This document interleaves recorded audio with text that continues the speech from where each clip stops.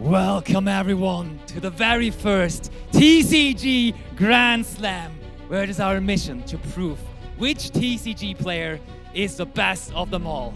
We've invited the finest players from all over the world to prove how well they can adapt and transfer their skills from their main game, like Yu-Gi-Oh, Pokemon, Magic or One Piece, into a new environment. And to see who of them is the best out of all of them, we will have them conquer the stage of Riftbound. Riftbound is very new to many of us, and it has only been around for roughly a year, but it has already proven to be extremely competitive at the highest of levels. With its unique dynamic of bringing a battlefield to the game, you will see intense showdowns between the best TCG players out of all of those games, and we will find out who of them is going to be the best of them all. With all of that being said, who of them can conquer the stage of Riftbound and can crown themselves the best TCG player of them all? Let's introduce our challengers. First of all, Arne Huschenbeet. I'm excited to be playing against some of the best in the world at what they are doing, and I'm ready to show that I can learn a game on the quick and hang in with them. Let's do this. From Germany, mastering the game of Magic the Gathering for many years, 6th place at the Magic the Gathering World Championship in 2025, winning the Magic Challenger Gauntlet in 2021, and also coming in 1st place at the Call Time Championship in 2021. Give it up for Arne Huschenbeet!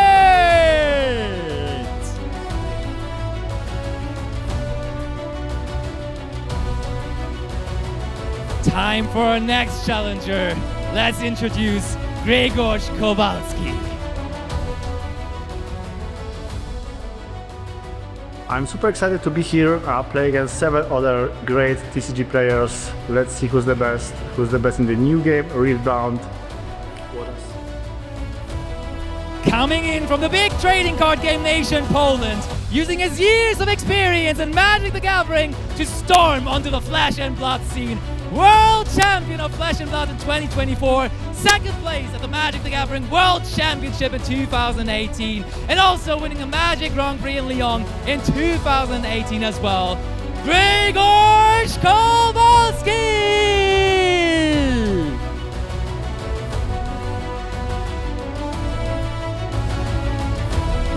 Time for our next challenger, Joshua Schmidt. I'm very excited to be part of the TCG Grand Slam. I can't wait to compete with all these legends from all these other card games and see who's the best. Dueling his way through the Yu-Gi-Oh world for many years, proving himself to be one of, if not the greatest Yu-Gi-Oh player of all time. From Germany, winning the Master Duel World Championship in 2023, collecting Yu-Gi-Oh Championship Series titles like they are trading cards themselves, with wins in Madrid, Prague, Utrecht and Bologna, Joshua Schmidt!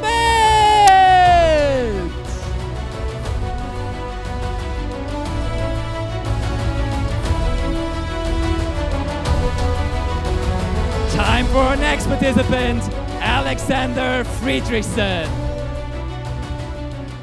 I'm happy to be here, playing in the TCG Grand Slam. Trust your intuition and take down the competition. Our next participant certainly had the longest trip, representing the USA, another world champion in the house, winning the 2025 Wonders of the First Dragon Cup and the Constructed and Limited SCG in Atlanta, after already proving himself plenty of times in the Magic the Gathering world, Alexander Friedrichsen!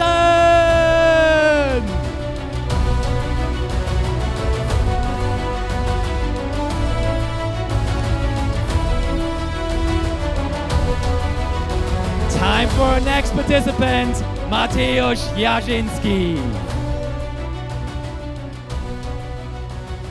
Hey, I am Alan. I'm very excited to be here, and I'm here to show them how it's done.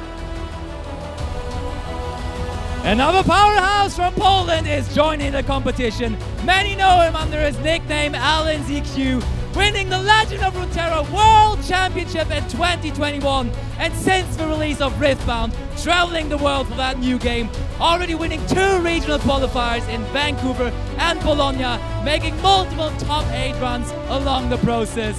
Ladies and gentlemen, Mateusz Jasenski!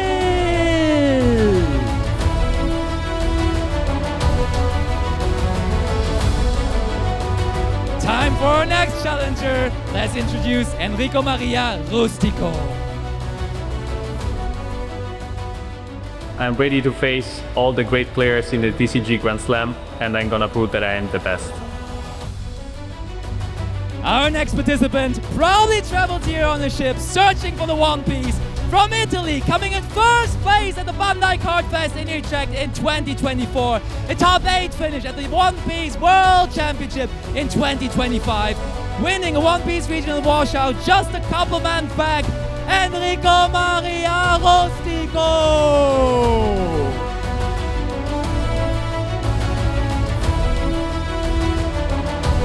Next up, we have Filip Skudlarek. I'm so happy to be here. I will have 7 amazing opponents, and I just hope I will be the last one standing. Flying into the arena on a spaceship straight from Poland. First place at the Star Wars Galactic Championship in Las Vegas in 2025. The top player of the Star Wars Unleashed trading card game, with plenty of Top Guns finishes since the game's release. Will the force be with Filip Skudlarek?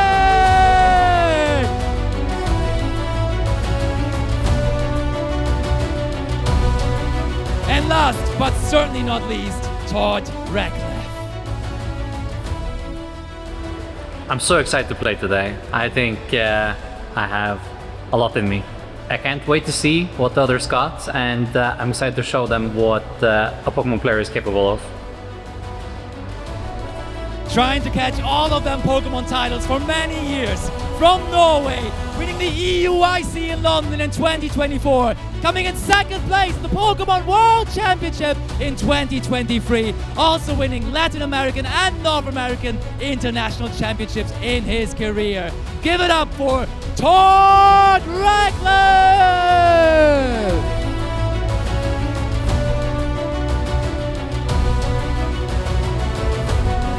Now that we've introduced all 8 of our challengers, it is time to introduce someone else to you. The chairman of the TCG Grand Slam, already broadcasting multiple TCG World Championships as a head of the Card Sports League.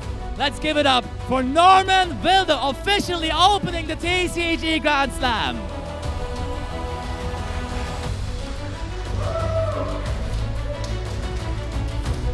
Welcome everybody. My dream has always been to push TCGs into mainstream entertainment. I'm a very competitive person at heart, yet I was too shy to tell my friends back in school that I won my very first Yu-Gi-Oh tournament. Fast forward to today, we're gonna tell the whole world a story, and we're gonna answer one question as ancient as Yu-Gi-Oh's pyramids. Who is the king of games, the best TCG player in the world? And I want to thank our casters hosting the show, our crew making this show a reality, the players battling out in the heat of the battlefields of Riftbound today, and our partners who trusted us in making this a reality. And with that, I want to open this tournament officially. Thank you. Thank you so much, Norman, for getting this show started. Now that we have met all 8 of our challengers, it's time to get into the rule set for the very first TCG Grand Slam.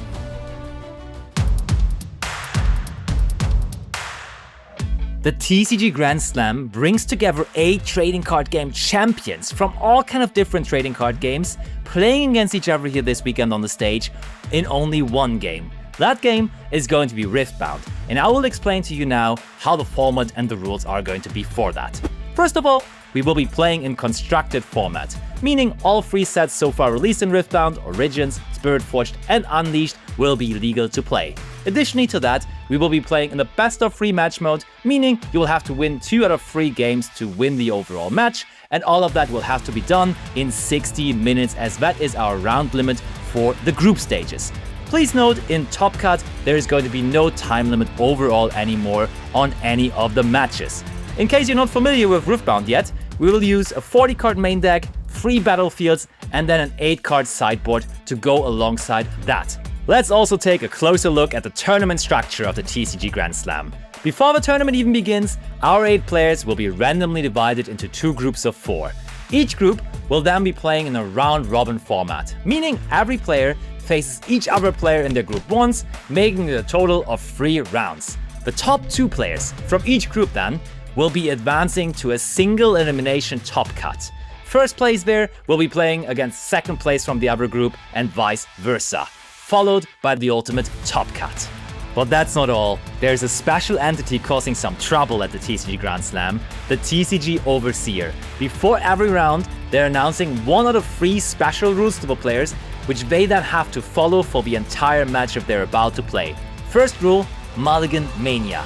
As you know from Riftbound, when seeing your starting hand, you're allowed to recycle up to 2 cards from that starting hand, putting them on the bottom of your deck to draw an even amount of fresh cards from your deck. But what if you can repeat that process up to a total of 4 times?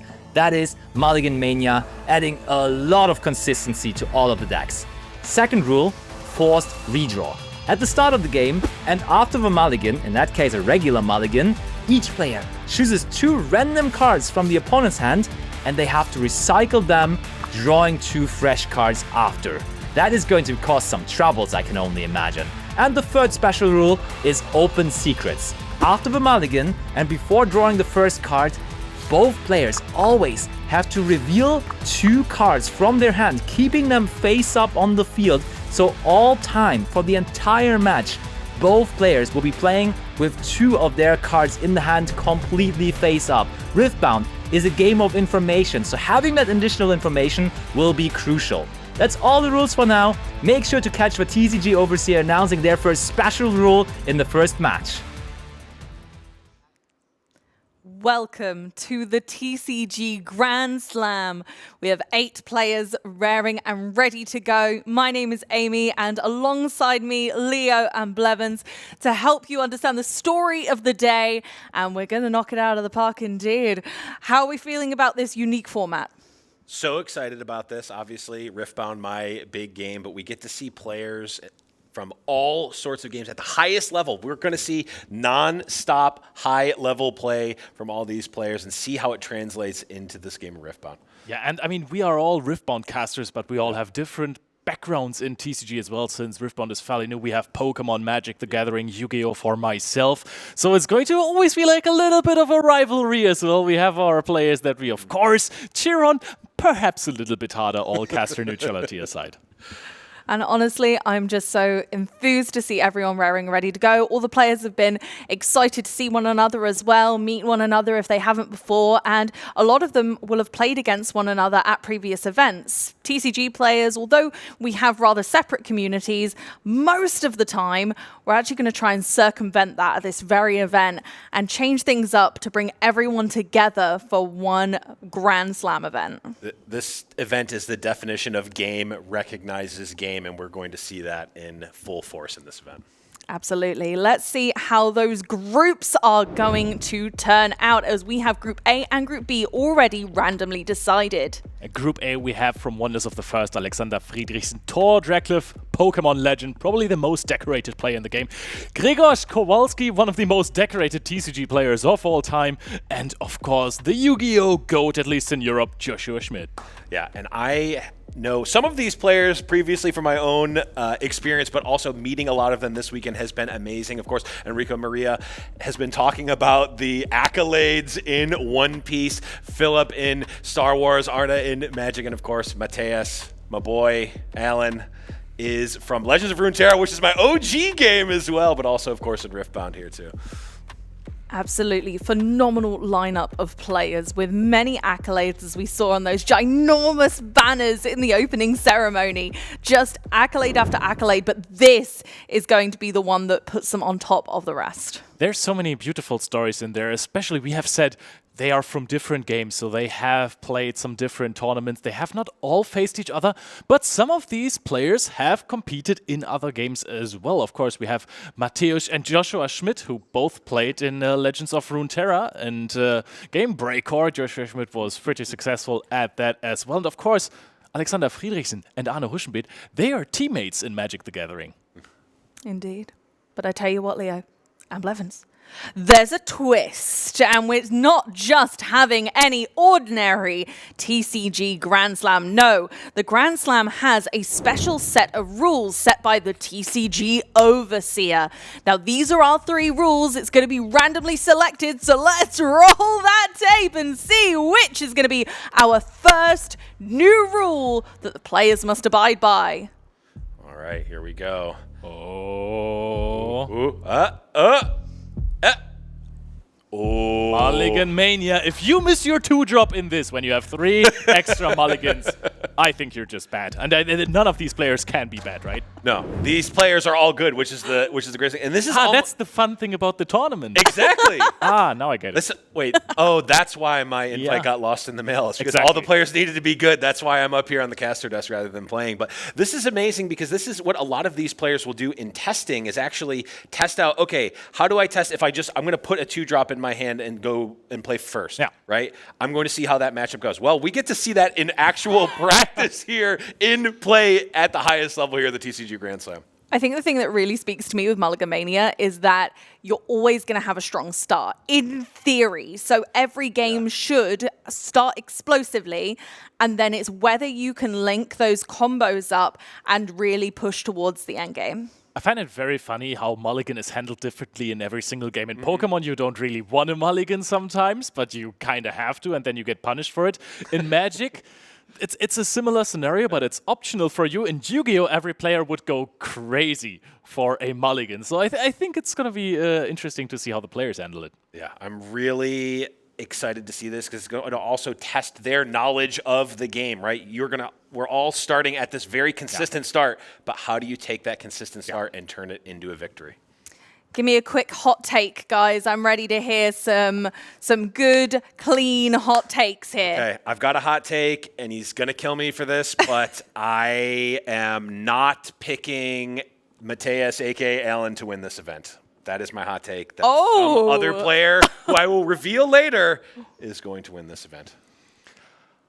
Yeah, okay, that would have been my hot take. That's why I'm sitting here and I get to answer. You got first. Yeah, that's fair. No, pick me first. I haven't got my hot take. I think I have a little bit of a softer hot take, so it's a medium warm take. It's kettle warm. Not that it's a warm take. I think that actually we are going to see, like, even though the players had very little time to practice top-end gameplay, at least as of day 2, because the learning curve of these players is incredible. They played probably, because they are preparing for their World Championship, their European Championships, or Continental Qualifiers, whatever, they're all different names in different games. They have not had the most time to prepare Riftbound, but with every single game, they learn so much more than the average player. Oh, we saw in the hotel, in the green room, these players are dedicated to the game. They are dedicated to competition. It was, hey, who wants to go get drinks? And they're like, no, I got to jam more. I got to jam more mirrors here. I need to figure out this. I won't say who, but multiple players asked me for my personal deck to study the cards because maybe a player is playing a similar deck in this event. So it is not just a for-fun event. It is not just, hey, we're going to go and show up and play. These players absolutely have the skill and the drive to win. Let's take a look at that schedule and see exactly who's going to be playing who. So if you enjoy mirror matches, I do. You're in for a treat in the first Love it. 2 rounds. We have Alexander Friedrichsen versus Thor Dracliff and Enrico Maria Rustico versus Filip Skudlarek. And then, of course, we have Gregos versus Joshua Schmidt. That's a matchup I'm crazy excited for. Yes. And then we're getting into the next match. So we've seen every player in the first 4 matches. That's the beauty, is that, you know, in a large event like an RQ or regionals, you know, you may get to see your favorite player in top 8. You may get to see them during the day if the production picks them out. We get to see every single player play every single match in this event, which is really the benefit of having an event like this. We don't miss any action whatsoever. No, exactly. And there's no easy mode. There's not any breathing room. Now, what can we expect from this first matchup with these two TCG Titans? Well, this matchup is going to be, like we said, a Master Yi Mir. And we have talked to both of these players throughout the weekend already and their preparation and seeing, like you said, Leo, seeing the players go from, oh, how does this card in my deck work to, oh, they're already playing better than I would. I can know you've gone further than I can assist you, my friend. You now need to consult the masters. It's very funny because some of these players, they came in here saying, oh yeah, I've never really competed in Riftbound. This is going to be a fun event. But as soon as they realized, okay, I'm going to compete here actually, they started taking it really, really seriously. And from the picture of Todd, I think he should have played Lucian there. That looked like one of the Lucian cards, the red one, the Fury one. It did look a bit like the Fury Lucian. I mean, I would have loved to see a player play Lucian because that's my personal deck. But, I mean, we're seeing Master Yi here. A lot of players were consulting their friends, their co-workers, their co-players, their teammates who play Riftbound and say, hey, I don't have a lot of time to test for this event. What should I play? Many of them picked Master Yi, and I think that is a really good spot to be. You can get to a competent level very quickly, but also there is that ceiling that you can exceed with Master Yi. If you know the Master Yi mirror, you're already in a very good spot for this match. That is true. That's at least going to give you, we have 2 Master Yis in each group, I think, so that is going to give you at least one advantage in one of the games. So we are only going to see 2 Master Yi mirrors today, of course. We're going to get them out of the way in the first 2 rounds. If you enjoy those, please stay focused for those 2 matches. But after then, we will have unique matches at every single point in time. Yeah, I'm a big fan of mirror matches because it shows different styles of play, because it's not just, oh, who drew better and then that's it. It's not a who won the die roll and that's over. It is very much a stylistic choice. You can see, oh, am I going to go for holding? Am I going to be aggressive? Am I going to make this push early and try to win this early advantage based on my hand, which is going to be much more consistent due to Mulligan Mania now. You're going to be able to sculpt your hand at the beginning and really take that game plan from the very first turn and see which direction you're going to go. Absolutely. And I mean, we've got brilliant decks. Although it's the same deck, I'm sure both players will be ready to rumble and know their mirror match. But let's learn a little bit more about our first competitor, Tord. My name is Tord Reckliffe, and I'm a Pokemon trading card game player from Norway, and probably most known for winning 5 international championships in the Pokemon trading card game. I have a couple great memories over the years from playing. From relatively recently. Didn't look like a big moment, but it was a really big moment for me. And I was playing the semifinals of the World Championships, and I lost. But I had so many friends in the audience waiting for me to finish, the game, cheering me on, and they were all like starving, but they were still there for me, waiting for me, so we could all go out for dinner afterwards. And after I was out, I felt like I was still like celebrated as if I had won that game. So it meant a lot to me, and it was definitely one of the moments I say treasure the most out of my journey. Trading card games, they're different for sure, but they have a lot of similarities, and I think this event is a really cool way to see some of the top players of the different genres of TCG again. And you're kind of bound to end up with someone having an advantage no matter how you go about it. But I think Riftbound is a pretty cool, relatively neutral ground for most of us, as the game isn't that old. No one really has 20 years of experience in the game yet, like we have in smaller games, right? Like I have in Pokemon, for example. But it seems like a good neutral ground for everyone to play in. I know how much time and effort and sacrifices it requires to be at the top in like anything, and it means that these people are also willing to go to those lengths to get there, and it means that no matter what they compete in, they want to do their best, at the very least in the moment, right? The additional rules of this event looks pretty fun. It's something the regular tournament players want to get to experience, make this event a little bit extra unique, I guess. So it will probably also be something that could throw off the more experienced players of Riftbound again. So maybe it can help equalize the playing field a little bit, hopefully. So I started learning the rules properly on the Wednesday this week. I've been relatively efficient over the past few days, and I just crammed as much as I could. But there's a lot of interactions in this game, and I feel like I learn a new interaction or how something works every game I play. And it seems like I'm not the only one that is, learning something. But that's also kind of cool in the sense that, there are a lot of, say, options in the game again. So you can choose to do one action in, a lot of different ways again. So it does give you a lot more room to play if you are fully on top of things and you're experienced with, all the minor details that are in the rules again.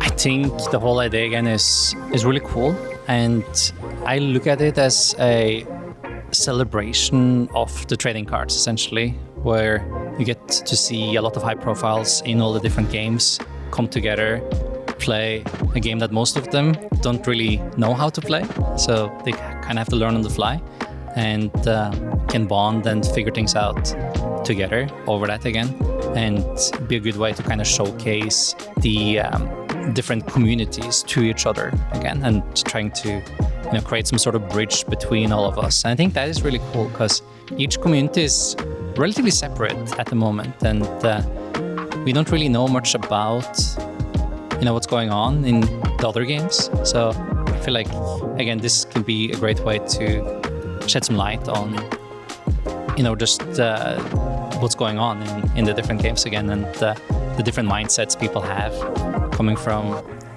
different places again. And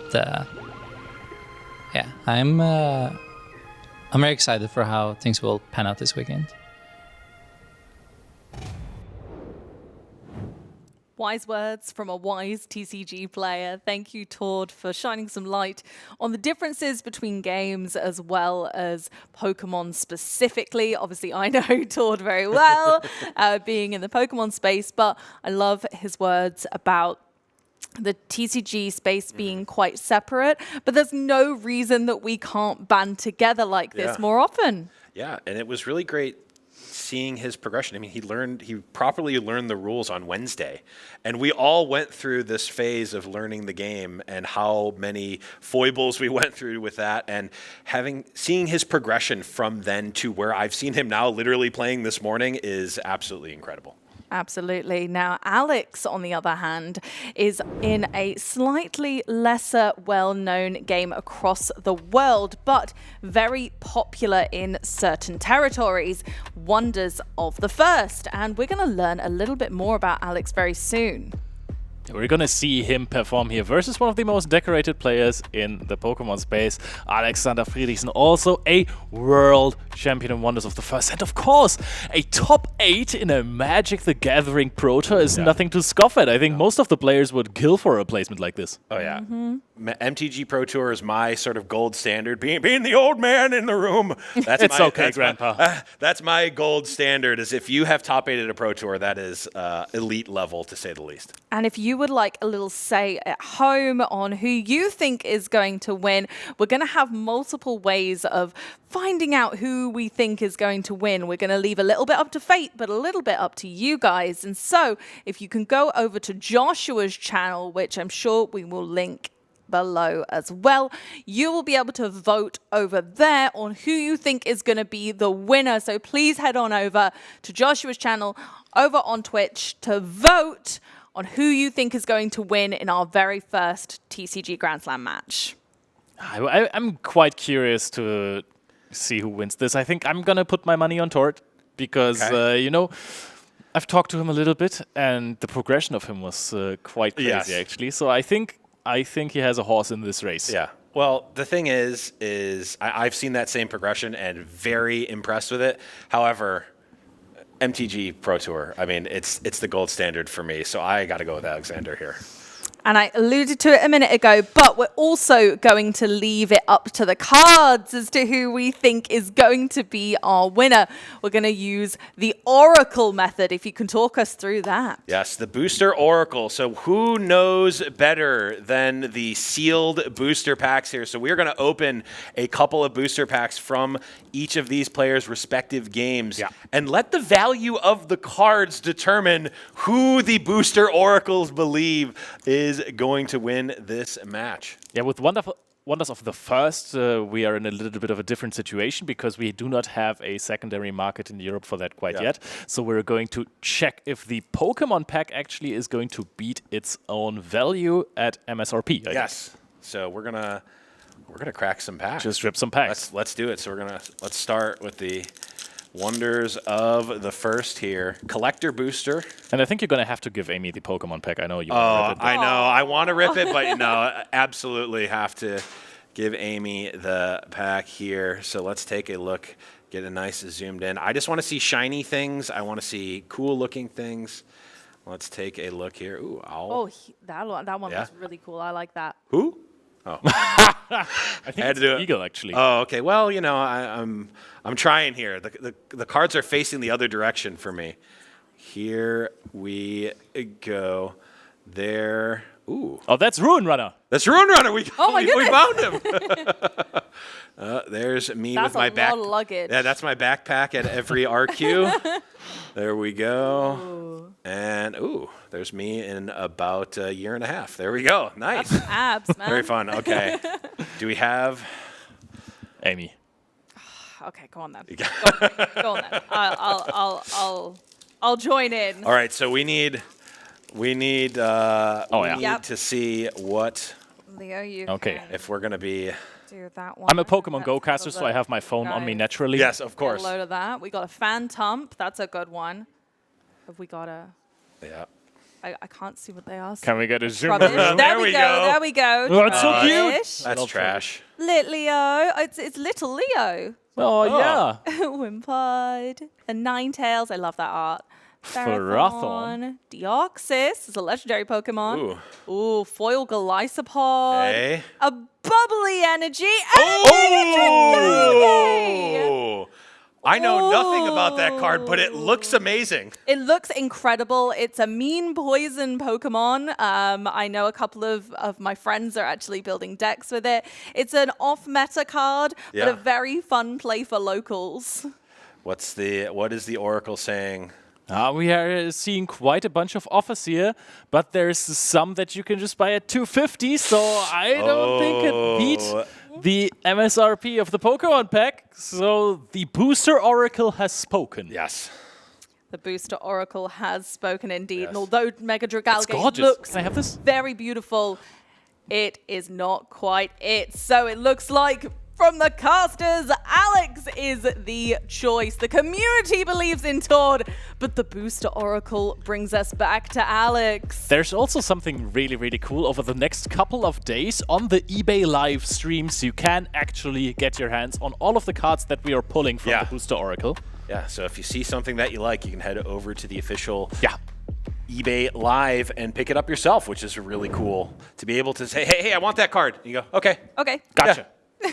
You we got you covered. Steals. You get some steals. Yeah. So you've got to keep your eye on the eBay Live as well, because we're going to be opening more Oracle packs for all of the different games that we have represented. But for now, our players are ready. The Titans of TCG are set, and we are ready to get into our very first game ever of TCG Grand Slam. Let's head down to the floor.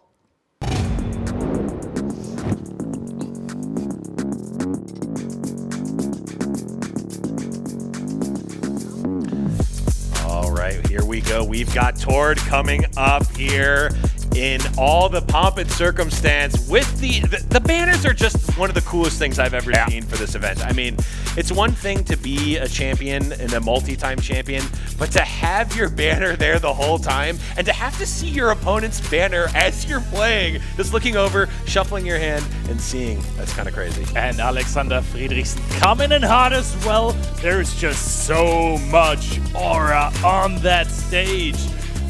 the cards that these players have been slamming in the last couple of years have been lucky to be played by such titans.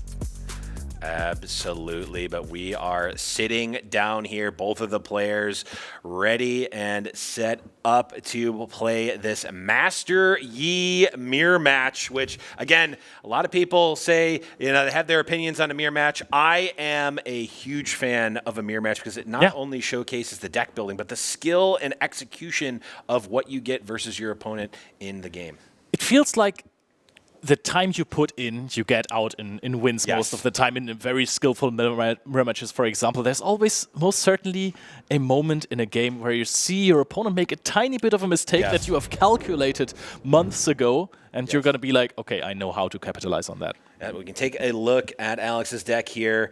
Of course, a relatively standard Master Yi deck having the full playset of Rengars, two Ruin Runners, which, go between 2 and 3. And then the relatively new tech, that is the Orange Fiora, who just gets to ridiculous levels as a 3-drop in Master Yi.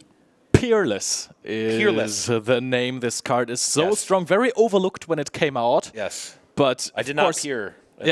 in a meta where there's multiple Yis, you are gonna want to have a card that is already immediately at 10 might.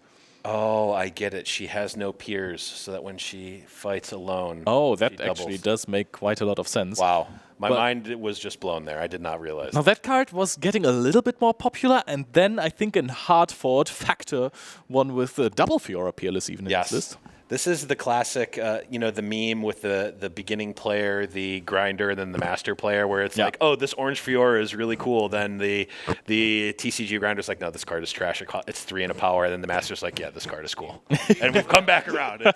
It's funny how that meme works out more often than not in TCG. Honestly, yeah, the cards do have some potential most of the time, and those masterful players are gonna get the most out of it. Rule, we're not shuffling the in between, beauty of this event is you don't only have to hear us yapping. We're going to actually have the players mic'd up the entire time, so we're going to be able to hear their insights into these games. So that's another thing that I'm really paying attention to here is not only how the game is getting played. We've both cast a lot of Riftbound. We've seen Riftbound, but seeing and hearing the inner workings, the machinations in the minds of these top TCG players is very, very interesting to me. Yeah, and there's always different styles of plays. That's always fun to see. Some people are more chatty. Yes. Some people are less chatty. Usually on the top end of plays. Yeah. Less chatty. You have another two already? I was interested to see the vibe of these players going in because we've been seeing them behind the scenes, right? We've been seeing them at the hotel. We've been seeing them in the green room playing, grinding competitive games. But I was curious: are we going to be chatty, or are we going to be in competitive mode? And it looks like we may be setting the tone here in round number 1 of this is for keeps here. We are playing here TCG Grand Slam, the highest possible competition that we have seen in terms of accolades from the players. And Riftbound is such a game of skill. Every single decision you make matters. If you decide to play your 2-drop on 2 and your 4-drop on 4, you're already putting a lot of impact on how the game is going to turn out, because maybe you want to have some runes up. Maybe you want to develop another 2-drop. There is immediately in your second turn of play so many interactions you will have to take care of, you will have to be aware of. Maybe if you're playing versus Diana, my opponent is going to Moonfall in the Yi and take everything away from me. Do I have a Rengar to back that up? There's so many decisions from the beginning, and we're actually seeing a Star Spring, which is a card that has rotated out of plenty of Master Yi decks. I was going to say, we're already seeing the difference in the mirror. The mirror is already flipping in on itself. We're seeing different leading battlefields, which you may think is not a big deal, but it absolutely is, because if you have not played a lot of Riftbound, it is the battlefields are very, very important. And not only the battlefields that you bring to and put into your deck, but the battlefields that you choose to use when you know you're going first or you know you are going second. That is one of the main level ups of Riftbound, I have found, is knowing that. Did you also think in the beginning when you played Riftbound for the first time that the battlefields are not that important? Yes, because I am merely a mortal and a fool. Yeah. I'm like, oh, these battlefields, they're kind of cool or whatever. Like, I'll conquer them, I'll get a point, and sometimes I discard a card and draw a card, whatever. Sometimes we start the game with an extra point. It's like, oh, that's kind of cool. And it's like, no, they are absolutely game warping in the best way. Yeah, it was my first local game, my first Nexus night where I was like, huh. Yeah. I'm getting cooked here. Yeah, well, that like, oh, that I call those a level up moment for me. Yeah. And one was I don't need to conquer every single point that I see. I want to go 2, 4, 6, 8 most games. Another one was, my 3 battlefields are opening battlefield, go first battlefield, go second battlefield. And just that mindset has leveled up my game to the point of the mediocre player I am now. But I was way worse before. There's so many more things. Like, in some games you want to be super efficient with your runes, your energy, your mana, whatever you want to call it. In Riftbound, that is not always the case. Yep, and we are jumping in, starting off with the Scuttle Crab. I go. Yeah. Very exciting Scuttle Crab. Does Alexander find an early drop? Does he maybe mulligan for the 1 Fiora Peerless? It's possible. I don't know how much you want to necessarily deramp yourself early because, like you said, you want to go that 2-drop into Master Yi and sometimes leave up a combat trick, which is going to be very powerful in this matchup. Now, with the Star Spring open, there is a possibility for a crazy first mate play immediately on the second turn of the game. Push the Scuttle Crab into Star Spring, play a first mate into the Star Spring, trigger first mate and the Star Spring, push the Scuttle Crab out, make it ready again, conquer Seat of Power, not only gain 2 points, but draw a card. Ooh. Hold on, I missed that. Can you just say that in exactly that way again one more time? No. Draw a card. Draw a card, there we go. Pesca carta in Italian. Ah, of course, yes, I knew that. I was waiting for you to say it before I said it in Italian, of course. But we are seeing, of course, Tord looking at all of the options. We have the option to make that play. I think that's what Tord is probably thinking about right now. Do you want to make that fancy play, or do you want to just go bread and butter, play Master Yi on turn 2? Looks like we may be seeing it. Now we're gonna conquer a little bit at least. Sure. And of course, on the defense, Master Yi's Scuttle Crab is a lot more useful than the other Scuttle Crab of Alexander. And I think that's why the play could be actually a wise choice here. Yeah, I mean, having the battlefield set up, having that point tempo, point tempo is very important. But, you know, you don't necessarily have to get fancy. The Scuttle Crab on its own is going to be good. And First Mate does not lose a lot of value. It's still very, very valuable in the late game as well. And also, while these players are incredibly good at card games, there's always the scenario in which you think, in which you see a battlefield for the first time. Yes. And you don't necessarily know all the interactions. Oh, are we going in heavily here? Yeah, we may be seeing our first Rengar, which of course, I don't know, did you tell the players that they have to meow when they play the Rengar? Because I think that was one of the hidden rules of the Grand Slam. Meow. Meow. Yeah, did not happen. It's not catching on. I think I have to accept it at this point. No, we'll... Can see your hand? Things. Oh yeah, okay. Tord is going to give up the Scuttle Crab here. Yep. Of course, he doesn't have any runes open, and now he's going to take a good look-see and get an XP. Yeah, you get an XP, which is potentially relevant with Master Yi, of course, getting ganking and deflect when you get to level 6. We are now at level 1 of 6. Master Yi going to give you 2 XP per conquer and hold. And this is very, very interesting now because the Scuttle Crab not only got that point, drew you a card, but now you're going to see I now have to play around double discipline and punch first, which is horrifying on one hand, and on the other hand, saying, "Oh boy, this is terrifying." All right. And this is an interesting question. Maybe if you're a Riftbound player saying, "Well, of course you can write your opponent's hand down," but different rules apply to different card games. We were talking. I've been talking to players throughout the weekend about their respective card games, and the mulligan rules are different. The deck shuffling rules are different. Just the etiquette is quite different. You know, asking, you know, do I have to cut my opponent's deck, or you know, can they? You know, those types of things are not a given in every card game, right? If you've played, you know, Yu-Gi-Oh, I don't really know the nuances of that, and it's a very different game than a lot of these other ones. In Yu-Gi-Oh, you can only note down things that are essential to keep the game state legal. Okay, so that's very different.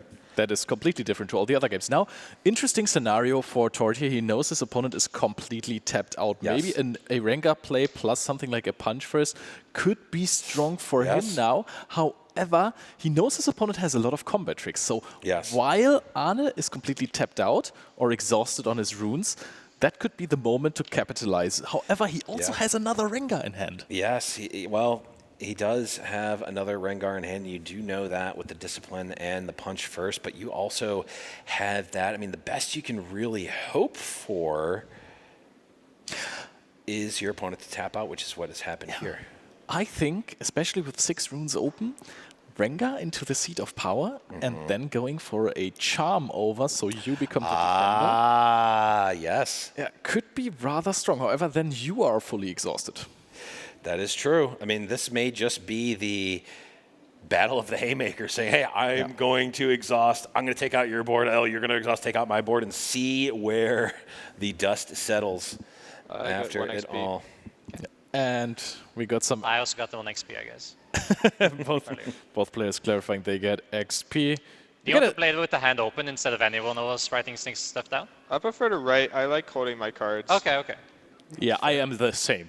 Feels unnatural to play. I will only... I'll keep my hand revealed at locals because I'm too lazy, and I want to have my local players getting in better habits.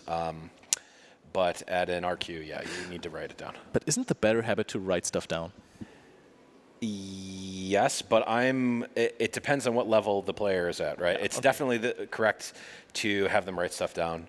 However, if I'm going from 0 to eventually getting there, I just want them to know the cards that are there. Or I will be like, they'll be like, I can tell that they're thinking, I'm like, yeah, you know that these cards are in my hand. Yeah. Or I'll be like, are you sure? Because you know that there's a punch first. And they're like, yeah. 6, I'm missing 1. One that you don't know. Oh, okay. Nice. Let's talk about the difficulties in which Torts finds himself now. You can go for the charm play, become the better Rengar because you're defending. But then, do you conquer the Star Spring knowing that there is another Rengar? Where did my... Well, where did my potential? Yeah, where in the world did my hand go? Is a question that was just asked and was answered. And I've asked that same question many times where it's like, where are the cards? Like, you are currently shuffling them in your hand. Oh, right. Looks like we are going to see the charm here. And yes, like you asked, we now are in this situation of, do we conquer the Star Spring? We are currently at 2 points. I would generally tend to not want to take the 3rd point here. As a rule of thumb. However, this does effectively say that you're going to get one of these holds, right? You are either forcing your opponent to use a punch first to kill the Rengar, or a Discipline would trade. He's at 6. And he's at 6. So yeah, it would have to be a punch first. And it can't be Rengar punch first. See, that is the punish for Tort for pushing in the Mastery D. Because Alexander would have to hit 1 body rune. Right now, if you want to go for punch first Rengar, you need 3 body runes. This is one of the rare instances, not that rare, but doesn't come up every single game, where the domains of your runes actually do matter. Yeah, a lot of times these decks will be running 8-4. They'll be running 8 body, 4 calm, which may be the case. I did not catch the rune count for Alex here, but if that is the case, then all of the rest of their rune deck is body here. I forgot something. Okay. I forgot the Mastery passive ability. Mastery Tempered is also at 6, so that is not even a punish for Tort. He's going to get the double hold, while a Ruin Runner, which is a card that is not the most useful in this matchup, gets developed. And now you can just either chill in those battlefields when you go up to 5, or you can retreat both of those. Yep, goes up to 5. Now this is another one that took me a little bit to realize, but you also get the XP on the hold, which would put him at level 5, very close to getting ganking. Oh, that is true. Deflect. I just gasped for a second because I thought the Charm was going to be a crazy top deck. However, that is still a Ruin Runner. That is like the one card. I was going to say, Ruin Runner not usually relevant, however, is excessively relevant right here. So now, usually in Riftbound, when you're in a situation like this, your opponent is way behind on points. They are trying to build up a little bit, and perhaps with a Rengar in hand also force a positive trade. You would think that going out of those battlefields is the ideal play. However, if you go out of the battlefields, you are going to lose the defensive buff that Master Yi provides you with. So, Blevins, what's the right call? That is a very good question that we are going to see played out one way or the other. My gut instinct is that, my line of thought here, my train of thought is that you don't want to give your opponent necessarily the favorable trades here. So you would generally want to move out, right? However, like you said, you're giving up that defensive buff, and you're going to reconquer, you're going to have to then go over your opponent's defensive buff. First mate. However, you know that your opponent has a bunch of pump spells, so they're going to be able to go over, but playing around them by not playing into them does not actually get them out of the hand. Yeah, but I think also if you retreat both of those here, Rengar is going to be borderline useless. So you're going to give your opponent one conquer next turn. Yes. And then you can conquer the other battlefield, go up to 6, and then fight the Rengar when your opponent is almost tapped out after playing the Rengar. Right. And you are fully tapped in. You are fully ready with all of your runes. Yeah. Out. I do feel like you, interestingly enough, want to almost give up the defensive bonus because of that. Because if you can choose, even though you get the +2 on defense, right now, to me, my gut says I would rather choose when I engage in combat rather than, okay, I'm getting the +2 for free, but my opponent is choosing when they want that to activate, which is effectively a tool for your opponent. That is true. Long story short, I probably would have moved both out there. Is my general inclination. However, I am not a Master Yi. You're a disciple, Master Yi. Not even. Disciple Yi. So, at best, I'm a disciple Yi. I'm Mr. Yi at best. That's fine. Mr. Yi is cool. Now, Alexander is standing in front of a big turn because you don't have the time anymore to just wait around, build up a little bit. He's actually forced to play. However, luckily for him, Todd is sitting on one ready rune. So the worst thing that's going to happen to you is a punch first. Right. Text on Which actions we do know. You can only play them during your turn or in showdowns. Okay, we're getting a little bit of clarification here They again. have to be played when you have high-level card game players, but the when the nuances, stack the is clear. specific nuances of Riftbound are not the forefront of these players, of course. But again, like it's been such an interesting experience watching these players grow over this weekend because they'll be asking very basic questions and then also making excessively high-level plays. It's a weird dichotomy that is unique to this type of event specifically. It's like, I need to exhaust my runes to play cards, right? And then a 5-card sequence that is going to blow like, your okay, mind. I will now combo off and win. It's like, wait, you understood that, but weren't sure how the resource system worked. Okay. When you think about it, that actually does make sense, but the sticker shock of that happening in real time has been quite satisfying, actually. Okay.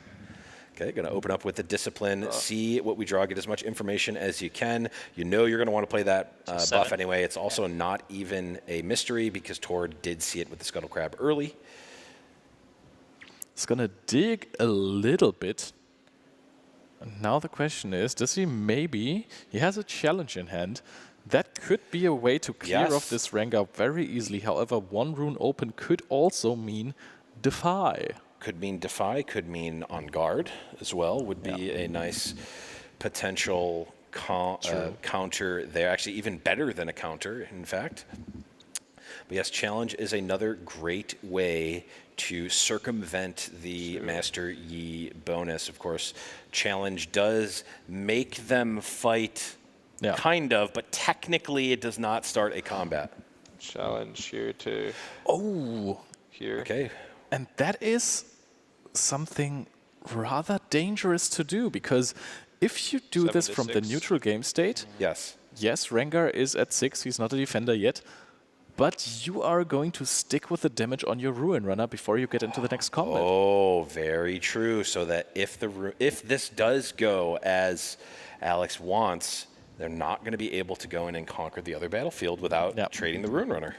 Yeah, and if you had gone into the Pit Rookie battlefield already, combat is cleared, damage is taken off the Ruin Runner because it would have very likely survived, given the hand that Alexander has there. You could have challenged over the other battlefield, and Todd is now considering something that is not quite legal. Can't do that. This is, of course, a... I don't think you can play that right now. Cannot? We're not in a showdown. Yep, this is a classic foible because it's not a reaction. Punch first is an action, which means it cannot be played in response to another card. But I do understand the thought that I had that same thing when the cards came out. Oh, we all have. That challenge would start a combat. You would think so. Because that's kind of what the card does. Yeah, it is two guys punching each other in the face. And now that is the moment where this Ruin Runner still has 6 damage on it. Yes, it does. Go here. Yep, it looks like Alex may have realized that the damage is still on, even though the Ruin Runner won the combat, or the non-combat rather, it does still have that 6 damage on it, and it won't go away until a showdown happens or the turn ends. A cleanup, if you will. Now the big question, what is he going to do? He's eyeing the Discipline in his hand. However, the Discipline wouldn't help the Ruin Runner. I feel like... Oh yeah, because of the Master Yi buff, of course. I feel like we should also mark the 6 damage on that Ruin Runner somehow. Just to clarify. 3. Look, do I look like I made a dice? Okay, I only have what I can fit in my pocket.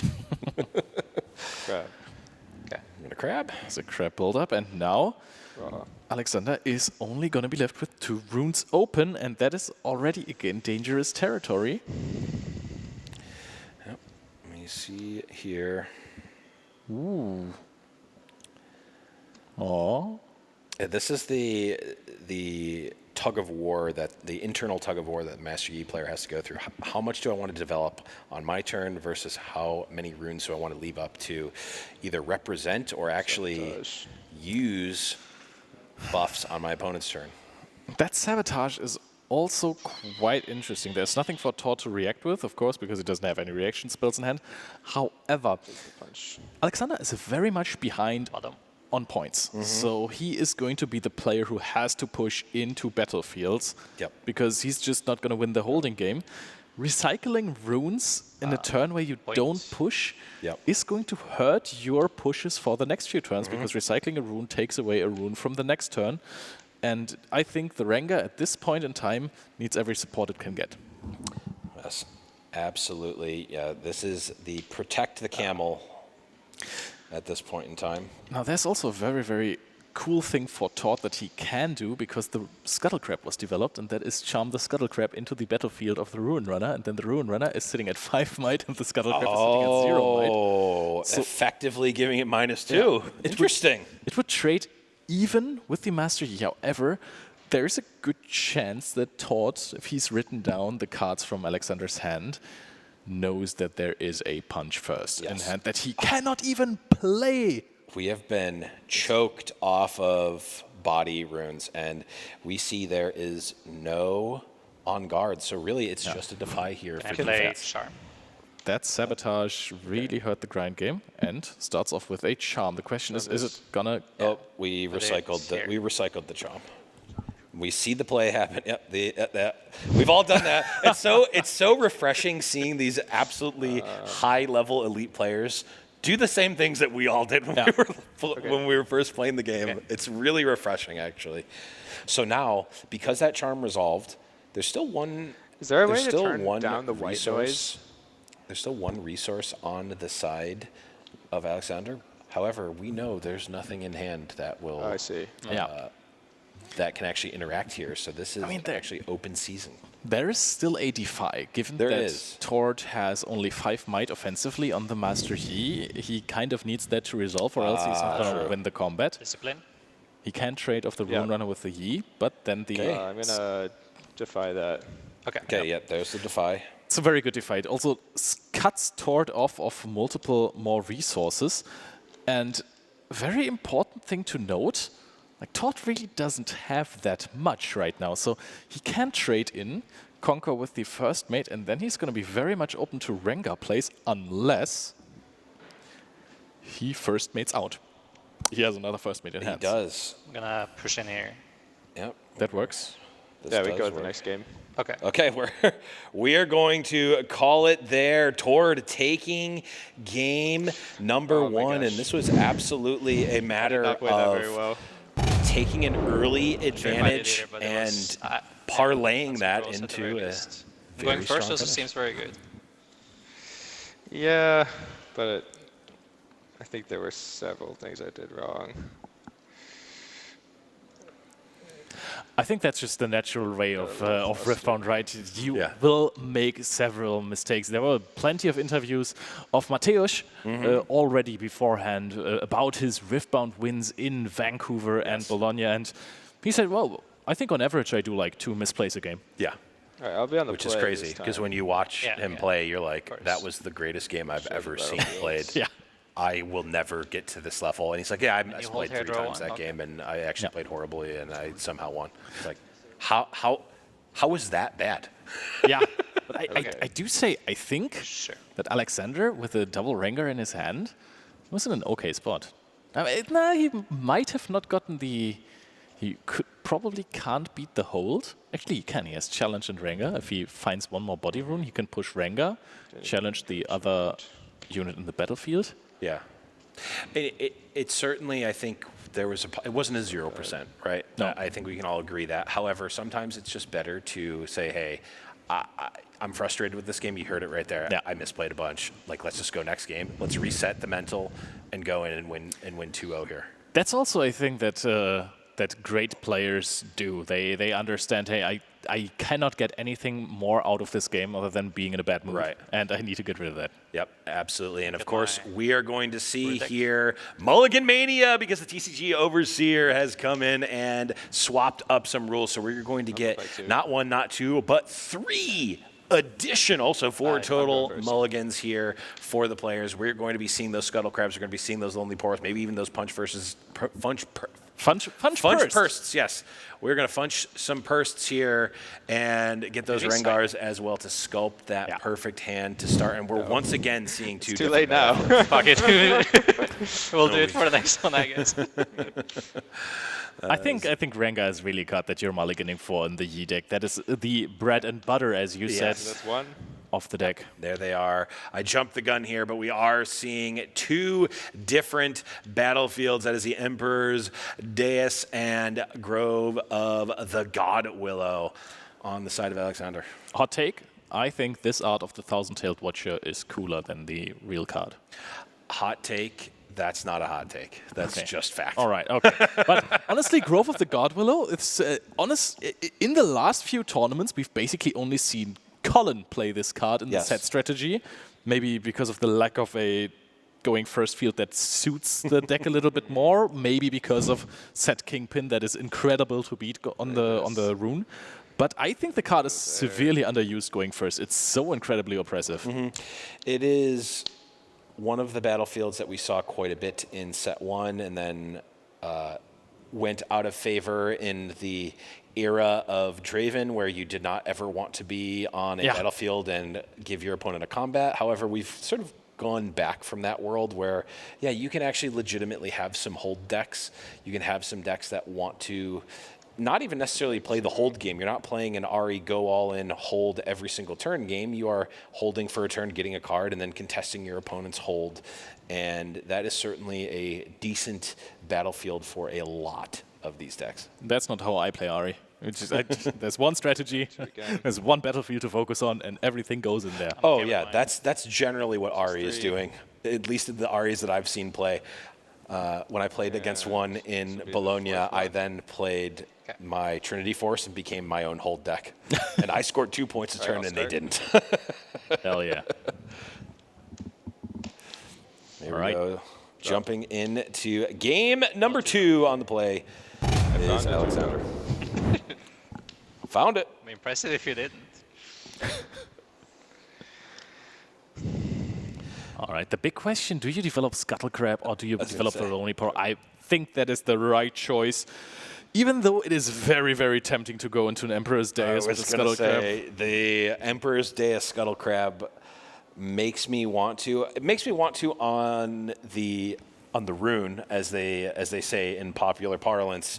Of course, starting with that extra rune, you have that extra resource to develop that Sand Soldier potentially, whereas you don't necessarily want to spend that on your second turn when you could be developing a Master Yi. But you can also not give your opponent a free hold on the Grove of the God Willow.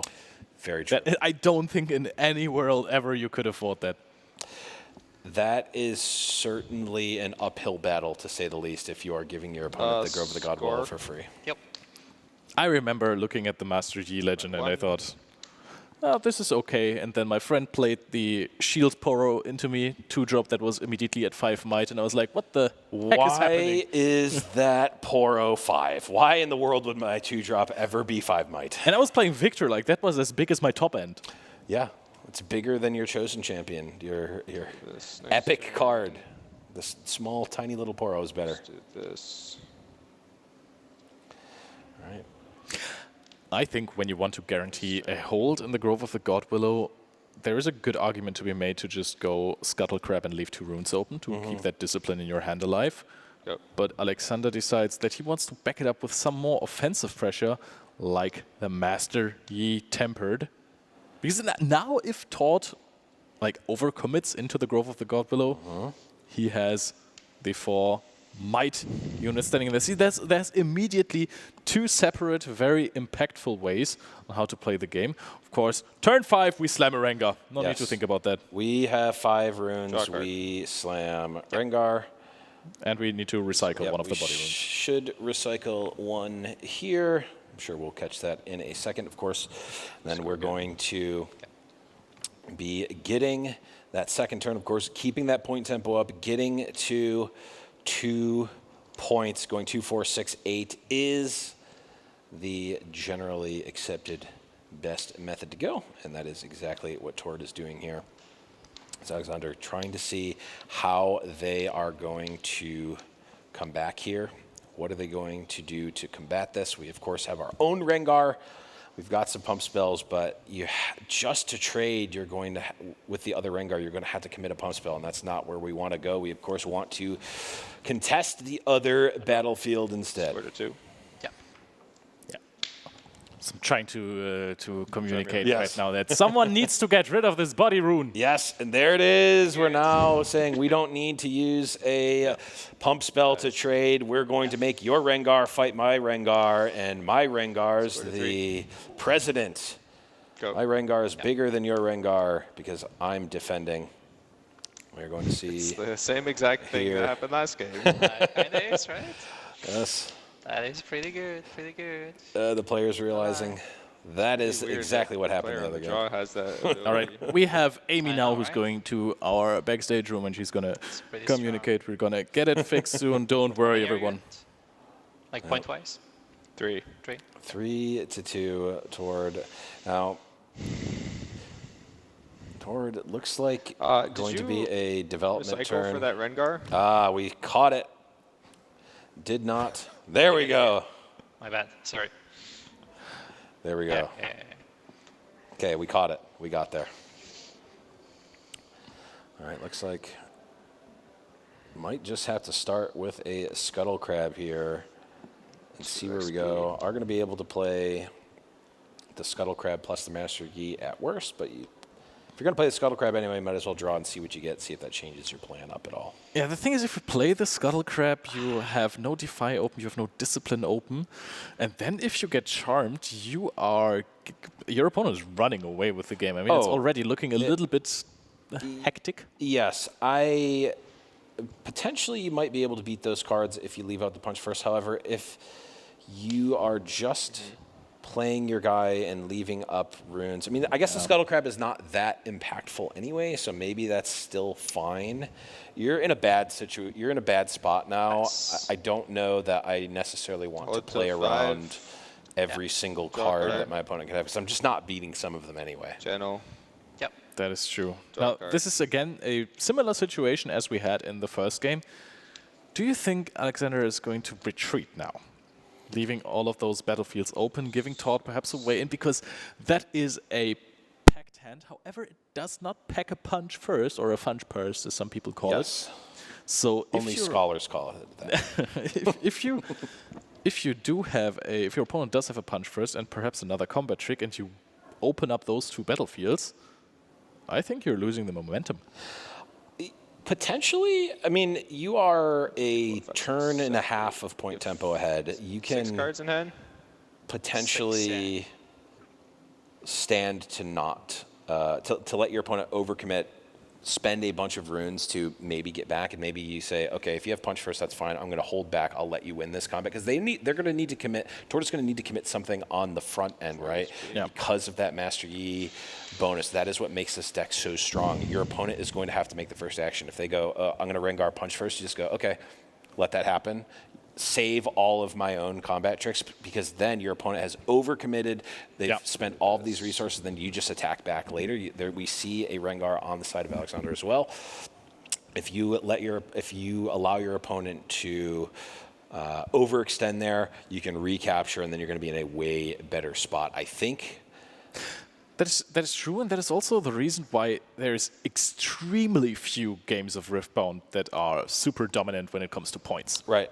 There's like an 8 to 7 game can still be incredibly dominant from one side if you take into account those interactions where you think, hey, I'm going to give you points for card value or rune management to keep my economy up, and you have to ruin yours so you can get the points. Don't have to. You have to act first.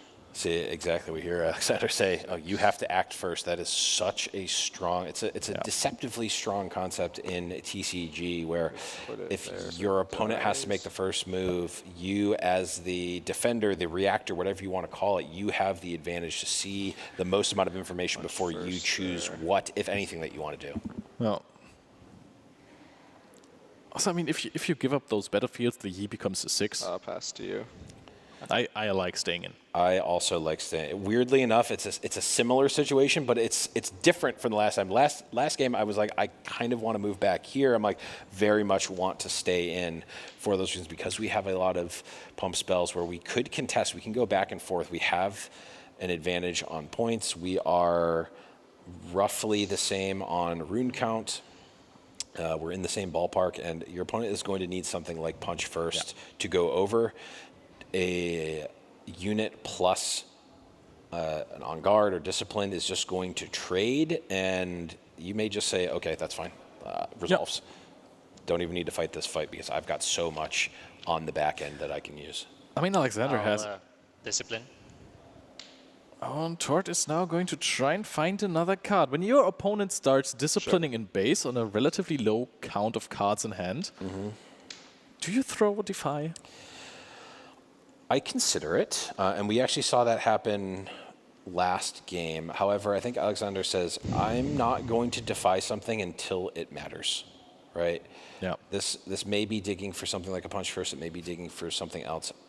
However, it just does not, right now, as printed, it doesn't do anything. It's basically just draw a card, and I don't necessarily want to just counter the card draw. I find it crazy funny that there's 2 cards that you want to defy. Punch first. So Tord can now go for the punch first, make this Master Yi incredibly strong, conquer the Master Yi battlefield, and then challenge or charm, and one of those was probably going to get defied, and then you're going to just see the other one. And this is what we talked about. This is Tord making the big stand here. Yeah. This is what we're going to see, and we may see the same sequencing happen again, where we're doing this in the open state, which means the damage will stay on. Are they going to attack first and then challenge? It's one of those weird things that, again, different games have different ways that damage stacks, resolves, is removed, and Riftbound is a weird one. But there is a completely other reasoning for this as well. And that is, if you challenge here, your opponent cannot punch first, as Tord has learned in the first game. Very true. And that plays, like, if you push in here, Tord has no more crazy combo tricks he can use. So if you're his opponent in his 7-card hand, is just having another punch first. That is going to be crucial, and I think... back. Oh, defy the defy. We are seeing the counter war happen. Yes, sir. Okay, so Master Yi is at 11. Rengar is currently at 6. We could get Rengar up to 9, which is not going to be enough.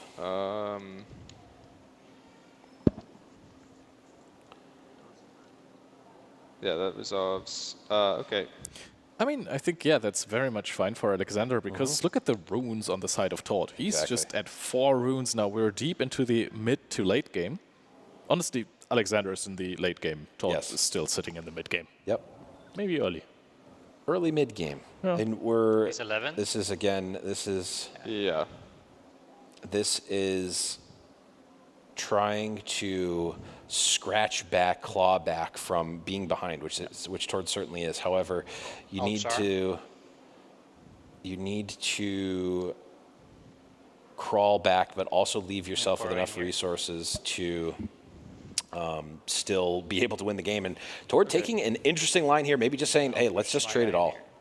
No, I really like this. The Poro that was developed in base is crazy scary for Tord, because he's so far behind in points. If he trades away the Yi, he just basically gives up another point, a6. He's going to trade. Have issues trading this away. 11. You're 6. Yep, he's punch first. 6 damage on it. Yep. And there's still the damage on it, yeah. True. Yeah, we'll trade them. Yeah, that happens. All right, we have cleared the board.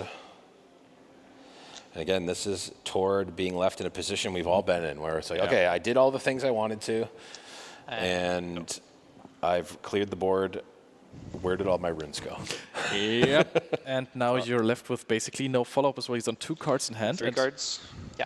3 cards. Alexander now has a dreamy turn for resources. For example, you could go Scuttle Crab, first mate, push into Daze, bounce it back, play Scuttle Crab. Yep. That's pretty good.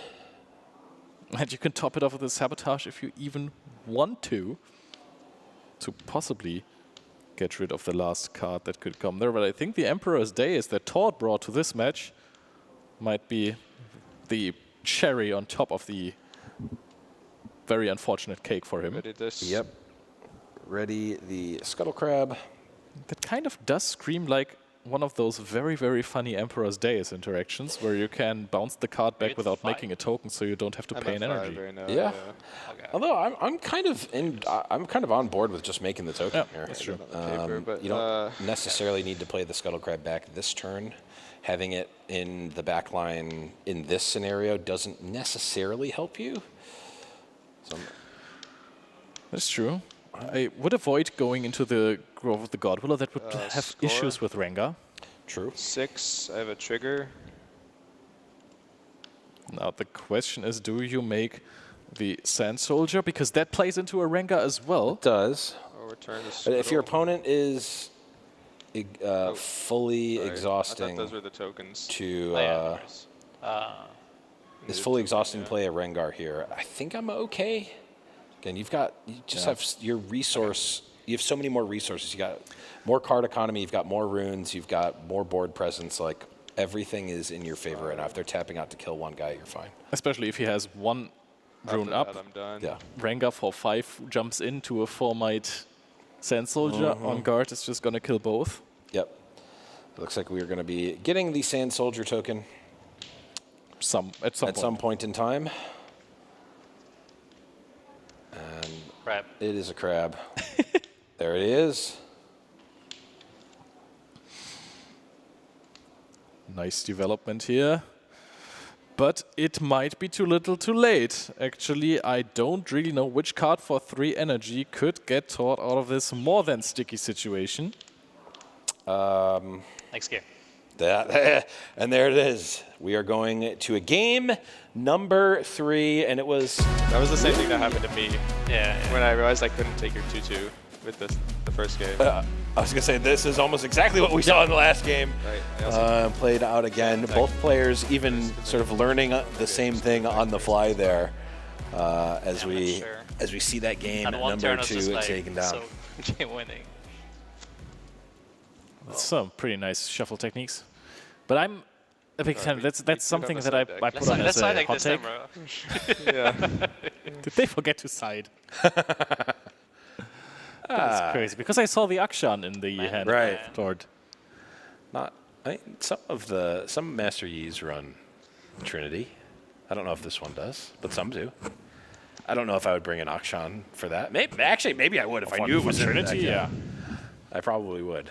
Honestly, in the Growth of the God Willow deck, I wouldn't even completely rule it out, because Trinity Force is more of a non-modern approach to the Master Yi deck, but it could find a comeback. I think Trinity Force died when Mateo Szczecinski started putting acceptable losses into his Diana main deck. And that makes me very sad as a Lucian main, because it didn't die for me. It is still very much being played consistently. I mean, for your deck, acceptable losses isn't that bad, right? You don't need to sacrifice your Trinity Force. That's true. I would say it's an acceptable loss sometimes. Or get out of here. All right, everybody, that's my time. Make sure to tip your wait staff.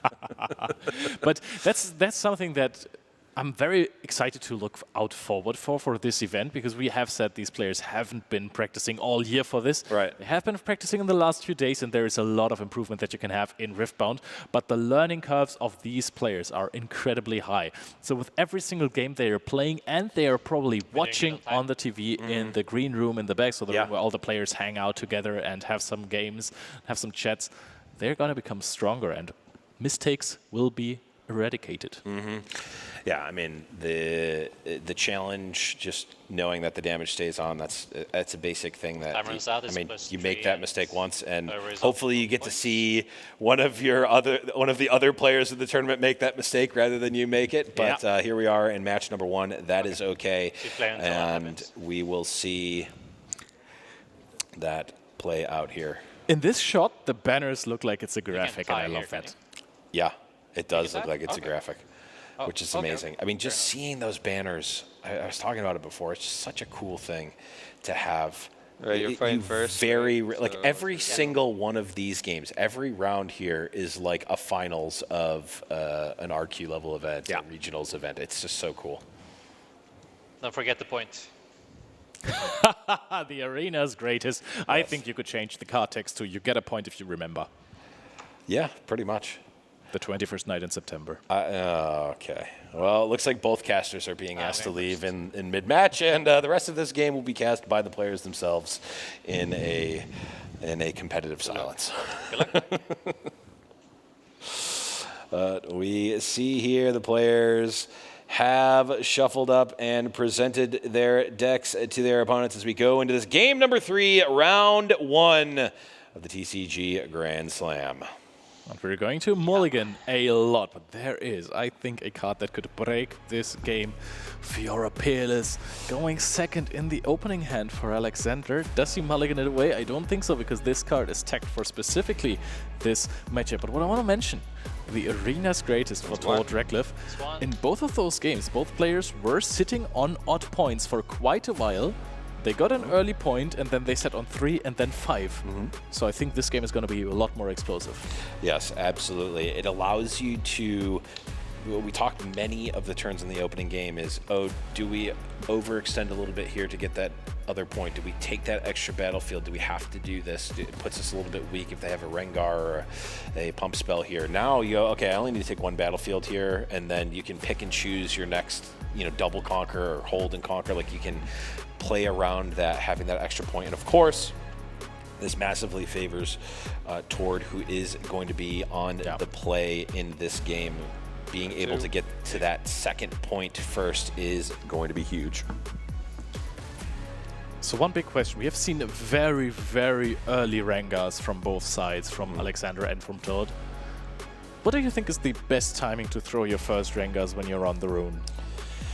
Well, it's obviously a case by case. However, I want to try to get as much value out of it if I can, if I can trade up or I guess trade down, if I can get a Master Yi for free, potentially, although you're not really able to get it for free, but you get what I'm saying. If you are able to get a favorable trade, kill a unit for free, and then also potentially have a spell as a backup, so that at the very least, you know, your opponent is going to have to act first into Rengar every time. If you have something to follow up that first and make them commit another card to potentially just trade or even lose the combat, that's where I want to be.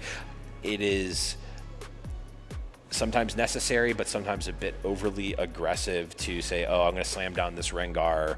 I'm going to fully exhaust out for this Rengar. Even take a favorable trade, but then leave yourself vulnerable on the back end is a place that I don't necessarily want to be in if I have the choice. Especially during earlier point scenarios, I think you can wait out, develop a little bit in base, and most importantly, develop a little more runes. Yes. So that you don't get into those tap-out situations a lot. But what I found very interesting is that we saw some mulligan choices by Tor Dracliff. And in Mulligan Mania, especially where you have 3 more mulligans, you're never going to see those cards again. Right. In Riftbound, you don't shuffle the deck in between. That's true, and especially in this matchup, like if they're on the bottom of your deck, they might as well be removed from the game entirely, which is interesting. So now you know, I'm not going to have access to these cards that I've put on the bottom, and that could very much matter. So it seems like both players have claimed their arena's greatest point. That's good. And we have Deus without crabs. So Todd again with the Lonely Poro. Again, those look like customized hand. It's honestly, when we're playing Mulligan Mania, it does not surprise me that the first and the second game look very similar. Yeah, absolutely. I mean, we talked about it in the pre-show. Like the game at the beginning is going to be very consistent. Is going to be almost scripted to the point where the players are sculpting their hands like that. But then it's how do you go from that beginning game into the mid game into the late game? I've recently started playing chess again after like 20 years, and it's like, oh, I've got these openings down. And then I start to crumble after it gets past the book opening. It's like, I'm not used to this move. How do we figure that out? And that's a lot like what these players with Mulligan Mania, it's almost like, okay, the first few moves are book moves. And then, oh, your opponent played a Rengar here. Wait, I don't know the reaction to that. Let's do this on the fly. And that's where the real magic starts to happen. You're not supposed to do that. Yeah, you weren't supposed to do that. Didn't you read the book? Or as Philip would say, you were supposed to destroy the dark side, not join them. But we are seeing a possible, very energy-efficient turn of Pit Rookie push Poro, so it doesn't trade evenly with the Master Yi, and then develop a Fiora Peerless in base, because Fiora Peerless is a card that is a little bit charm protected. However, I think the card is worth protecting in this matchup. I think this card is so incredibly important and gives you such a big advantage, especially when you are going second, that it is worth playing it out in a turn where you leave energy open to keep a D5 for something like a challenge, because challenge is the mortal enemy of Fiora Peerless. That is true. Challenge and a single other unit in combat. Joining the fray there. She, of course, needs to not just be attacking or defending alone, needs to be in combat 1v1 specifically. So there are ways to, of course, play around that, but you don't always have the luxury of doing that. Draw. We see Alexander here commits some early resources to win that Lonely Poro combat. And of course, the buff does stay on there, which, as you mentioned, does leave the Lonely Poro bigger than the Master Yi on defense. I think I want the trigger. See, I really dig that, because in earlier games we've seen a Rengar on turn 5 to take out just a 2-drop. Then the Rengar got taken back, and then the game snowballed from that point on, because you basically traded a Rengar for a Lonely Poro that also drew a card. And now Alexander says, okay, you know what? I'm going to use Discipline. Maybe my energy usage in this turn is a little awkward, but I'm trading Discipline for your Poro, which is basically a real one-for-one trade. And now it looks like we may be hiding a card here. And one thing that is really good against new to Riftbound players, is hidden cards, because you don't necessarily, even at the higher levels, I mean, at the absolute highest levels, they know the range, they'll know the deck list. However, if you have any amount of unsuredness going into it, it can get very scary. And as we see in Alexander's hand, there are 2 different hidden cards here, both of which do wildly different things. And if you play around the wrong one, can really punish you. In my first Nexus night ever, I played versus a Teemo. Yep. And that broke me. Yes. that completely broke me. Yes. I did not know what to play around, so I just did something and it did not work at all. But we hit, I think, the card with the coolest flavor text in all of Riftbound. That is Back Off, which is just, ew. Yep. Yep. It is one of the cooler flavor texts, of course. And we see another hidden card in actually both players' hand here, and that is Zhonya's Hourglass, a card that we have not actually seen at all in this match leading up until this point. So we're actually seeing all the Zhonyas here in game number 3 as Tord is deciding how are they going to attack this battlefield. Are they going to attack this battlefield at all? How many cards do you have? 3? 3 cards. Tord is eyeing the Rengar, and given that there is a hidden card, I kind of dig that. That would be like a 2-for-1 trade. If it's Zhonya's, your opponent saves a lonely Poro. Yeah. Cool, I'm fine with that. If it's a back off, Just send him in, I guess. you put the Rengar into base, where it's arguably safer than on the battlefield. Right. And only 1 rune left open. So if Alexander has a punch first, you can just punch second. You pass focus. I pass focus, yeah. Okay. I'll flip this. I'll play Back Off. Okay, okay. Okay. So Rengar is stunned. Done. Yeah, this one. He survives. Yeah. Just gets recalled. And this was basically You stay, right? You I stay. Yeah. I stay, yeah. That's a 1-for-0 trade. It does not look positive for Tord, but when it comes to card quality in hand and on the battlefields, that was a +1 trade. Yeah, it definitely was a +1 trade. It did, of course, you know, it cost them their turn effectively. Granted, the Master Yi is going to go in. We're going to get to that 3rd point here. Get a couple XP, but not a bad spot overall. If you could play a 6 might unit for 5 and 1 into your base and then basically just kill a hidden card, would you do it? I would take that. Probably, yeah. Yeah, if Rengar just said destroy target hidden card. Yeah, I would probably play that too. Now that actually, I would definitely play that. Yeah. There was a bit of risk on the front end of that potentially. Although I guess it actually, as we talked about, the Rengar actually played around both of the potential hidden cards very well there. And pass. And now Tord got the 3rd point back as well, and the Arena's greatest got 2 XP as well. Now both players are at 3, so we are still very far away from the danger zone. And now Alexander gets a little bit calm as well, because he is just getting his first calm rune. Noise. Well, we saw Alexander be very choked on the body runes earlier on. So they've got a few of them now here, which is great. We're going to see, looks like a development of a Scuttle Crab. Get as much information as you can before you start making big game decisions. This feels like a development turn in general. I don't think that you're going to want to attack too much. I would probably want to get that Poro out of the base as well. Go back. Okay, can leave the Scuttle potentially. Nope. I think playing the Scuttle into the battlefield, I think you just retreat. You give up that battlefield, which is something that is perhaps a little counterintuitive, but I think you can. You want to decide yourself when you want to send in the Poro, the Scuttle Crab to get the information, right? You know that your opponent is going to get a favorable trade. Why keep a unit in there? For Poro, you can argue maybe you need other cards to draw. Now Alexander is developing the Fiora Peerless. Yep. And that, with only 1 rune open, might get punished. It could. Charm is not the worst, of course. Challenge is basically the worst, especially since if you have On Guard, it's only going to give +1 in the back, which we do actually see is the case. Yeah, and, I mean, there's 2 challenges for Tord, so he does not even Take it back from you. have to worry about Defy. Right.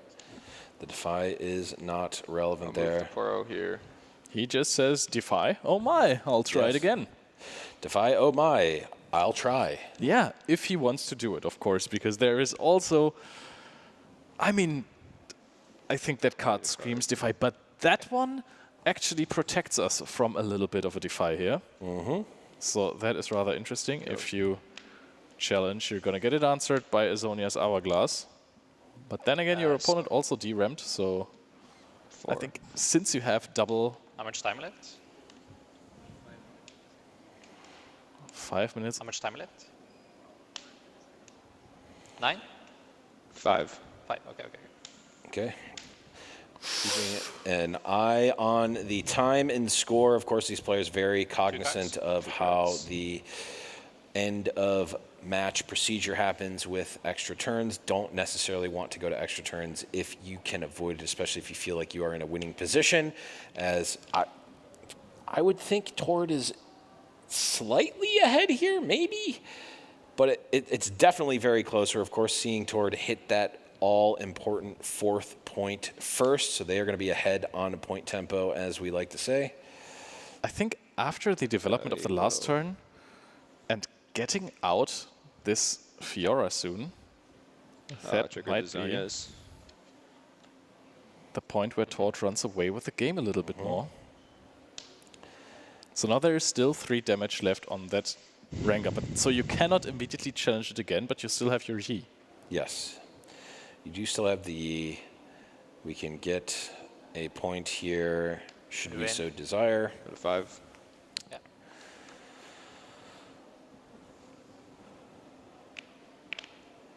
Now, does the Rengar heal after a showdown or only after a combat? After a combat. Yeah. Showdown. So after combat showdown. Trigger for doubling it, so I could like respond to the trigger and then... Yes, this triggers for doubling it. Yes. If, you can't hear the judge, but we can answer that. This is a when card and not a while card, so Fiora actually does get a trigger. And even if you push another unit... Oh. I think. Is he damaged now? No, he's not damaged because he never fought, right? They did fight. Yeah, he's not damaged anymore. Ah, okay. Okay, so he's clean. Okay. Yeah.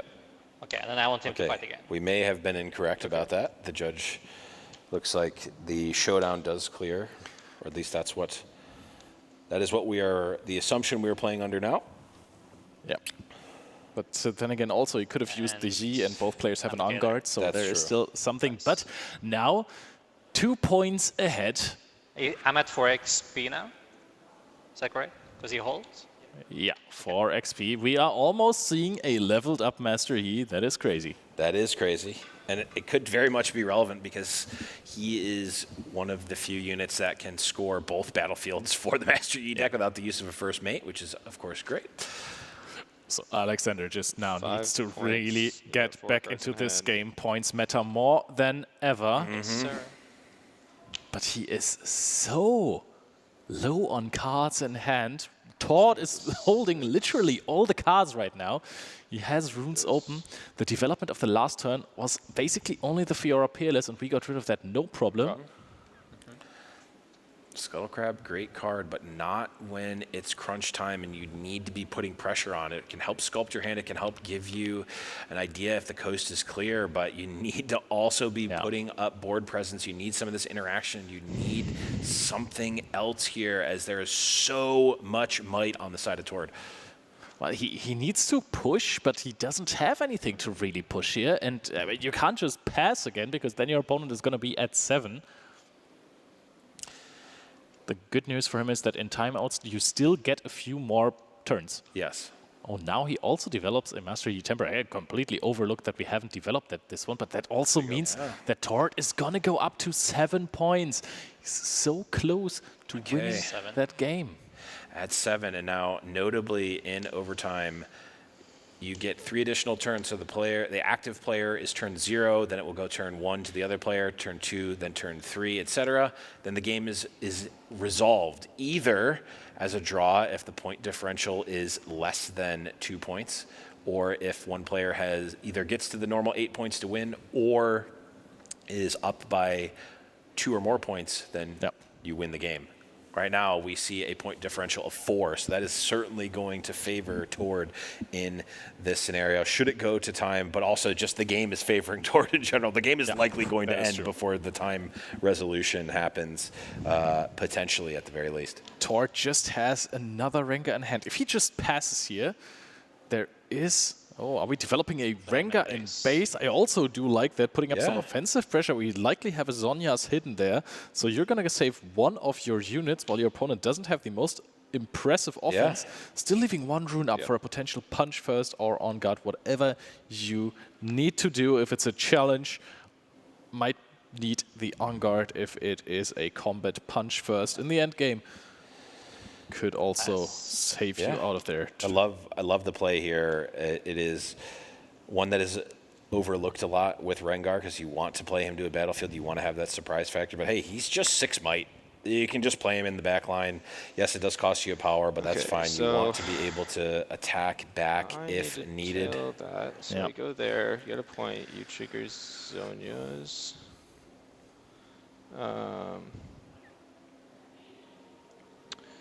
He survives. Go there.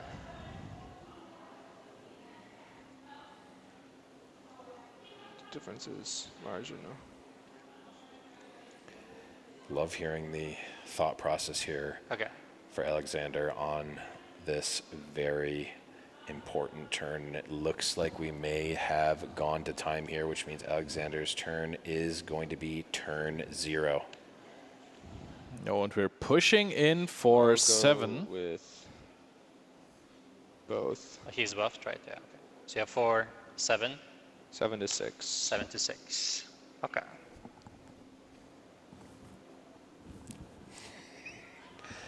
Seven to 6. Now Tord, of course, has 1 rune open. Question is, you only that's a lot of might your opponent is pushing into your Master Yi battlefield. Okay. Pause. Do you? We gotta rewind. Okay, now we're back in time here. We're gonna sabotage first, of course. Get as much information as possible, of course. Makes sense. Let's see. Not if the coast is clear. Let's just see what danger lurks on the coast, because there's certainly going to be something here. Rengar.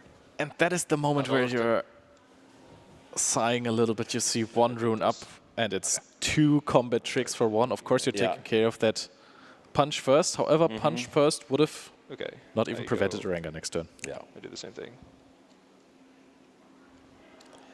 7 to 6. Yep. Which is Tord. You could play out the on guard now and then force your opponent to respond to that. Preferably not with an on guard, because on guard only buffs for 2 might when there is only 1 unit at the battlefield. So if Alexander wanted to respond to the on guard with the on guard, they would evenly trade. So 6 to 7. Yeah, I'll buff, I guess. Just use the on guard. Okay. Say, well, you've got Tord has a very good response here, right, for the next turn. So like force your opponent to have resources, or to use resources rather, and have them. The Lonely Poro. Okay. That's a huge Poro. He is a thick Poro. So that is going to be a favorable trade. Tord will have to use the Zhonya's to not lose the Master Yi. So nice play by... Oh, you cycled 1, right? We're good? I've cycled 1 this turn for the sabotage, Nice play by Alexander to force the Zhonya's onto the Master Yi and not let him save the Rengar Trophy Hunter, even though we know that there's another Trophy Hunter lurking in hand. Well, there's also 1 in base. So if you can even clear those battlefields... Yeah. Okay. So battle happens and Hourglass pushes me back. Okay. Yep. And I want to kill... If you kill the Poro, no, there's no draw. That's true, but it is 1 less might. This turn? Yeah, I'll kill this one. Okay. Thoughts I say, I might want to score in both battlefields next turn, so a Rengar onto that Poro sounds a lot juicier. Yep. So 4. Makes sense. How are you gonna get rid of that now? I think you need to charm over the Rengar and then possibly on guard the Poro. This Rengar. Yeah. Push the Poro to 7 and then take out the Rengar. That is really nice. That's a way to get rid of it. And then you can... it's already 7, right, with the Master Yi buff? Okay. It has +2 from Discipline. True, yeah. And a buff. You're right. Yeah, so it is 7 here. Rengar dies. Yeah. Rengar's dead. And you're at 7, right? Yeah. I'm 7, yeah. Yep, from the Master Yi buff. Yep. So now the question is, how do you handle the Deus? You know that you can't play your Rengar. You have an on guard. Rengar. Is it Pit Rookie bounce? Play Pit Rookie, boost the Sand Soldier? Ooh, it might have to be. I mean, the good news for Alexander is he's got open information, so he can, if there is a way to do it, he can try it here. That also works. That leaves you with 1 less might on the battlefield, though. But you might find a punch first, right? Paying 1. Make the Sand Soldier. Make the token again. If I would be a big fan of paying 0 here. Or like an actual one. Push the Pit Rookie in, and then perhaps you have a chance of finding a punch first with your Scuttle Crab and have punch first and on guard ready. I don't hate that either, especially considering that you're not going to have a lot of additional turns. You just need to prevent, well, I mean, you need to prevent Tord from obviously scoring both of these battlefields here. But there's also, it's not the most obvious thing that you can do with Emperor's Days. I would argue it is one of the least obvious things that you can do with Emperor's Days. The number of times I've had to explain, hey, because people will immediately read the card, I go, I'm going to stop you there. Reading the card is not going to make this more clear. Just know that this is how it works.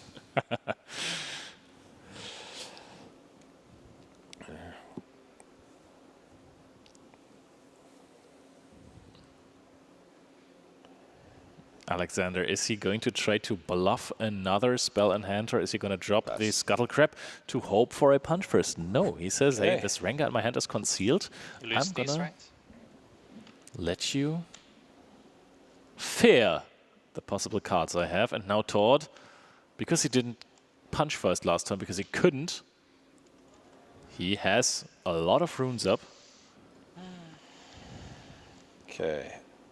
2, 4, 6, 7. So we do have enough to play Rengar plus Pit Rookie, which is as much might as we can get, unless we want to chance it with the Scuttle Crab here.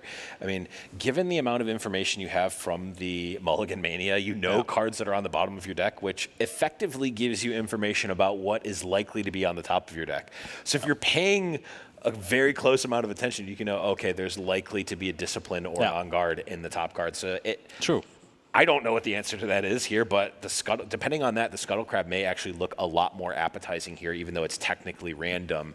The pool of cards that it could potentially be is actually much smaller given Mulligan Mania and the TCG Overseer rule set for this particular game. It's funny that you say delicious, because the flavor text of Scuttle Crab is harmless but appetizing. Yes.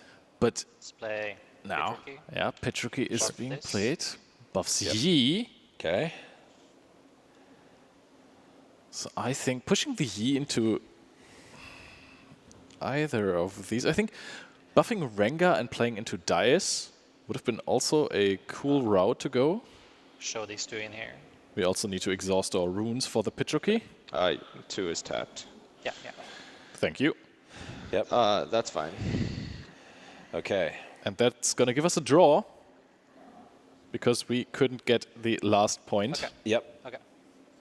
So we draw up to that. Yep.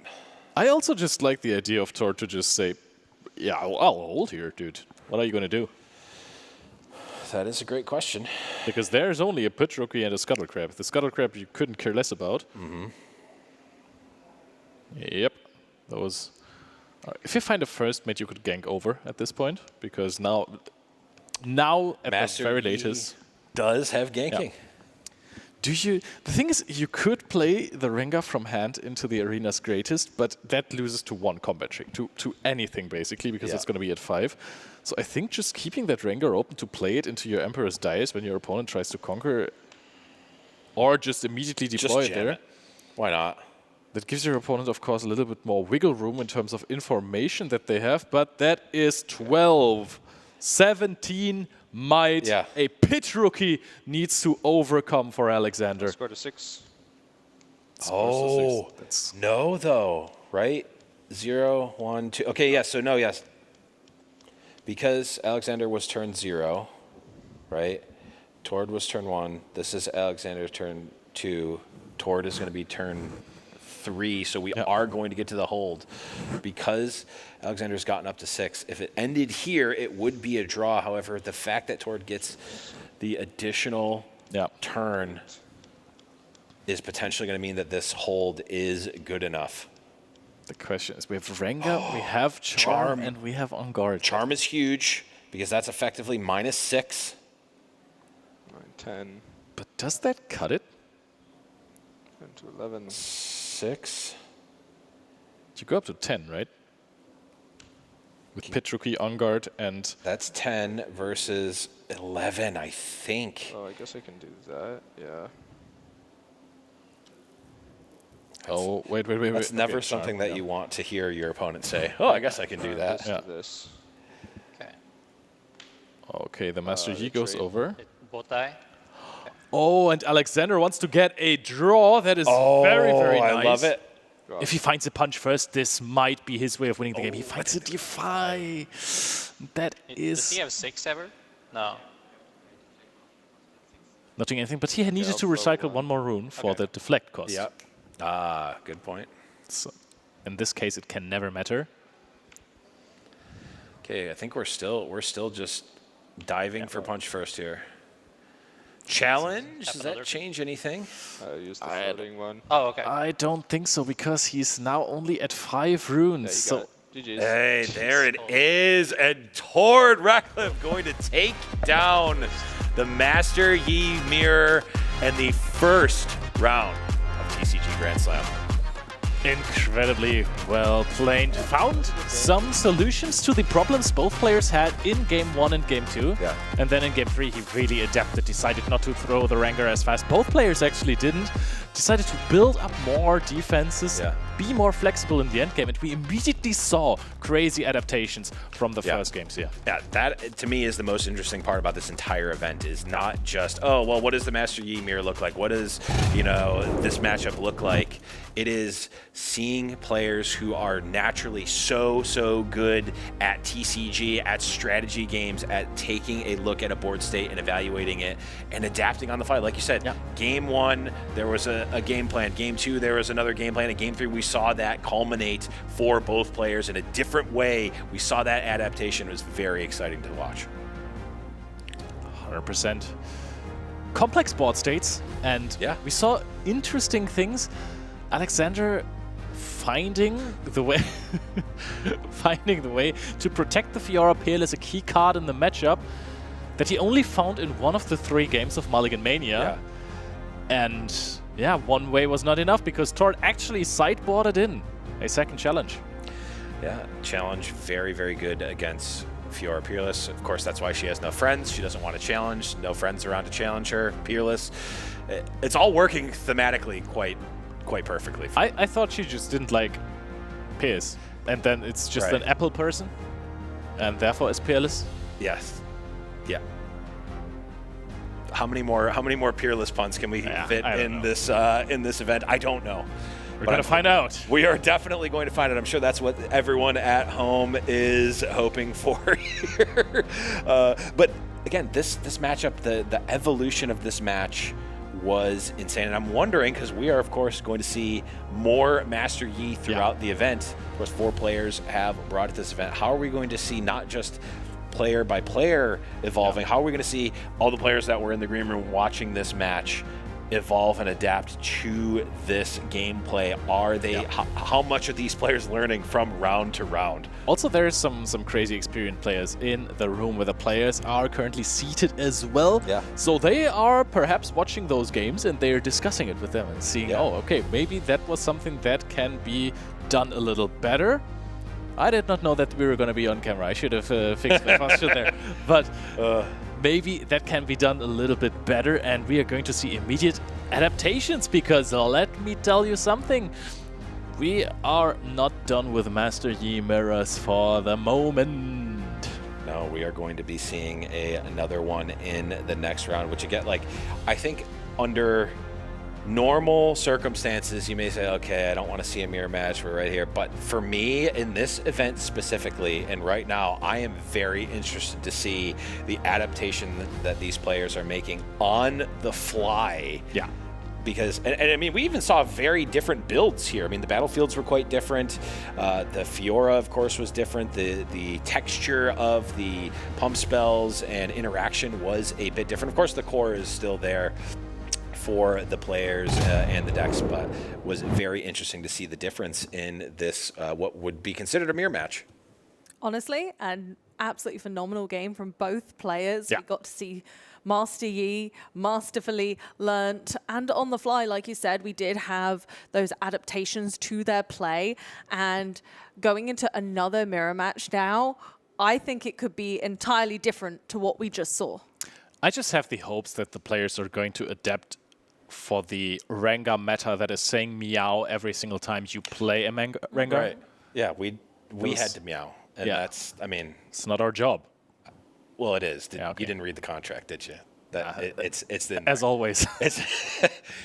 Believe me, it's in there. But yeah, I think that it's not just, of course, the Master Yi. I mean, I think most players, regardless of the level that they've played, if they've talked to anyone, if they've seen any amount of Riftbound, they go, okay, what's the number one deck right now? It is likely Master Yi or Diana. And we saw, obviously, the shift be, okay, Master Yi, this is the deck I can pick up. And I think most players that didn't bring Master Yi were expecting to play against a lot of Master Yi. Well, let's go speak to the Master Yi, current master of the event. Tord is down with Lappy. Welcome back here on the stage with the winner of the very first match at the very first TCG Grand Slam. Tord, how did that feel? Yo, that was pretty cool. I mean, playing a new game and being on stage, you know, I'm feeling a little bit of nerves here for sure. Even after all of those years of being so successful at Pokemon, so talk us through, why did you bring that Master Yi deck that brought you some success in the mirror match here right away? I mean, it's a pretty cool deck. You know, it buffs your strengths. It's very to the basic, and you know, learning a new game, I felt like I didn't want to go for something overly complicated and just trying to, you know, comprehend the basics again a little bit more, so that you know, I had more room for the actual interactions between the cards and trying to figure out what was important there, instead of you know, spending too much time learning the deck itself again. That's fair. Speaking of the rules, you were immediately, of course, confronted with the additional rule by the TCG Overseer, the Mulligan Mania. Walk us through how that affected your Mulligan process there. Were you comfortable going for the multiple Mulligans? Did you have a plan ahead to aggressively search for some units, or what was the game plan there? I actually had a plan going in, so played the mirror quite a bit for the past couple of days, and you know, we have a lot of Master Yi players, you know, with us, so that was not too difficult to find someone to play that much of it. And I noticed like a pattern when some cards were played that, you know, that player seemed to have a huge advantage. So I was like very aggressively mulliganing for a couple of them, and it turned out to work out pretty well for me. So, you know, the Mulligan Mania was really fun for you know, the first match now for me. And I mean, you did, of course, in the end, take down that first match, already having a decent step into the direction of a possible top 4. What would you say was your MVP in that match? Which card really won you that first match in the end? Ooh, has to be Rengar, I guess. We got all of them in the final game, and I was pretty happy with, say, finding the final play in the final turn as well, just saying, okay, all in on one battlefield. If you got it, you got it. I don't care. This is my best bet, and it worked out. So, well, that was insanely impressive for your first competitive match of Riftbound. Of course, congratulations on the victory in that first match. We're going to throw it over to the casters one more time. Practice really does make perfect, as Tord shows us that just getting a couple of extra days of practice in has made all the difference after having learnt the game properly on Wednesday. Let that sink in.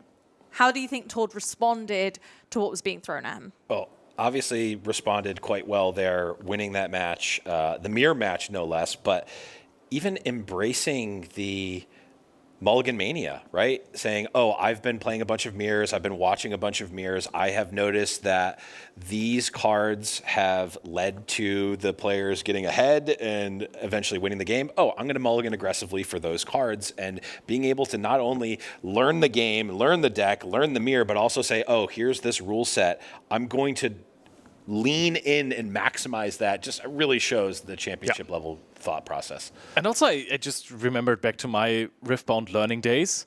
After half a week, I did not play at that level, and that was in Origins. I'm not saying that playing in Origins was super easy, but there was so many less cards, such few cards that you had to play around in certain matchups, especially versus a Master Yi. There was like a Dead Bloom Predator and a Discipline. That was basically it.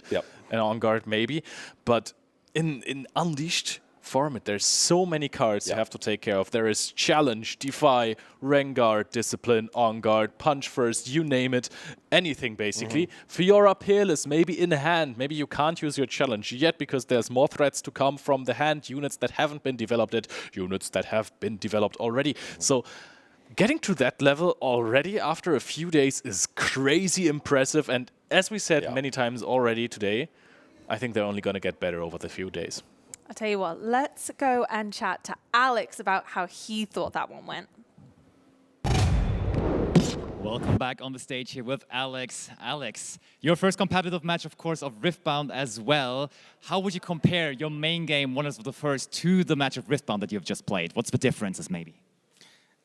Differences and similarities. There's a lot of that same, like, if you try and win a combat by exactly one power, it's really good. Both games have that.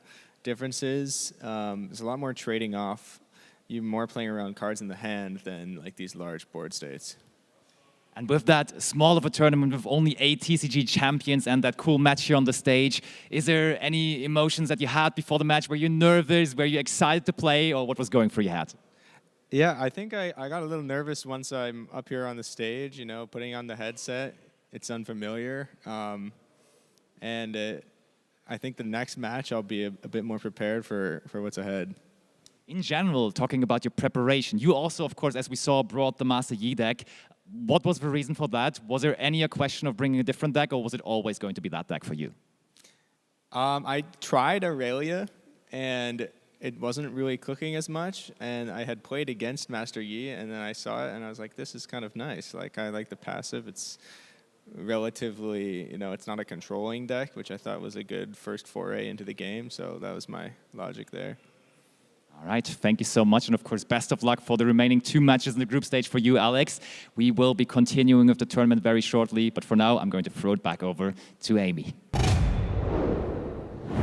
Well said, Alex. I couldn't have thought of a more interesting talking point, to be honest, than the selection of the deck for this event specifically. When you haven't played much of the game, do you go risky or do you go with something that's easier to play and you can kind of learn the rest as you go along? I love that he considered the Aurelia deck. You know, Aurelia is one of my favorite champions of all time, so I'm very much in love with her. Now that her usage has dropped down a little, I need to ask something to the Riftbound community. Is she still the villain, or is it cool to like Aurelia now? Because I've been on board from the very first minute. No, if you're casting Defiant Dance in your deck, you are the villain. It doesn't matter how good or bad the deck is, because you also have Defies and On Guards. And all these spells that we talked about in Master Yi, you also get your signature spell that is cool. Even better than Punch First. But, you know, it is interesting because Aurelia is a very powerful deck, of course, and I think would actually perform relatively decent in this field. However, it is specifically maybe not great against Master Yi, not an overwhelming favorite. And it is a deck that if you are not super proficient with the deck and how it plays out, you can definitely play yourself into a corner in a lot of cases. Where Master Yi, there's a little bit more leeway in terms of not making the absolute picture perfect play every single turn. Yeah, very true. And, you know, we've got more of that action to come. Let's take another look at that schedule so that we can see exactly what's coming up next. Enrico Maria Rustico versus Filip Skudlarek. That is going to be our next match, another Master Yi mirror match. And I think we can go over the decks a little bit that are to come. We have Grzegorz Kowalski. Yes. Best of Rengar at the RQ Utrecht. So I guess you know which deck is going to come then. Oh yeah, it's the Rengar. We saw the Meow. shiny, yes. Oh meow, meow indeed. The shiny, not just the plated metal prize wall legend, the best of Rengar, just getting casually thrown on the table in the green room in the hotel. Just like, oh yeah, here I'm playing Rengar. You just hear this thud, and I'm like, is that what I think it is? He goes, yeah. Like just like it's nothing. Like, oh, Quite yeah. a big flex there. Yeah, like just whoa, whoa, whoa, whoa. And it's even more of a flex when it's absolutely not trying to be a flex. It's like, this is just the Rengar I had on me. It's like, this is the one I have. this is just the one that I had. Like, I just like to play max rarity, so I had to win a best of. right, have to. It's Had to. yeah. Oh my goodness gracious, just to be able to even fathom playing with one of those cards blows my mind. I mean, if fingers crossed I ever get a best of, I will be full gold chain, wearing it as a gigantic Just like gaudy Prismet. medallion. No, well, no, I'm not gonna get 6 of them. That's the actual flex. Mine would be, oh yeah, I got one thing. I did one good thing once ever, and this is it. And I will embrace that fully. Whereas Prismat's like, oh yeah, this is, you know, I've got 5, 6, 7. Who knows? And to begin every journey to become best of, the first thing you're going to need to know is how to play. So we're going to run over that real quick for you now. Welcome to the Grand Slam, where 8 ferocious players will show down to see which one of them will take the ultimate TCG Pro title. But there is a twist. These aren't any ordinary games of Riftbound. Before the start of each round, the TCG Overseer, a special unknown entity who causes trouble and mischief at the TCG Grand Slam, will announce one mystical new rule to the players. They must abide by this rule. The rules are called Mulligan Mania, Forced Redraw, and Open Secrets. So I'll leave those to your imagination. But let's run through the basics of how to play before we jump into the fray. At the start of your turn, you draw 4 cards. If you wish, you can mulligan up to 2 cards, which means to put them to the bottom of your deck and replace them with 2 fresh cards from the top of the deck. Each player chooses one of their 3 battlefields and puts it on the board. Then we're ready! To win, you need to score 8 points before your opponent across 2 battlefields. You score points in 2 ways: moving a unit to a battlefield. If uncontested, score a point. Or holding a battlefield, which means to keep control of it until your next turn. If there are already units at a battlefield, a showdown begins as units fight for control. Players can play spells with action and reaction speed to help them win. To win a showdown, you have to have more might than your opponent across all of the might totals of your units in order to wipe out the opposition. Once no player wants to activate any further spells or abilities, this comparison occurs and the player with the highest might wins. Players can choose how damage is distributed between the opposing units, and any who didn't die heal fully once the skirmish is complete. The different card types for Riftbound are units, gears, and spells. To play these, you must spend the energy cost shown in the top of the card. Energy is obtained by exhausting runes. These come from the 12-card rune deck, from which the top 2 cards are played at the beginning of each turn. Exhausting your runes provides energy, but sometimes you also have to pay a power cost. This means to put one of the matching colored runes back to the bottom of the rune deck. Even an exhausted one works. The domains you play are determined by the domains listed on your legend card. Units and gear are played to the board exhausted. This means they can't move or be activated until they are readied at the beginning of your next turn. You initially play units and gears into your base unless you already have a unit at a battlefield, in which case you can play a unit directly to the battlefield you already control, but not a gear. The game ends when the player scores their 8th point. This can only be done in 2 ways. Unlike a regular point, you must hold a battlefield for that 8th point, or successfully conquer both battlefields in the same turn. So get ready to see which one of these 8 TCG Titans gets the crown of best TCG player.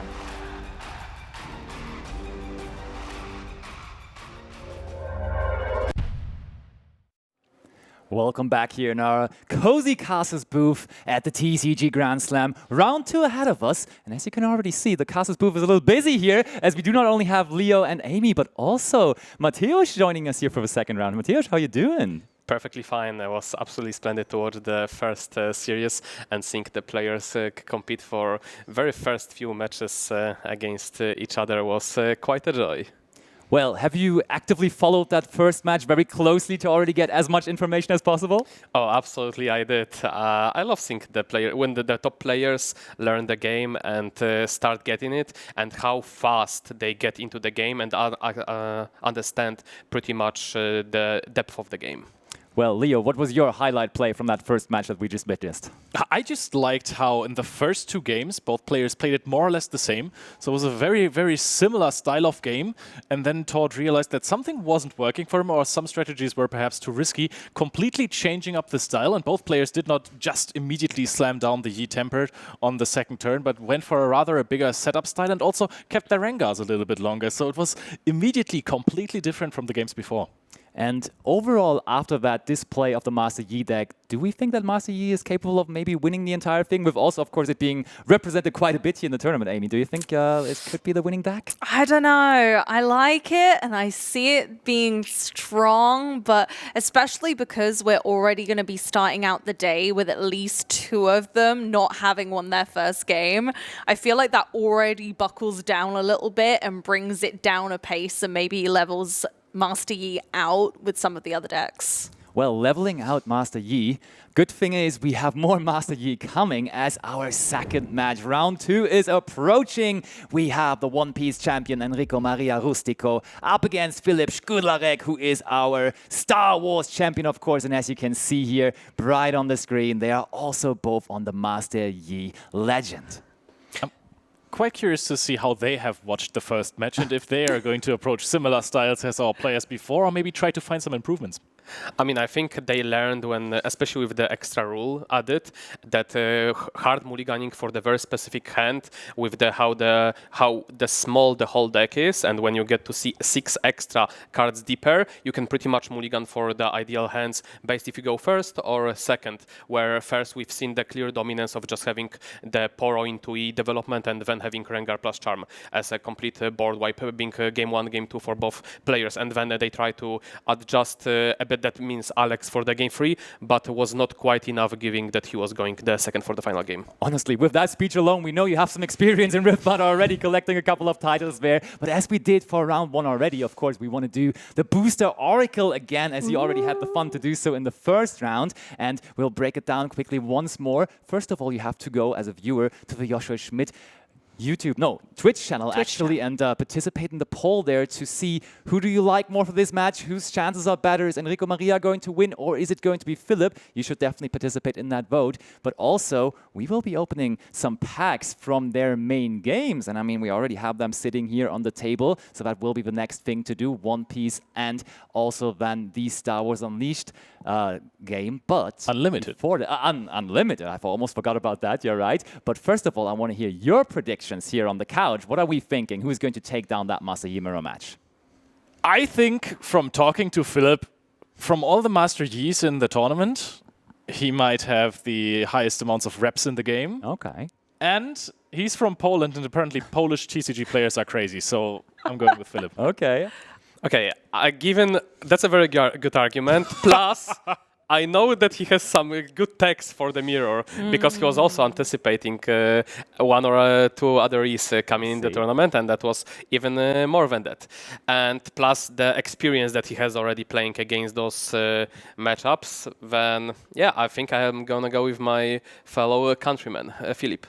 Any other opinion, Amy, or are you What just on they both said. of that? Yeah, that seems pretty reasonable from what I've heard there as well. But now, of course, we need to also open some packs. So we are going to have those two packs competing against each other, basically, to see what the Booster Oracle will think. So, Leo, as your closest there, why don't we grab the One Piece pack first and see how much of a value we can pull. Okay, we have I'm Amy ready. immediately with the phone. We're gonna go on eBay and check out how much that Should I chase go card is going to be. Full influencers like this? Please, go ahead.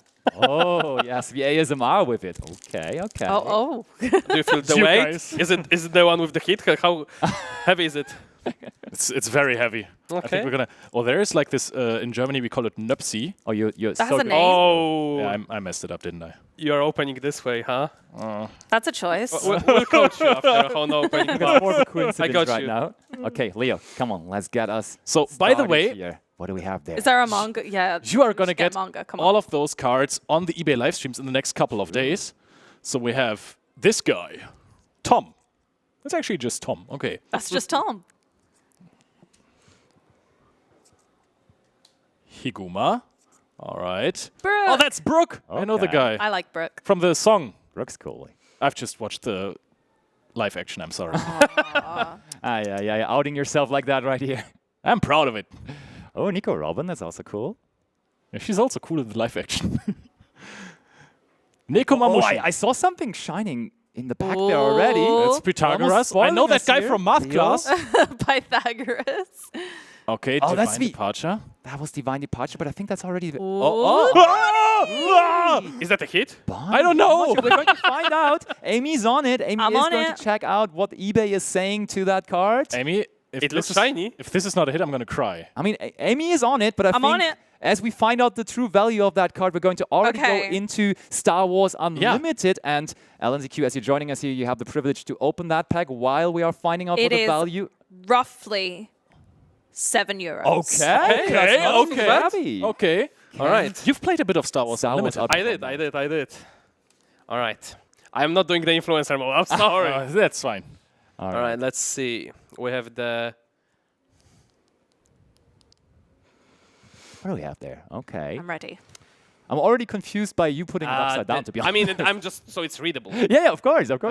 We have the palace. All right. Wait, now we can. Oh, yep, Close yep, enough. flip it around, flip it around. All right. We have the pirate snub. Fighter. Yup. Yep. Leppy lookout. Yo, that's a rabbit. Oh, a liberated Wookiee. Wookiee. All right. How are they getting liberated? Okay. Are pretty good at it. Azilians. Quarine. Commence the festivities. Very fitting That's for a a cool tournament art. here. I love that art. That's Oh, great. another Wookiee. We have Gorilla. All right. We have some family coming together. Cloud Rider veteran. Improvise. Okay, that's what we're doing here. Yeah, with the, all the Oh, refund games. okay. Oh, Val. That's also nice foiling, huh? It is nice. On camera, it looks gorgeous. I'm Oh, gonna look at that Val. Where's the tree that remembers? There is no tree. I don't Nobody see a talks tree. about the tree anymore. 000. Okay. okay. That's a name. Droid. How many cards are in that pack? That's great. You keep on going. And Croissant. Another Wookiee. Croissantan, okay. Okay, that's the last one. Well, Right, Amy, we'll you have got to us? find Okay, out. I'm on it. Give me a moment. Give me a Amy is on moment. it. But I mean, Ambush overwhelm. I mean, looks good. that's just with the sheer amount of cards we got there. There's got to be more, right? Because like, every single card. Perhaps It Val? looked like. Val looks shiny. That is actually the correct way to spell croissant. Ooh. Leo. But Really? Didn't know It's- your yeah. French is that good, honestly. Yeah. But we are okay. The we have a result. Val is €4. Okay. Ah. What about croissant? Like it doesn't add up? I don't know. Here, let me check this one as well. Okay, I mean, all right. We Let me are check still this on one this. too. We want to make it We're as gonna do it. correct as possible. Yeah. No, he was the last one to be there, so certainly he's the most valuable one, right? How much did we have on One Piece? Was it Also 5 or seven. €7. And we also have 6. Let's bring it a bit. I see you. You know the feed. You know the. €3. All right. Really? Oh wow. Yeah. Wait, hold on. That's almost even. Then. So that's Yeah. almost you gotta- even. It's close, but One Piece does take it I on think the so as well, on the yeah. We averages. gotta give it to One Piece. On the eBay averages, Barney is still beating these two by roughly €1-ish, but sometimes less. There. I think we can accept that. Okay, so that means... Okay, at least you can be better at pack opening. You can Okay, so we saw that the couch is agreeing that probably Philip is going to take this. The Booster Oracle not necessarily agreeing, as we saw that One Piece slightly outperformed the Star Wars Booster pack there. But Chat, of course, possibly is having a completely different opinion on that. So I think we're almost about ready to get into the action here. As we have our next graphic here. Oh, there it is. And look, oh, Chat was actually going for Enrico Maria as well. So after hearing your thoughts on it, still they decided that they like their One Piece champion better. So after the overall being wrong in the last match, as it was 2 out of 3 people voting for Alexander, or 2 out of 3 categories for Alexander, and Tortney and taking it. Maybe this is going to be another sign here. We shall find out. I'm excited for this. This is so new, so fresh. You just have all of those players from all kind of different games, and you just get thrown into another universe and game every single time. There we have him. Philip, the Star Wars master. The Force has been with him already. Will he continue to display it? The banner, of course, carried by Vi. Oh, that is aura, dude. That is aura. He's locked in. Yeah. He knows. He knows. He's got it all. He's given the viewers what they want. He's given us the vibe of a winner. But of course, the opposition comes around the corner. The One Piece aficionado himself, Bandai Game TCG Master, having actually got back-to-back fantastic results with multiple games. Both players looking down the road, knowing what's ahead, and it's Master Yi again against another, guess what? Master Yi. And honestly, I'm excited to see it. I think both players are going to have adapted and learned a lot from the previous match, as well as all of their testing. Enrico Maria and Philip are both very well decorated players, as we can see, but can they master Riftbound as well? I mean, a good old Master Yi mirror. Mateusz, I know why you joined us here, because that is something you don't want to miss, huh? Oh, absolutely. Just getting the mirror out of the way. So it gets better throughout the day. We have to ramp it up. However, there is a lot of nuances in this matchup. Even though it might have looked as simple as it is, we can see current list for the Enrico. Yeah, double Peerless. That is already one more than we have seen in the last match. And that is a card that is pretty strong in the mirror match if you get to develop it, especially. So it's on the offense, it's quite strong. On the defense, it's insanely strong. So I wonder how big the impact of this card is going to get. But Mateusz, it's no secret that you are incredible at Riftbound, right? You are one of the GOATs right now. But from the players who haven't played as much Riftbound, who do you think has had like the craziest development so far? I mean, you've seen all of them play, right?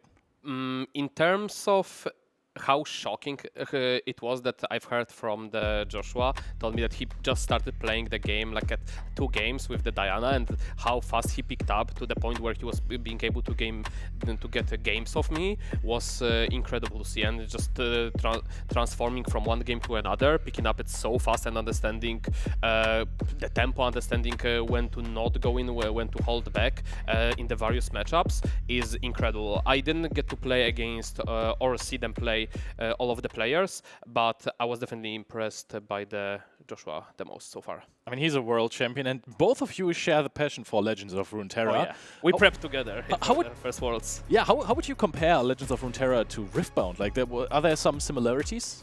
Absolutely. I think the biggest highlight is having a general game plan for a whole game, understanding what do you need to do in the certain matchup to win it, understanding if you need to be playing the aggro in this particular matchup, if you have to be holding back, if you are playing the value for this one. And just having this in mind and adopting this to the Riftbound is a great advantage, given how different can TCGs be and how different win cons can be. And I think just the scoring the points against like like killing the Nexus like it was in the Runeterra, is pretty similar because it includes developing the board and then having to decide when do you want to swing in, when it's time to apply the heat, and when it's time to just hold back, develop more before you take a big swing.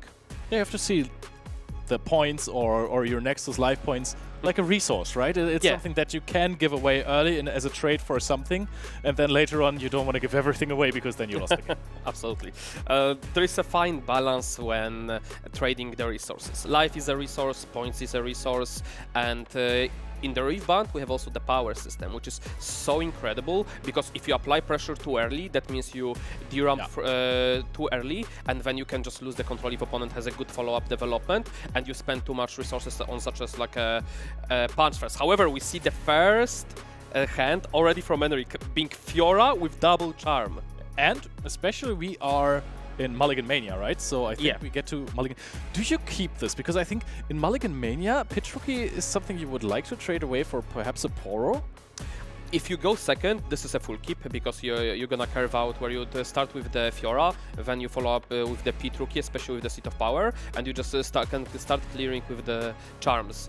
We've talked about how Charm Rengar is premium, however this was a premium go second hand as a good development, and opponent can't really do anything about it because they can't charm your Fiora to kill it, they can't really challenge with their 2-drop, they can't develop E, the most they can do is just like use the Discipline to challenge to punish that. But that means they are not developing anything, and you can just develop in the following turn, and then they are stranded with only 2-drop. Are you at some point trying to find a Defy 2? Because basically the only real answer to a buff Fiora Peerless in a battlefield is Challenge. As a protection, sure. However, Charm is such a premium card in the mirror that you do not want to mulligan it away when you have already good unit to charm it too. And we see the continuous... the Charm came back. Yeah, that means 1 is at the bottom of the deck, and now we've still got 2 in hand. Was that his final mulligan? Do you think... I think it's too risky at this point then to put one of those charms to the bottom again. You really need those. Yeah, I think you could opt to put away the punch first.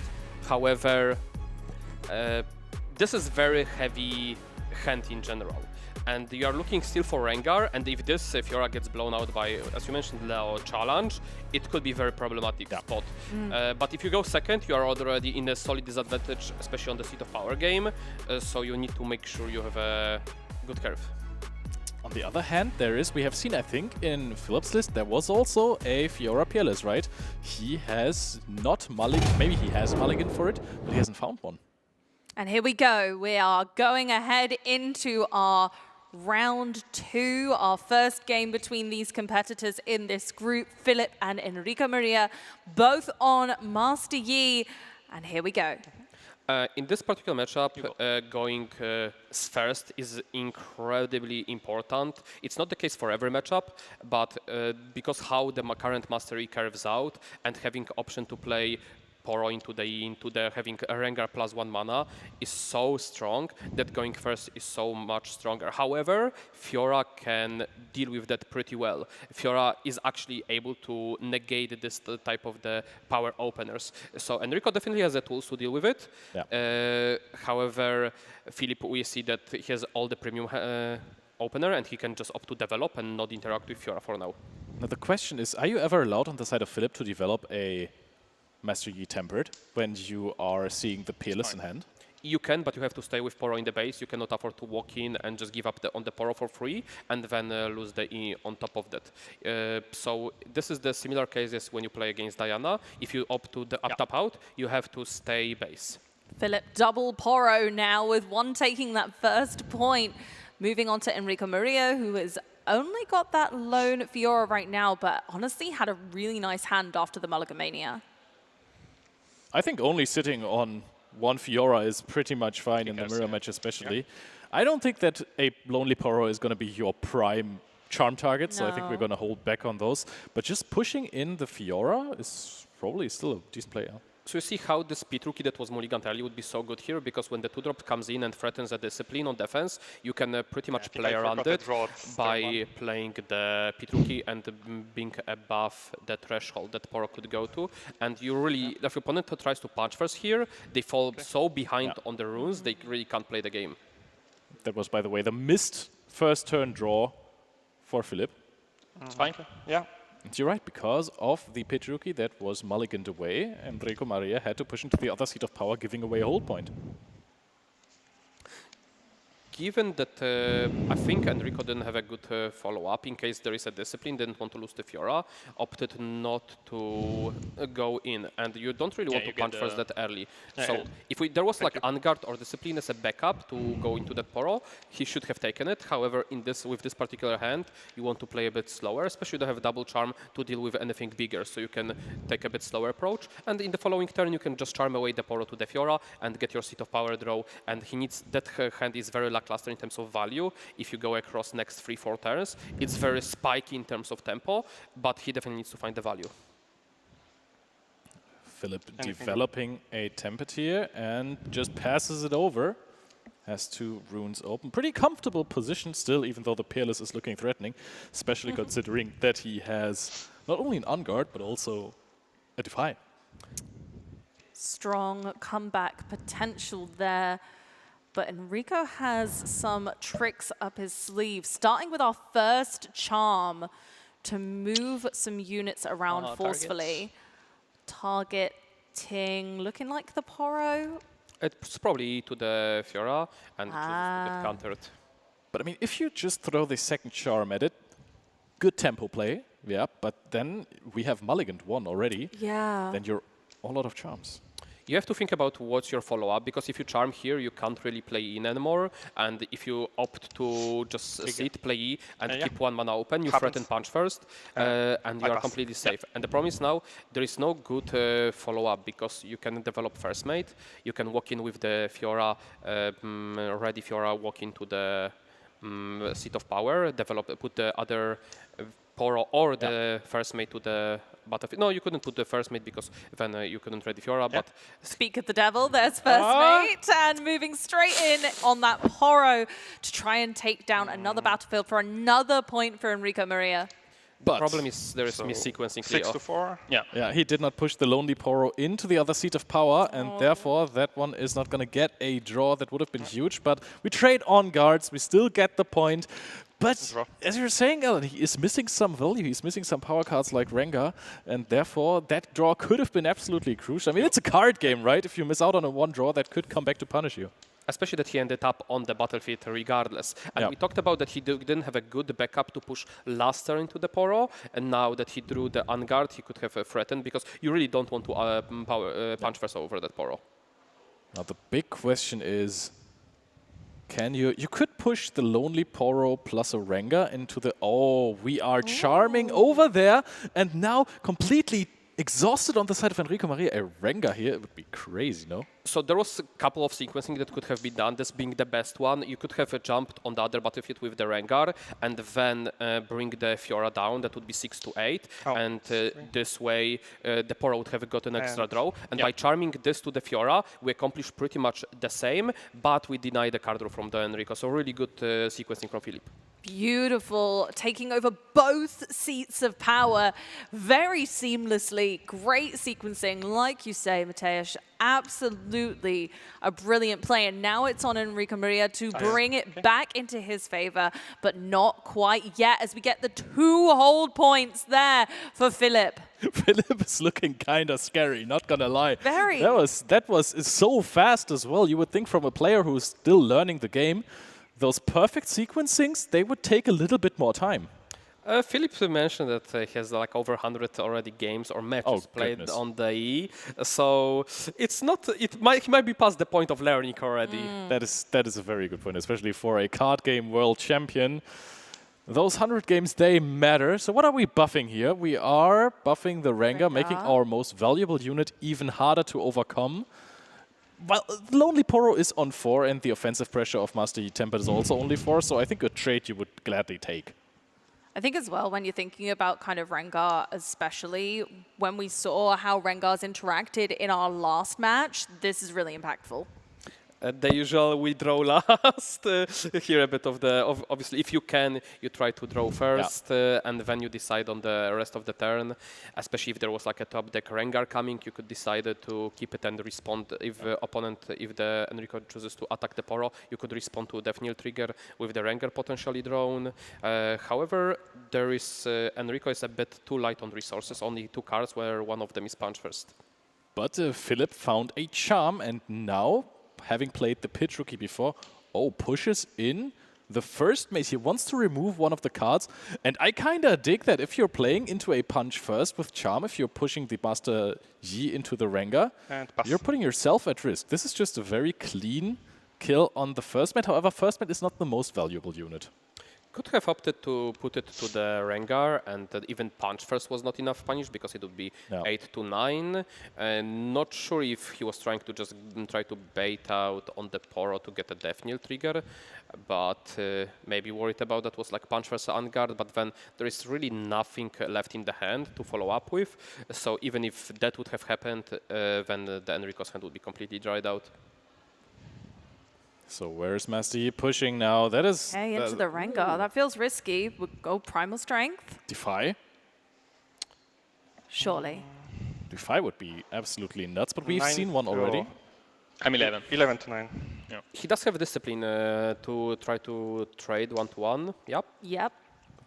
I mean, that would be a prime Defy target. On the other side, Defy is being used, and the Primal Strength, a card that has been massively overlooked from the beginning of Riftbound, now found its home in Master Yi decks. Yeah. You can see why. It just pushes those combats to their limit.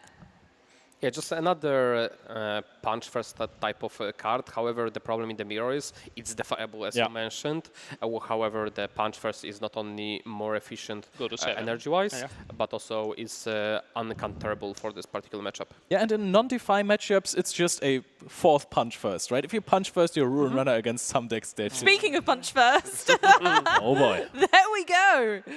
Philip opted to give up on his crab in the combat to get hand information on the last card from Enrico. Now that he knows there is punch first, he could just opt to try to hold to 8 on the other BF, and if there is no charm or first mate coming down, there is nothing that Enrico can do. And he just needs to protect himself from the Rengar top deck. Oh yeah, we're definitely going for that plan. The thing is, if there is Rengar top deck, he actually loses to the punch first. Yeah, that's very much true. And he doesn't even so get this the that draw. top deck. Yeah, it's yours. Okay. So it just matters about playing around at this point first mate and charm. Oh, that's game 1 already going ahead and taking the game by storm. We got our first winner of this Master Yi Mirror, the Star Wars aficionado themselves. Of course, we've got our first winner, Philip, bringing it home and showing that he really has mastered Master Yi. At the end, I think it was a bit too hasty play. Like, he's playing fast, and the tempo, the like physical tempo, is a bit carrying him. He should have done math a bit better. He played around first mate going in with the mastery going to 9. But if he gets the full clear and there is only first mate left on the battlefield, he might be actually losing here. And having Pero alone at the battlefield would be slightly better because he gets a card draw. And if he just draws like a charm as a follow-up, he had still at least 2 charms in the deck. He can just charm away the mastery and double conquer in the following turn. So a should have played a bit more to the outs than he did, but it at the end end up working out. I mean, that's just very much a human play, right? You see, you need to hold on one battlefield, you slam everything in there, you say, hey, I can have 8 might instead of like 5, so that's a good thing, or 9. But yeah, you're right, that was playing into the one top deck. And I mean, we've been around in card games for ages. The chances are not the biggest, but those top decks, they do happen. They spell out the whole game a lot of the time, and I think if you're gonna play risky and you're gonna be greedy, game 1 is the time to do it, but it could be punishing if he continues with that trajectory. So Enrico Maria might have the advantage if that were to continue. Absolutely. Again, you have to be able to evaluate when those risks are worth taking. For because mulligans, they're not enough for anger. Because the... I didn't find charm. Okay. Wow. Philip could have drawn not only 1 but 2 cards if there is a charm on the Poro, or if he kills the Poro, he gets a card draw, but also he gets for conquering when he was already at 7 another card. So there is multiple avenues of getting charm, Rengar, punch first, that would be enable him of breaking through. And also another throwback to the beginning of the game. We were talking that Enrico Maria, he was very close to finding a good top deck that gets him back into the game. In the beginning, he missed out on the 1 Seed of Power draw. That could have been it. Yeah, the extra card draw when you're out of cards, infinite value. Yeah, that could have been Rengar into punch first and to clear everything. And then, even though Philip was like so far ahead in points, double hold is 2 turns for 4, and then you win the game if you're at 4 already. So that is a very dangerous position. Even if you are far ahead in Riftbound, you make 1 mistake, it can come back to bite you. I'm not seeing any charms, but still pulling forward like so ferociously with those comeback turns was really impressive from Philip. We see that Enrico has a good understanding what he needs to keep. Mulligan's away crab, doesn't need to have multiple 2 draws when going first. Needs to be looking for that Rengar charm. Keeps the discipline, which will probably get thrown away. He does, yeah, so we see another 2 drop from Enrico. We have 1 more, or I don't know. 1 more? Okay. And then he can dig for the Rengar even farther. I think it's very much reasonable to lose track of how many mulligans you've taken. Absolutely. Have you playtested with some of these extra rules from the Overseer? Yes, sir. Not at all. I mean, I just like the vanilla Riftbound. I don't need the extra things. However, I am pretty aware which decks and which matchups you benefit more from those rules. Let's get into it. Game 2 between these two. Although this is not their primary game, Enrico Maria showing some real promise, and Philip took a commanding game 1. Let's see if the tide will be turned this time. No Peerless, and now we developed a Crab going second. That's rather interesting because now I think Enrico Maria, he is very much tempted to just push the Poro into the dice. Yeah, the absolute problem in the mirror is if your turn 1 play is actually Crab, not a Poro, because it can be bullied by the too easily, and it doesn't have really scoring power with like a Discipline plus a Pit Rookie, and it just doesn't have much value, and if opponent blocks your dice, you are a bit screwed. So really good development. Enrico doesn't have much decisions. Crab is not a real threat, and while you are going second, you cannot afford such a slow development. Yeah, I mean, you can push into the arena's greatest, that's great, but Mastery Tempered is going to take out that Crab. It's going to put him so far ahead, especially since we're in arena's greatest, already at 2 points, going to get the hold to 3. If Crab pushes in, Mastery takes the conquer for 4, and then we're halfway through the game after 2 turns for Enrico Maria Rustico. So this looks... I like that Master Yi players are so aggressive nowadays. I think in the beginning, people thought Master Yi was an aggressive defensive late game deck because, you know, the legend ability says you profit from being a defender. But this deck is super offensive. So here, this is a very good spot to understand that you cannot do the mistake of trying to defend Crab and trying to kill Master Yi, because if there like any discipline comes down on guard plus charm, you just insta lose the game. So you have to just keep that 1 mana to even threaten the punch first. You don't have to have it, and make sure your Yi doesn't get charmed this turn. And again, because this is Mulligan Mania, opponent is very likely to have that charm that he would keep at least 1 to 2 copies of in the opening hand. That's something to really take into consideration, is that your opponent very likely has a strong starting hand.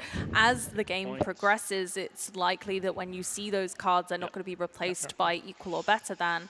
But here we go with the first reveal. So now Philip's going to know exactly which cards Enrico Maria has, including those double charm. Also very nice. You talked about sequencing earlier, saying you might want to draw first earlier, but of course Enrico Maria realizing he's going to do something else first, so his hand is revealed so that he can play the Scuttle Crab afterwards and perhaps find a draw if he even wants to develop it this turn. But then you conceal 1 more card that could be crucial information. However, now Flip knows there's no punch first.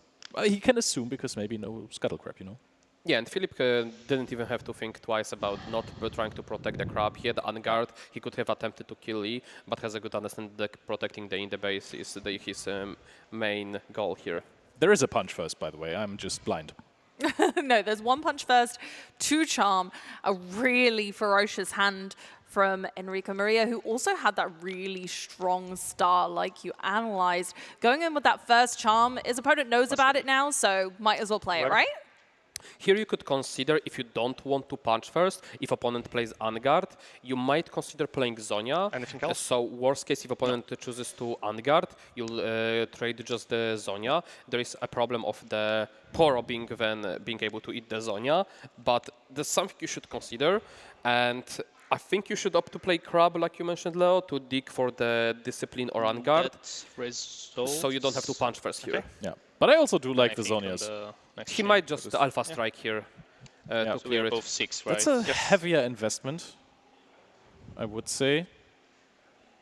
Looks like the players are just deciding whether that is going to be the end of the resolution, whether these Master Yi are just going to go head-to-head. I think Alpha, I mean, the situation for Enrico Maria is still pretty good regardless, but Alpha Striking here, Alpha Strike is a card that when your opponent is sitting in those battlefields, you actually are able to get rid of something like Rengar that is a possible defender for 8.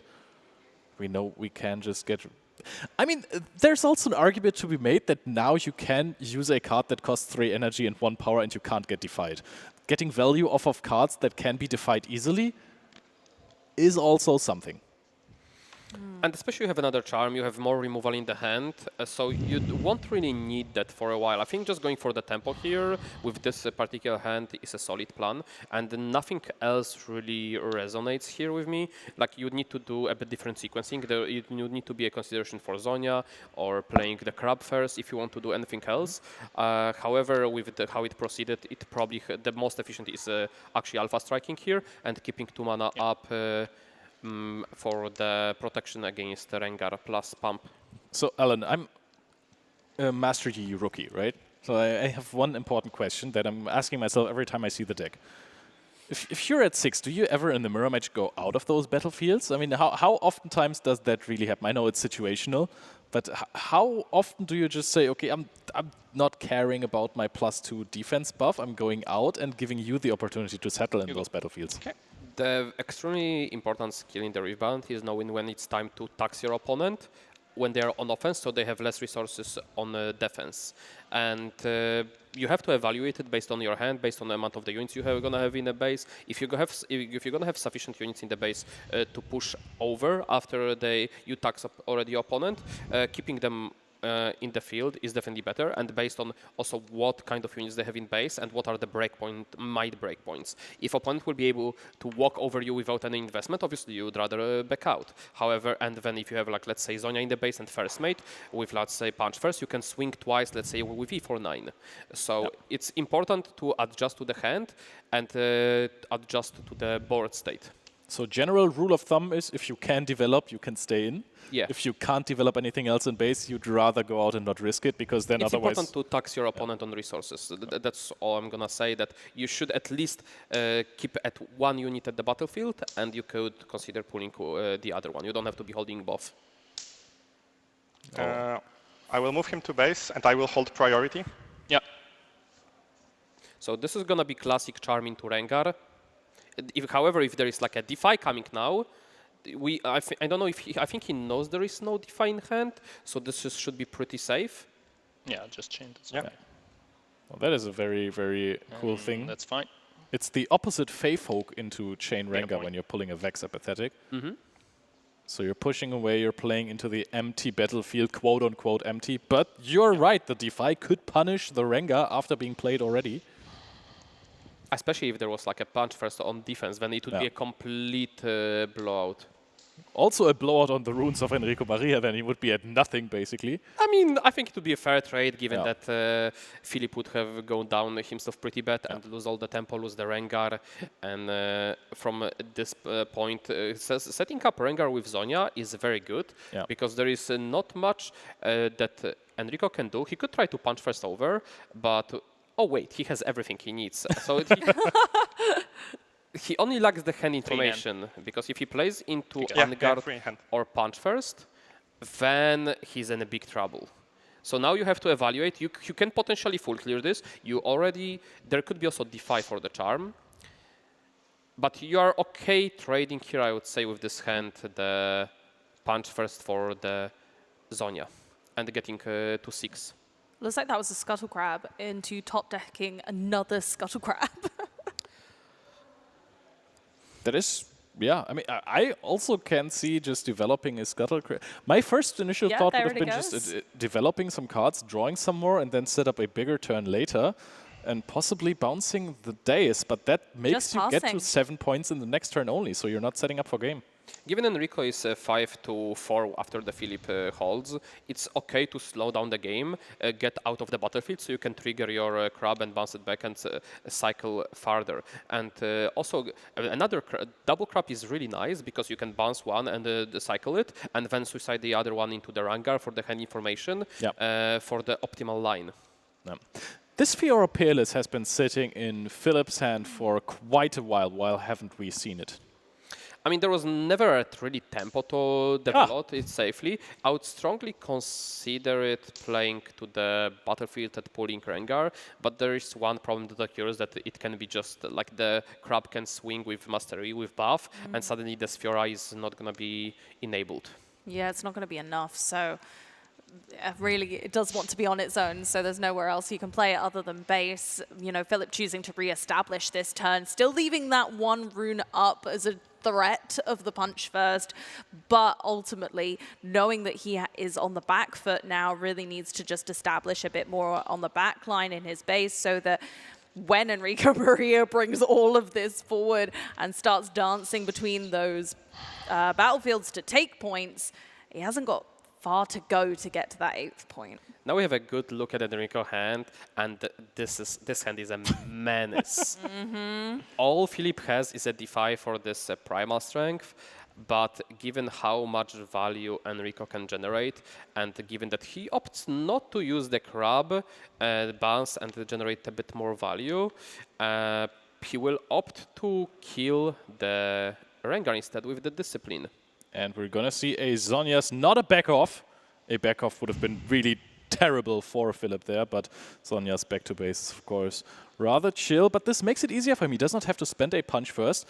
But in this scenario, a discipline is just going to be enough. However, since we haven't thrown a crab and we don't know that Philip has a defy, or we just trade.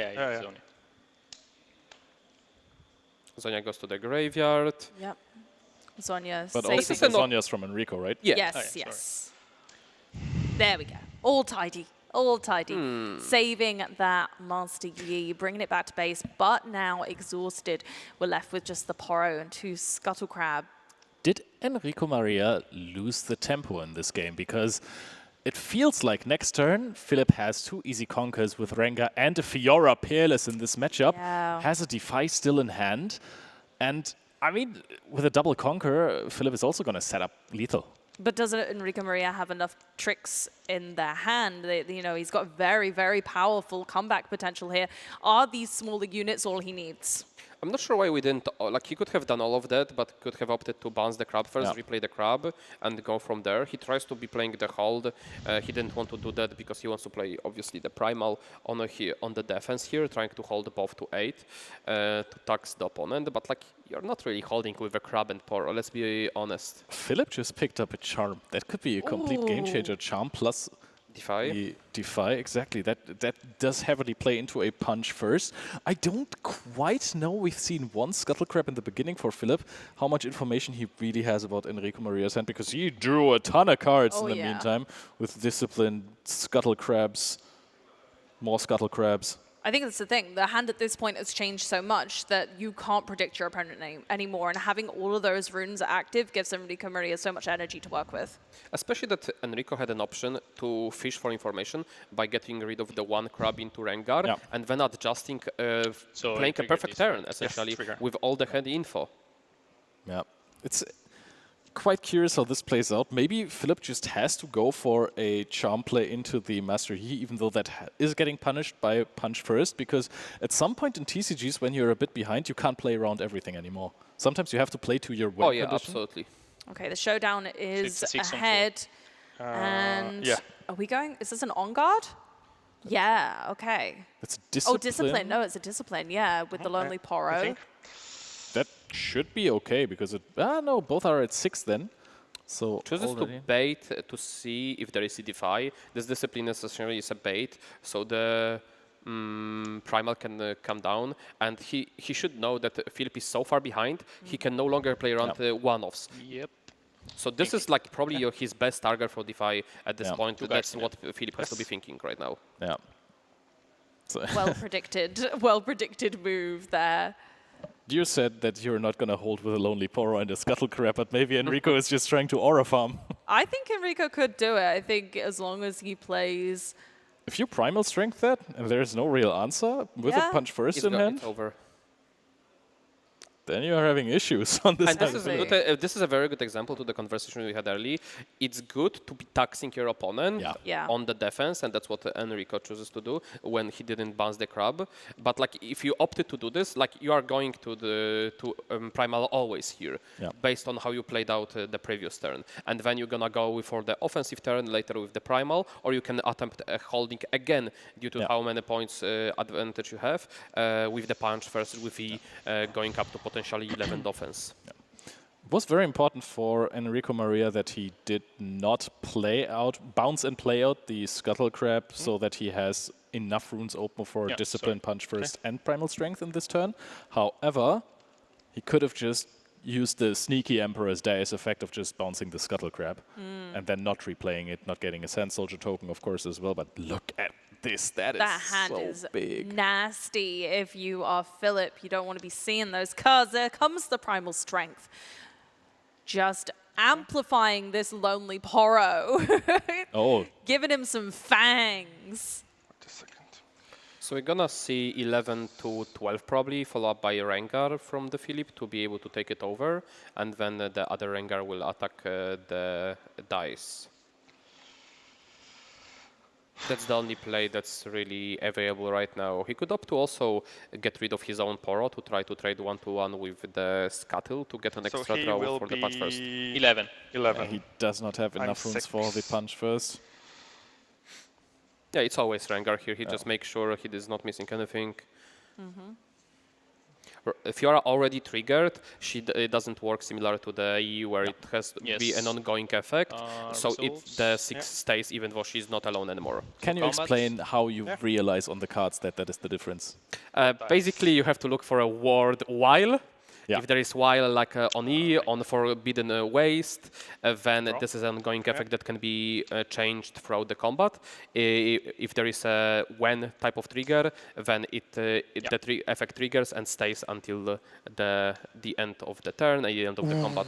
And that is the charm ripped off the top in the last turn for Philip. Enrico Maria might have had a plan in the next turn with punch first and first made to possibly win with ganking. However, Philip says, no, not today. And this is essentially the punish for trying to tax your opponent.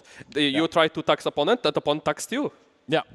You lose everything that you worked so hard to build up. However, it's just Scuttle. You can double punch first and win the combat, but... lacking on units very significantly here for Enrico Maria. This could be where the game turns around for Philip. And all he has to do now is kind of hang on in there. Getting these 2 whole points will put him up to the 7th point and equalize this game. He knows. Floating. Floating 2. I'm so impressed with how Philip played this. He was on the back foot so massively from the beginning of this game. He had no tempo. He was on 1 to 4 points while his opponent was in 2 battlefields. This one turn when Enrico Maria decided to push 2 units into those battlefields and then combat. That might have cost him the game. This is a 10 might Scuttle Crab.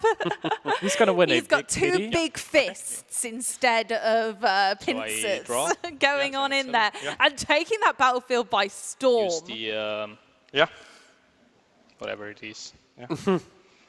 Opts to pay to create a Sand Soldier. He could have opted not to do it and just bounce the crab to replay it. But he had floating runes, so he actually couldn't.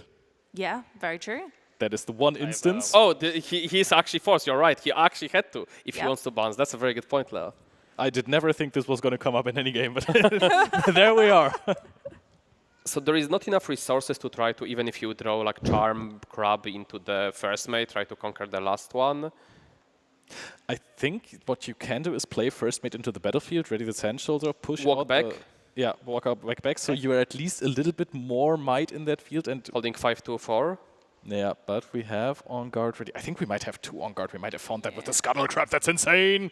And Rico Maria Rustico is playing the game of crabs here, and he might succeed at it. He's at 7 points. Is it correct that we are at 5 points? I'm not sure if he's not at 6. I thought he was. I thought he double conquered last turn, and he was starting off the 4. I think you're right, actually, yeah. So this was kind of a play towards that winning position. Oh, we can't sabotage. Oh, that is a huge charm as well. No, wait. Oh, pushes in. Yeah, that's really good. Oh, yeah, it is. If he had the charm in hand, he should have opted to play Crab to the battlefield, unless the charm was drawn of the... Because this way, you don't lose to challenge, you don't lose to the... Yours. Yeah. You don't lose to the charm. Enrico Maria Rustico wins game 2 here in such an obscure way with the big Scuttle Crab. 10 might pushing in and then going, hey, charm your Poro into your other battlefield, playing to his win conditions. And this is what we here for at the TCG Grand Slam. Champions of different card games using their skills they have acquired over all of these years to find crazy creative ways to win at games of Riftbound. That was a roller coaster of a game. We had Enrico Maria take that really strong start. We thought Philip was bringing it back, and then it was all over after a Scuttle Crab decided to grab 2 big fists and run on in there, taking down the defenses. The charm was just what we needed. It wasn't the top deck, it was in the hand the whole time, and it really goes to show how charm is the card of the moment in this matchup. Very charming of him. Hey. However, we've heard that Enrico just mentioned that he couldn't get his Rengar. He had to deal with so many of the Philippe, while he didn't have a single one of himself, even though this is a mulligan mania. And he managed to pull through, maybe a bit of on the backbone of going first and having multiple punchers instead. But hey, we take this. I think, and I think this is my hot take. There's some games in which really shuffling your deck properly is more important than in others.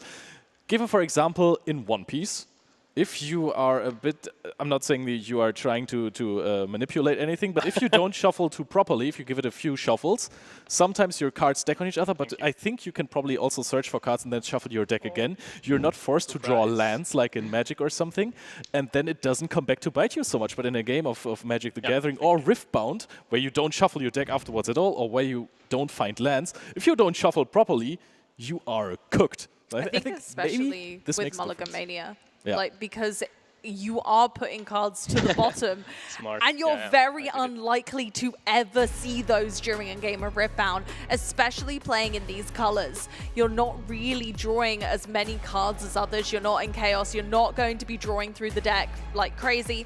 If you put something to the bottom, you are essentially saying that card is gone. It might as well be in the discard pile. It actually might as well be in the trash. And in fact, in some decks, the trash is better than it being on the bottom of your deck because you can bounce things back, replay them. But in this instance, you are very much saying, especially during our Mulligan Mania, those cards are not useful to me, I don't need them, and they're not helping me craft the perfect hand.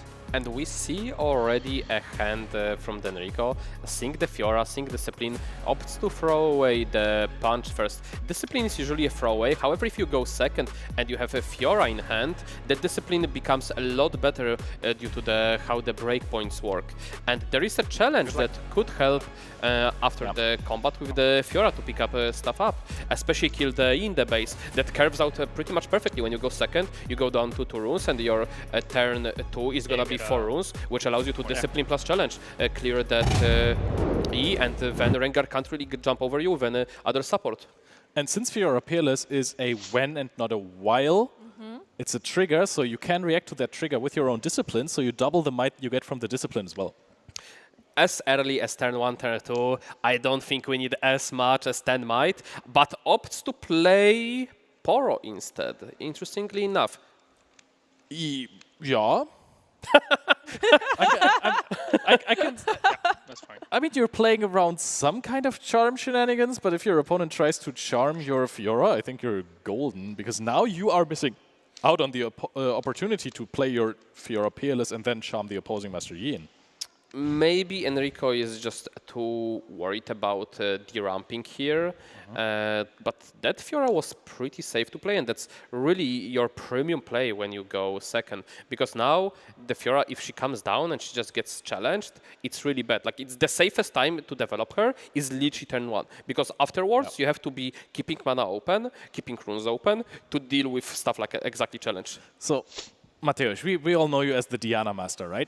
And in Diana, I think it's also very important that you play away at a point where it's safe and you can protect it. Would you say that in this matchup, the Fiora Peerless has the same importance as, for example, in the Diana matchup versus Master Yi, the Hui has? That's an excellent comparison, because the way you develop Hui is usually just you slam it as early as you can, or you delay it throughout the turns where you have enough runes to protect it with a flash, smoke screen, depending if it gets charmed or challenged, but you need some sort of protection, or you are sometimes just behind her, you have to jam it and not worry about anything. We see that there is here 2 mana to protect it, but if there is something such as Defy comes down together with the challenge, suddenly there is a problem. Yeah.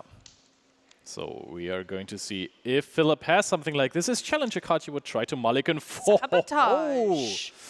That is something that you see.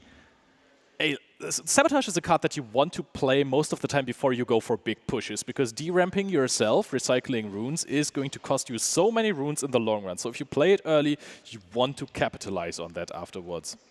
This is a pretty good hand, even though not having Rengar. This is all the tricks in the world you need to be dealing with in the mirror from the Philip, and he'll have perfect information about the opponent's hand, and being able to get rid of the discipline. I think Enrico did a small misstep of not using discipline here to just cycle it, because he doesn't really want challenge on the current board. But yeah, there is a charm. Oh yeah, of course you can now. Of course, just push in there. It's gonna be an expensive push. And oh no, there is unguard. He's fine. Yep. I thought he has to punch first, but he actually can just unguard, and it's gonna be a 6-5. However, there is a challenge from the Enrico. So, wait. Oh. We are going in. My word. That is now a huge opposition. Yeah, it's okay. Philip is really throwing some cards down, but he's also taking care. There was only challenge in the Enrico hand, right? There was no other interaction. Yeah. And oh, he could have challenged the Lonely Poro into the Master Yi, and then the Fiora Peerless would have triggered as a lone defender. Fair. Yeah. Or does she? But then, like, it doesn't. Okay, when she gets the +2, and she gets the Master Yi 2. Fair. When she gets to 8, actually, good. Yeah, that would be the case, because she become. But no, she already became defender. You are not becoming a new defender, because this is already past the initial. If she would got charmed, and then the Poro would have, like, let's say, gassed it, not in this matchup, then she would become a lone defender. So, like, it's already past the point where she became the defender. So this would not work. Philip's really going aggressive with that early alpha strike. I was not expecting to see that at this stage, but it has pushed him to 5 points now. Of course, Enrico Maria came back a little bit with that Rengar, so at least now he is kind of stabilizing his board a little bit. But Philip has really taken a aggressive stance in this game 3 to kind of try and put himself on the map. I think that is it Philip's turn again here? I think it was passed over with the Rengar taking out the Lonely Poro. Yeah, it was. He's only at 5, so he can't go for the punch first Rengar play, because that would set up game, put him to 6 points already. Puts down a Peerless into the battlefield, and the Master Yi ganks over because it is leveled up to 6 already. Punch first as an answer. He knows that Enrico Maria probably does not have a challenge. Spending a lot of resources here to try and pull this off. Yeah, true. And the one unknown card that he got from drawing was the Rengar Trophy Hunter. Yeah, so he pretty much knows it's Garand. It was no, he had that's fine. He had Rengar, he had the challenge, he has the Defy is a known card. Okay. So that could be punch first potentially, but he just says time to lock the game in. My hand is bad enough, and if he does not have an answer here, if he does not have another Rengar, the game is done. I think you have to make that play at this point because Philip's now so low on resources. You've kind of expended yourself. So if Enrico Maria has a comeback here, it's going to be devastating for Philip. There will be a challenge to deny holding to the 8 points. Yeah. You can take out the Fiora, Peerless here. So that is going to put Philip on a possible holding point for the next First mate top deck. Oh, that would be crazy. But he has Ganking, no? He's already leveled up. He's 8. He had to really challenge, double kill the Master Yi's here. He already saw the Ganking before. Is he gonna see it again, or did he possibly forget that? Pit Rookie and pass. Pit Rookie pass. We're back onto Enrico Maria's turn where he has an opportunity here to come back into this game. Philip, no. Why? Okay, I forgot myself, but like he just did gank himself last turn. Yeah. And yeah, I mean, Enrico banked on it, and he's now cashing out. He could have also challenged the Master Yi's against each other to guarantee that there was no ganking action. But he's not winning the game if he does this. That's the problem. That's true. That's the handshake. He's giving it over to Philip to take the crown. Regardless of a shaky ending there, Philip brings it forth, and our Star Wars champion has come forth and won that Master Yi Masterclass face-off. What a series. Right? Wow. I have to say that both played extremely well, but I think Philip had a slight edge with how clean his gameplay overall through the series was. Yeah. I thought the game 2 was almost like a call an ambulance, but not for me meme, right? It was so far behind, and then all of a sudden he had a game shot, and Enrico Maria had to play out of his mind, boost the double punch first grab to go for the And it was a top deck punch first on top of that. And the next turn, without it, he was cooked. Yeah. Game 1, of course, we saw that really strong start from Philip, and he really did go aggressive early on, taking point after point. The Poros didn't quite stick in there, but of course, he used lots of tricks, including those defies on guards. And honestly, I really enjoyed the use of Primal Strength from Enrico Maria, though. Yeah. There was getting a lot out there, knowing at some point that it won't be defied. So, but he was lacking one rune to make that turn really, really perfect. Almost cost him the game there, but finding another punch first was great. Also, channeling 2 body runes that turn was crucial. Oh, absolutely. And that Alpha Strike providing enough XP where the E could gank over was also pivotal. That's where he got it from. You were curious, where did he get the extra XP from? You know, I have Alpha Strike in my deck too, but it's Chinese, so I never knew you got XP from that. Yeah. XP can come from the wildest of places.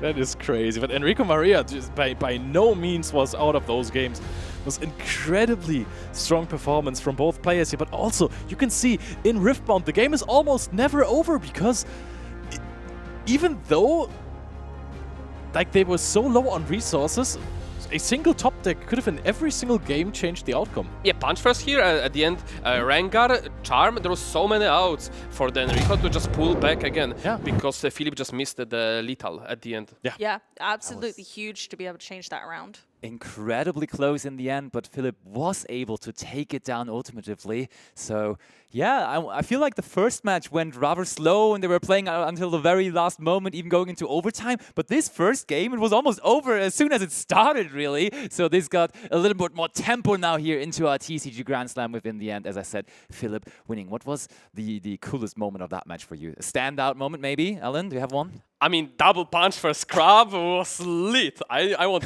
more of that. It was pretty good. A good one. You have one as well? Honestly, I also really liked liked it's mine. You can't take it. Okay, fine. Fine. I really liked the first Primal Strength. I think that was one, like Leo said, it was one of the cards that really felt like an underdog, but it is basically a cheaper punch first. It uses less resources, so you're not pushing yourself to your limit too quickly. I liked when one of them played like a Poro. That was that one time. That was We really had, cool. that was 10 great. times. Going first, Lonely Poro was really outstanding to me, and it exerted a lot of pressure as a 4-might unit, quote unquote. So I think that was where the players really started to play out of their minds. Well, I think we should find out what Philip himself was thinking about those Lonely Poros and that match in general. So we give it over to the winner's interview with Blavins. Hey guys, we are here with our winner of round 2 of the TCG Grand Slam, Philip. How are you feeling after that win? Relieved. Like the first game is always the most stressful. I had a little bit time to prepare for the tournament, so I was like fine with my plays. But it's still like you don't know your opponents, how good they are, how trained they are. We were playing the exact mirror, so that was the scariest one because like if you lose the exact mirror, it's like feel a little bit worse. But yeah, I won the die roll, so I was lucky in this, and I felt fine with my play. I know there's definitely a lot of like small misses, but I think overall I'm really happy of how it like turned out. Well, tell me about your preparation for the mirror specifically. I would imagine if you were talking to players coming into the event, you assumed that there's probably going to be Master Yi. Obviously, you brought Master Yi, so you know that it was at least going to be somewhat of a popular choice. What was your preparation into the mirror looking like? So my preparation overall was much shorter than I wanted because when we got news about this event, I was like super hyped. I thought, oh, I will have a month because there is no spoilers for my game for the Galactic Championships that are in 3 weeks. And then FFG spoiled whole set a month in advance. So my like preparation shortened to like from a month to like 4 days. So I started, my first game was Monday, like the true like game, but I had 4 full days of like only grinding Riftbound. So I played a few of the mirror matches. I didn't really train for mirror because I know every card in my deck, so I don't really like, this is not a match that I knew I need to train more. I didn't expect like, I didn't really know what will be the taken deck, so it could be anything. So there wasn't really a specific thing I was playing against. I just wanted to learn my deck the best I can, all the tricks, all the like hidden interactions, to just be like well prepared with what I can do, and then like I will try to learn what my opponent's decks do on the fly. Absolutely, and of course, you got the win here in the very first round in the mirror match. Any last thoughts as you're going into your second match of the day later on? Yeah, my second one should be the hardest one. But I hope I will not make it easy for Alan, and maybe snack a win or 2. Always looking to get a win there. But again, congratulations, Philip. But with that, we will send it back to the desk. Already targeting his next opponent there, Alan. Do you have any words for that? Are you looking forward to play against Philip there? Oh, absolutely. I can't wait. We talked a bit throughout the days. And as much as I have only 6 bet matchups with my deck, it will be fun. Yay! Well, easy peasy. But how humble of a man he is. He only started playing this week, he said, but then grinded non-stop at every single time, probably played for multiple hours there, and getting to that stage, like he played so quickly in those first few motions. He knew exactly what he was doing. That's a sign of a true TCG champion, right? Because you know he has that resource understanding from his own game, and therefore he's very able to transfer that into his new game. How impressive. A bit too fast, perhaps, because we've seen game 1 and game 3 missing out and not thinking through possible lines and what can happen, and just driving that tempo to the possible loss. So a bit, I think, to take away definitely from the series, to cool yourself at the end of those matches, even though the rest of the game looked perfectly fine. Well, yeah, almost that last sequence of the game where he missed to actually go into that other battlefield with the Master Yi Tempered was almost costing him, but Enrico Maria had no answer to it anyway, so he was still winning. Almost, though, that was his like throw of the match there, but he did in the end win. But as I mentioned, Enrico Maria, we of course also want to hear from him. All right, we are here with Enrico Maria. Unfortunately, not able to win here in the mirror match. How are you feeling after that really close match? Yeah, I'm not mad about it, to be honest. It's a very close mirror match. I knew that the die roll was quite important, so I rolled a double one, so I was like, okay, nice. You roll a double one, you know how how it's going to go, but hopefully not the rest of the day. How are you looking at the rest of the day for today and the rest of this event for you? Yeah. I'm looking forward to the next game. I know it's a very interesting matchup you guys are going to see, but I'm asking my coach to give me all the tips for that matchup, so I think it's going to be nice. Well, tell me a little bit about your coaching and preparation for this event. Obviously, a lot of players. I've just been overhearing your conversations. You are very busy. Basically, every weekend you've got a regional or high-level event for One Piece. What was your preparation for this event like? I had to ask some friends. I have really close friends from like other TCGs that play constantly Riftbound. So I decided to ask them for like some kind of like preparation. It was quite quick because I had to prepare in like a week. But I already played the game a little bit, so I knew the rules. Of course, I don't really have like regional preparation, but I think it's good enough for this event. Absolutely. And for this event, I mean, just the atmosphere, everything, how are you feeling about this event in general? It's great. It's great. So satisfied I accepted the invite. Meeting so many good players. It's just a dream for a lot of people. I'm glad that I can share the same room and talk to them. Absolutely amazing. Well, Enrico Maria, thank you for that and good luck in the rest of your event. With that, we'll send it back to the desk. I love how the TCG Overseer stares down there onto the two people the entire time. And that TCG Overseer with the Mulligan Mania really changed how that match went down. And I am curious, how well did the players even prepare for the Mulligan Mania? Are they aggressive enough with their mulligans? Are they searching for the right cards? What is the prime card to search for in Master Yi, would you say, when you are able to mulligan for 4 times?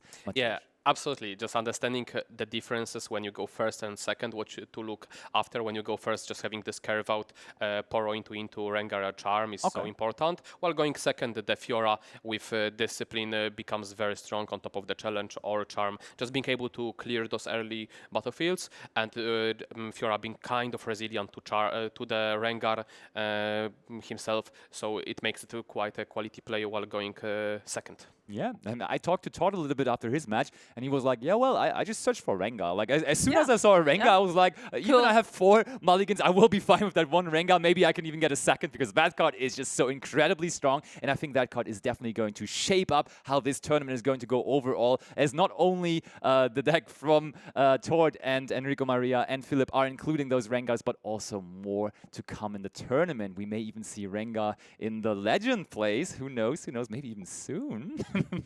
But next up, we can have a quick look at the schedule as you can find out who's going to be the next players. And look at that. Who do we have there? We have Grzegorz Kowalski versus Joshua Schmidt, 2 absolute titans that have been doing it for years. Joshua Schmidt, of course, a legend in the Yu-Gi-Oh! Trading card game, but Grzegorz Kowalski, a legend of multiple card games, Grand Prix winner in Lyon 2018, Worlds finalist in Magic the Gathering, already crazy, but also winning the Flesh and Blood World Championships is crazy impressive. Plus, and that is more relevant for this tournament, the most recent European Best of Rengar in Utrecht, making 24th place, I believe, which also gives him the qualification for the regional championships. The exact numbers. Amy, is that going to be a huge advantage over Joshua Schmidt, or do you think he's well prepared to go up against that champion? I think that it is going to be a huge advantage. Not only has Gregor shown that he is a fantastic player, multiple TCGs, but having the practice and the reps, much like yourself, people are fearful of that in this event. And I think that it could come to show that actually not only his prowess in other TCGs, but also the practice and the reps he's had at a top competitive level against other good Riftbound players will give him a little bit of an advantage. I also feel like the Mulligan Mania is going to help a lot with his chosen deck. So in the... Okay, we don't spoil the matchup, right? Oh, you could do it. You can go ahead. We're gonna, because this is kind of cool, especially for the. We're gonna have Rengar against Diana, where the Mulligan Mania heavily favorites the Rengar, because again the Diana deck is hurt by this by the most, because it has a hand filtering and drawing like no other deck. So you don't want to give your opponent option that where they just play power cards, and if they are able to find the correct cards for the correct matchup, is a disadvantage. And we cannot cut Joshua short, even though he has less experience. We talked about the matchup until midnight yesterday. He knows what the Rengar cards does, and then we played a few games, and he understands what his loose con is and what makes the matchup a lot harder. Don't underestimate those Yu-Gi-Oh players, right? Because every single game that Joshua was getting in, I think what I saw from Joshua also, especially when he was playing with you, Mateusz, was every single question that he was asking was so good. Like everything was so well thought through. He was asking the right questions, getting to the right conclusions. And I feel like every single game he played, he like upgraded, like he overcame 100 or 1,000 players of Riftbound, even now almost is in the top 10 overall, it feels like. If you give one match to every single one of those players, they get so much out of it, and that the initial learning is so much faster for those players, given all the experience that comes from the other card games. It's just such a joy to watch those players learn, and I just wish we had more players and crossing over to the Riftbound. Yeah, we can all learn so much from all of those amazing players, but why don't we learn a little bit more about Grzegorz? I'm Grzegorz Kowalski from Poland, mostly known for playing Magic the Gathering for a long time and winning world championships in Flesh and Blood. So my first touch with TCGs was, I think I was around 14 or 15, and a friend of mine just brought booster packs to school, showed me what it is, and we just started playing on our breaks. And then I think 2009 was my first international tournament. I liked it, so I started playing more and more. And when I finished high school, I basically had to make a decision if I want to go pro or go to college. So I decided to give myself a 1 year long break from going to college and try my best of playing card games. So I just went full time on playing, and after the year I had good enough results to just keep pushing and never went back to school. Right now I can say my main game is Riftbound. From like a few months. Before that it was Flesh and Blood, and before that it was Magic the Gathering. I was invited about a year ago when I heard from someone just asked me on Discord if I want to participate, and the idea of 8 world champions from different card games playing a new card game, which was Riftbound at the time, sounded great, so here I am. I think the idea of Grand Slam is great in terms of bringing all TCGs together, because for now we have like people playing Magic, people playing Flesh and Blood, people playing Riftbound and stuff, and the Grand Slam is basically people playing TCGs, and this is what I like to mix TCGs. I think event like this is so unpredictable, then making any changes in your mind that can make stuff better can just make it worse. So I decided to take my trusty deck from Utrecht, which was the last big tournament in Riftbound, and just try to play my best and see what people bring. I think my strong part is technical play. I usually don't make like an obvious mistakes, like missing triggers and stuff. Like I do make strategic mistakes from time to time when I overthink, try to play around too many stuff, and for no reason. That's my I guess a low side. But I think in terms of like technical play, not missing triggers, thinking about rule interactions, stuff like this, I think that's my strong part. I'm most afraid of Alan, definitely the best player in Riftbound in the world, I think, already. So there is 8 of us, and we just try to dodge him for as long as possible.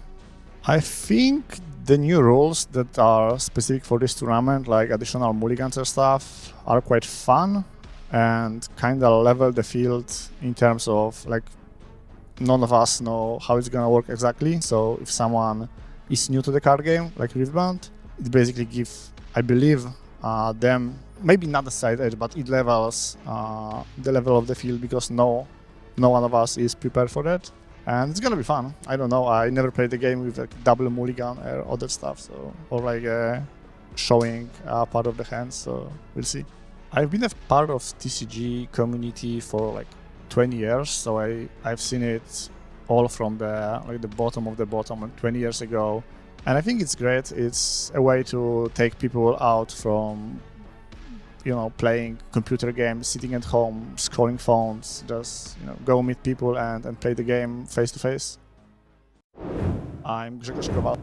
Welcome back, everyone, to TCG Grand Slam. I am Blevins, joined by Amy and Lumpy, and we've got an amazing match coming up here very shortly. Gregors versus Joshua. You've talked about it a little bit already, and we're going to make some predictions, but no one really cares about our predictions. We want to hear your predictions in the chat, in Joshua's chat, but also we want to hear from the TCG Oracle. We're going to rip some booster backs and see who the TCG Oracle believes is going to win this match.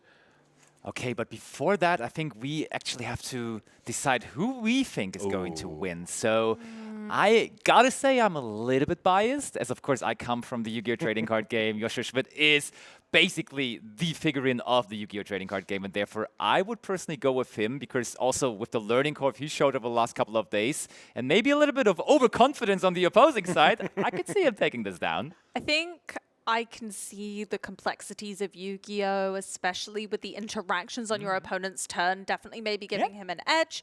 So although I personally would differ in my view, I know we have to be unanimous, so I'm willing to go with Joshua and believe in Joshua this time. Sounds about right. Well, there you go. My opinion in this matter does not matter, because I will, of course, be unanimous here, even though maybe I did predict Gregors to win the entire event. Doesn't need to win every match to win the entire event, so let's go with the caster prediction of Joshua. But let's hear and see these packs get cracked. The TCG Oracle will speak. We'll do Yu-Gi-Oh! First here. Okay, we'll have Amy on the I'll ready to spot check some prices here to see which pack was better. Monster. Will the TCG Oracle speak? Who will they favor? That's the Abyss of the Sacred Beast. Light and Darkness Ritual. That's like a retreat of the old cards. The Phantom Knights of Armbridge Vale. And I think this is about to be our hit.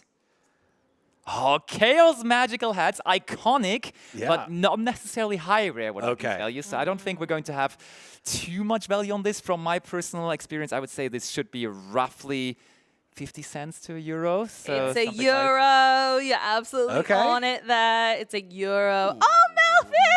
Melfi's joyful surprise. So cute. I love Melfi. It is a joyful surprise. Angelachi enlisted Summer. Basic card, right? Just Summer. Just over 20 years of Yu-Gi-Oh! And then they print the card that's called Summer. Yeah. And then there's a Clown Crew Finale. Oh, last card of the pack was the finale. That's thematic. Well, there we go. Dramatic, right? Okay, so not maybe the best showing for the Yu-Gi-Oh! Booster in that case, but let's see if Flesh and Blood can do any better, I you suppose. do need to do a little bit work to get over €1, I will say. Let's see. Let's see, indeed. Let me know what card you'd like me to check. We'll find out together. Got the Vault-Bound Duality. And then there is the Constella.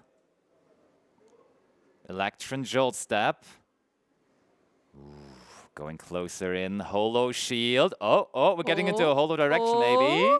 That's the Flow Stride. Beautiful. Oh, that's Nebula nice. Duality. I love the art on that card. Ebbing Arch. Oh, yeah, they're all like a little angelish. I right? love it. Angelic. Ooh. Stunning. Flittering Force Field.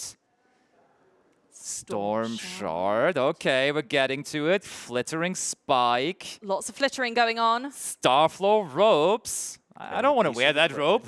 Why not? That's dangerous. Zap. Core Reaction. Rift Breaker. No, we're playing Riftbound. Right? Right, Riftbound, not Riftbreaker. Oh, that's a foil here. Road Authority. Okay, so that's a foil rare. If you look in the bottom left, that will be the rarity for the card. So that's a rare. I don't know if they're... Oh. And that is a... Oh! That's a token. That's a token. Ziggy token and the embodiment of lightning. Yes. So I think we are going to check our foil here, which was the Erode Authority. And do you have any news on that, Amy? I'm gonna have a double check, because let's have a looky.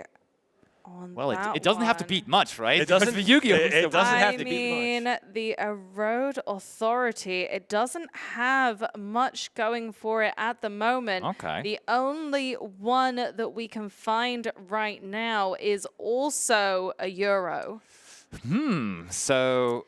And now it's just above Yu-Gi-Oh! In regards to the average price. Yeah. So the Flesh and Blood is taking the win there, but only by the smallest margin. So maybe the Oracle is saying this is going to be a close game. The Oracle is saying that this is going to time and we're going to have our first draw. No, of course, it is going to be a close match. I would imagine it absolutely will be a close match, but the Booster Oracle has spoken. They're going against the caster prediction, which seems to be, well, we, as the casters, won the prediction last time over the Booster Oracle. And it looks like the community as well has gone for Joshua as well. Of course, voting on Joshua's channel as well. But enough of this. Let's jump on into the match and send it on over to you. Delicious. I'm ready. Are you ready? I am absolutely, and looks like there's somebody else ready. Who can it be? Out of the door there, Joshua Schmidt, and that's the definition of aura with that banner behind him. Whenever there is a world championship title on that banner, you know you're facing someone that knows his game, and Joshua Schmidt knows game, but does he also know Riftbound game? That question will need to be answered, but I liked his pose on the overview, like the thinking pose with the finger on the hat. Oh. And one of the most fearsome names in trading card games, Grzegorz Kowalski, bringing that champion title in multiple games to the stage.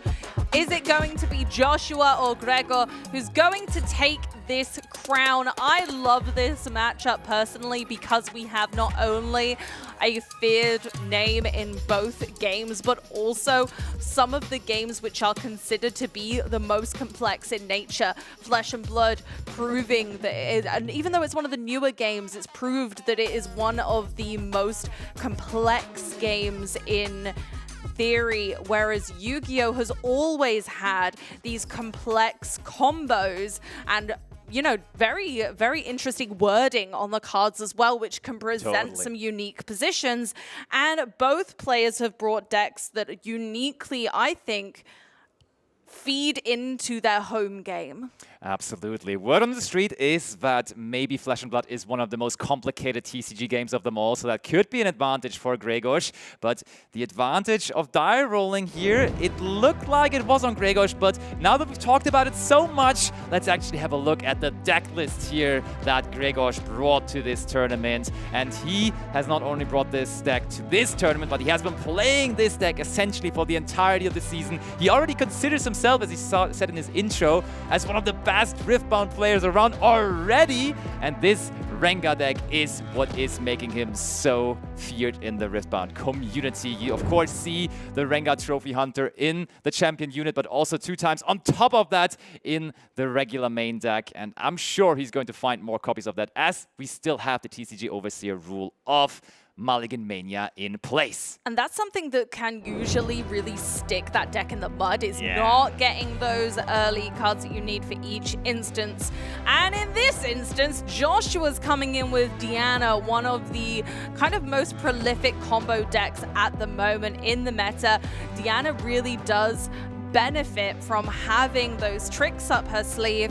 That actually mulliganing and siphoning through the deck is something that this specifically does kind of trump. It always is about that kind of going through the deck, using stack deck to get to the cards you need faster. Is Mulligan Mania going to give your opponent more of that feel and more of that advantage, or is it only going to feed into the whole tactic of Diana and allow them to put cards they're not going to need to the bottom of the deck? It's rough, because Diana, probably out of the field of the decks we have here, is the one already having by nature the chance to draw so many cards, to predict cards, of course, also with your champion unit, the Diana Lunary, and therefore it's not necessarily in the need of having multiple of those mulligans, but still it can't hurt, you know? Like having the perfect opening hand for any kind of deck is going to be a better start than struggling and just relying on those top 2 cards after the mulligan to be perfect. It looks like though they both are, oh, Josh is still... Oh, that's not the first mulligan he's taking. I think we're going for 2 again. So maybe Joshua Schmidt, a master of his game, has studied the mulligan mania rule as well, and therefore is going to go for it aggressively here. And we also do see that there already is our battlefields coming in that we are going to be playing on. Joshua is bringing Rockfall Path, while we see Gregos relying on Star Spring. In case you at home don't know what those do, Rockfall Path says that units cannot be played here. Yeah. And Star Spring, the first time a player plays a non-token unit here each turn, they can move another unit they control here to the base. So it's about bouncing those units back and forth. That's absolutely true. And I mean, Rockfall Path against decks that want to be aggressive against Fury decks is definitely not too bad because, of course, you are working around that ambush mechanic and you're trying to be safe from that. And Joshua has won the diary and therefore will be the one leading off the action, doing so here with the Traveling Merchant. Straight off the bat, bringing in more. Okay, Apothecary down. And we now can carry on and start getting into the thick of the action.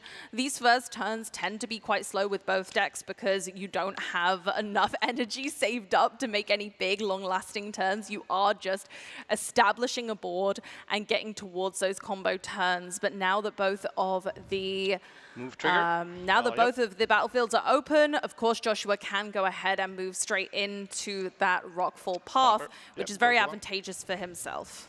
Yeah, you do see here right away why we said that you do not necessarily need that Mulligan Mania for the Diana deck, because immediately on the second turn, already Joshua, by triggering that Traveling Merchant, is able to draw cards. And we do see another card that's hugely important against aggressive decks, as already here, with all of those 4 runes being used, the Vex Apathetic is established in the base here for Joshua, which of course is his way of protecting even more so against units with ambush as soon as it does hit the battlefield. Yes, stunning units can really slow things down for your opponent, especially if they're trying to be aggressive, which is the classic nature of Rengar. That's true. Okay, so we do immediately... Trigger here and draw. I like how Gregos just says, play this guy. He says, this not fella, even the name. Here we go. Moving straight in on the Traveling Merchant. And that will generate that momentum, really keeping pace. That's what Rengar always wants to do, right? Keeping pace with the point total and not allowing Joshua to pull off these spell combo turns.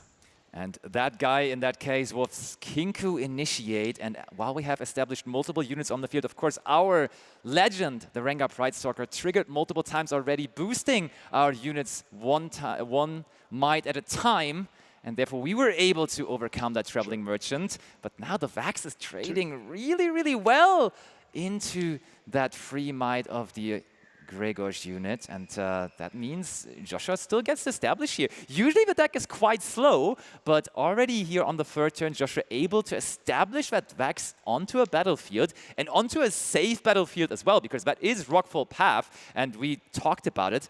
Units cannot be played there. So that's a really, really solid start for Joshua. Here comes Hui, and again, we discussed with Alan how important it is to get your Hui down early. So important. And this is kind of actually, I'd say, like the latest you want to be playing that. So the earlier the better, but now is absolutely fine. And with the extra protection from Vex on the Rockfall Path, you know, it should be relatively easy for Joshua to keep getting hold points here now. And that's exactly what he's going to try and do, is just not allow Gregos to push his way into battlefields. Honestly, this sounds like the dream start for Joshua that he has had here so far, because every single turn it felt like he was able to play the exact card that you want to play in that curve scenario. He was able to get that 2-drop with the Traveling Merchant. Vex the Pathetic was huge the turn after, already now sitting in the battlefield here, and now maybe the strongest card of the entire deck with the way, definitely one you are digging for in a Mulligan Mania situation, and therefore Joshua, rightfully so, can be quite happy with how this is going so far, I would imagine. Way just gives so much flexibility in the early game because it has those, you know, elements of, okay, what do I need right now? And being able to have flexibility is what a combo deck is all about. It definitely is, but Gregos already having 2 units in the base, and therefore maybe the Vex not as safe as you would think, but also to be considered, Joshua still has 1 rune open. Is there something we can expect from him there? Which we could, I mean, of course he's playing the classic Chaos and Mind cards, so there definitely is a potential for example, let's just say the one that does -1. Oh, I forgot. Okay. Oh, no, we're seeing the hand of Gregos. Yeah, I was going to say, we get a sneaky peek at the hand. We've got more units, but kind of not a lot of combat tricks, so it looks like we're going to be going in quite heavy on units and trying to overwhelm Joshua's side. Darius target himself. That's an early Darius. Play Fey Folk. Darius and a Fey Folk.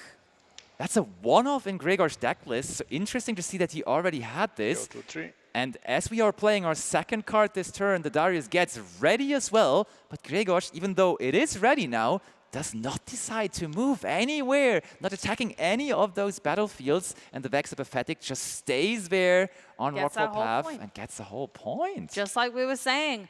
Now Joshua's going to be kind of trying to, I imagine, try and keep that whole point, but Gregos is making a really strong stance, saying, okay, I'm going to build up this backline with units, maybe draw more cards where I can, and then go in and battle you to try and overtake and overwhelm your defenses. Maybe if Joshua slows down on how many units he's able to play, Hui moves in and gets that next conquer point.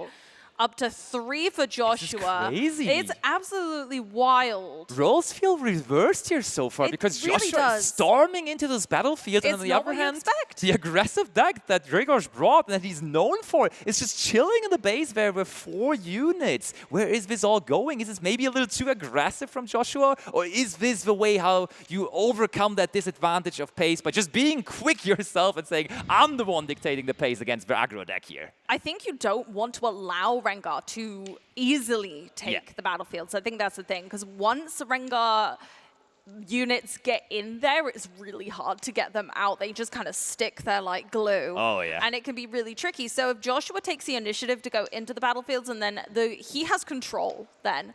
But choosing to actually bring this Vex back now, so units no longer get stunned when they're put into play on Gregor's side. That's an interesting move. I mean, now that the game is progressing, of course, there always is the Rengar Trophy Hunter lingering around, of course, as the champion unit there in that zone. And that one, of course, doesn't care as much about the Vex necessarily, because it can still just be played onto a battlefield. But not into the Rockfall Path on the other hand. No, So in the that's what I was combination, thinking. Like, it's it doesn't... weird, yeah. But we want to keep it safe here. Now Gregor, with all of those runes, being very careful, being a little bit ahead here, even now at this point, in terms of energy, has a really, really huge turn ahead of him. And as we see the challenge there in the card highlight, we have seen it in his hand. Is that maybe something to take out the way here, or can we just do it in a regular way? Because the way, of course, is open for a showdown here, as it is sitting in the battlefield, and the Vex is much more protected in the base. But how well protected is it against a possible challenge is the question here. The terrifying thing about challenge is that the units don't have to be at battlefields. You can target base. Yeah. So Vex might not be as well protected as Joshua might be hoping, but it is one of the few kind of really push spells that Gregor has to be able to overwhelm an opponent. We do have the punch first now, which also gives Gregor a really large impact when it comes to battles against Quay now. Darius and Quay. I guess I pass. And no action. And Joshua, noteworthy, has been dictating the tempo on the battlefields, but has completely open runes here for the opponent's turn, and therefore uses one of those. Now, does not even use one of them because he can use the Diana effect for it. His legend will be used for Stupefy, changing, of course, the might in this showdown right now in favor of Joshua, being up 1 right now. Darius getting stupefied, and now it's time to bring on Rengar, who can pounce into the Star Spring. Of course, but Joshua still with plenty of runes open, so he must be waiting for this big showdown. He is prepared for this turn. He left so many of his resources open. He was able to check out so many cards with the Mulligan Mania, and then the additional draws as well off of Way. So you are. Is Joshua using up too many resources here? Too scary? Let's see, they're comparing the might here. Looks like we have gotten to 11. And you have in hand how many? 4. Yeah. 4 cards in hand, as Joshua is asking. Always a worthy question to ask, to kind of think ahead of how much we can expect there. And 4 is a decent number to hear, right? Like 4 is not overwhelming. You're like, okay, 4 cards, that's not too much that can happen here. And that is a wind. Right, the wind. Right, the wind, sorry.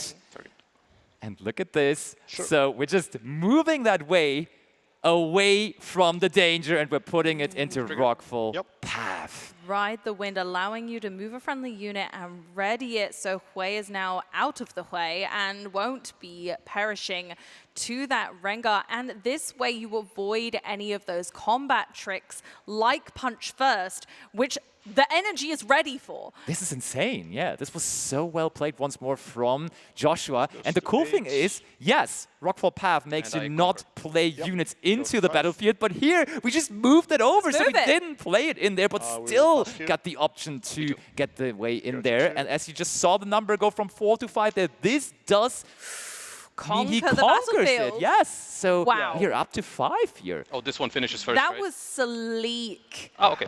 A beautiful play, not only protecting your own units, but also protecting them furthermore from any further Rengar plays. That now is out of the question, at least for now, and Hui is in a much stronger position and completely out of the way, not being able to be targeted, free of combat tricks, which we know these red-orange decks are really strong for. Totally. But they don't have a lot in the way of preventing you from concluding an action. Joshua has always been a combo player, no, a control player in Yu-Gi-Oh! And he's controlling the pace of this play here. Even jumping from one battlefield to another without ganking. And that is Joshua just getting another turn. And Gregor, that's 6 points. He's running away with it here. Who would have expected this Diana deck to be so aggressive here early on? And now Josh with all of those open runes and still a decent amount of cards in hand, because he didn't even he didn't even need to use too many cards that last turn. He did the Stupefy, which gave him an additional card, of course, as it's also drawing a card. And then the Ride the Wind, but also we had the Way trigger to draw another card because that moved, of course. So this is insane consistency and insane execution here from Joshua with 6 win points now overall already. It just goes to show that if you use your resources well, you don't necessarily need the toughest units. What you need is to be able to know where they need to be and when, and make sure that you control the flow of the game in that respect. This is another way to do that, using Tie Turner. This is hilarious. We trigger the Way again. Way goes, moves, triggers again. Tie Turner still keeping Rockfall Path under control. Yes. Even though you can't play a unit in there, you can Tie Turner in there. Well, we already got Vex Apathetic on the field, so we can just discard another one. And that means Way this time is not going to draw a card, but instead is going to be able to get 3 additional might. Are we going to use... Oh, wow. Going into the Darius and the Rengar. So how much is that? So we have 8 on the Way, and then there is 6, 11 for the side of Gregorsh. But first of all, of course, the move trigger of the Way. Draw a card. Are we... Oh. That is... This looks like it could be a big play. Yeah, we're trying to make this all a little bit bigger. Moonfall! Joshua grabbing the stars, grabbing the moon. 11. Are we bringing another unit here into this battlefield? Yes, of course, the irresistible Faithfolk. Yeah, bringing that forward and resolve? giving -2 yeah, to the this opponents. So -2, -2. The funny thing Does this now... technically still get -2 or just -1? Depends how it's written. Here's just, let me read your card, I'll explain So to if it gets a you. buff later, it would still be at 0? Yes, I'll get a trigger, gonna think if I want to use it. That's what I was thinking, because we on purpose decided to take that card there into the battlefield that does have a move trigger. So when we are going to use it now, we can bring another unit from the base into this battlefield, but will that be enough with all of that minus?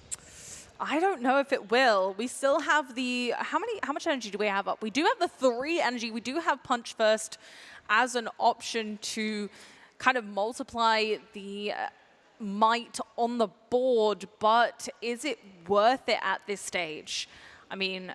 Oh, we gotta do it. We got to. I think you have to. I'm thinking about the math here, and I think you have to make a push, especially with your opponent forcing another unit in there, kind of forcing you to play cards in a disadvantageous way. Or maybe just another unit with ambush as well to overcome the disadvantage. It's very close right now. It's 7 to 8, so it doesn't really need a punch first, because punch first would just overdo it, really. So maybe something that just gives you 1 or 2. Of course, triggering the Rengar Pride Stalker as well gives you a +1 easily as well when you play units. So I think just a cheap unit here, maybe that can be played as a reaction, like an Inferno or something could be decent, but maybe we don't have that because it looks like punch first. I think the punch first is being heavily considered. It feels, you're right, it just feels like overkill. Right? You don't need to be playing it right now, but that to lose that many units feels bad, right? It does. Darius is the target of the punch first. This is such an investment, resource-wise. Just if Joshua has another card here to change the total might, overall this could be very much the deciding sequence of this entire game here. And we know that, for example, there could be as easy as a gust here on Joshua's side, possibly just returning something back into the hand here, like the Irresistible Faithfolk. Correct, yep. Yep, Joshua clarifying this would be 12 might on your end. We're on 8, so we need to overcome a difference of 4 if this does resolve. How does this work? Is this already counting as a card being played? So if he puts another card on the stack, it would immediately ready? It creates a trigger as soon as the card is played? Asking the technical questions, and that's what Joshua is always doing. So they both have to resolve? Okay. Always trying to find the nitty-gritties. He's always trying to be as knowledgeable as possible. He already, with only playing so little so far, is able to have such a big knowledge here in this game of Riftbound. And that gust that we were talking about is going to be used here immediately on the Darius. Gus now pushing Darius back, even though Darius has the advantage because of the punch first.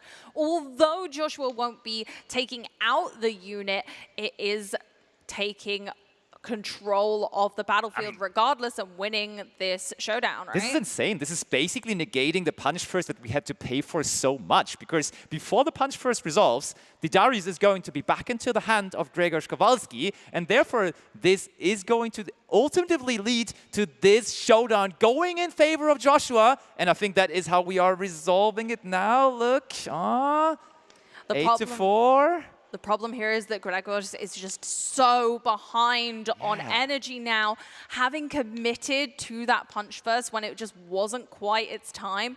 But it was so scary having 3 of your units going down otherwise. So in a way, punch first did have some value because Darius is back in the hand now. But we are concluding that, and wowza, that really puts Joshua in a commanding position now on 7 points.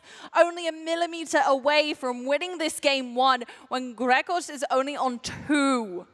That's true, and I mean, that backs up a fatigue. Now that we control both battlefields right now, may as well be thrown onto a battlefield here too, as we are only 1 winning point away from the entire match, and therefore we want to make sure that next turn we just hold one of these, and then it's golden for game number 1, or do we just keep the Vax in the base to make sure it can possibly just conquer more next turn? I like the idea of just going into one of those 2 here though.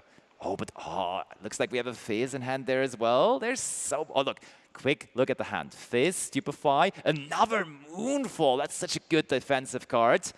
But before that, we gotta go for a more aggressive card played into the battlefield here, into that Star Spring that Gregor brought onto this field.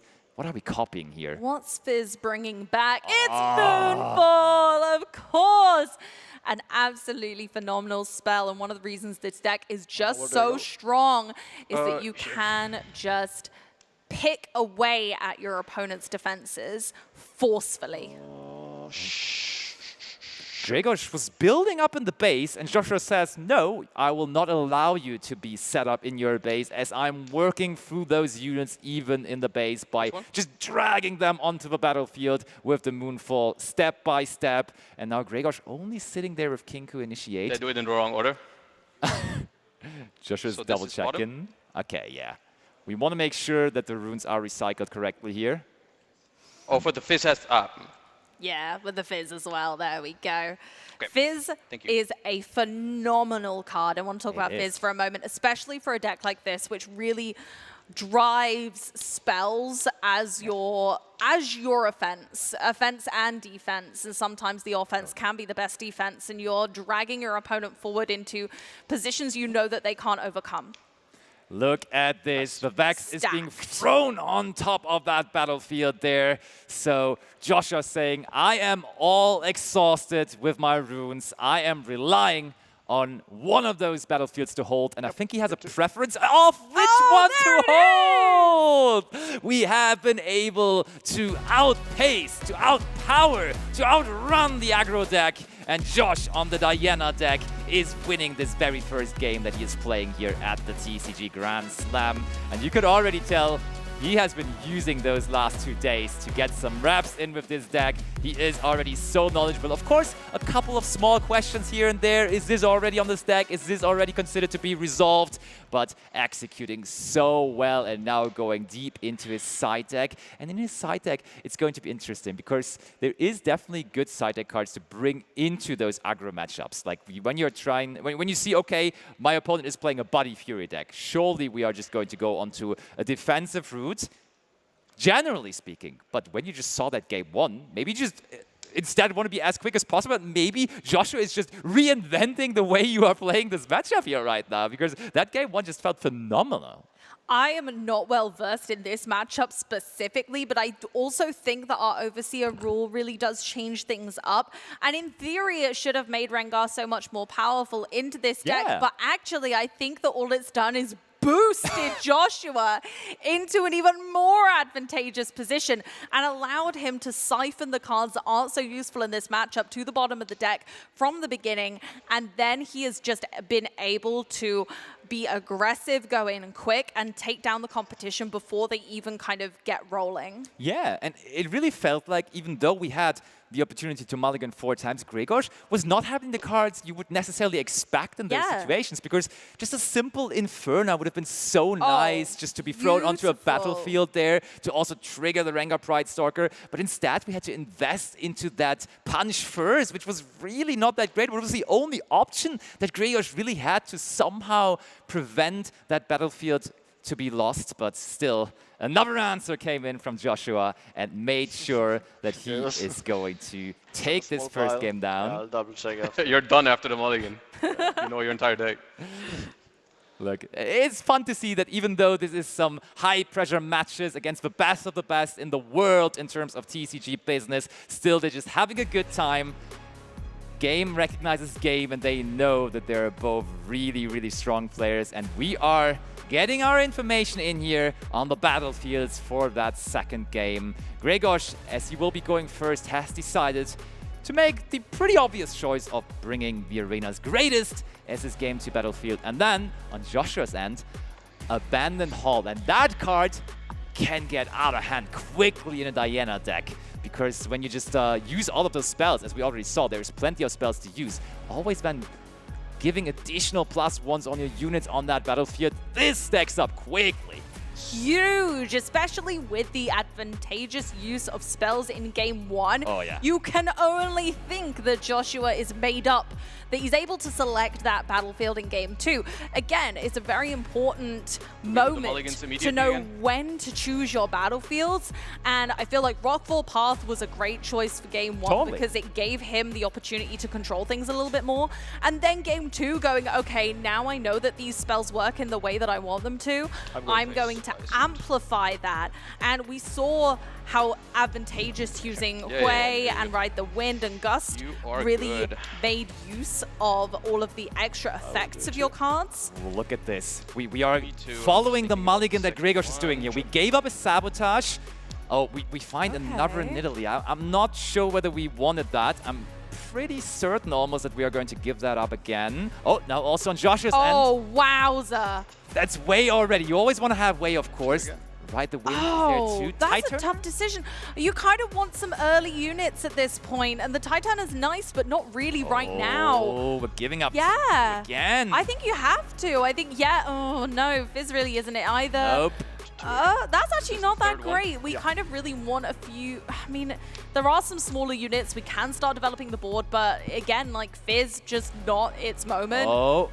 Gust. Stack deck. Stack deck's better. Stack deck's there because essentially you get to continue Mulligan Mania. But also, I mean, you have to see this from the perspective of Josh.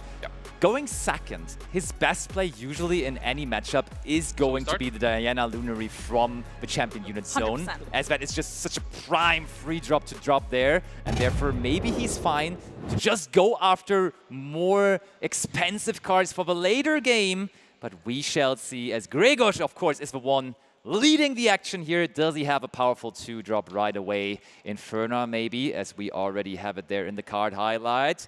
I'm seeing a lot of kind of 2-cost cards, but I can't quite pin down which ones we're looking at. I think it is the Inferno that we're considering now. It's a Pit Rookie as well. Pit Rookie. I like Pit Rookie. A classic set 1 card. Yes, it is, but it's so much better, of course, when you get to play it at a moment where you already have established a unit on the field to make use of that buff, right? We do like free things. It always tastes better when it's free. Oh, and look at how free that Diana Lunary comes in there from the champion unit. Not giving up a card in hand, establishing one of the best free drops in the game right away, so Joshua cannot be mad about how this went. Interestingly enough, Gregos, as we now see his hand, he did in the end to decide to keep both of these Nidalee, or maybe another Nidalee came with another mulligan, but in the end, 2 of them ended up in his hand here, and this is now where Gregos gets to make a decision early on. Usually those first couple of turns in Riftbound are being played quite quickly, because there's only a couple of runes open, you cannot even play that many cards just by the pure nature of the game. Still, Gregos seems unhappy, but is going for Inferno plus Inferno. Bringing an Inferno onto the field once more, establishing multiple units in the base here, keeping the Pit Rookie in the base too. Okay, I like this. Again, we're building up, but with multiple units with Assault kind of on the board and in the hand, ready to go. I'm liking this kind of almost tempting Joshua into the battlefields and saying, come on to the battlefields, it's okay. I've only got a couple of units, wink, wink. And then you go in with these big assault units, hoping that then Joshua's kind of left himself a bit too thin with those points, trying to gain that early advantage. Open invitation to the battlefields has been outspoken, but Joshua once more just uses the curve efficiently. In the first turn, we get to use all 3 of our energy to bring the Diana onto the field, and now on the second turn that we get all 5 of those energies into a way. So early on, very well established once more, but so far, none of the players actually interested in going into any of the battlefields. No, and that's where this is already differing from game 1. We didn't see the early trounce into a battlefield for Joshua, which does indicate that his hand isn't quite as kind of special as the first game, quite as flush with fantastic cards. But moving on, still not a single unit at a battlefield. This feels like a game of chicken. What is going on Who's here? going in first? So Josh, I mean, it's of course, it's valuable to move both of these units on the side of Joshua right now, because both of them do have that extra effect when they are, like the way when it is moving, of course, gets used as effect to possibly draw more cards. And also, of course,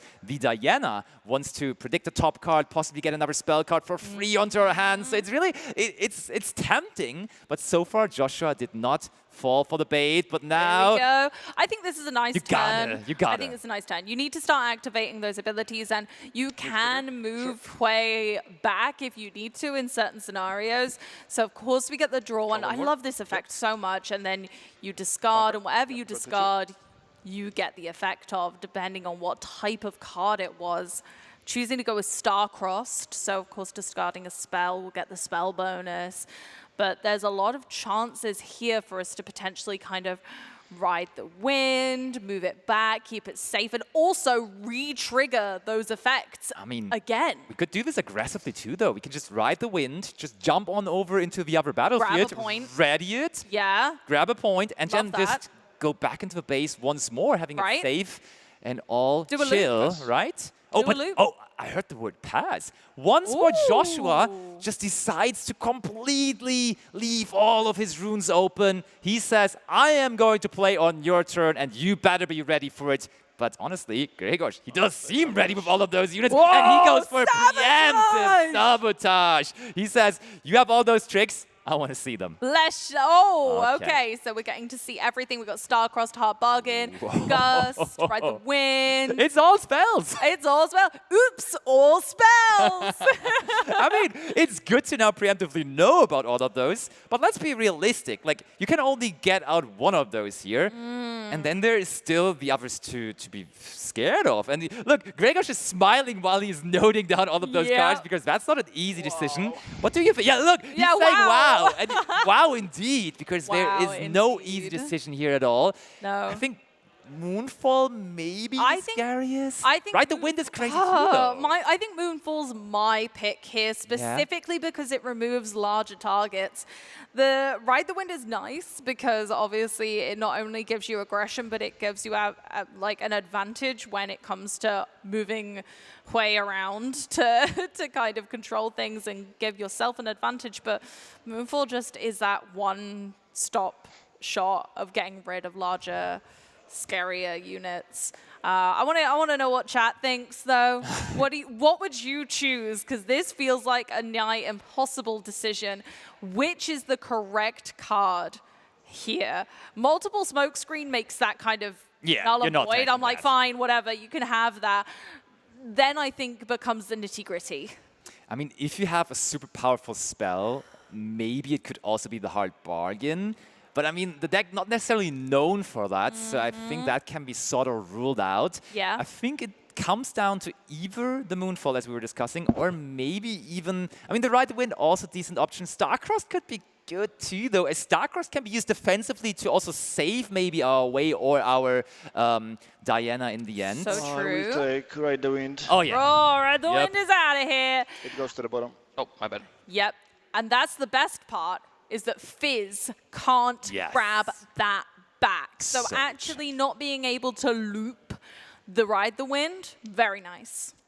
Totally. And I mean, that's what you will get from top-level TCG players. He took a solid 2 minutes there to already map out the entire turn that he is about to be playing. And Joshua, with all the interruptions that he has, Grzegorz basically already made his assessment how he's going to use them and how we are now playing into this. And the safest way to do so is to not phase or Ride the Wind this turn. But I do feel like this turn gotta be the moment. And I mean, Sabotage usually also is a sign that you're trying to go in this turn. Like when you start off with the Sabotage. Ooh. Surely I feel like it's now or never, because Joshua's not going to suddenly not have those cards in hand. He might play some of them on his own turn, granted.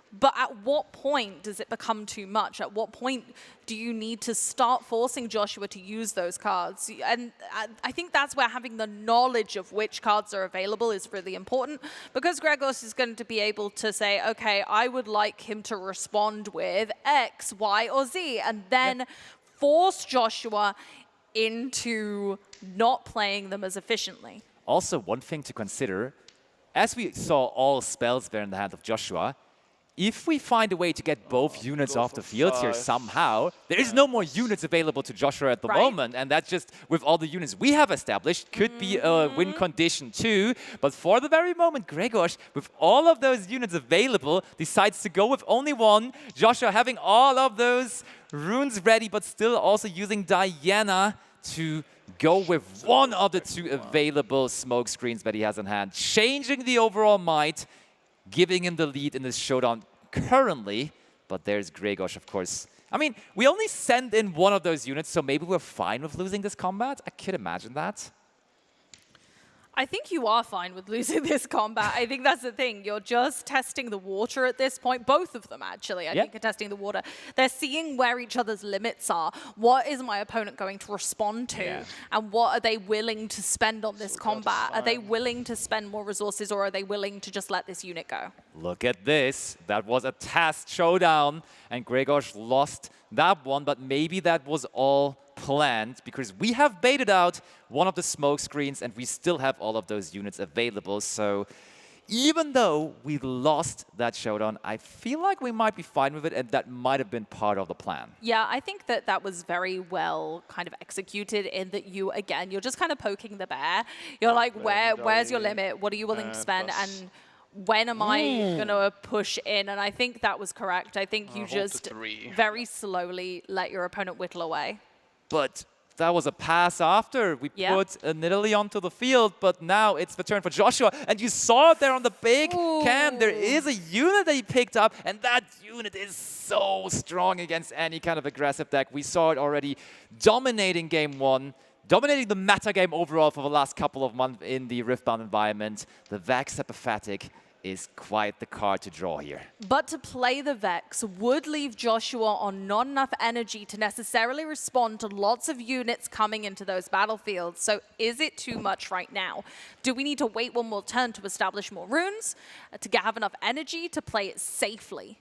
That's a good question. I mean, how much? We have 6 in total right now.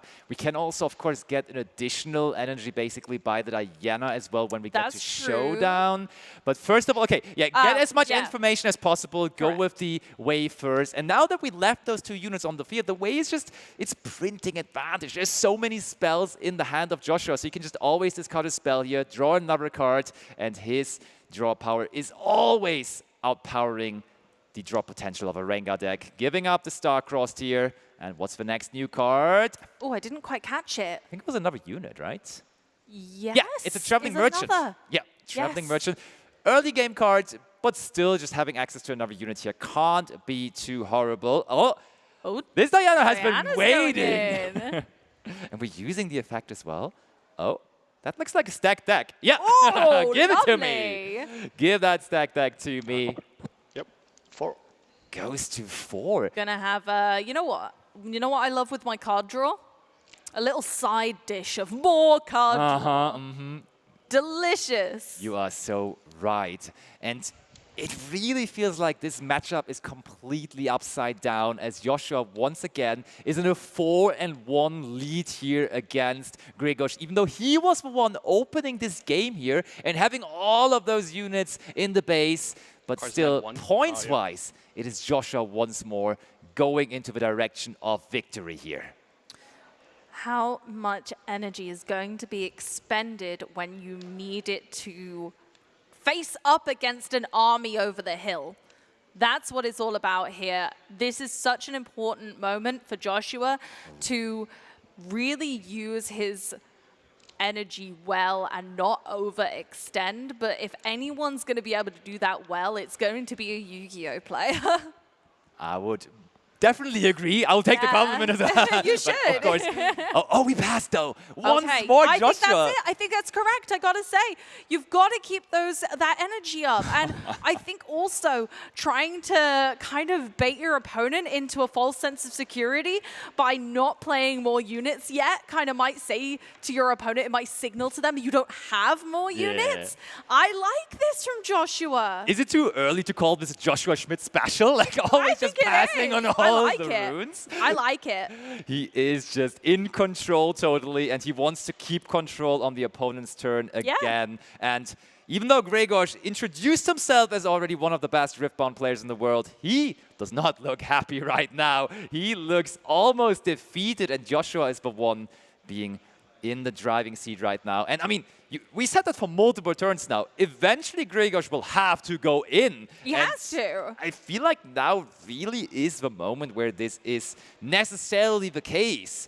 And I mean, Gregor could choose to take a cheap point by going into Arena's Greatest, so that there is that. You could just go ahead, go into the empty, into just the get open, on the board, right? Get on the board, and maybe even then try and get some hold points. Or you go, okay, my opponent doesn't have many units, but they do have a lot of energy. Is it worthwhile? Am I just going to get countered? There are so many questions that really bear answering here that it's a troublesome quandary as to whether you go into the open battlefield or whether you try and challenge the Diana.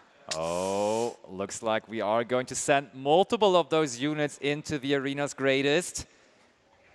I mean, at some point, we got to also consider that we need to maybe hold even. That's what I'm saying. Otherwise, Joshua is just too far ahead in terms of win points, and he just scores the sneaky one again in Arena's Greatest. And the way Gregor was saying, you can tell that he is not necessarily happy with the overall game state right now, but he is sending some units in now, finally. Just contemplating which ones. Bring Diana here. Okay, there we are. So we're going actually kind of for both. We're going for, I'm going to go into the open battlefield, but also challenge that Diana. And I think that's a lovely play to attempt to bring the control element back into your own hands. That's the Irresistible Faefolk, of course, or Irresistible Faefolk, bringing it over there as it moved itself. And now, Josh, how many runes are we giving up? This is 5-3 right now, so not that big of a disadvantage to overcome, really. And we saw there is multiple of those things. And the problem right now for Gregor, even though he has all of those runes open, keep in mind, he has 2 cards in hand. There is not that much potential. And Joshua has, like, at this point, 7 or 8 cards right now in hand. So just a regular Moonfall, bringing both of these cards down right now. Oh, we are paying some power, so yes. There we go. Moonfall to try and target a unit right away. Some of these threats.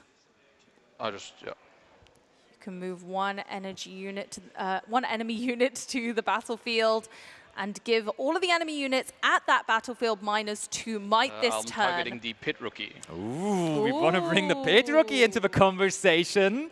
And that Pit Rookie is awfully weak after the Moonfall resolves, so 0 might on it. It's not going to immediately die because of that, but now being in this showdown all of a sudden, it may be dying as a product of it. But oh, Gregor, is this the Rengar moment? Well, yeah, okay, we cannot forget about the Rengar still being in the champion unit. Only 2 cards in hand, but trophy hunting. I think it's going in, maybe just considering how many resources that's going to let up. But I think you have to. Yes. I think you have to make the push for it here. You have to protect what you've built up. And having your opponent Moonfall and bring another unit into the fray forcibly is absolutely not what you want. Rengar has to come into play and try and fight for this battlefield. This is the moment where Gregor needs to establish, where he needs to finally get a battlefield under control. But he knows Joshua's cards in hand. He has seen it with Sabotage. Yes, some cards were drawn afterwards, but there still is at least one more of those smoke screens, which could be problematic right now because it's 9-3. Who has focus now? Good question. Good question. It is. You got to keep If I pass, can he do another thing? Lovely how that is being completely analyzed right now. It's important. You got to know exactly what your opponent could come back with. If this resolves, then this resolves. Okay, so we're also, of course, putting another might onto a unit because of our Rengar Pride Stalker legend ability. And Joshua, I think, said that he's going to pass here. So looks like we are resolving the showdown. And Gregor now will still, of course, lose one of his units? Yeah, Joshua will get to assign damage. I am killing. If Or I even kill this, two. do you draw? No, it has to survive. Good question. We don't even need to mention it because Joshua is always asking the right questions, going after the Nidalee, because Nidalee, if it does conquer, of course, will be able to draw a card. But if it dies in the process of the showdown, where Gregor is conquering, you will not be able to draw a card anymore. And as we already mentioned, Gregor's low on resources, low on cards in hand. You don't want to give him that one extra card. Now Gregos is finally making a push, gaining points. We're finally stabilizing. And now it's going to be about getting hold points. That's what we want. That's what's going to push Gregos into the driver's seat, get him back in this game that Joshua so far has controlled meticulously. You have 9 over there. Okay. Josh analyzing 9 might to overcome. Can we do it? Of course, with 2 of those runes still open for Gregors, there still is the potential of a punch first, which already has been attempted to make some use out of in game 1, where it wasn't too successful. But we shall find out. Josh confidently, as the first action, slams the way into the arena's greatest, already having 5 might available to him and using the move trigger of the way right away. And I mean, if we discard a unit here, we have seen that he is drawing units. Goes. There is a Vex that is +3. That's quite a chunky way, and we know we have Smokescreen in hand, and that's coming down to reduce Rengar by 4 might this turn. Cheap Smokescreen as well, as we are once again able to use the legend ability of Diana, Scroll of the Moon. And that is a successful showdown, one way, making this battlefield once more possession of Joshua Schmidt. And Gregor last turn worked so hard for it, even investing his Rengar from the champion unit zone, and now immediately losing it with that one simple combat. Wei is such a strong card. Utilized well, it is just so terrifying because of the nature of the card, the flexibility it gives. It's not just draw cards, it's draw cards and give yourself more might. It's draw cards and do whatever you want. It's great. And honestly, you can see exactly why it is such a ferocious inclusion in this game and why Mulligan Mania may have helped us get that earlier to get these important units online. Vex comes back down, isn't at a battlefield yet, so won't have that stun potential yet. All right, so Gregor at least holding now with the Inferno. That was an easy hold as well. With the small Inferno, only 1 might was enough to keep that battlefield under control. Okay. But still, 6 cards in hand for Joshua, only 3 for Gregor. We need to make something happen here, because that way next turn, if it does somehow survive another turn, is going to give you so much more problems. Yeah, that's the problem, is that you get more value the more Wei gets to move around. You do not want this unit to be established like ever. You need to clear it as soon as somehow possible. But 3 units in the hand of Gregor. How are we going to use those now? What have we drawn that could possibly bring us back into this? It's funny to see. Like, I saw some of the hand of Joshua, and he has at this point gotten to 2 hard bargains. So whatever kind of spell Gregor eventually draws could be good for Joshua. He's just waiting for Gregor to finally find a spell card, please. Oh, punch first. Well, you may try, but you can only... Nah, this doesn't feel like a good hard bargain, no. No, I don't think it's worth it. You just let it happen. That's a big Kinku initiate. You have to put back 2, right? Yeah. So yep, you better pay the price for the punch first. They're expensive for a reason. Uh-huh. And Joshua, rightfully so, reminds Gregor. And what a storyline this could be. Joshua, on his first tournament in the Riftbound card game, taking on immediately someone that has already won best of with the very deck that they're playing here with the Rengar deck, and immediately maybe putting a 2-0 victory onto them here. That would be the first upset for sure of the weekend. I will try to go for 8 and pass. Okay. I like how Gregor says, I will try, because he knows there is going to be something. Okay. Stack deck. Okay, what are we finding? Moonfall on that. Beautiful pickups. Moonfall and also Oh, Stupefy. Not too bad either. No. Flash as well. And I think the Flash is even the most promising one. Yeah, we go for the Flash. Let's bring that way into safety. And while we move it, let's trigger the way once more, even on the opponent's turn. There we go. Flashing it out. Just sprinting back to base. The more we move the way, the better it gets. Move up to 2 friendly units to its base. Move trigger. Yep. Move trigger. Confidently announced from Joshua as well. He knows he is at how many points controlling right now. Before scoring. Okay, this is already gone. I discard. I think at this point, Joshua feels it kind of coming back and feels it slipping away a little bit, definitely asking your opponent, oh, how many points do you want to get? And so Joshua's now just considering, okay, what do I need to do to now deal with the last kind of little flurry of units? But you got to say, we mentioned that the hard bargains aren't necessarily strong because there is not that many spell cards being used by Grzegorz overall, as you probably have witnessed throughout the entirety of this match already. But as a discard just simply for way, it still does the job. It just gives you another card. It gives you draw power, so you are happy to have them in your hand as long as you have the way. Oh, are we anything else from Grzegorz, or is that it for now? Seems like we have a unit. I think we don't have enough. Yeah. Maybe a challenge? A challenge? Could we challenge? Oh, it is a challenge. Oh. And that is still a big Kinku initiate, and finally able to get rid of the Way.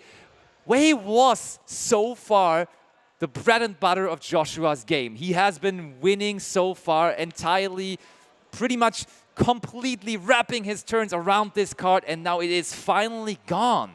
That's huge. That challenge is what we've been waiting for.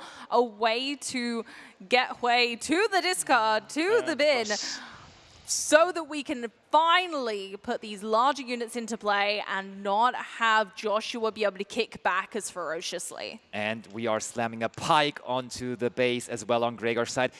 Overall, though, so conservative on the aggro deck from Grzegorz. Just always playing units into the base, never really going into the battlefield with all of those ambush cards. Just, it really feels like he is taking the dance with Joshua. Joshua is dictating the pace, and it's more of a control pace that they are playing here. And now we see another card being drawn, of course, for Josh.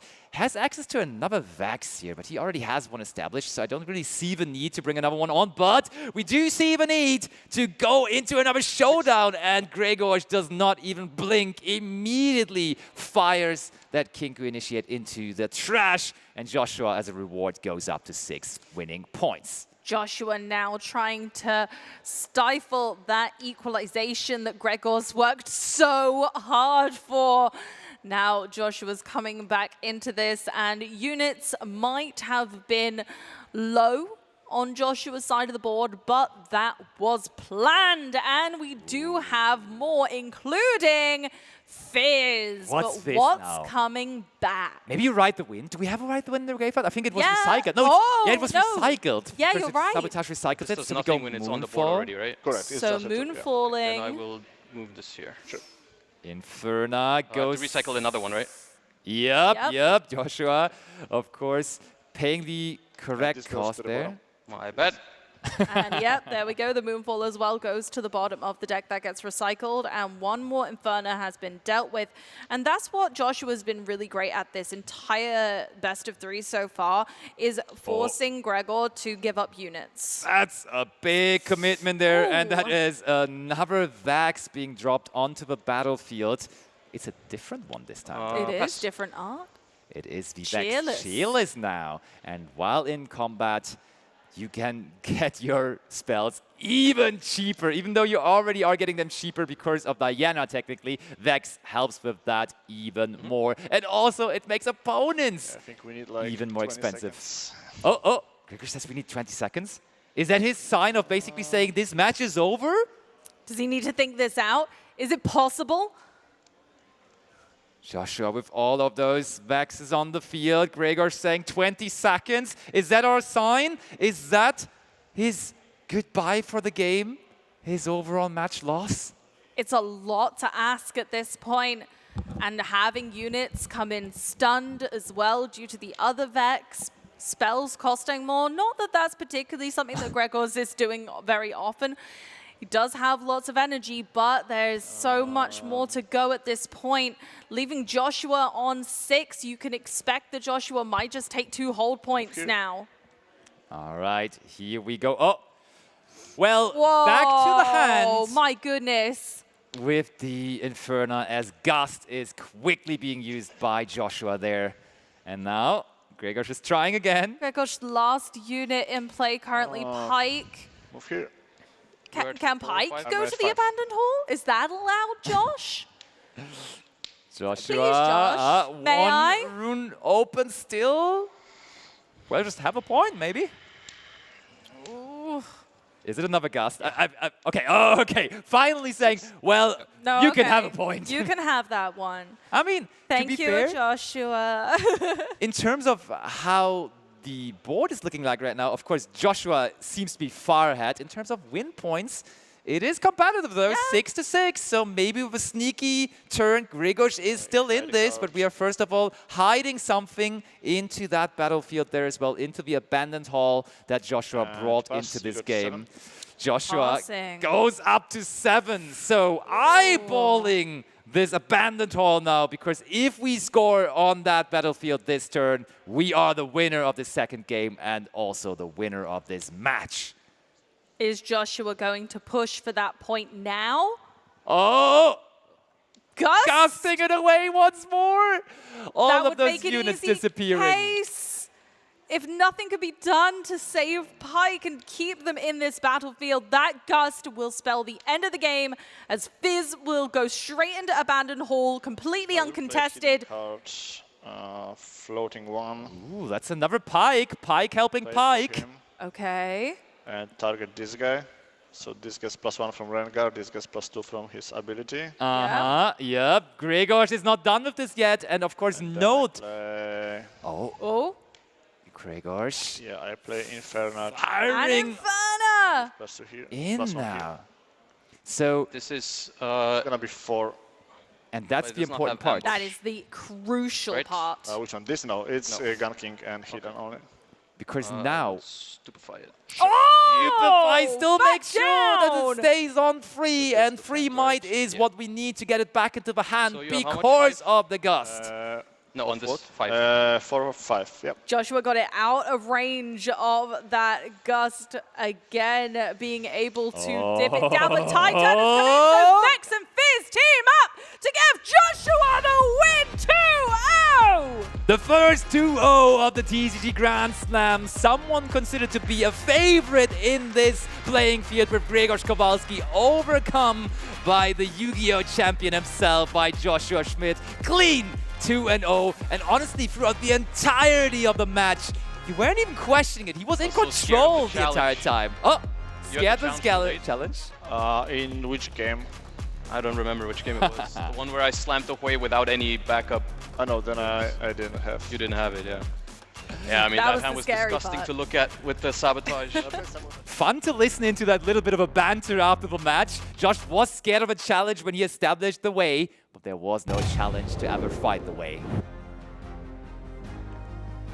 Look at him. He walked onto the stage confidently, and rightfully so, as he did really power through this match here. Let's take another look at how Game 1 unfolded, as Joshua took a really early lead, putting 2 units straight into battlefields, as Gregors was just kind of building up this backline but not really doing anything. Having to pass turn and turn again really allowed Joshua to move the way a lot and get not only points but more cards. I'm really interested and curious also about what the players will have to say after this match in the interviews, as it seemed like an unconventional approach by Gregors to just have all of those units in the base and never really be too aggressive with them, but also with Josh always just controlling all of those runes face up and ready to be using all of those spells on the opponent's turn. You never really wanted to go into any of the battlefields, so it was really a game of chicken where nobody wanted in, but Joshua in the end being the one on top. And that's the classic Joshua phase, the focused Joshua phase, and he was locked in, able to make all the right decisions, winning him this match. And that is really, really a tough start for Grzegorz. Of course, if he goes 2-1, he would still be able, winning the next 2 rounds, to compete in the top 4 eventually. But now he is needed and required to win 2 matches in a row, while Joshua can be a little bit more calm and collected, as he only needs to win 1 more for the remainder of the group stages. Joshua, although didn't win every single combat in this game too, was able to keep bringing it back and just really put the pressure on Grzegorz, even at that last moment, by using larger units like Vex and Fizz together just to seal that win and take the extra point. Using an aggressive stance against an aggressive deck is something I didn't expect to see today. Well, welcome back, everyone. I am back here with Amy and Lumpy, and that was a sight to behold, to say the least. I mean, I think the first, it was obviously back and forth, but almost a dominant performance there by Joshua and Diana. Definitely, and I mean, you could understand why that deck is being dominant right now also, of course, in the Riftbound metagame environment, and I'm still surprised that nobody else has picked it here in the tournament environment, and Joshua showing that he may be the one with the right decision for the tournament, being successful so far. Yeah, absolutely. I talked to a number of the players, and we obviously saw Master Yi be a very popular pick for this. I would have, if one of my pro player friends asked me, I would have said, oh, play Diana.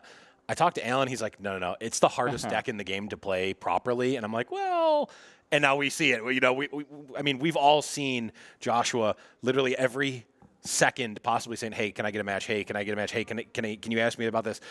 I'll reveal it. I did give Joshua my personal deck to look over and say, hey, can I borrow your deck? The Rengar deck? Yeah, the Rengar deck to jam some matches versus Alan. But we're going to actually hear some more from Joshua in this winner's interview. Take it away. I think it's safe to say that this was the first upset of the TCG Grand Slam. Joshua, in your first ever Riftbound tournament match, you have managed to defeat the best Rengar of the RQ in Utrecht 2-0. How are you feeling with this? I am very happy about this because I was very scared. I came in with less practice than I was hoping, just because the last couple of weeks have been incredibly busy for me. I was really looking forward to this, but there's just been other things. We have the European Championship coming up next week for Yu-Gi-Oh!, so I've been really focused on that. Came here with the intention of just enjoying the experience of trying a new game, but then when I saw everyone prepping the last couple of days, I was like, oh, wow. And then I sat down with Alan, got a shout out, I learned from the best. So yeah, it's really fun. I like my deck a lot, so I'm really happy about that. So you managed to play a deck really well that is considered one of the hardest in the format. How did you get the deck into your reps so fast? You played amazing. Thank you. I just asked, basically, a lot of people told me to play something like Master Yi for this event. They're like, oh, if you're new to Riftbound, try this deck. And I'm like, but is it the best deck? Is it the most fun deck? And they were like, no, it's just the most simple, or it is a simple deck with oh, you just learn how to do the combat and everything. And I was like, that's not really what I want. I want the deck that I would enjoy the most, and if it's a challenge, that's okay. And then I told people oh yeah, usually when we played Legends of Runeterra, I often liked the same kind of decks that Alan did, and people were like, oh yeah, then Diana is going to be your jam. And I was like, all right, then run it. Now you do have defeated the group favorite so far. What's your outlook for the next matches? I've been told that the Master Yi matchup is good for me, but it does need execution. I do need to play around the cards, so it's something that I need to keep everything in mind. It's all very new to me, so I'm hoping I can execute it well. But this was a deck that I was more scared of than the Master Yi, at least from the couple of games I played. So I'm very happy it went well. Yes, and we are happy too. That was a hell of a show, but we are not going to stop. We are, in fact, going to continue, so we're kicking it back to the casters. Thank you, Leo. We are back here, and really just amazing to hear the insight there from Joshua. Talking to Alan, talking to other players, saying, what deck should I play? Here, take Diana. It's hard to play, but yeah, you can handle it. I also was part of that process where he asked his chat basically, explaining, hey, you know what kind of Yu-Gi-Oh! Decks I like. Do you have a recommendation for me as well on how to transfer that into Riftbound terms? And then you could see the chat just spamming, yeah, Diana. As he said, it's your jam, bro. Just go with it. And you saw that worked quite well. Yeah, obviously worked out really, really well. I'm the red-orange player. I'm Lucian. I'm Rengar. it hurts to see that happen. Like, it hurts to play against those decks where it's just like they leave all of their runes up and you're just like, oh, what am I going to do here? What can you do? Yeah, right? Wait, as the Rengar player, were you surprised by how Grzegorz approached that match? Because he was playing it so conservatively with all of those units straight up into the base, never really being the aggressor, or was there just never the chance to? Well, I mean, I'm going to default to Grzegorz. He was playing with the best of Rengar for sure. I do tend to want to take that step back and actually develop your board and obviously pick your attacks. Now, in those games, didn't really seem like there was a good time to do it. But anyway, that was our round number 3. Let's take a look at the schedule for the rest of the TCG Grand Slam going into round number 4. Woo! Arnie versus Mateusz. This is going to be a showdown. This is one of the matches that everyone's been looking forward to, is that first instance of Mateusz playing the game that he has been playing religiously since it began, really what he is specializing in, and Arnie is the first one to take on that gauntlet. Yeah, this is one where it's funny because I actually talked to both players in the green room and before and say, hey, how do you feel about your matchup? Just kind of wanted to chit chat, and neither of them were confident, which is always a fun place of humility. I mean, obviously both I mean, that goes without saying with this entire event. Everyone is very, very good. Both are cautiously optimistic, but not super confident in their matchup or in their game in general. So really interesting to see how this one's going to play out. I mean, while Mateusz, of course, is the one with the biggest accomplishments so far in Riftbound, he at the same time obviously is the one with the most to lose as well, because everyone expects him to perform like he is performing at all of those regional qualifiers. So true. So now he in this environment against all other TCG champions, after that upset that we just saw there, maybe the next upset is just following, as Arne is a very accomplished Magic the Gathering player, and I can already spoil a little bit. He brought a very interesting deck to this. Yeah, well, you know, I got to talk to Alan before. Why don't we take a hear from Mateusz right now? Hey, I am Alan. I come from the TFT Runeterra, where I won the first World's Champions, and then I pivoted into the Riftbound, where I've been having consistent results. The first time I started playing Flesh and Blood, and my friend Duo Funnel got me into it. He talked me for like a bunch of months until I actually tried it, and I loved it. I love the physical aspect of the just interacting with the opponent, and afterwards, like I just didn't like the draft being the part of the the bigger competitions. So once my favorite champion hero rotated out, I gave up on competing in the FAB, and then I had a little break doing some was mainly a caster, and then I came to the Riftbound once it got showcased in Macau, and I absolutely love the game since then. In terms of the moments that I felt the most accomplished, that I felt the most emotional, even though I'm a very lackluster person, I am from the Eastern Europe at the end of the day. I think it was the moment when I won the Runeterra Worlds, because it was finally a summary of competing for such a long time in different games, not only TCGs, but also MOBA games. And it was finally a moment in the life that there is finally put a crown on top of something. And just finally getting a result that I've been striving for, and that was pivoting point where it clicked, and I have actually decent results at most of the things I do, which was lacking beforehand. Obviously, I have a bit bigger advantage over everybody else, so I decided to handicap myself a bit with my pet deck, more of a meme deck that I think it can be competitive, but is not as consistent as my main deck that I play the events with, which is Diana. At this time, I am bringing Pike. I believe that people absolutely love watching this deck, so I want to do some great content with it here. I mean, in terms of banter, I'm usually the person that is cheering for others competitors. I want people to be better, so I can improve myself. If you are alone at the peak, you have to be going over yourself. If you have more people there, you can become better. So I'd rather help other people and let them get better, help them get better, so I can become better. So in terms of the development of TCGs in the scene over the years, I wasn't there much for the games such as Magic, now One Piece growing up, Pokemon. I've heard about those, I've seen those. I always wanted to be a part of it, but I've never had a push to get into it. I'm happy that I finally did. And seeing how Riot handles the game, the pricing, the events, and I see how every other card game looks at the Riftbound with envy. It warms my heart, and I'm really proud to be a part of the community.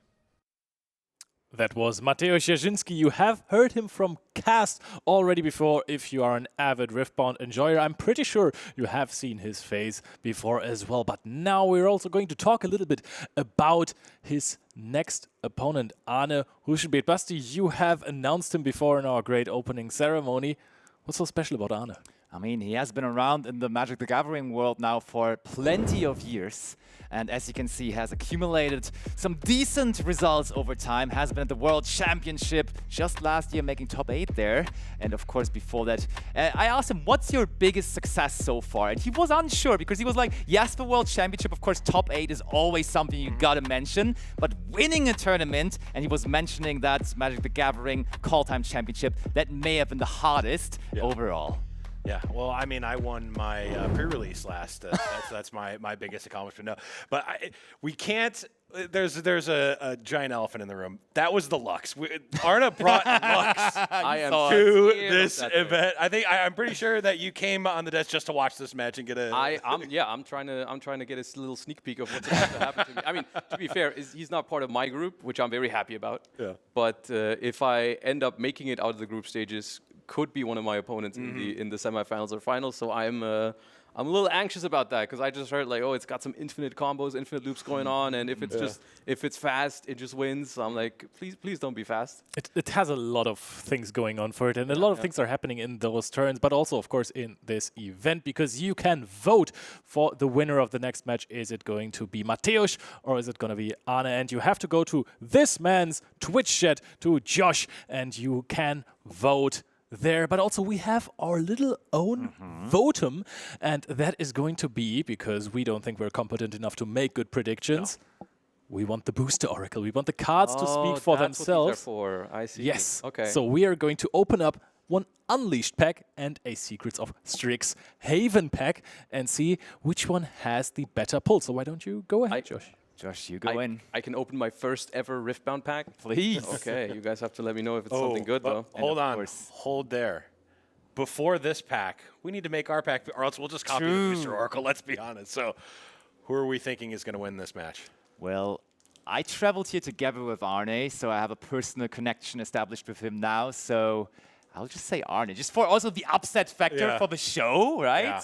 And like I said, I was talking with Alan before, and he said, I'm not as confident in this matchup. So yeah, he said he brought a deck that he's very comfortable with, a deck that he really likes, but it's not great against the Infinite Loop. So. Okay. All right. Okay, Josh, make sure to show the camera as well what we are finding here. And let's see what the Booster Oracle is doing. I'm opening it. Yeah, that's the fun part. You're doing this. The ripping of the plastic. And then I do this, right? Yeah. All right. Here we and go. we're zooming in. There we go. Okay. I'm just looking. Oh, this card can be played in Diana. Yep. It's a clip. There you go. You can put it in your deck. What do we have there? Closer and closer. Where's the good one? Where's the It'll big It'll hit? be in the end. If you pull a Nash, keep on going. Keep on going. If we see an ultimate Baron, that Crescent Strike. Repulse. Okay, nice. Okay, we've got a foil here. Ray. Oh, Green Vex. Not the Vex I'm playing. No. And Nyla. And okay. a bird. I'm going to save you the time there. We're at under €1. Okay, okay. I was about to look into eBay, see how much value is in that pack. Oh, There's yeah, an that's another explanation euro, for the keywords. I'm going to keep that. Okay, actually, so that's my best pull. I'll take that. Go in, Blevins. I'm going to say I'm going to give that a €0.5 roughly, maybe Okay, 0.75. Not correcting a little bit to the top. Okay. Yeah, well, I'm not talented at opening packs, unfortunately. okay, here we go. I did this for a living for a number of years. So let's see. Not like this though. Let's see What can we got here? I've got sweaty hands. You did not have to mention that. Nobody would have known. Oh wait, did I say that out loud? Whoops. Here we go. Okay. The Torn Fist Striker. Okay. The Muse Seeker. Living history. No way. We're making history here this weekend. Okay, this is a rare. Okay. Potentially. Oh! That's pretty. Right. It is. This is an uncommon, though. I would be surprised if that is. That's a foil uncommon as well, and we got a common land. So it's going to be Erode. Is Erode over or under? We'll say 0.75. I feel like this pack wins just because of the prettier card. That is an alt art. Wait. I'm going to look it up. The Erode okay. officially is getting the number. My phone is slow in loading, but we're getting there. Yep. Erode is... Drum roll, $6. Whoa! Hey. Okay. How much is that in pounds? Oh, okay. I think that's more than the keyword card. I see. This is Swords to Plowshare. Of course. No, sorry, it's Path to Exile. There we go. For all the MTG folks out there. So there we go. The Booster Oracle has definitively spoken there. MTG Arna coming out on top. Well, and we see how successful it has been so far, not getting a single one right so far, while the castles in the community are 2 apiece. I mean, we trusted you last round, so that went well. Yeah, I was also on board the whole entire time. I had nothing. Nope. Yep, that was me. The way you said that makes me think you're lying to me. Don't show the clip. Don't run the clip. Anyway. No, I mean, last round, we have to say it was a big upset. The next question is it going to be another big upset? Because we have one of the best players in the game of Riftbound versus Arne. And I think our players are ready, so let's have him coming in.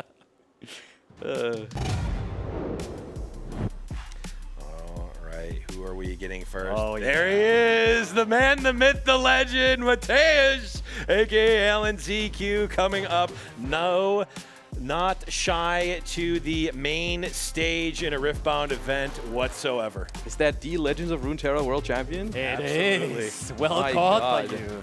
And he looks ready. The last one to enter the stage here next to Arne in our 4th match of the day.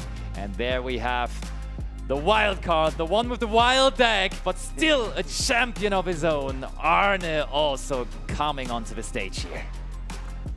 Absolutely love it. I mean, the vibe of the event has just been so good. Everyone is so happy to be here. Like, everyone I've talked to has had a ton of fun. It's just been such a cool event. And now, you know, we get into the weeds here, the high-level competition. Everyone is having fun, having a good time, but really, really wants to win. Sitting down, and of course, as we had open deck lists since this morning, both players are aware of what the other is playing. Not that they wouldn't have known yesterday already. Like, as soon as everybody came into the hotel, you just had everyone asking, well, what are you playing? What are you playing? And nobody was shy to share. No, I was a little pleasantly surprised by that too. Everyone was very happy to talk about it. I mean, it's just something that at the end of the day, for most of us, except for maybe Alan and Gregor, we're all new to this. So it's all of equal benefit if we just get the opportunity to prepare a little bit for what's about to happen. And there we have the Lux list on the screen. This is what Arne has cooked up here for this weekend. This has been successful in regional qualifiers before, just at the very last one in Hartford 2. And I've gotten some inside information that Arne even got some coaching by the very person that made top 8 there in Hartford on this deck. He is serious about this. Yes. And I have a question, because everything I've heard so far about this deck makes me think it has like barely no downside. Because every time I talk to someone about it, they're like, oh yeah, like turn 5, turn 6, sometimes you just win the game on the spot. Not much they can do about it. What's holding it back from being the best deck? I think that there are some matchups. It's very polarized matchups. There's some, if you go faster than it, there's not a lot it can do. It does not really interact super well. So, ironically, a deck like mine, which is a Lucian, able to get multiple points a turn, can actually outrun. Oh, and look at this. What a surprise. Mateusz not on his deck that he has been piloting over the last couple of events. Not on Diana, that you kind of stole from him. But instead, just brought the bike deck. Okay, here's the thing. I have played against Alan on Thursday when I got here a lot. And it was always against this deck pretty much. And I asked him about it, and he said, oh, this deck is really good against Diana. And I had a really, really hard time. And I was happy when I got a couple of games off of him. But it's a deck that's very much his playstyle. So for this event, I feel like because he's going in as the clear favorite and obviously the most experienced player out of all of us. I think he kind of felt like, okay, let's not just take the obvious best deck in the format that I've been winning all these events with. Let's take something that I just like. And maybe there's a little bit of sportsmanship in that too, of like, let's give these others a little bit of a chance at least. And we do go in with the paper tree as the chosen battlefield on the side of Arne, and it is being matched on the other side from Mateusz with the Frozen Fortress. Yeah, and Frozen Fortress is a card that pairs very well with a card that is key to Mateusz's deck, which is the list. In basically every other matchup in the game except for this one, where it is almost a completely blank card. So this is going to be a very interesting matchup to see. Are all of these tools that Mateusz has access to actually going to be relevant? We see a card here from Mateusz being mulliganed. Of course, we are in the mulligan mania, so we're getting those falling stars and all of those irrelevant cards out early. Now the question, in the Mulligan Mania that we are in right now, is that favorable for a combo deck like Lux because you can just search for your combo pieces even more consistently than regularly? Or is it something that the Pike deck really wants to do? So I asked Alan about this, and he said he's very happy about this because essentially even though his deck is very control-y, he does need to draw like a fast hand comparably to what he would usually on average draw, because he doesn't need, it's the one matchup where he needs to hurry up. Because against most other decks in the format, as far as I understand, he is the control. In this particular one, he is the aggro, and so he wants to probably find units early, ways to discard some cards from the hand early when maybe the decision hurts, because at some point, probably like 10 cards in hand for Lux, and then, well, this card doesn't really matter that much anymore. But if you can maybe hit a key card early, that could be something. Yeah, absolutely. I do think that for that exact reason, it is going to... It's going to benefit both players for sure, but Alan, I think, is more in the point of pressure, right? If Mateusz slips up at all, the Lux deck will just win the game and will really need to, Mateusz will really need to get those early pieces. And we just saw there that Arne was heavily considering to go for another mulligan, but decided to keep the 4 cards that he has assembled. And I think one of them, interestingly enough, that he was putting back and forth, trying to get rid of it or not, actually ended up being the Progress Day, a 6-cost card that he kept in the hand now. Interestingly enough. Yeah, Progress Day is one of the key cards for this Lux combo deck. It is a combo deck in that it uses a combination of cards to win the game and generate infinite energy, infinite power. However, it's not something that, oh, once I get these 3 cards, I just win. You need to also get to a certain number of cards left in your deck, and you need to have a certain number of runes. So it's not just, oh, get these 2 cards, win. It is get down to the last 8 to 12 cards left in your deck, and then you can win. So a card like Progress Day is very important. In we go, and Mateusz, the one winning the die roll and being on the play. And definitely probably mulligan for that Traveling Merchant, which might very well be one of the few 2-drops in his deck. Against me, when we were testing, he often also just led with one of the gears. But in this matchup, I feel like that's just not what you want to do. You gotta. And we go in with the Traveling Merchant. We want to get points as quickly as possible. Ooh, giving up a Void Seeker there. Oh, yeah. Traveling Merchant, very good, because you're getting rid of all this removal that you just don't care about against Arne. From what I've heard, I assume the Lux deck is just very, very low on just units in general. Yeah. It's a lot of draw spells. Just okay. Yeah. You don't care. They don't care about the units at all because they're not trying to win via points. Like they could be at 0 points and they're perfectly Accelerate fine. Pike. Yep, and there you said it, Joshua. Who is the beatdown here? It is Mateusz saying, I'm going to play my chosen champion immediately and get that second point. I mean, you played Alan all weekend. How many times did he do that against you? Never on an open battlefield. He would use it against me. This was removal. Okay, essentially. exactly. The Pike was like removal against my deck because he would just like try to get rid of my stuff with it. Yep, and actually even using the Pike signature, or the Pike ability to bring it back to hand and hiding a random card. What could it be? What could it possibly be? Sorry, yeah, I'll do this first, right? Technically speaking. Yep. We want to Listen, get our the exact first. order of starting the turn is one of the hardest things to get used to. No, it's A, B, C, D. Right, that's what I've been told, but then you forget what each of these stands for. And But I mean, there is now that Soaring Scout on the field. So if we just send that maybe into the Traveling Merchant, we can get that extra rune, because we don't care about scoring points or having units on the field. So maybe we just want to try to get to those exhausted runes and runes overall to set up our impressive turn. We talked about the Lux deck being present in top 8 at the regional qualifier in Hartford, but let's not disregard Pike, because that was also in top 8 actually. So both decks definitely stay in the current meta game of Riftbound. Yeah, absolutely. Both of these decks sort of new on the scene, right? Not quite. That's what I was thinking. Yeah. Just send it in. Yeah. There's we get the rune. Yeah. So this is just an acceleration tool. You just send it in. You don't care if it wins. You just pretty much. Play Lux. Ooh, what does that do? That is our champion unit, of course. Yep. So we both get a rune will channel. Be the Lux Crown Guard, and actually you can just get you can exhaust it to get 2 energies, which you can only use for spells. Yes. So spells are even more efficient. That's cool.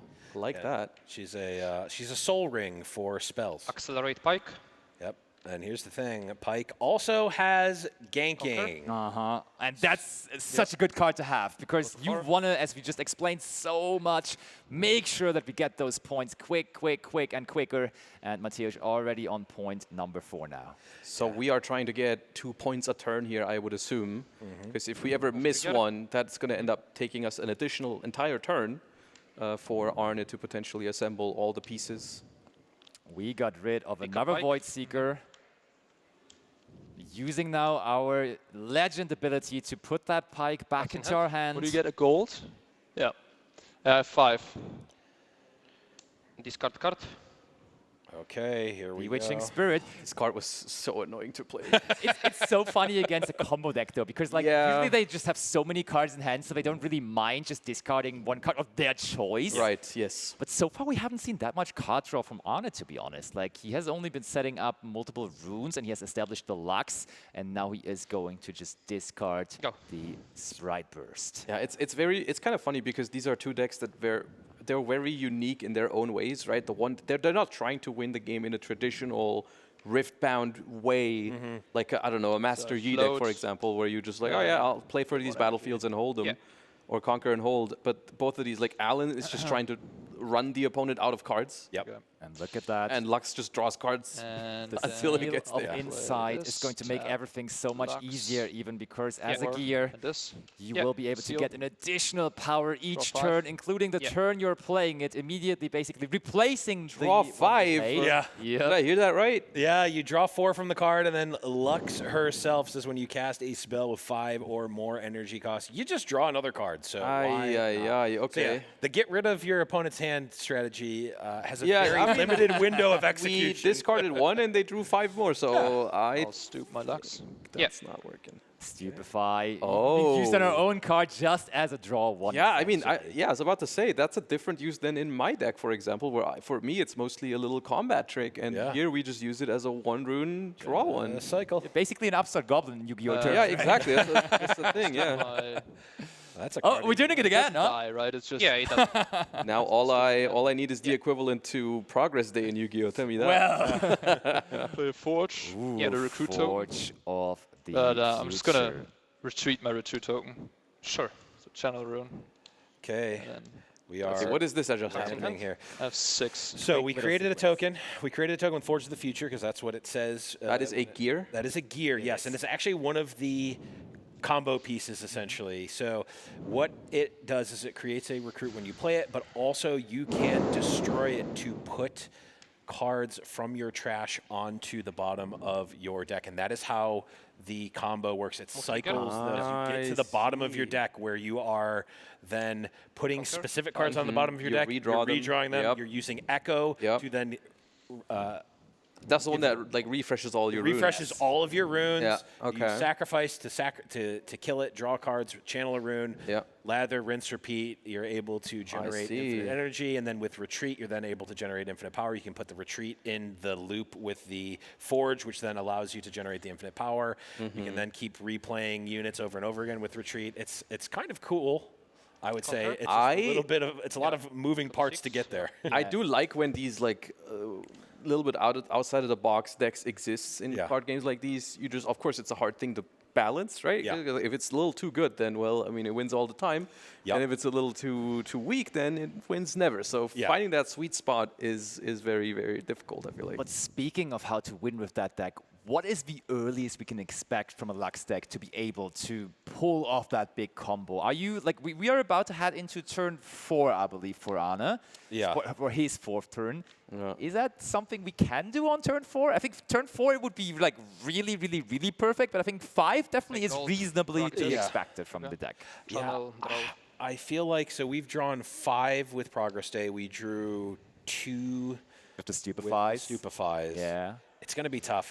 I don't. We got to do it soon, though, right? Alan's already at 6. Yeah, you're going to have to do something here, right? And especially since we know that the Pike is there, Pike can be accelerated, conquer, brought back with Pike, accelerated, conquered. So there doesn't even need to be anything in play. Ruination does not save you here. You're just dead on board with the Pike. So needs to go for it or do something here. Alan saying, "Oh no, a discard. Discard a card." Oh no. Which one are you going to discard? Pack of Wonders. We're probably doing this mainly just to get it out of the battlefield, right? So it can't get traded with. Go. That's what I'm assuming. Yeah. All right, is that the turn where Arne can make it happen? So far, when you just look at the overall score, it seems like he's not even really participating in this game, but that is the strategy of this deck. You're just waiting for that one turn where you are able, in one turn, not necessarily how the game is designed, but with the combo that he's playing to just get all of those 8 winning points in one turn. Oh, a second seal. No. So we got to either do it now or we got to get rid of both of these units, right? We need to get rid of both of the units. Oh, another one. We need to not only get rid of both of the units, we also need to put something that will survive a Pike attack, because we know that there's a Pike in Alan's hand. We can see it very cleverly in white here.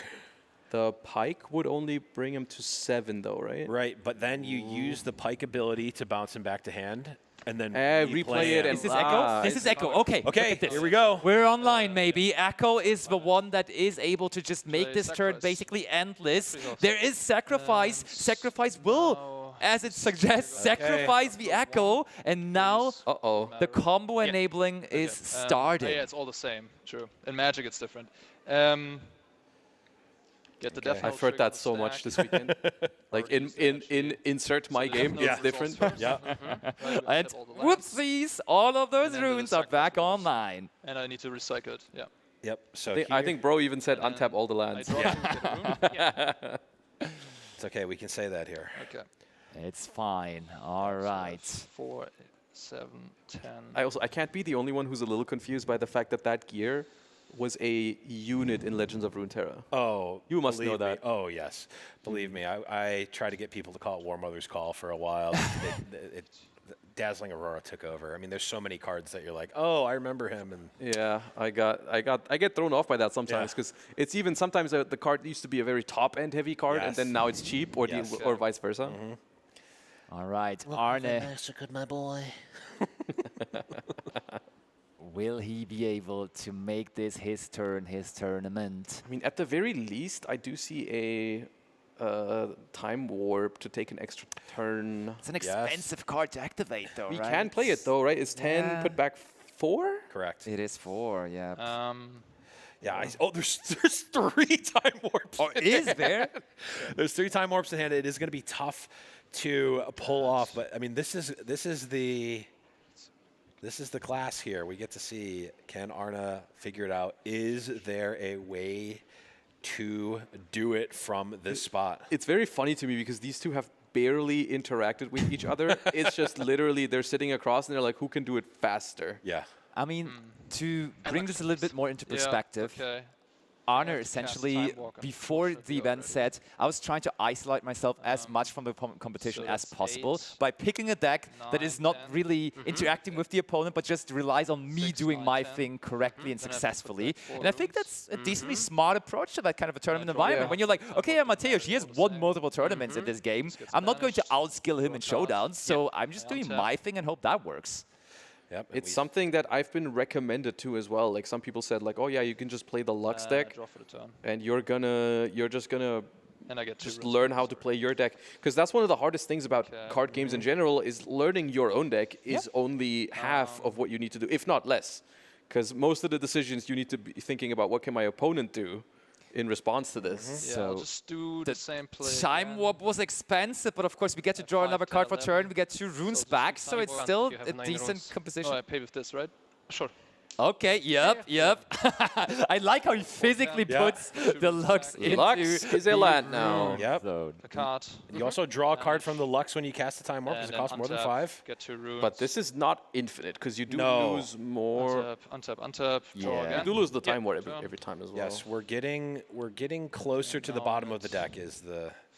Yeah, you basically just want to have 4 cards essentially in your deck left to really make use of that Forge of the Future, and then that is where you are winning. And I think we're close. It does remind me of Slash Draw in Yu-Gi-Oh. Yes. The danger one. So same schematic. Look at this. Okay. Oh, we're using the gears yes, to mitigate the power cost. It's basically for free because you get 2 seals, Lose you 2, get 2 back anyways, and you get a card draw as well. So essentially, Time Warp is a draw 1 in that scenario. It's draw 2 even. Draw 2. Oh, draw point of the Lux. Yeah, we get you're one right. from the legend, and we draw a turn card. So no, true. Rough count looked like maybe close, if not slightly under 20 cards left. That is a tough ask from this spot. Start by doing this. Okay, he seems to be confident enough to actually tackle the combo now. We're drawing 2 cards, making his Lux temporary there with the Shadow's Call, but also drawing 2 cards. Ooh, okay. Yeah. Don't be afraid. I don't think the temporary matters too much. No, I'm like that's 2, powerful. 4, 6, 8. That looked like 10 cards. Okay, so I was we rough count don't need all of them, right? Nope. No. Okay. We don't need all of them. Arne That's a Stupefy. is once again just lowering his own Lux to draw another card. 6, 7, 8. There is another progress day, but I assume if we... I really want to be sure. 5, 9, okay. So I have to cast 1 more draw, then do this, and then I have exactly enough mana to cast Sacrifice. Okay. Okay, that is a level of confidence that I have not achieved in this deck. Like that line right there made me more scared of Arne as a player. And I love how he talked us through it as well. That's so cool about having the player mics as well. And draws another card. Now it's Echo time or what? 5 FK power. Oh, this is one of the most interesting cards in the game. Both players reveal the top 5 cards of their deck. They can basically play one for free. That is... Is there anything that Alan could hit here that would change... relevant? Okay. Play a card or play a unit? Card. Any card. Yeah, so... So Mateusz first and then Arne next. Oh, wait. Oh! I had these untapped. I could have used already paid their runes. Sorry. That is pretty bad. Holy shit. Uh-oh. Okay. I was wondering that. I saw the talismans or whatever they're called. Yeah, the seals, yeah. Is that gonna... The way he's talking about it sounds like... Yeah. It matters? It probably does, because those could be runes that are going to be readied with an Echo. Yeah, because Echo would not ready the seal. Yeah, it doesn't ready the seals. It's interesting because he moved those seals around, right? At the beginning of the game when he started playing them, they were like right next to the Forge of the Future where you were easily remembering as they're the centerpiece of your field essentially. But then at some point he moved them down there even underneath his own runes and now forgot about... I mean, look, if you're playing the solitaire deck, you got to do it properly, I suppose. Oh, you know, that's the one thing we should expect from you. Is like you need to do your things I'm playing first, right? Yes, you are, My card from Matthias. Promising Future. It is the next player that is playing his card first. That Alan's EQ asking a ruling question. Can I cut your Promising Future? Well, he just skipped the reading part because he could have just read. You can. I didn't even think about that. I mean, you don't need to. Okay. You don't need to. I don't want to know what your deck does. I'm perfectly fine with just knowing my own cards. Play as well. Is there power cost to the Promising Future? Yes. Yeah, you have to pay. You have to pay power. Yeah. What is the Promising Future? You have to pay power. Okay. Good question once more. Resolve trigger. It goes on the chain. Okay. So just wanted to show these off units his are favorite being card. played one at a time. Yes. Die hört alles, was wir sagen? Okay, Alan's alles klar. card Alles klar. is Alles klar. chosen and is played first, and then Arna's card will be played after. So. Wait. My thing doesn't. Yours. Okay, gotcha. Okay, yours so happens first. we're clarifying how this is going to We resolve. both play our card, but mine is on the chain still to resolve after. You have to play your card now. Oh, okay. Oh, it's Echo. Echo, yep. I have to pay Trigger? energy cost. Yeah. The power cost. Draw 2. Yeah. All right, so it still feels It just possible, to enters be in honest. discard. I mean, I'm assuming we have nothing from Alan's side that can happen. We are completely tapped out. Yep. Yeah. Okay. Absolutely. Definitely trigger goes on the stack. I don't have any mana floating this time, so I just untap, put it to the bottom. How did Echo? How did we lose Echo now? So the card sacrifice. Sacrifice. Yeah, once again. Yeah, we played sacrifice. Yeah, played sacrifice. So now we are channeling one rune exhausted and drawing 2 cards. There's an Echo on the bottom. We're gonna play another seal. This is just a Yu-Gi-Oh deck. I've heard it. I have heard it compared, and I think with the little I know about Yu-Gi-Oh, I would tend to agree. I mean, not every format and not every necessarily, Yu-Gi-Oh deck. No, it's just like essentially maybe in its darkest times. We don't have runes, we don't have mana, we just do it. Right. All right, looking into the hand there, that's actually 3 copies of Sunworks map there. Can I read the... Which doesn't do anything card? anymore Can I here. get a read of it? You can reveal it to me as well. I just want to card? read this champion. Yeah. The pike. He wants to He have has a it look in at the I can tell you what pike. it does. Go on then, Matthias. What's the question? Essentially, guess, okay, now we're I wanna know- considering what happens if we pass the turn, I assume. Yeah, I think he wants to know, can he Yeah, you can essentially survive? score 2 points with it, right? Yes, I can. In one turn. Yeah. And if he scores 2 points, he wins the game, but he has to hold, like he has to be in the battlefield, right? No, right? Like he can't just jump.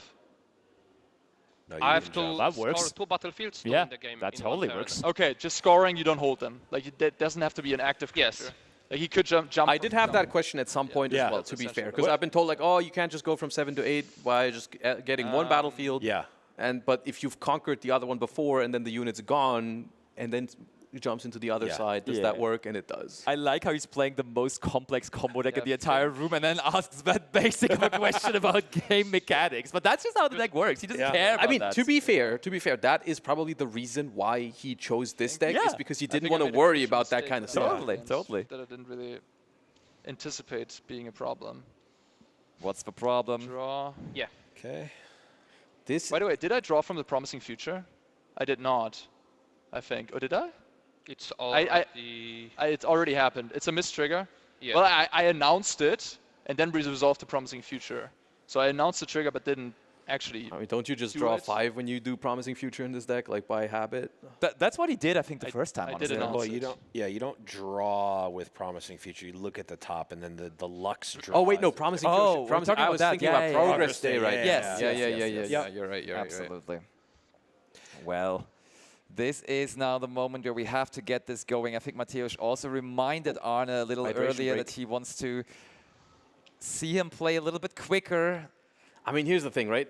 This is the kind of thing, the kind of deck that I know I would like. I would like this deck.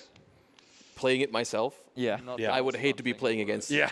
I don't know what you mean. Mateusz is having the time of his life right now. Yes. The round timer? Yeah. But also, like, especially in the shoes of Alan's EQ right now, who's coming here as the clear favorite. Even though I announced it. Playing against a deck that, like, could just take you out no matter the skill gap between the two They of you. can't confirm it. But you can confirm it? You asked if you draw after the promising future, you didn't announce the trigger. That is exactly what but I mentioned that I know. I mean, you asked the question about the card, and I just answered that. So I don't. I mean, I clearly notified this trigger, but I'm not gonna be arguing. It's up to judge. You wouldn't want to give me the draw here. Again, it's up to the judge, not me. Okay. That's fair, what Matthias is saying there. That's what judges are there the production for. said they didn't hear it, so I wanted to have a witness. I know that you asked if you draw after the promising future. That's I acknowledge, but I didn't acknowledge the trigger. I acknowledge that you asked me the question if you draw a card after promising future, not before we resolve it. This is where it becomes awkward. Like, I'm trying to be somewhat reasonably fast because this is tedious. It is tedious for sure. That's what we can definitely be. Yeah, but you know, that's the about. that's the price you pay, I suppose, for picking this deck, right? Yeah. It's not, you can't just expect your opponent to sit there and wait and let you like do some Can we get some time takesies, backsies, some you know, or this thing happened a while ago. Okay, and I'll play this and draw a card. That's good. Yeah. We draw. And I mean, what Well, do it you was really the have to echo. say? Oh, there. Oh, So echo. continue. We continue, Yeah. he says. And what's the right card that he drew? He said we just draw one and we still be fine. Sacrifice it away, and we keep on going. Let's slow this down. So Let's slow this down, he says. Oh, Alan is not happy to hear that. Just here. get all of those roots ready again. Channel 1. Okay, now we are, I believe, caught up on game state. Okay. Arne's saying, okay. Is it really okay, Yes, though? the- 4 cards remaining in deck. Yeah, I mean, the thing with Echo is we're refreshing the runes, but we're not channeling new runes. Man, this is so close. Because we're not starting a turn. Yeah, you channel 1 with the sacrifice. That's sort of how the loop ends up working, is that you end Can I up check how many going cards do you have in neutral there? with the sacrifice. You're paying 1, you're channeling, or Oh, you're I guess I fucked recycling up. 1 to play the Echo, Fucked up. channeling 1 Sorry, to I messed up again. I messed up again. play the when you play the sacrifice. I needed to put the sacrifice already back. Ooh, the sacrifices would have needed to be on the next 4 cards, but we do not have them available as they're still in the trash. So I think Here's the Arne thing, every time... Sorry, no, go ahead. Yeah, I think he might have finally messed up. Because you're right. He said that 4 times. Yeah, already that I he was about messed to up. say, like, he's been saying this like 4 times, and every time he said it, he just kept going. See what happens. Oh. Ruination. He's putting that to the front. Well, I think Alan is just praying to see that Ruination. Yeah, Ruination is just game over because the Pike just scores 2. Yeah, Alan is not going to miss that. Do you have any interesting spells that you would like to? No. Okay. No. But it is Ruination, right? No, I sacrifice. mean, we've resolved like multiple echoes since we recycled a rune instead of using the seal. Right. So that could have made him. just check. I'm not. Yeah, So what's the issue here? Don't we have the right cards, or do we not have enough runes? We may be missing we have the right cards. runes. I think we're and missing sacrifice. Yeah, the sacrifice And may need to be higher up because in I the can't pile. reach them. Yeah, they're now to be above the They're echo. 5, 6, 7, and we're only able to access the Right. next 4 cards. From death. Yep. And that's it, right? Or what's? Oh no, that's a Ruination, and we Oh, pass. Yeah, All right, go ahead. that gotta be it. Remember the Lux trigger though. Yep. Okay. Putting some salt into the wound there, Josh is. What? We did it. Score, pick up, accelerate, pike. And that's it. So you just win. Yeah. Okay. Long game there in the end. Arne trying his very best to execute that infinite loop, but it was very definite that Matthias in the end wins it all. Here's the thing. It was a little. The last turn was a little all over the place. Yeah. But I feel like that's the one place in this game where there is some sort of skill involved for the Lux player, right? Good to hear that, yeah, for It's, sure. it's an execution for sure. Now, if you ask the players who have played hundreds and hundreds of matches, they'll say, oh, it's actually not that complicated, but you need to know how to do it, right? Like when I was trying to figure it out the first time, you could see the steam coming out of my ears as I was trying to do it. It's not an easy thing to just pick up and intuit, as we've all been talking about it. But once you know it, it's like, okay, yes, I know this complicated loop, I can do it, and executing it is not hard, it's just complicated. As we see the players right now using their side decks, I think that process is not going to make times easier here for Arne, as I've seen that there is a very specific side deck card in the side deck of Mateusz or Alan.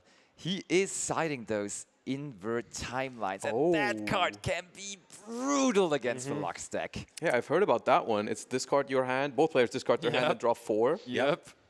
Oh. Yeah, so, which normally could be, oh, I've emptied my whole hand, I'm going to discard it and draw up. Or make my opponent who has 12 cards in hand discard them all. Or 20, or like, they have a lot of cards in that. I'm assuming, like, worst case, that could just get all the necessary combo pieces out of there, maybe? It potentially could.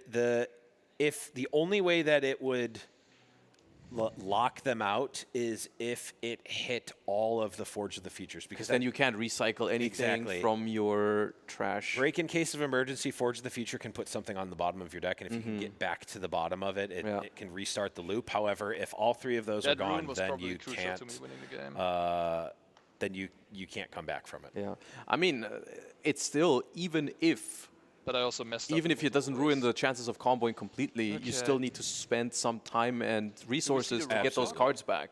Yeah, you absolutely do. Yeah. I mean, it certainly throws a wrench into the whole plan for sure. Look at that, by the way. We see it there at the very, very bottom left of the screen. I think Arne actually has some notes prepared, and I think I saw at the top it said Alan Pike, and he is just following what he has written down. He has reminded himself what the game plan is for side decking and everything, and he is just executing now and possibly executing his combo perfectly for game 2 too. Yeah, and this is depending on the games, I don't know the rules for note-taking and having notes for different games, but in Riftbound, I think this is also the same for Magic.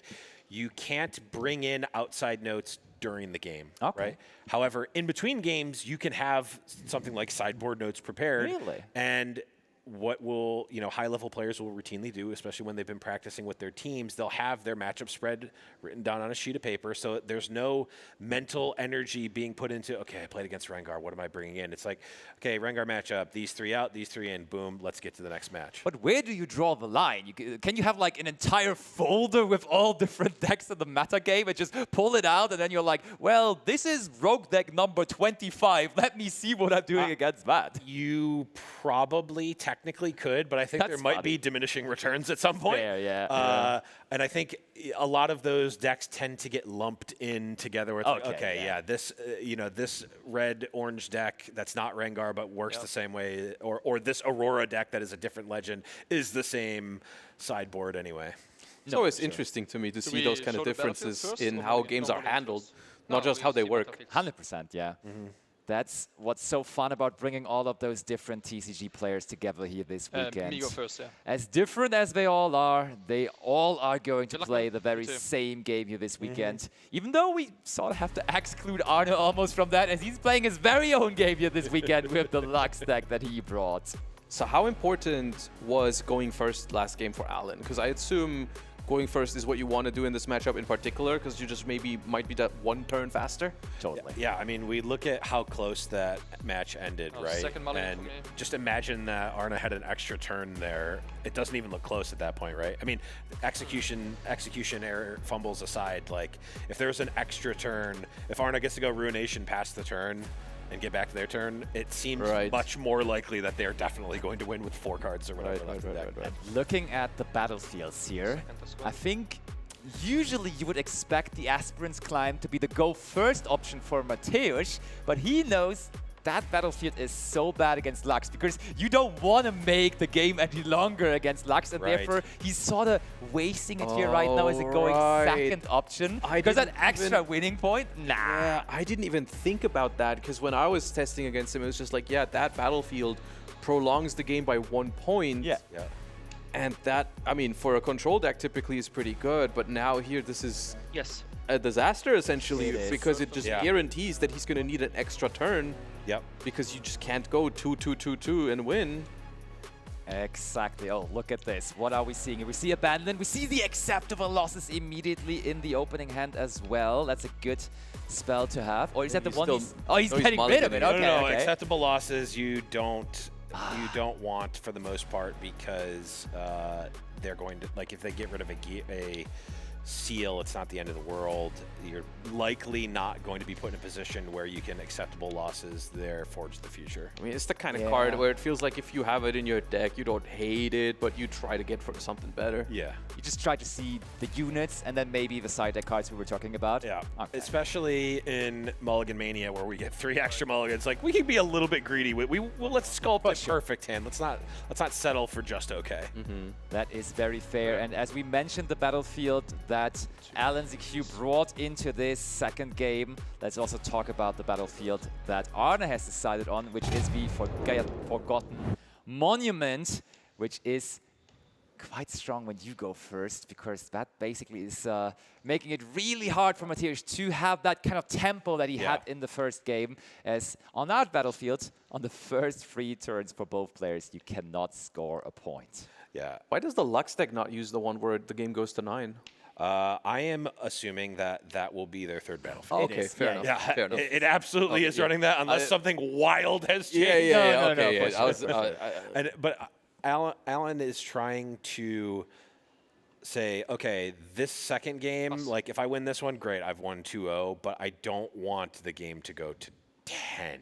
Yeah. Right? So does it? Okay. Here's my counter question, because he's probably going to score 2 each turn.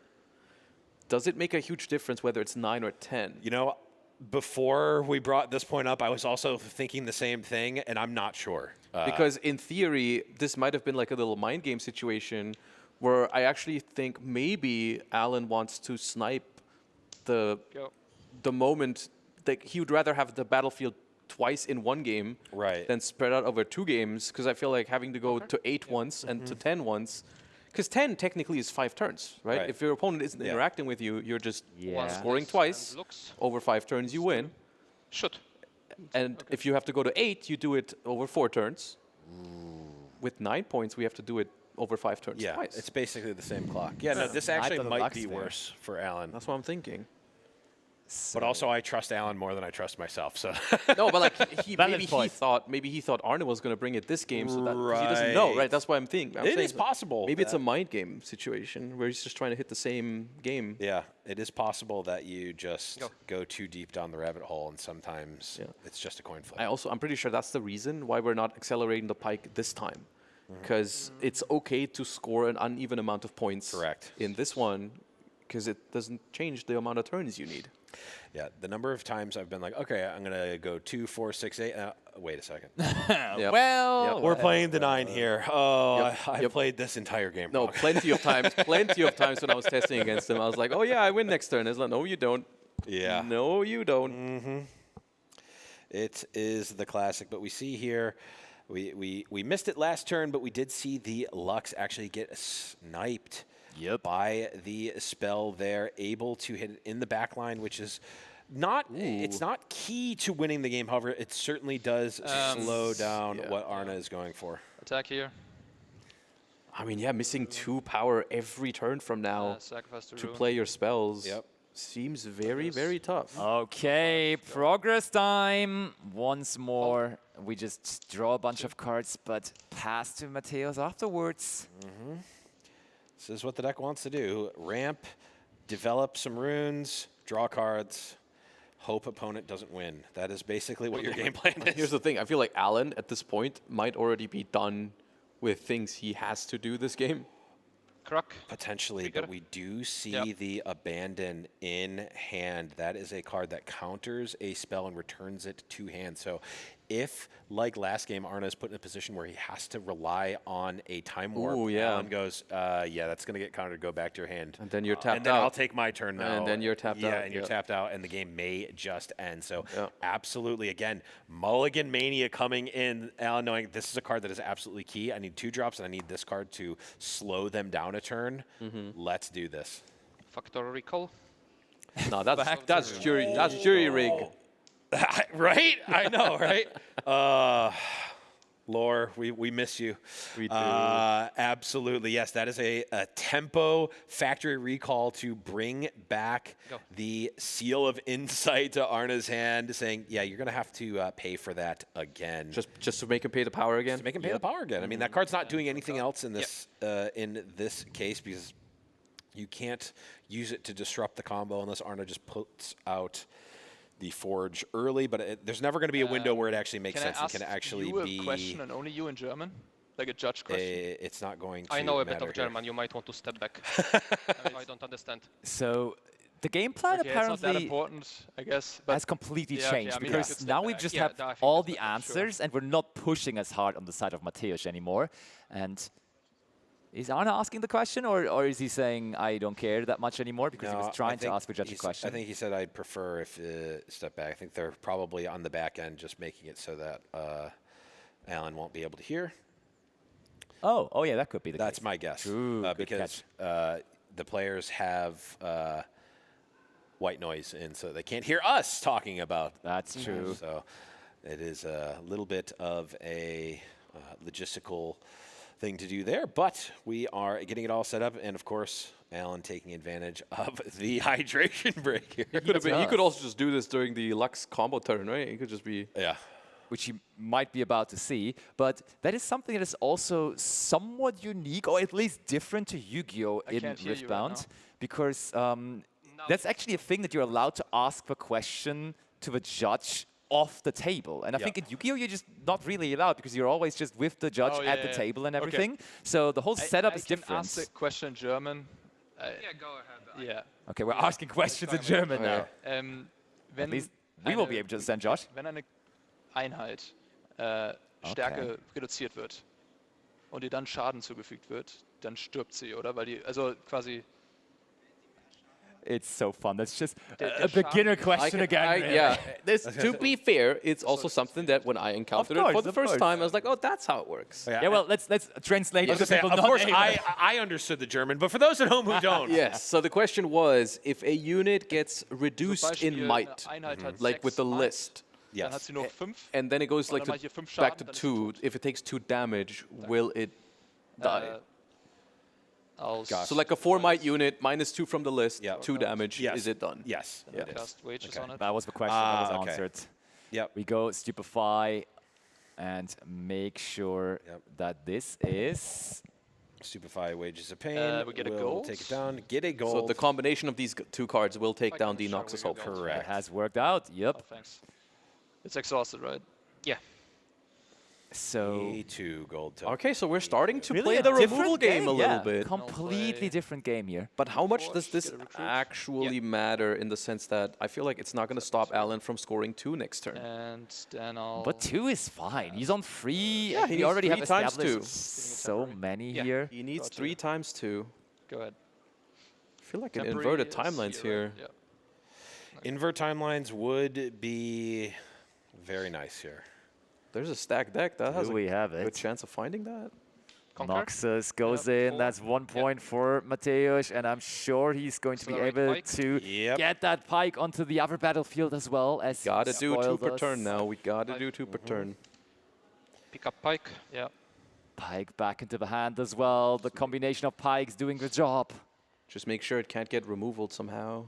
Yeah, now the invert timelines is almost a little bit scary for Alan. I was about to say, maybe if you want to fish for inverted timelines with the stack deck, maybe do that before you return your pike. Right, yeah. But who am I to criticize Alan's EQ on sequencing? Oh, okay. We're trying to find more. It is a second copy. Oh, and we won it. Okay. Yeah, okay. And also the Bewitching Spirit, once again. Not what are we really looking for at this point? Is it the... Yeah. Is it the inverted timelines? It might be. I think we want to line it up so that we hit the invert before the big turn. Right before they're about to go off. And you can tell, I mean, deck size is a key here unless they go for something quite risky. Yeah.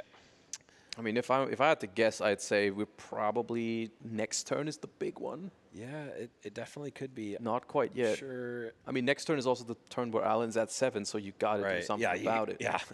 Whether you want it to be or not, if your opponent is threatening to win next turn, you got to go for it. Yeah, I mean, I feel like but the inverted timelines next turn probably just seals the deal if he finds it. You know what? Hear me out. I think this might be the turn. Is it? Wait. Let me think about this. Oh. No. Actually, I'm gonna go with the Echo instead. Okay. Echo. That's at least a sign that we might be able to have a bigger combo here. Sorry. Okay. Oh, we're not I was going to accelerating sacrifice it. immediately. Which I will, I think. You have 2 up? Yeah. So we're sacrificing the Echo I here guess with I'll 6 runes. I'll Shadows Call it. Shadows Call first, so we get the draw 2 if that is successfully resolving. That's good. Okay, so temporary draw 2. Yep. Then sacrifice it. That's good. That's good as well. Okay, so with this trigger on the stack, I'll float 2. Yeah. Oh, we're And making then use of resolve the this trigger accordingly, extra runes. untap Yep. everything. Oh yeah. Yeah, We this goes are. here. Now here's the thing: Then is sacrifice resolves, I Arna draw 2, get a rune. going off a little bit early, assuming that they're going to be able to resolve a time warp, because we know that is not going to go well Okay. with the abandon that is announced, and it still has the 2. He runes. does have 2 runes up, right? I can barely see Yeah. it. Yeah, okay. Arne looking like he is trying to commit here. Oh. I'll cast a Progress Day. Oh yeah, we're happy about that, right? Because that's gonna exhaust a lot of runes. I paid 2 here and 4 and put 1 under. 3, 4 under, and the 2 that I had floating. Thinking. Okay.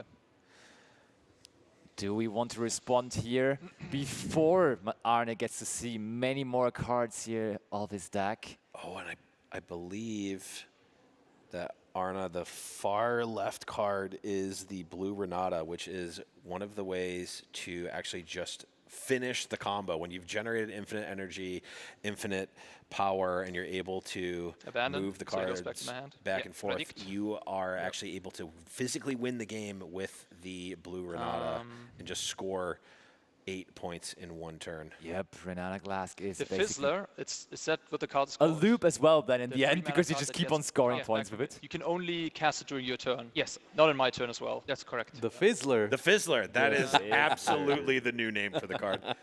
Anyone who tries to tell me otherwise, I'm saying absolutely not. It is. Okay, so we bounce back to Progress Day just Yes. to waste, quote unquote, those runes for Arne. Yep. I'll play map. Ooh, the map Okay. could be a sign that we are trying to pass soon, because this. that card is only getting used when our opponent is scoring. Oh, we're passing, so I think. Yeah. All right, we're not done yet. So this Because is where I'll we just draw a tried card. everything in our power to find the inverted timelines. Timelines. We're going to have some looks. We're going to have a draw for a turn. We're going to have the Scryer's Bloom, which is going to So you allow go you 6. to Yeah. look at the top 2 And I and get the draw a pointer. card. Draw a card. Drawing That cards is and drawing not cards. yet the inverted time. And we also do need to accelerate the pike this turn to make sure we can finish the game next Right. turn. I do agree. So we have drawn a card with the Sunworks map, deck. trying to draw another one. Oh, with there it the is! Is There that- it is! Really? Oh. The invert timelines and the Fizzler. And the Fizzler. I think the Fizzler's getting put back on the Not the Fizzler. Ay, not Okay. the Fizzler.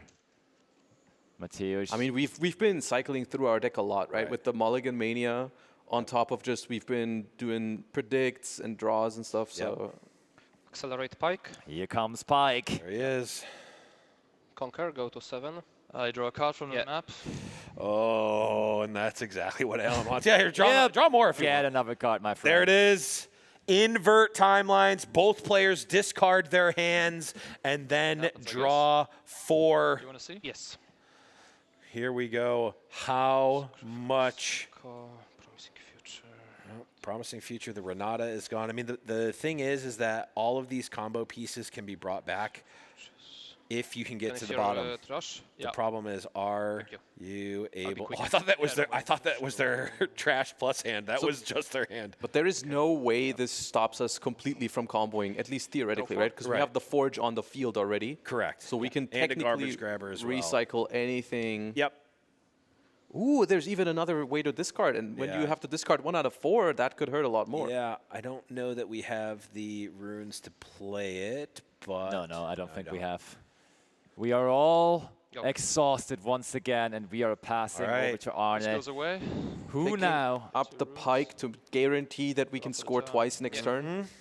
We need And to make this things is happen here. This is where it needs to happen. Yep. Arne Huschenbeit with that complex deck that he decided on. I mean, at least he has 2 Stupefiers, so we can draw even more cards rather quickly. then the Garbage Grabber can also draw us more cards and also recycles some more cards from the trash. Yeah, the problem with the Garbage Grabber is you need to make sure that putting the cards on the bottom doesn't mess up your combo. Yeah. So you got to put good stuff on the bottom. Yeah, you should be able to set it up properly. Stoop again. But it's not necessarily nothing. There is a Time Warp in hand. Okay. Time Walk. Pretty sure Time Walk is a magic card. It is, but that's okay. That's okay. They can gain a point for no reason, I suppose. Arne wants to have his first point scored here as well. Grabber is a gear, not a unit. It does look like a guy, though, I will say. So I draw for Time Warp. Yeah. And then I untap. Draw for turn. And what are we finding? Another Forge. One Echo, though. Echo. Okay. Do we have card draw, though? So then I'll sacrifice my Forge. Okay. Setting up the bottom. I think this is where Arne messed up in the last game, that he didn't aggressively enough use the Forge of the Future. So this time, he is doing it quite early. Also, of course, a little forced, as Mateusz just kind of brought everything into the trash there, but still is deciding to do it now. Yeah. Can we do it, though? I will use Echo. Cast Sacrifice, floating 6. All right. This is the beginning. Echo with this, right? All right, I'm going to ask a preemptive question. Worst case scenario, how does the timeout work out in this particular matchup? Because I've been told, like, okay, if you hit time, there is 0, 1, 2, 3, and you got to be 2 points ahead. Yes. So in my mind, it's like, since Arne doesn't really score points at all until he wins the game, is that something that favors Alan? And then the opposite, in fact, because I can also make another mana, right? you only need one turn to go from 0 to 8. Make a mana. Make oh, really? Yeah, you can actually get all 8 points in one turn. How is that? What does that do? The thing is, though, long story you need short, to get to that turn, though, right? Well, it could be this turn. And a power. Right, but this would be the equalizer. I'm talking about a potential game 3. Yeah, like if we, like for example, if this game goes on for another 10 minutes or something, then I think the situation is super favorable for Mateusz all of a sudden, because we're only going to play like 4 turns in total. If you don't have enough turns to get to the critical mass, it definitely favors Mateusz. However, if you go to time and you have even one turn where you have the ability to go then that ends up in a draw. Yeah. Well, no, you will just win. You can win the game. I mean, so this is like what essentially, if this starts game 3 with like, I don't know, 5 minutes left or something, that's good for Alan. That's good for Alan. But if game 3 starts right now, that's bad for Alan. I would say that's something roughly what I would say. I can't hear you anymore. Right around that, but Mateusz right now is just laying back. We've stopped the timer because I think there is another judge question going on here on Arne's end. And I mean, you understand that. You feel that. Such a complicated deck. On the chain, and that definitely is on the chain. To which trigger do you want to react by tapping Rune? After the death knell, After the death knell? That's not possible. No. Okay, so I can only recycle it then and get 1. I can't untap and make a mana. Okay, and now I'll get it back. So I have 1 power, 6 mana. And now I draw 2. Sure. This is my graveyard.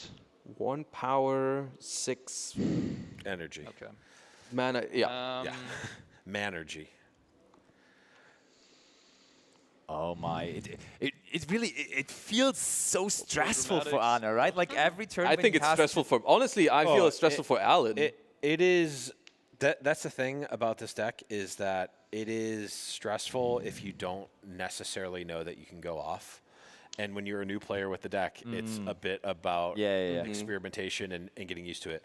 When we saw the play in Hartford, that player had played hundreds of matches against that. They know. Right, like, I mean, there's a few games where they talked about, I'm at the high end of my range of where I can go off, and I need to get a little bit lucky. But just for the most part, to they know. use the blue because you tapped yellow. That's okay. I know that you wanted to do that with the blue. Just go ahead. Oh, thank you. Yeah, I appreciate that. So 10, and then sacrifice 3 runes and pay seal 2 and 1. 1 more energy? No, I have 8 plus 2 energy. Oh, sorry, I thought this. Yeah? Yeah, all good. So tap the seal and the power, remove 2. And we're warping again. 3 up left, and time warp goes away. I draw a card from this. Yeah. not Scout. missing out on that. And pass the turn to me, I guess. Pass the turn to Pass me the is turn. awesome. Yeah. Wow, what a statement. I mean, I could. Yeah, well, I will pass the turn to me. that could end up being a meme, right? Like shaking your own hand, kind of. Yep. Putting the medal on yourself. Yep. Classic. Untap, get these runes into play, draw a card. This is so many resources now, but not that many cards in hand. They really put a card like Time Warp in set 1 for you guys, huh? You just, you know, you got to learn early if that's going to be broken at 10 energy and 4 I could have told you before they made it. Look, Magic got it at 2 mana in the very first set, okay? Right. And they, I mean, to be fair, here's the thing. This kind of effect, I feel like there's almost no cost that you can put on it to make it safe. Time? Yeah. There's always going to be someone somewhere who finds a way to exploit it at some point. Maybe maybe at 13 in this game it'd be safe because you'd have to go above and beyond to even be able to cast. You'd have to reduce its cost somehow to even Exactly. Yeah. I think it would be fine if it just recycled an enormous amount of runes. Yeah, 10 and 10. Just make it 10 and 10. Where it's just like you can't just get right. I feel like that's what they intended by putting 4 on it. Yeah, totally. But if you can like just because here's the thing, all you have to do is reduce the power requirement by 2 to the point where it's practically free because you get 2 back. Yeah. So Is this is also the same speed as this, right? Yes, I cannot do this on your turn. And Okay, Arne play another scout. goes for another scout. Cheap unit, but not what he needs right now. Forge, make another recruit. Yep. Is this good or bad that we're playing units right now? I have more here. It doesn't seem like it's good. Just do whatever, like to save time. Yeah, okay. Do That's whatever. another recruit, of course. And then I'll have to sack this, targeting your invert. Anything else? Oh. From my graveyard? Can see? We're playing around Fizz now, I think, because we are getting that makes sense. the opponent's card out the of it. Fizzler. Yeah, Fizzler, excuse So me, with excuse me. with the card that cards cast from graveyard, you have to cast it immediately when you cast it? Or can you do it during it recreates 2 chains. I select it in the trash. You can react to that, and then it goes on the chain when I play the card. I feel like But we're getting a it's lecture like of you can play Riftbound during whenever turn at Matthias any gets to point. talk in this No, match. it has to go immediately. Yes, that's correct. Okay. I feel like I need to be down there to translate into Magic. I'm like, it's not Snapcaster Mage. It has to happen instantly. No, I think I'm good. Okay. No, but yeah, I mean, basically what he said is, and that is something noteworthy, that Fizz is not just copying it, but Fizz is basically reactivating it onto the field. Yeah, Fizz is 2 chains in one because you activate its ability. That's a trigger, and then the trigger creates another trigger by putting the spell onto the chain. Forge and this. Yeah. See, sorry. And what's one more? 2? No, 2 only. Okay. 2 and 1. Yeah. Once again, using Forge of the Future. Recycle is always random order? If there's more than one. Well, yeah, if there's one, obviously it's not random. But yeah, if there's So one ever of them more is than one, it's always Technically random. Oh, good. Yeah. Okay. That's true. Can Arne do this? Yeah, We have been in this turn for all I got, I guess. decently long time, but that sounds like we're passing. I mean, I guess I could score a point, but it doesn't Get that point. Past turn is over, right? Get that point. Come on. I don't. Alan has Pike. Yeah. So Is there must have removal that can prevent this? I mean, we saw the Wages of Pain earlier in the game. He can even use the Bewitching Sprite. Is that what it's called? To Bewitching force Spirit, yeah. this card on some of the last cards? Pass. Yeah, that's fine. That's Goes 8. up to 8. Yeah. Slam that Pike Yeah, we onto know the other that Pike is battlefield. there. So it looks like we have 5, so we may just have a Stupefy and Wage. I see a Wages in hand, so it may just be another. I'll crack. Yeah. Okay. We want to do this differently. We want to Those make sure that the Pike goes blanks. That through. doesn't help. They're both blanks. Wait, you take no? I predict twice and I take Oh, the yeah, one yeah, from the makes top. sense, makes sense, makes sense. Oh! Spirit. It's another invert time. Hold on. Okay. Question, real quick. Is that even that big of a deal? Because Arne is on like 3 cards in sorry. hand. No invert. That, yeah, I was going to say, that would be quite, yeah, Alan I needs like to play sell his guys. You have how many cards in hand? Free. So he needs to accelerate the pike first, then play invert and hope? Before he moves in? Yes, because the wages can only target at a battlefield. So he'd have to have the hard read, though, that there's that combination is in hand? I mean, he had it before, so. I'll accelerate. Even a champion of Riftbound not too sure and questioning himself here right now. Do you think that... Oh. Remind me of the wording on Cleave again. Cleave gives the unit Assault 3, which means when it's attacking, it gets +3. Which is a unit considered attacking if it's going into an open battlefield? No. It is not. Right. Exactly. Oh, look at this. Bewitching Spirit 1 and 2. Accelerate pike. All runes used. Is that the game? So I can't kill it? No, you can't. Okay, GG.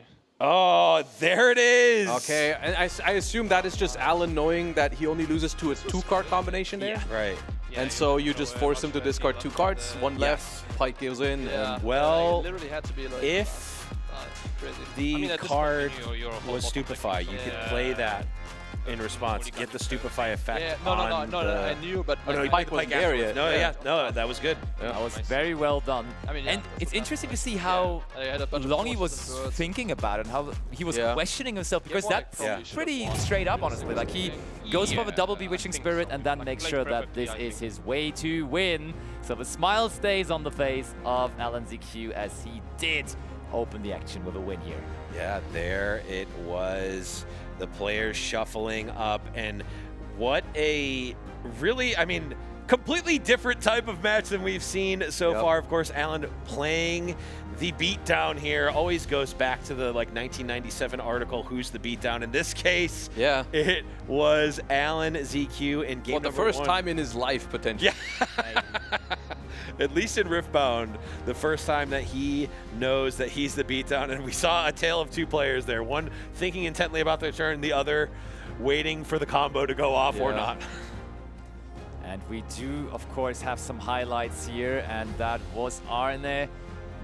Maybe not really just there yet in the first game, as he was messing up a little bit, as he was not using Forge of the Future early enough to recycle the required cards, and then he was out of options, and that brought the first game into Mateusz's hands. And then game 2 was a little bit different, honestly, from the first game, because Mateusz was a lot more reactive, not as aggressive as in the first game, but still, we were able to overall take it all down. And I gotta say, entertaining matchup, because I feel like even though these 2 decks are very unique, and I feel like it was not as entertaining for Alan specifically, from a viewing perspective, I feel like it was kind of exciting to see, like, okay, Alan's now 1 turn away from winning, and now Arne has got to go. He's got to go in, he's got to try and end the game here, and we just follow the journey of what's happening. Still haven't seen the deck actually win, is what I was kind of interested in seeing on how exactly it works, but yeah. Yeah, just know that a bunch of stuff is going to be happening, and at the end of it all, you are going to go to the next game. Yeah, so we were mentioning the Renata already, and that one is basically by just being in the battlefield, it's scoring you points, just essentially. Yeah, you can pay power. You can pay power and exhaust it to score points. How many? I mean, it doesn't matter because you create infinite power. So you can redo it over and over and over again. Well, eventually you can, is the long story short. At some point, I'm sure we will get a full explainer of the combo, but I don't have 15 minutes right now to do it. Yeah, we have Leo back with us. Yeah, in the end, Renata Glask, you have to bounce it, play it, ready it, bounce it, play it, ready it, bounce it, play it, ready it, bounce it, play it, ready it. Then at some point you're going to have some points. You guys looked like you had a lot of fun. How's it going? That's great. Yeah, more fun than Alan. I think. He did win, though. He did win. Winning is always fun. I'm sure he's happy now. Yeah, I think he was a little worried, though, in the middle. I think he thought it might go the other way. That is true, and I think we can hear from himself how he enjoyed this matchup. Hello, guys, and welcome back to the floor. I'm with Alan, aka Mateusz. How did you feel that match went? I mean, better than expected. It's a very bad matchup, probably the worst out of all the decks. Game 1, I got fortunate enough, and the game 2, after that invert, Arnie just couldn't find much draw, so it ended up being in my favorite. So how do you feel now that you've toppled over that potential biggest mountain of this event? I mean, it's a sight of relief. Like, it's nice to get this in the bag, and the other tools are more fair, and I have way more control over. And in this matchup, I have to play aggro with a control deck, which is hideous. And against the other ones, I can just play my normal standard game plan. So that will be a lot easier for me to play. Do you think Mulligan Mania helped or hindered you? Oh, without the rule, I would have lost game 1. I would not have found any unit except my champion. I've mulliganed. I had to. My 2-drop was my 11th card. Wow, so that really came in clutch in that first game. Did you anticipate losing any game and having to go to a game 3 and having to kind of trounce again with that matchup? I mean, given how much time there was left, I was pretty confident on winning just because of the time, and not enough time for opponent to just go off, and because of the amount of the, like now I knew that we're gonna go to probably like down to 5 minutes before opponent can show me the lethal, so I was pretty confident I can just aggro down last game.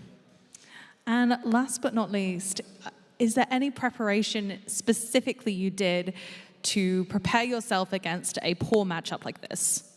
I mean, not much. Just have to play it out. Like, the worst thing that can happen, you can just lose. That's not a big deal. Just lose. Go next. Honestly, I think that's really good advice. At the end of the day, we're playing a game, right? So everyone's got to have some fun. Thank you so much for chatting to me, and I'm sure we'll see you very soon. Bye for now.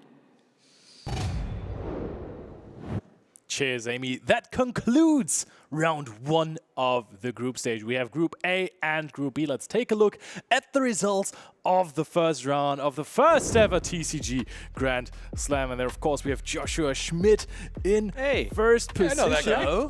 Let's go. So Yu-Gi-Oh! And Pokemon being on top right now, with Joshua and Todd winning their first matches. And then we have Alexander and Gregor, who are now in need of to make something happen, and therefore it's going to be hard for them. If they lose another time, it may be over for them, but there we have Group B. I think there's a clear line of Legends of Runeterra players being on top of the Yep. Mateusz Jasinski here, of course. Philip Studarek, the Star Wars player, in second place there, and Enrico Maria Rustico and Arne, they will have to fight their ways back into these tournaments. They definitely are, but the beauty is no one's out yet, right? No one has been eliminated. Every player still has the opportunity to win out and make it into that top cut. We saw a little bit of learning the deck a little bit, ironing it out, but every player has had a round to play, has seen the level, has seen what is to be expected, and is going to be able to take it from there. I mean, I'm not a math expert, but I think technically you could even advance with 1-2 if like one of the players is 0-3 and the other one is 3-0. There could also be, I think, a 2-2-1. 3-0, 1-2, 1-2, 1-2, I think could happen. Oh yeah, that's actually what is what I'm talking about. Yeah. Yeah. So that could still be a ticket into the top 4, even with a negative record overall. Let's see. Not to rule anyone out yet. So far after we have concluded the first stage of the group stage, were there any surprises for you guys? Well, definitely not that Joshua beat my pick to win the entire event, Gregor's. I mean, no, I mean, we've keep seen calling it a surprise. No, I said it wasn't a surprise. I wasn't that upset about it. Nobody saw it coming. Neither was I. Crazy. Okay. I picked you to win the entire thing, just so you feel that. Only because Gregor's obviously playing Riftbound specifically at a high level, has that best of Rengar. Of course. Playing against No, I get you. I was scared too. I will say you have picked up the game and have shown a level of proficiency that I have not seen at that speed. Thank you. Ever. Also very surprising. Nobody thought. No, for real. I could have not seen that. We should talk more about how incredibly surprising. No, I was like, who is this? Who's this Joshua Schmidt guy? And they're like, it's Game Breaker from Legends of Runeterra. I'm like, that was okay. Now you're. I'm like, Yu-Gi-Oh! It was really funny in the hotel lobby when you were convincingly saying, "Yeah, I played 2 games of Riftbound before this," and Ellen just kept on saying, You're lying. No, He did say that. He did say that. I don't believe you. He did say that. I do not believe you. That is, I mean, of course, already great accomplishment that you won the first round in your first tournament on stage, but let's see what's next. We have the schedule of the matches coming up next. Today we are going to finish the second stage of the group stage, or the second round. We're going to start off with Alexander versus Gregor. Both of those lost in the first round, so they can be out completely if they lose this game. That's true. None of them really allowed to lose anymore. And also, we haven't had Master Yi in a while, right? So we will be able to finally get some Master Yi gameplay again, as Alex will be rejoining us on stage for the next match. Of course, Alex is one of the first world champions, so definitely not to be underestimated as well. Yep, and he also he's a great teammate of Arne, by the way, in Magic the Gathering, so also has quite the histories there. Josh, is there anyone who you want to really face in this tournament? Do you want to show it to Alan? I would kind of like to. I mean, the thing is, I do think my matchup against him is pretty hard. So from that perspective, if I'm just like, oh, my best chance of winning is probably not facing Alan. But at the same time, I think it'd be kind of fun. And I do kind of like the storyline of having this one Riftbound player in this tournament who's really good and everyone's trying to take him down. So I'd be okay with facing Alan. If I go down, then, you know, like, you got nothing to lose there. Exactly. And he's in a little bit of the villain role here, but it is very nice to see all of these players from different games in this tournament trying to figure out which one is perhaps the most skillful, which one can transfer their skills to Riftbound the most. But speaking of those games, Alexander Friedrichsen, he is the world champion of Wonders of the First. That is a game that we are going to show you a little bit about right now.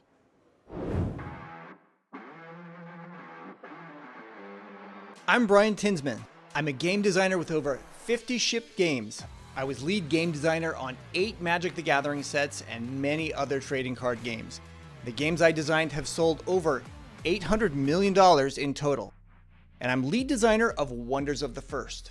It's pretty easy to pick up, and I'm going to show you how to play in under 5 minutes. Let's go! You are a stone seeker, and the goal of the game is to conquer the 7 realms and seize the stones. We have 7 rounds to do this. At the end of 7 rounds, if you have the most stones, you win the game. Each round, a new realm unlocks and a new stone appears. On round 1, we can play cards and battle only in the first realm. On round 2, we can play in realm 1 or 2. Then by round 7, all the realms are unlocked and we can play anywhere. So the board is expanding throughout the game. Each player brings a deck of 50 cards. To start, we flip a coin to decide the first player. Then we draw 7. For a mulligan, we can put up to 3 cards on the bottom and redraw up to 7. Round 1 begins. We have 2 resources, actions and energy. At the start of each round, each player gets 3 actions and gains energy equal to the current round number. So, 1 energy on round 1, 5 energy on round 5, plus each stone you control gains you 1 energy. But first we have to play some attackers and win some battles to get the stones. After gaining resources, each player draws a card. Then the first player can use an action to play a card. Actions are used for 3 things. Play a card from our hand to any open realm, attack in 1 realm with all of our units there, or draw a card. We can do these in any order and multiple times each if we want. Players take turns spending actions back and forth until they run out of actions. Then the round is over and the next round begins. How do we play a card from our hand? That's when we use energy. We spend 1 action and then pay the energy cost of the card, put it in any open realm. There are 4 card types, and the most important are Wonders. The Wonders are the fighting units. We need these to battle and conquer the realms. So now that we have at least 1 Wonder in a realm, we can attack there. We spend our action to attack and compare our total power to the enemy's total power in that realm. Ours is higher, so we win the battle and we seize the stone there. If it's a tie, the stone doesn't move. On later turns, our enemies can add to their forces and they can attack to steal our stone. So we have to think about offense and defense in each realm. Lands don't provide energy, but they can do other useful things like reduce energy costs and give us extra actions. Lands also let you play core cards. If a card says Core Petraea, you can't play it from your hand unless you have a Petraea land on the board. Okay, now we start round 2. Each player gets 3 actions, 2 energy, and we get an extra energy for each stone we control, so we get 3 energy total. Then, we draw our free card to start the round. The last player to battle becomes the first player. We continue playing cards and battling until both players run out of actions on round 7. At the end of round... Due to a little technical error, we're back here on the casting desk, and of course, that all has now wrapped up the first round of the tournament. We have seen every player, every TCG champion in the competition now, and well, we also saw how the group stages are looking in terms of standings. Is there really something that we need to be pointing out from the standings here? Well, the first thing to point out is that the players who have lost are now not necessarily facing elimination, but you certainly don't want to start 0-2. That it leaves your fate in the hands of tiebreakers, which none of these players want to be in the position to do. It is now the back against the wall, absolutely need to win these next matches.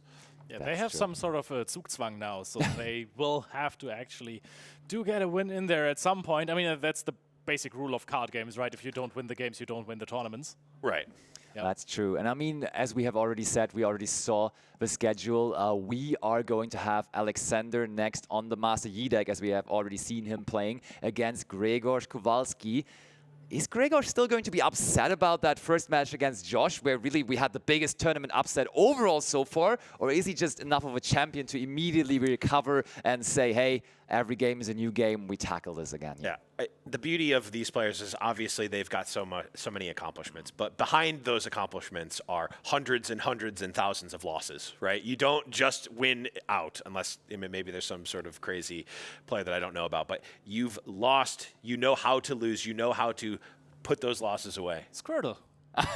Okay, well, that's true. There is someone in Riftbound, but they're not here right now. So, and I'm sure they've lost before. I'm sure there's someone at locals that it's like, I beat Squirtle, and they're like, no, you definitely. But Blevins, you know who is here instead? The TCG Overseer. The TCG Overseer, of course, has caused some trouble already in round 1, as they have announced the Mulligan Mania for the entirety of the first round. But as we are about to head into the second round now, of course, we will have to spin the wheel one more time to see what additional rule will be applying for the second round. Okay, what are we getting?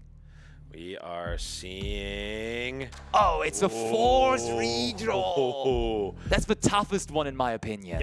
Yeah, I agree. This is almost like, it's kind of like Mulligan Mania, except your opponent forces you to mulligan, which is kind of crazy. And it's also random. It's like not even you're allowed to just mulligan regularly, but you're just saying, okay, you decided on those 4 cards, I'm taking this and this away just randomly, and that can just be completely making your hand unplayable, really. That can be your 2-drop, and that is, I think, a hardest hit to those aggressive decks, to something like a Master Yi. A deck, if you play Arena's Greatest, right, you want to be there on the spot, have the 2-drop. If you lose the 2-drop and you only have your Rengar in hand, you still have Rengar. Okay, now that you say that, is that something that we have to consider in our mulligan process? Does that mean that we maybe are picking additional 2-drops in our opening hand because we just want to have more consistency to keep them around while our opponent is sniping some cards out of our hands? I was thinking even crazier, where if you see your opening hand and there's no 2-drops, you let your opponent mulligan for you, and then it's just like a regular mulligan in a game, right? That's probably awful. That sounds crazy to me. It sounds terrible. I can see it. Who knows? I don't hate it. But then again, you're hitting the 50-50. What is the chances of drawing into your 2-drop in the mulligan, and what are the chances of getting it hit from your hand? I mean, that's 50-50. 50-50, yeah. Yeah, it's a 50-50. It's always finding the top deck.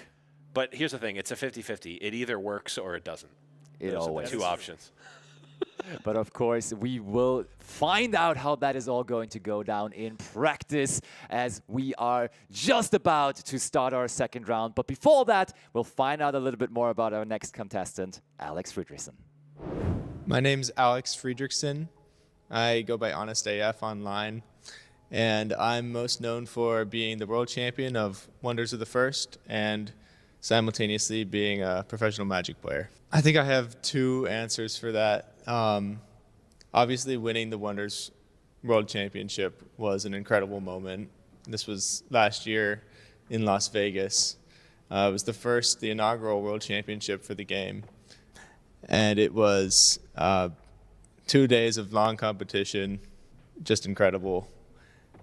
I also remember cube drafting with my friend at his bachelor party, my best friend, just before he got married this past summer, and that was also a very emotional time. It was the first one of my close friends to be getting married, and we were just playing TCG. It's kind of a monument to this period of life. Yeah, so I've been playing TCGs since I was about 9 years old. So that's what, 17 years? And the past 4-ish years are when I really started to lock in. I had a lucky break at a tournament in Barcelona. After taking a Europe trip for an academic conference, I decided to attend. That qualified me for the Magic Pro Tour, and then I've been chaining together the Magic events since then. How can a TCG be so enthralling that I spend 17 years of my life playing these card games? It's the meticulous strategic elements and discovering a new rule set. I like to think about games kind of like my job as a programmer, where you live in this constrained space. You have an abstract set of rules, and then you can explore the space within them and try to find the most exploitative solutions, whether that be the deck, the technical gameplay that's going on. So it's this love of kind of problem solving in this rules-based space that has kept me hooked on TCGs. So for me, that first love of a game was Magic, and I still love Magic, and I've now learned to transfer some of that skill into other TCGs, picking up Wonders and becoming the world champion of Wonders. And now for an event like this, learning Riftbound in the past month has been a new journey, and I think that love of learning and transferability of these skills is one of my strong points, and I think it's what keeps me hooked. I think that the idea of the Grand Slam is exceptionally unique. I remember talking to Norman of CSL about 1.5 years ago, and he brought up this vision he had for putting an event like this together and bringing the best players in the world from their respective TCGs into the same space, into the same arena, and have them compete in this tournament, kind of like a circuit. And being here, it's really awesome to meet these players that I think we would otherwise only be attending our individual events and might never cross paths. And I can see into the minds of some of these guys that they work in a similar way to my own. And, you know, I'm used to being in the room, learning a new game. When we play a board game night with friends, I'll pick it up pretty quick and usually, you know, trounce them.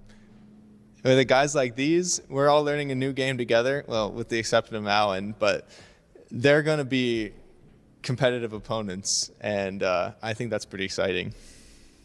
It's a pretty tall challenge to stand up to Alan. You know, I heard an interesting fact earlier from him where in a game like Riftbound, I think his overall win rate in the game is around 90%. And that's a large minimization of variance, I would say. It's going to be hard to overcome that if Riftbound is closer to a game like chess than, you know, something I'm familiar with like Magic. The best players in the world might have a 70% win rate. And we'll see what those additional rules can spice up. Maybe he'll be caught off guard by some of them. I think any introduction of variance into the rules is a good thing for us players who are coming in with a little bit of a disadvantage experience-wise.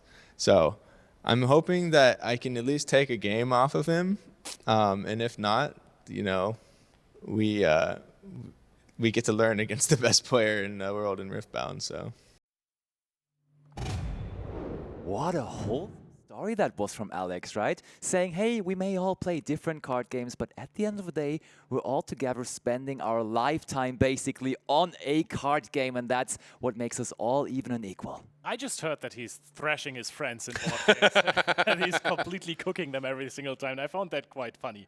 That was hilarious indeed, but of course he is going to be facing another powerhouse from Poland. He's going to be playing against Grzegorz Kowalski, and he, of course, is next to Alan, the one with the most experience in the game of Riftbound, as he has already been claiming a couple of results on the Riftbound circuit, but not to be disregarding the results he also already had in Magic. So I'm sure Alex and Grzegorz, they might have even played before against each other in a Magic tournament, honestly. Yeah, almost certainly at least cross paths in the Pro Tour at some point in time. I knew of Grzegorz from Magic for many years. When I was playing Flesh and Blood in the early days, he came over and go, oh, he's going to be a great player. Obviously, we see that happen as a world champion, and when I found out that he was playing Riftbound, I'm like, I need to find out what deck he's playing so that I can play a different one and try to get a best of. Were you surprised of his deck choice? I was not necessarily surprised because I do think that a deck like Rengar has a deceptive amount of play to it. You're playing these reaction speed units with ambush. You're able to have it's not just an aggro deck. You're able to play your units as combat tricks, and if your opponent is not familiar with that, it can really take you over the top. It just has raw power. I mean, you get to play Rengar in the Champ Zone. It can't be that bad. Yeah, and I mean, he also was showing that already in his match against Josh, that there is definitely layers to the deck that you can play it a little bit more conservatively, even though it didn't work out for him in the end. But as we are doing here throughout the entirety of this event, we are going back to our booster Oracle. All of you watching, of course, should be making sure to go over to Joshua Schmidt's Twitch channel to get your vote in on who's going to win that very next match. And before, Leo, you get to open this pack, I want to, of course, hear from you two as well on who is going to be the winner for this next match between Alex and Grzegorz. I think that the Rengar deck... I mean, you can come up with a solution together. Go for it. I think Grzegorz is favored in this matchup. He thrives with raw power, but first of all, Rengar can match punch first, and Rengar can play the Ferris Forerunner, and that is a card that is so tough to play into as a Master Yi if you can develop it. Problems. Yeah. Agreeing, Blevins? I'm agreeing. I mean, I picked Grzegorz to win the entire event, so I'm clearly going to pick him to win this one. I do think that just at a base level, Grzegorz has played more Master Yi than any of the Master Yi players have played into Rengar. So. Probably, but now, Leo, you have been staring at those packs for a while. Let's see, as we have done before, we are going to open both, of course, the Wonders of the First and also that Flesh and Blood pack, and then we will see whether the Flesh and Blood pack is outperforming its MSRP value. Okay, yes. Ooh. So what do we got there? Shield. Yep. That's me. Yep. I stole your joke. Yeah, I like it. I like it. I saw. Yo! Oh, Flamehound. Lava Hound. Off the core. Okay. Yo. Has a T on the bottom. I wonder what that means. Oh. Ooh. And Shocknado. And the Master of the Abyss. All right, there we go. Okay. And as I already explained, as there is no real secondary market for Wonders of the First here, we are going to just open the Flesh and Blood pack and see whether it is outperforming its value. And if it is, the Booster Oracle is going to be deciding on Flesh and Blood. Never held Flesh and Blood cards. So go on then. Okay. Make sure that they're in the glare as much as possible. Yes. He's very good at that. He practiced that for hours. And here comes... Lightning Overload.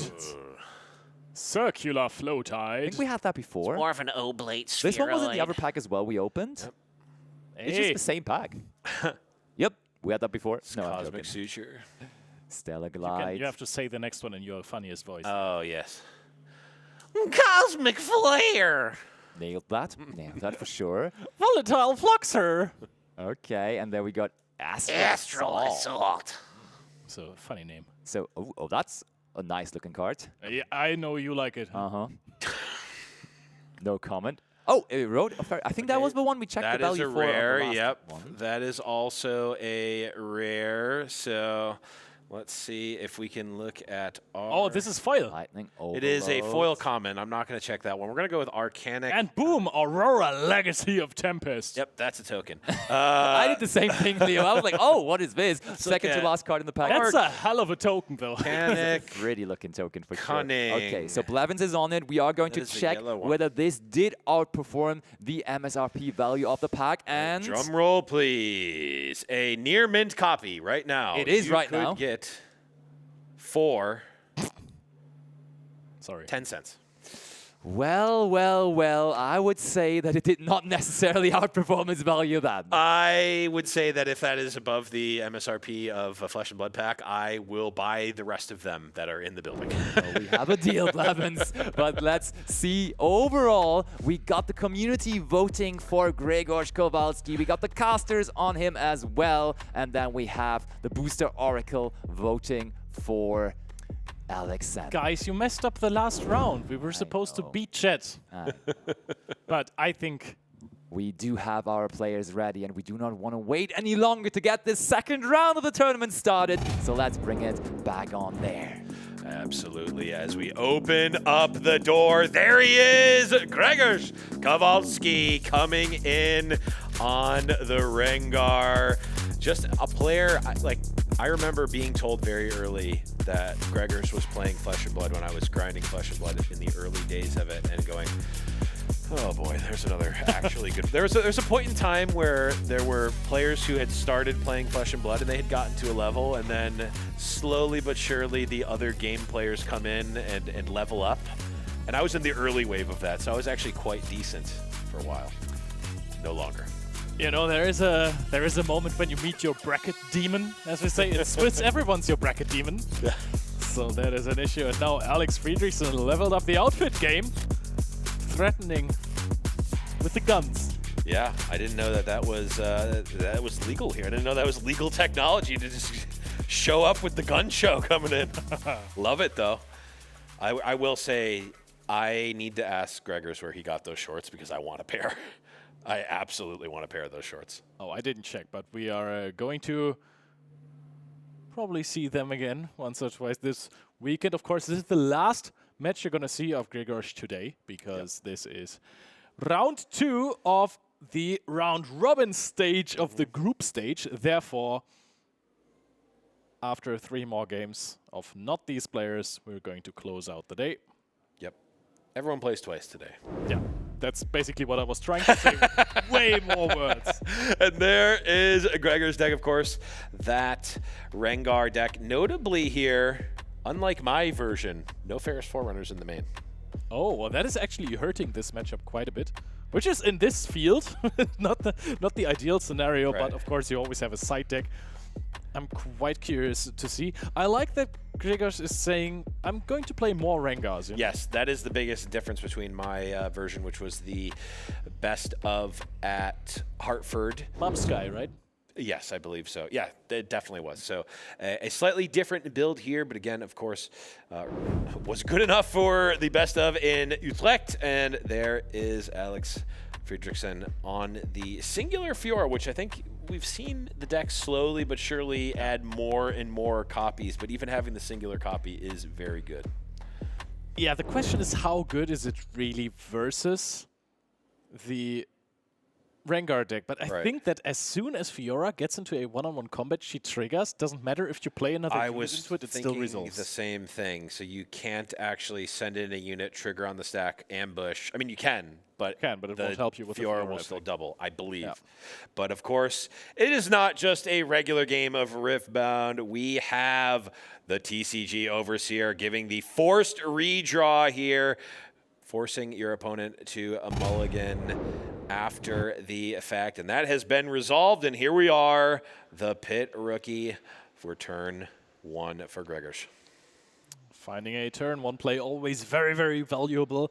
Let's see what Arne has to answer this with. Of course, you could go for a Scuttle in this game, but then most certainly you're going to get Emperor's Deist with a Pit Rookie in the next turn. Yep, that is certainly going to happen. So it's still always good to get the crab down there for Alexander. And now we see, what does Gregors have? It is interesting. You know, Scuttle Crab seemed like one of the best cards in Unleashed, and stat-wise, I think a usage stat-wise. I was going to say, stat-wise, it's one of the least efficient units you can possibly have. Usage stat-wise, I think that speaks for itself. However, after Alan talked about it and how it is sometimes really slow, especially if you're on the room. I will go there and pass. Pass. Go to 1. I think you just bounce here, no? I will trigger the ability. Going to bounce. Getting a Sand Soldier.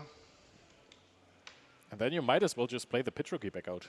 Yeah, unless you have something, else. Yeah, but Feyfolk like a Feyfolk, that is one. Gotcha. That is. That's huge. This card dismantles, especially a Scuttle Crab. Oh yeah. Although, not a Master Yi Scuttle Crab, because the Scuttle Crab will be 2 when you pull it in.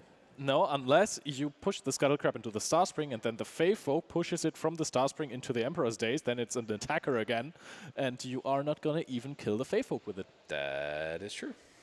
And that's how you do it, everyone. So Feyfolk is a card that really messes with your opponent. I think it would be a terrible card if it cost power, because that's just not happening. But because it doesn't cost power, it's incredibly broken. Yes, I have said it before, and I'll say it again. I am Scrooge McDuck when it comes to spending power. I don't want to. Yeah. I want my cards to not have power costs. And when they don't, I very much am in favor of them, especially when they're a 2-drop, and especially when they have one of the better cards in Yi just stapled onto a move to a battlefield trigger. Yeah. It's very, very funny that this buff onto the Scuttle Crab actually does matter in this scenario. Because now if the Feyfolk pushes it into the dais, it's going to trade with the Feyfolk. But because we are in Star Spring, the value of Feyfolk really like triples. That's the crazy part about it. Because you can always use the Feyfolk to at least start attacking a battlefield, then ambush in and push it out. I mean, you can do that with any unit, really. Yep. But okay. Looks like we're going to get a little aggressive here. All right. That is on guard to take out the Sand Soldier. Get a point for Alexander. And now that is a even trade. You traded the On Guard for that Sand Soldier, given that the Sand Soldier was an artificially made token.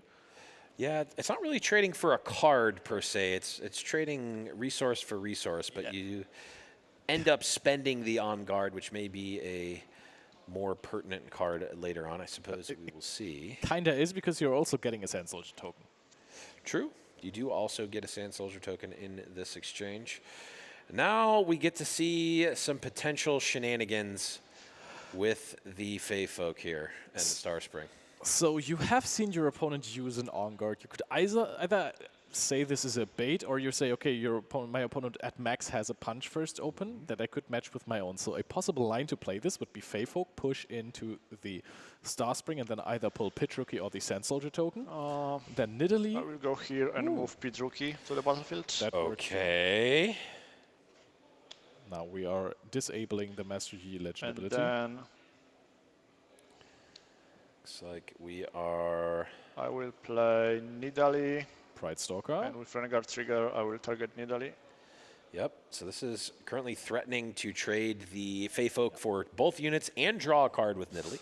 I think that the irresistible Feyfolk, as happy and smiley as it is, will gladly take that trade. Yes. Things, do you... Pass. Oh, yeah, pass. Wow, that is a huge trade. I will go to 2 and think about my triggers. Yep, this is Alexander just So thinking, I'll decline this, just draw cards. I have the Punch First that they could play, and knowing that Gregors likely has something, right? I mean, it's unlikely that they're going to go in. I'm representing Punch First. They have access to Punch First in their deck. Am I fine with this Punch First exchange? Probably not, because then Alexander's going into a turn with 2 fewer runes and is not any better off. It is the pitch rookie now for 2 energy, of course, is in a little bit of a precarious situation. And pass. Because Rengar goes meow into the other cat. And that one is really threatening right now. And we may be in the same scenario on the other end where Rengar goes in and then potentially there's a punch first backup. But there could be a sabotage first. There could, in fact, be a sabotage first as well. Now, what about the rune economy of Alexander? Are we at 6 runes? Because then this is infinite times more dangerous than being at 7 runes. Because with the 7, you're still representing Rengar plus punch first if there is nothing crazy in your opponent's hand. Would you rather use sabotage and get away the punch first, or bring in the Rengar and then match the punch first with your own? I would likely rather use the sabotage because it's effectively trading. It's trading your 1 energy card for their 1 energy card, except your 1 energy card now does cost you a power. So you're actually spending 1 more power than your opponent. However, you get to keep your punch first and theirs goes away. That's probably better. Yeah, but the thing is, using that sabotage is a little bit of a risky one because there's not that many non-unit cards in the Rengar deck, so there is a at least decent chance that you're just throwing this away. But at least your opponent could not chain a Thrill of the Hunt if they wanted. Right. That's like using your key to open the door, and there's a bunch of free cookies in there, and you go, oh wait, the door was unlocked. Oh well, I still get all these free cookies. That's fine. Yeah, definitely. I don't know why that metaphor went to my mind. That's definitely happened to me many times. Just, you know, this free cookie treasure room. That is, I have been there. I've been there, bro. Sure. Just, all right, Gregor says sure. Rengar coming through. The punch first coming out, and now that is likely going to require the punch first on the side of Alexander, and it does. And so far, it does not feel like things are going Gregor's way, because now his opponent has developed the biggest unit on the board, and he's behind on runes. He has to push into an 8-might Rengar into 1 open rune with 5. It's not ideal. Wanted to say the same thing. He could clear with his own Rengar from the champ zone, push Pitch Rookie in, bring out the Rengar. Rengar. That would trade Rengars. You leave a Pit Rookie. You could bounce that. You could bounce the Pit Rookie as well. But only for free, because you are at 5 runes next turn, so you can just return it and not make a Sand Soldier. Which plays around another Rengar from Alexander at least a little bit. Right. Well, the good news is that if that all happens, no, there's not going to be a Rengar left over. I think he's now going for the late sabotage. No, just keep it like that. No. Yeah, that makes sense. I don't necessarily like using the sabotage there for a couple of reasons. One, if you're going to use the sabotage, you probably wanted to do it first. 2, you are throwing a rune away on this turn when you could just do the same thing next turn. There's a cool interaction in the hand of Alexander for the next turn. He has the first mate, so he can basically retreat the Rengar next turn and then ready it with first mate, push it into the Star Spring, which also gives you a lot more flexibility if you want to start racing your opponent and you think that Gregor is not going to be able to get many more points. I think you could just go into the Star Spring, kill perhaps the Pitch Rookie if it's going to conquer there, and then you play your own Scuttle Crab into the Star Spring, push back the Rengar. You face an open battlefield with just the Scuttle Crab in the battlefield. If your opponent Rengars a Scuttle Crab, that's fine.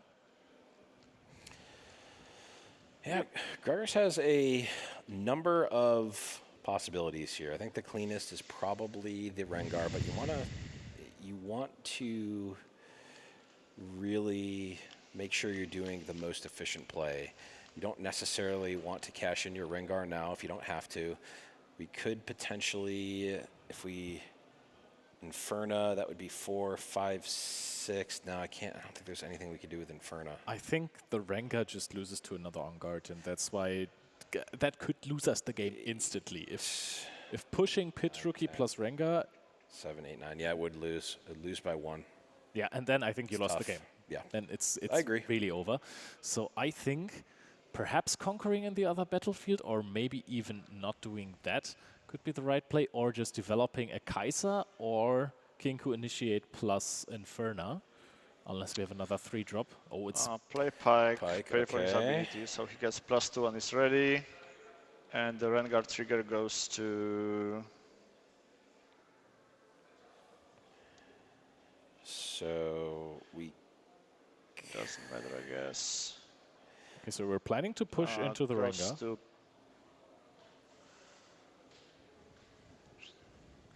I like that, because we still have Inferno in hand. So if we go for a crash here, because those go to 8 together. Yeah, goes to Pit Rookie. It'll go to 7? Because it's 4, that's true, yeah. 5, 6, 7. Yeah, so we still need Inferno. The Inferno. Go like this, so it's 7. Yeah. Play Inferno, target. So that'll now be 11. So we're covering everything here because there can't be another punch first. Again. So it's gonna be 4, 4, and 3. And that basically means that you can 8. Yeah. Right, so I kill both of these, and the Inferno lives. Okay, now surely you bounce this, right? I would think so. It turns off the ability to Rengar. It just opens up the ability to Inferno again. And you get a point.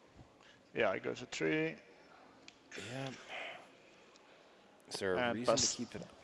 Is there a reason to keep it on the battlefield? I guess it gets worse. It holds. It gets you a point. It threatens a point. The Lonely Poro top deck is actually kind of insane here because it can run over the Inferno. Yeah. I think actually I would go for an accelerated Lonely Poro here. Yeah. That is not a crazy thing to do. You're stopping your opponent from getting a point. You're taking them off the board entirely, so they are losing the ability to ambush for another turn. Yep. And now the Poro is just running over Inferno. This is a mid-game of 2 rather aggressive decks that have had to ruin their economy. And now Alexander is quietly but surely building up some cards again. Yeah, this is tough. The good news is that if the scores are correct, then Alexander is at 3. So you've got some time. You know, if we can take a turn, develop. I believe we've got we have a Kai'Sa. And I did not think it would come up this often for me, the Emperor's Dice ruling, but I think I would have preferred to actually not make a Sand Soldier because there is still the option to Rengar for Gregor. That would have been gone. Plus, First Mate in games like this can accelerate you so fast to get those points. So having it open and then next turn conquering with First Mate bouncing, that could be a way to get a very good, clean victory. Yeah, that's true. Looks like we may be accelerating Kai'Sa potentially. Nope, this looks like Rengar. I play Rengar here, targets himself, go to 4. I will think about the trigger. Yeah, I mean, this is the same. I will decline the trigger. Okay. We've seen this many times. And pass. Rengar conquers, and then the next turn it's a Rengar conquering, and then the next turn it's a Rengar conquering. And not a single one of the players is meowed. I will point that out. Yeah, that is making me increasingly more mad, but I think we'll talk about that later, right? But so far, Alexander, he is facing a big threat now. Even if he would have a Rengar, it would be really, really hard to conquer here. But I mean, I think he still has a little bit of time, no? I think you can just try and go for a Scuttle Crab, see if you can fish for something, do it again. The issue, potentially, is that this is hard to break, so you're threatening to hold to 5. There's only one hidden card in Gregor's main deck. That is Pike. We know it's Pike. Pike has ganking, so you can effectively jump over and conquer. Oh yeah, Pike has ganking, just base. So you can jump over and get to 6. So Gregor's, without anything else, is on board threatening to go to 6, and that's obviously a very scary place. That is a good point. And knowing how we've seen Gregor's play previously, perfectly willing to back off, play units in the base, and then have a really crazy attack that's going to be hard to overcome. When you're really behind against a deck like this, it's gonna be tough to compete. It's really strong, but at least Alexander can use the Star Spring to get some points. I think this is where you probably play a Scuttle Crab into the Star Spring. Oh no, we develop the Ruin Runner. Sure. Okay, Ruin Runner in the Star Spring is going to be 5, and it will be 7 effectively. The problem is that Pike is we go to 5. Going to be ganking in at 5 without anything else being played. And that is not going to cost, it'll cost a power, but it's not going to cost an energy. We know that there's other things in Gregor's hand. This is a relatively precarious spot for Alexander here. But there's also, for Gregor, the thrill of the hunt. Therefore, if he has an ambush unit, he could thrill over the Rengar, bounce it, push it with Brightstalker to match the 7.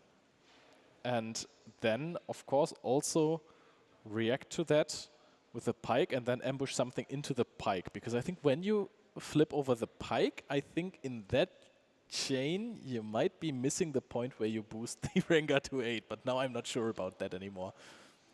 I think you have to thrill the hunt and then respond to that with your Pike.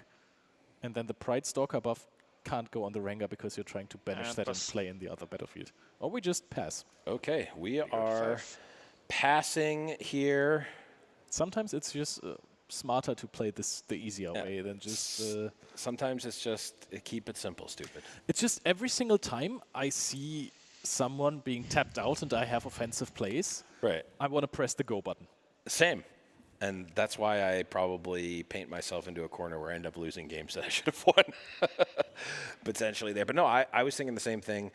I would imagine that there wasn't necessarily an easy way to get the Pike or Rengar up to 8 to be able to cleanly beat the Ruin Runner there. So I'll sabotage you. Now the sabotage is happening. The question is there a world in which you, at this point, thrill off the hunt? I guess you... Oh. No, I think you just let it go. So 4 card sides. Yeah. Yeah, so you can thrill of the hunt. This is what you were talking about. You can thrill of the hunt Rengar over, and then you're saying, do you have to Pike? Is there a window where you can Pike and give the Rengar +1? And I don't know. The question is, does the hidden fizzle happen before the showdown starts that is caused by the thrill of the hunt? We're going to find out in the next episode. Yes, we need to ask the Fizzler, because that will decide if the card fizzles or not. Would be nice to have Alan here again. But those are some of the more difficult questions that you will have to ask yourself in Riftbound. That is a pretty neat challenge. Oh, wait. Oh, this can backfire because now we can react with Pike, give the Kaisa +1, and that will cause a trade on the challenge here. And Gregor's has to. This is the how deep down the rabbit hole do you go, because it's like this on board is just a trade. Does Gregor's think that this is a bait? I will be playing Pike, thinking about effects. Yeah, that is the next question. If you just flip over that Pike, your opponent is going to be able to run in with the first mate or do basically whatever and just trade it off. Yeah, I will pay for Pike, and +1 I will use on Kaisa. Yep. That's good. Yep. Okay. That was an expensive challenge. Yeah. That was 8 energy and 1 power to get rid of a Kaisa. Honestly, kind of worth it. Kaisa's a good card. Kaisa and Kinku. That is true. I wish we would pull one of those in our packs, but we are opening Unleashed, of course. I was going to say, it'd be really tough. There would have to be some sort of crazy factory error. Yeah. That would be an interesting one to pick up on the eBay Live page later. The factory error opened on stream. Yeah, you can get all of those cards that we have opened. You can gank. On the eBay live streams in the coming couple of days. 4, 5, 6. All right. Alex figuring out where they want to go, what they want to conquer with, how they want to do it all. Just confirming, this isn't playing a unit, so if I play one here, I can move it out. Okay. Okay. Now this is just moving a unit, and now Alexander is exhausting 3. Is that another first mate? Oh no, it's... Yeah, they exhausted 3 before. So we just replaced our Ruin Runner with another Ruin Runner, but the thing is, 6. He's losing the holding game. Yeah, that's a scary place for the Rengar TB, is going to 6. But we got rid of the thrill of the hunt with Sabotage, right? Did you pick up one? We did get rid of the thrill of the hunt with the Sabotage, yes. I thought I saw a punch first, but I'm not 100% sure. But that helps us relatively little here when we want to become proactive. Just because if we gank over with the pike, punching for... Yeah, you're actually right. You're on the spot. Yeah. Well, we play a unit first. +1 on Rengar draw cards. On the Rengar. Okay. Okay, now that's a interesting decision. Do we have a Thrill of the Hunt? Faithfolk to my base and pass. Oh, okay. Which Go is to 6. the novelty of giving the Rengar +1. It's like petting the cat. So we're keeping the Pike Dockside Butcher in there. Why is that? It's got to be some sort of break point, right? We're at 6, 9, all the way up to 11. If we didn't have the Butcher, punch first would still not be enough. But where's the point when you're looking at your opponent's base, which is just the first mate, just the Scuttle Crab? When you're at 6 points, can't you just retreat everything? I mean, you have the Faefolk, so that is also an incredible push. If you just retreat every single one of those cards, a double Conqueror can't be too crazy to achieve, right? I was thinking the same thing, but you do get at least it's effectively you would be giving your opponent an extra +2, and you are not full of resources here as the Rengar player. You don't have an infinite amount of might at your disposal here, so you probably want to be relatively efficient with the usage there. So the big question, is Alexander going to leave it all to the Ruin Runner? There has a punch first picked up, so that's gotta be nice. I think it's also going to be interesting to see what happens next turn with the Irresistible Faefolk. So you can push it into the Star Spring and drag a Scuttle Crab. Playing Scuttle Crab into an Irresistible Faefolk as the Master Yi is one of the riskiest things, but you gotta draw some cards. Oh, wow. Okay, Poro moves the Ruin Runner back.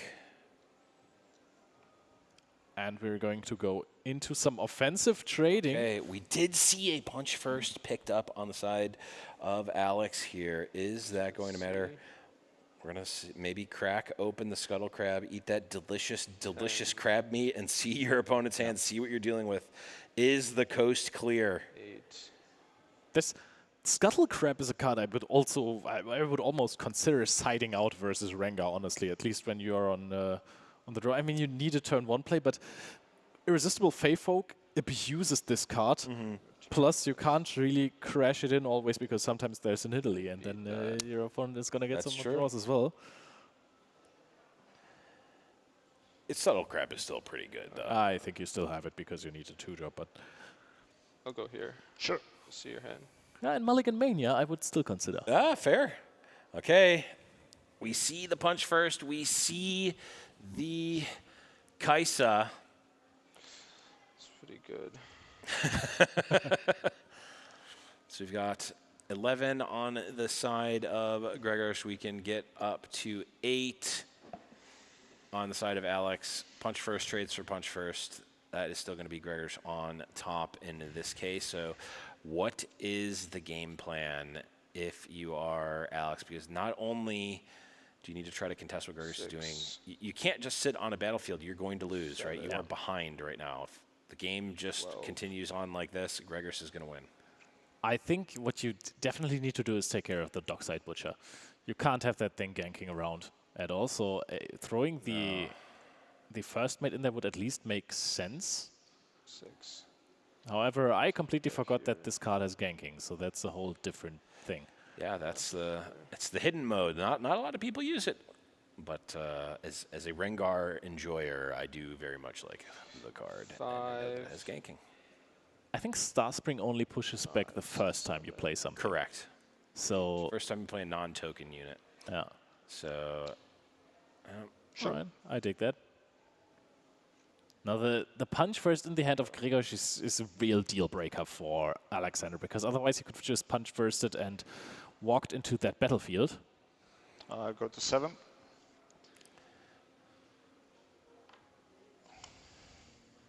Now there's so many units in that Starspring. However, Starspring, of course, offensively, when you're holding there, one of the best battlefields, because you can park your units there, play something like a Lonely Poro into it, and then push those units out. It's nothing. And now, of course, the Fey Folk is going to drag something into the Emperor's Dais. However, what are you dragging? I will go here, bring Mastery here. That Mastery is trading up. Yep. Honestly, that is trading with 2 units. Yeah, but that's fine. You have the Kaisa Accelerator. That's going to be 5, which is going to be threatening to kill the board. The punch first. So this. True. And yep. Okay. We did see the ganking unit killed. Play.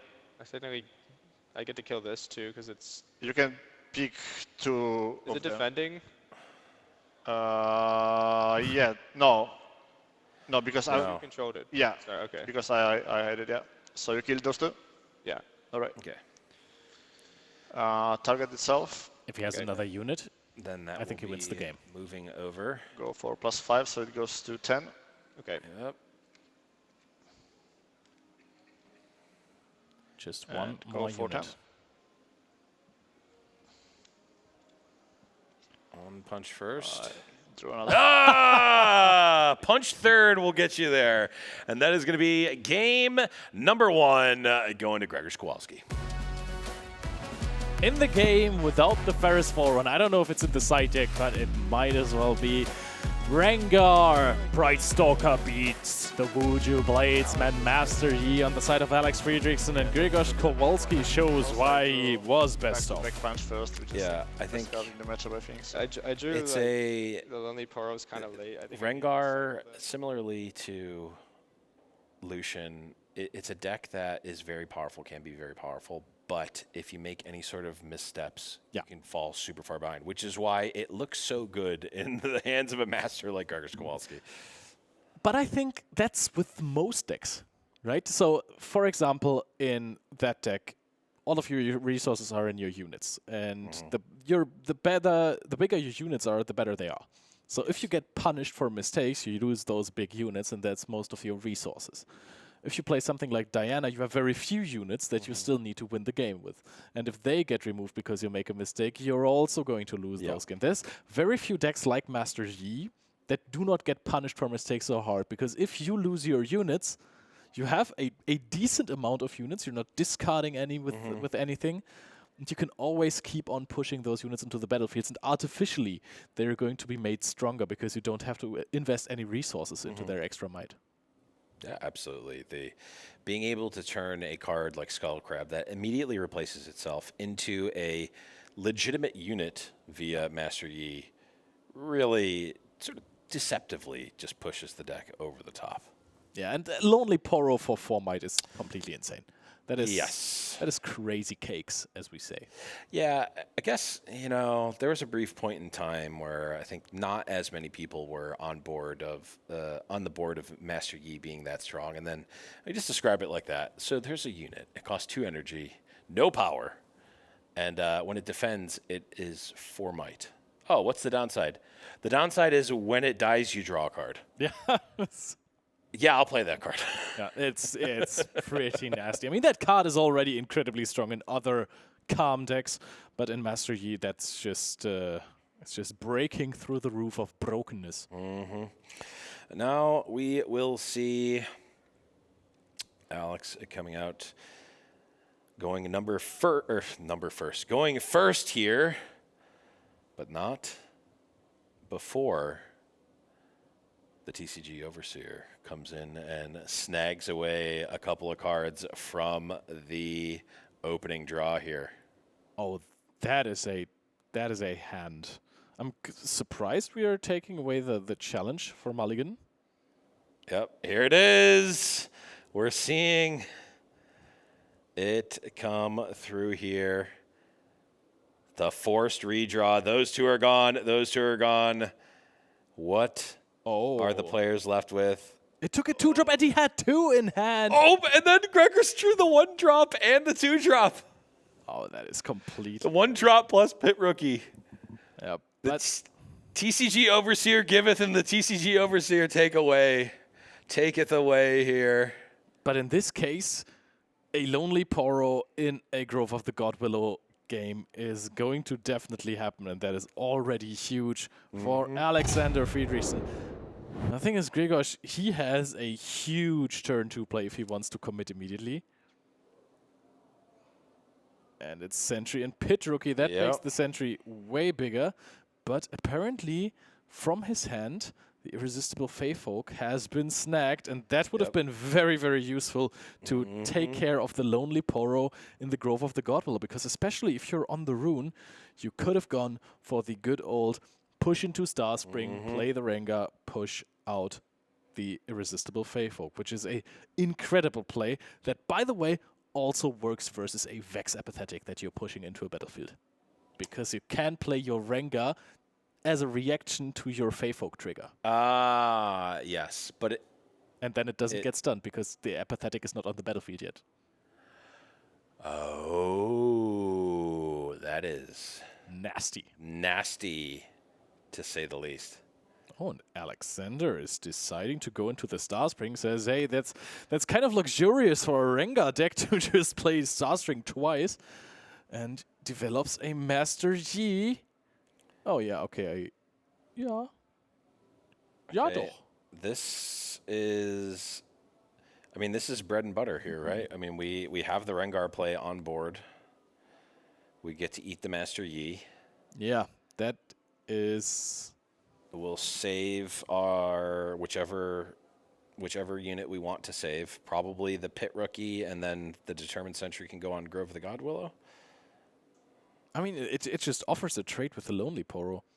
That is a really, really strong position to be in.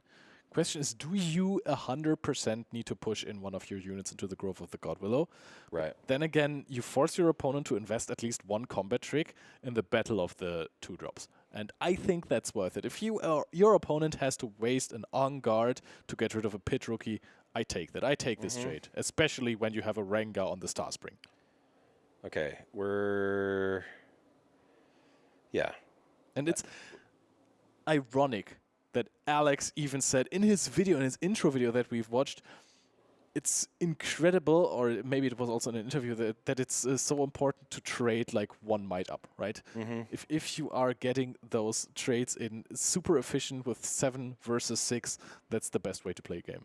Yep, and I love this move of the Pit Rookie, which says, if you have Punch First, you are at least trading evenly. Yeah. You're going to need more than just a Punch First to break through this.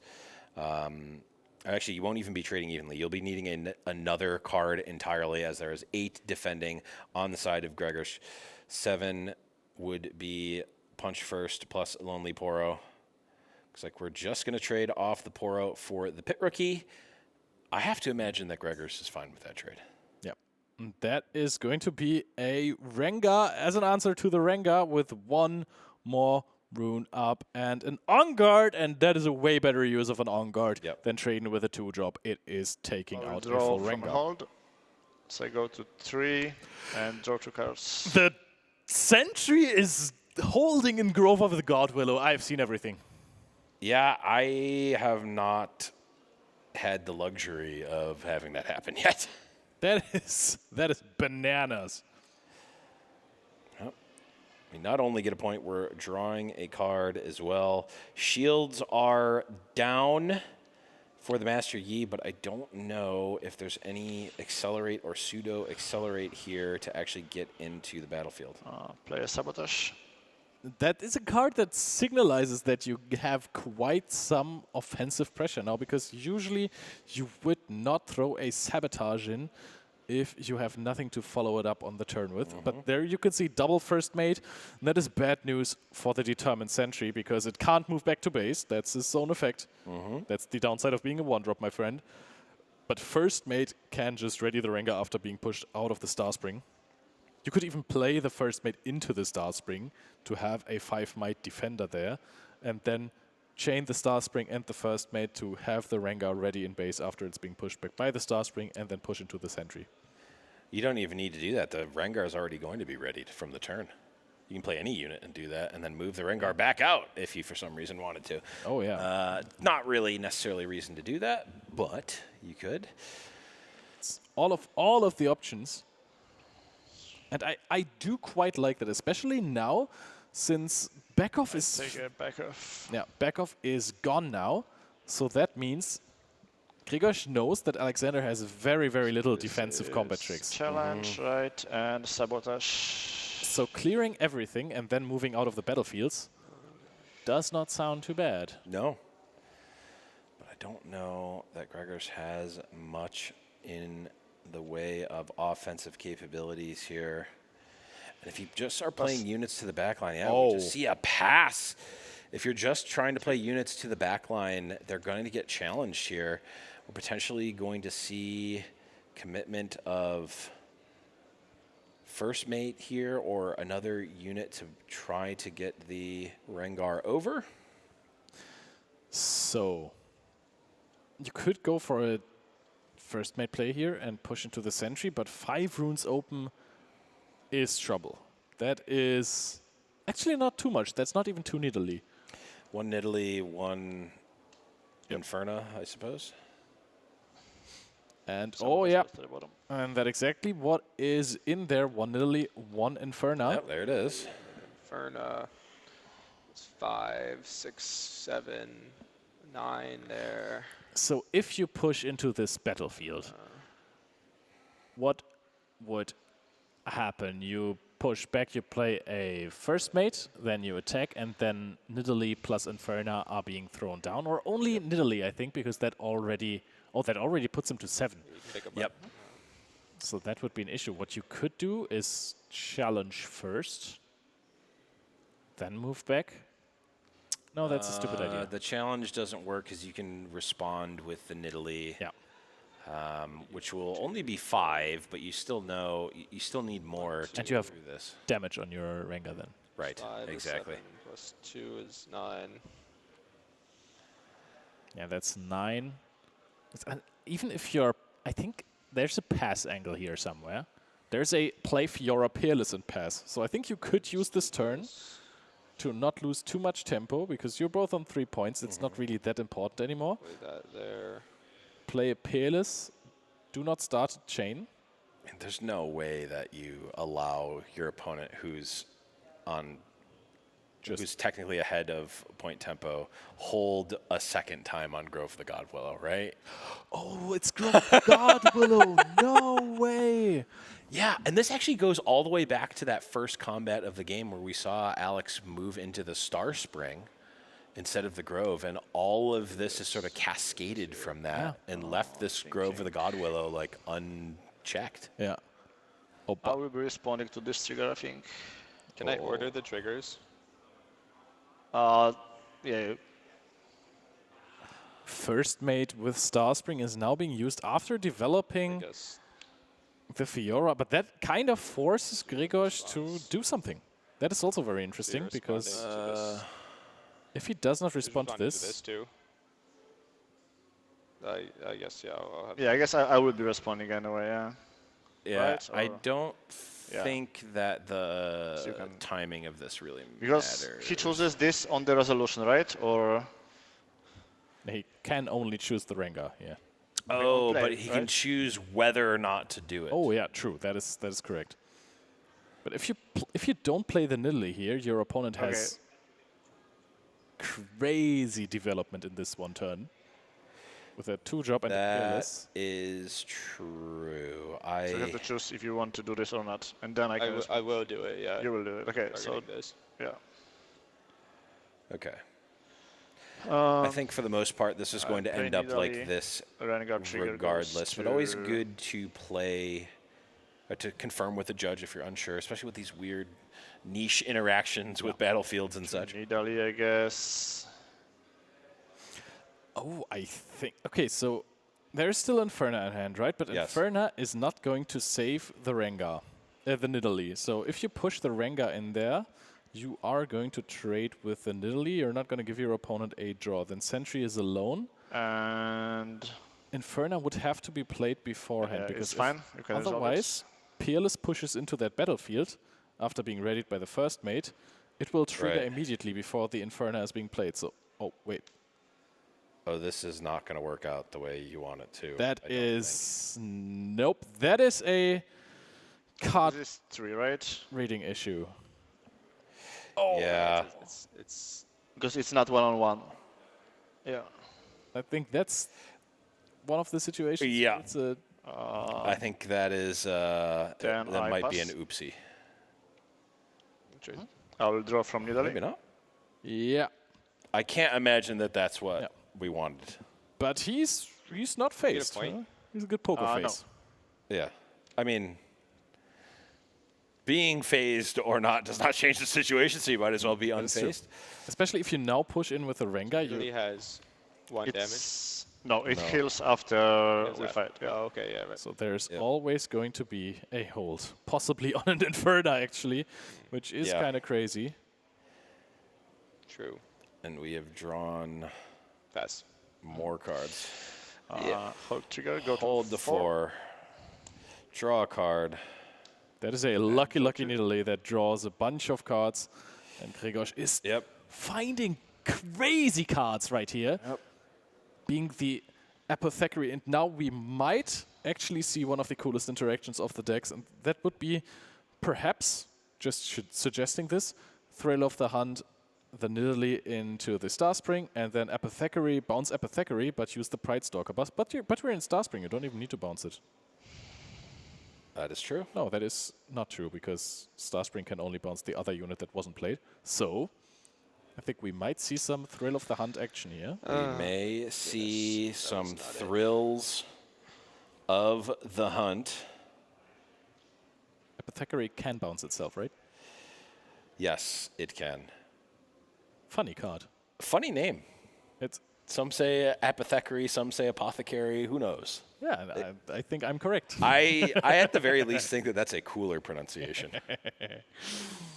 The Grim Apothecary. That card is like a 3 energy flash in Starspring that you can always use. It's so cool. And also in Rengar, it gives +1. That is true. It's the ultimate combo trick because it never gets used up. Yeah, it's and notably does not cost a power. Yeah, it checks all my boxes. Yeah, you can play it as a first turn play going second. I love On this the rune. card. On the rune. You're right. 2 energy being exhausted. Let's see what we got. This is potentially setting up a Thrill of the Hunt. And I think we held to 5 in this turn. No, we held to 4 because both players are at Just 3. hide a card. So I lied. Thinking about the cost. Okay. Hide if the red one. Okay. And pass. Card. Oh, we have floated, I think, and Just boosted. hiding here. So we saw the Apothecary, we saw the Thrill of the Hunt, which is what we're leaving up. We, of course, know about the Inferna. Notably not playing the Fey Folk, which Gregors knows that Alex knows about. How do I win? Yeah. And that is the Timely question of the event. How do I win? One that you need to answer at all times. I have It's 5. always good to keep your eye on the prize. If you start challenging here, you might be in a pickle. If you start with a challenge here, 5 runes are open, it's still Rengar Pride Stalker. Things can happen. Yes. Well, you know that there's a hidden card. And you know that there's a pike hidden, and you know that there's an Inferna in hand. So off the bat, challenge needs more. Yeah. However, we have Zhonya's Hourglass, and that is what challenge perhaps needs, especially all the cards in his hand. They are actually quite cool. Here. Okay. When it comes to his energy management, because that's he has one more card that costs 3. So this with this, right? The question is, does Grigos have a way to push to... Yeah, he has Apothecary, Pike, and Inferna, so therefore he could go to 7. Yep. Could also Thrill of the Hunt to counter. Could also... I mean, there's a lot of options here. Could he... Oh, wow, and also another Rengar. He could... There is no Inferna, I lied. Oh. There is Inferna. What? I was going to say, what happened to the Inferno? We saw one earlier. Yeah, it's at the back. It's been a long day for us. It has. So you could also, as a counter, Thrill of the Hunt into the other battlefield. Before that, you use Pike. But then it doesn't help a ton to do that. Looks like we're going to start with... Also, where's the Apothecary? It is... For 3, I will play Nidalee. Not there. Am I dreaming? I swear we saw that card. This. Maybe we only saw it in the card highlight tool. Play this. Possibly. Pump this. And I mean, you would still... Pump this, thinking about... Yeah, that is... Paying the additional cost. Quite some defenses now, perhaps trying to defend the Pike from possible attacks. But I don't think you want to really necessarily give up a power here in this Grove of the God Willow that Grigos has been holding for hours now. So this goes to 7, this will be 2. Yep. The thing is... So pop. Yep. He still has a gigantic push, right? So he still has one damage on the Nidalee, one life left basically. Yes. 3, 4, 8, and he can play first mate, push back, ready the Rengar, and I think he could still clear everything. Wow, he can still clear everything. So it'll be 9. We've got 7, 8, 9, 1, 10, 2, 3, 4, 5, 6, 14 7, 8. plus 9 plus 6 is 15. I think you're correct. That's quick maths. I don't know if it's correct. Everything trades. That is after perhaps a little bit of an oopsie before. I guess I somehow miscounted that. And if he used the power for the Pike Dockside, he would be at 10. Yeah, I somehow missed it, yeah. Don't worry, I've been missing a lot of things. Somehow I thought I have one more than enough. But yeah, I should have paid for it. My bad. I mean, playing into the second first mate is something that's understandable, unless we had information from somewhere. I don't know that we had information, but at the very least, I mean, Gregor's just acknowledged, anyway, like, yeah, this is the one you played to untap the other, so. I should have played around it. I miscounted. But I mean, Gregor is just at such a phenomenal spot with the Rengar. And you have no cards, right? In his hand. Nothing. Oh, no cards in hand. Okay, that's a good spot. All right. Yeah. All right. Meow. Go to 5. Takes out the Rengar, and that one is gonna probably at least hold for 1 turn. And pass. Unless... No, I can't think of anything that's Dead Bloom Predator, I suppose, would be a card. Yeah. 2, 4, 6. We would actually have enough for Dead Bloom Predator. I haven't seen that card played in quite some time. Go to 7. I dig it. I still dig that card. Do you just start disciplining the Rengar to find somewhat of a unit to develop? I think so. Opponent's going to go to 6. Discipline. Sure.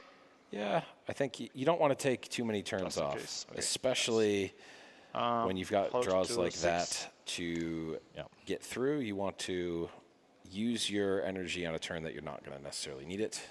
And I think now you just develop any kind of unit you have. Thrill of the Hunt. Move this back, go here, go to 7. Yep, that is looking mighty good. Oh, just calling it. Yeah, I don't know that there was much that could be done there. That is going to be Gregor Kowalski taking it down in this first game of the second round. Decisive 2-0 victory in 2 very, very close games, Alexander. Because this is your sideboard, right? Really pushing him to the edge. Right? Because I think this is your deck box. Oh, is it? Yeah. Yeah, they're the same, so I just... Yeah, this is my guy, so. Some unclarity who's owning which card. Yeah. But I think, especially since this is the best of Rengar, I hope that Gregor just got the one, yeah.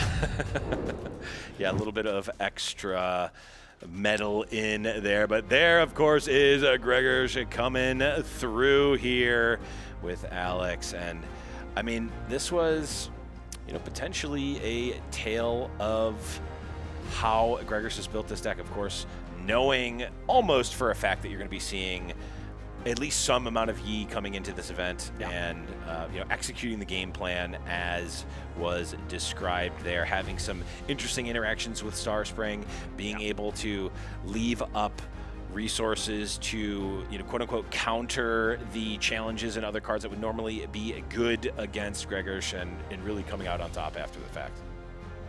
Phenomenally played. I mean, what else would you expect from a world champion of Flesh and Blood and the best of Rengar of the Utrecht? RQ. We didn't see a lot of Kai'Sa action. I mean, Kai'Sa was there very, very briefly. However, she did a decent job of trading with the Rune Runner after a challenge. I think that was one of the crucial points in those games where the big challenge play that was supposed to be gaining a lot of momentum, a lot of tempo, just ended up losing. Oh yeah, Kai'Sa with a couple of gigantic fists. Yeah, that's true. Double punch first on a Kai'Sa, 15 might.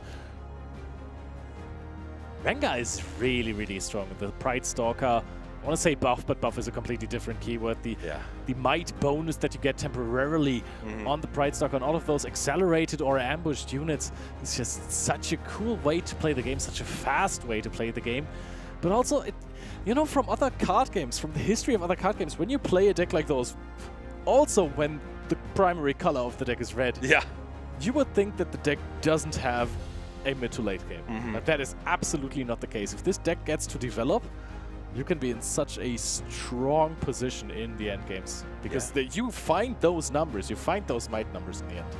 You find the might numbers, and you're able to have that reach for a Gregor, but we are back here.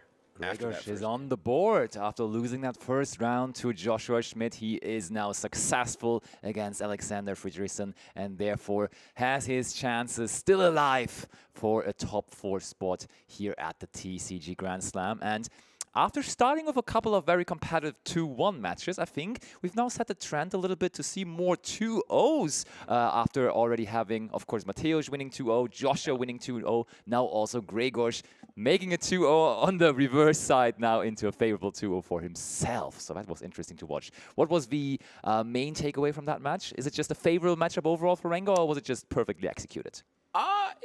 I wouldn't necessarily say that it's favorable. I think that Gregor certainly has even some differences from the version that I was running, which is the best of from Hartford, maybe tailored a bit more towards Master Yi. And really, I think that there were a couple of turns where maybe there was some grasping there, going a little overextending, and Gregor's having the exact cards to be able to counter something like a challenge and overextension on a challenge. Well, speaking of Gregor, actually, he's already ready to talk about that match himself. So why don't we throw it back over to the stage with Amy and Gregor.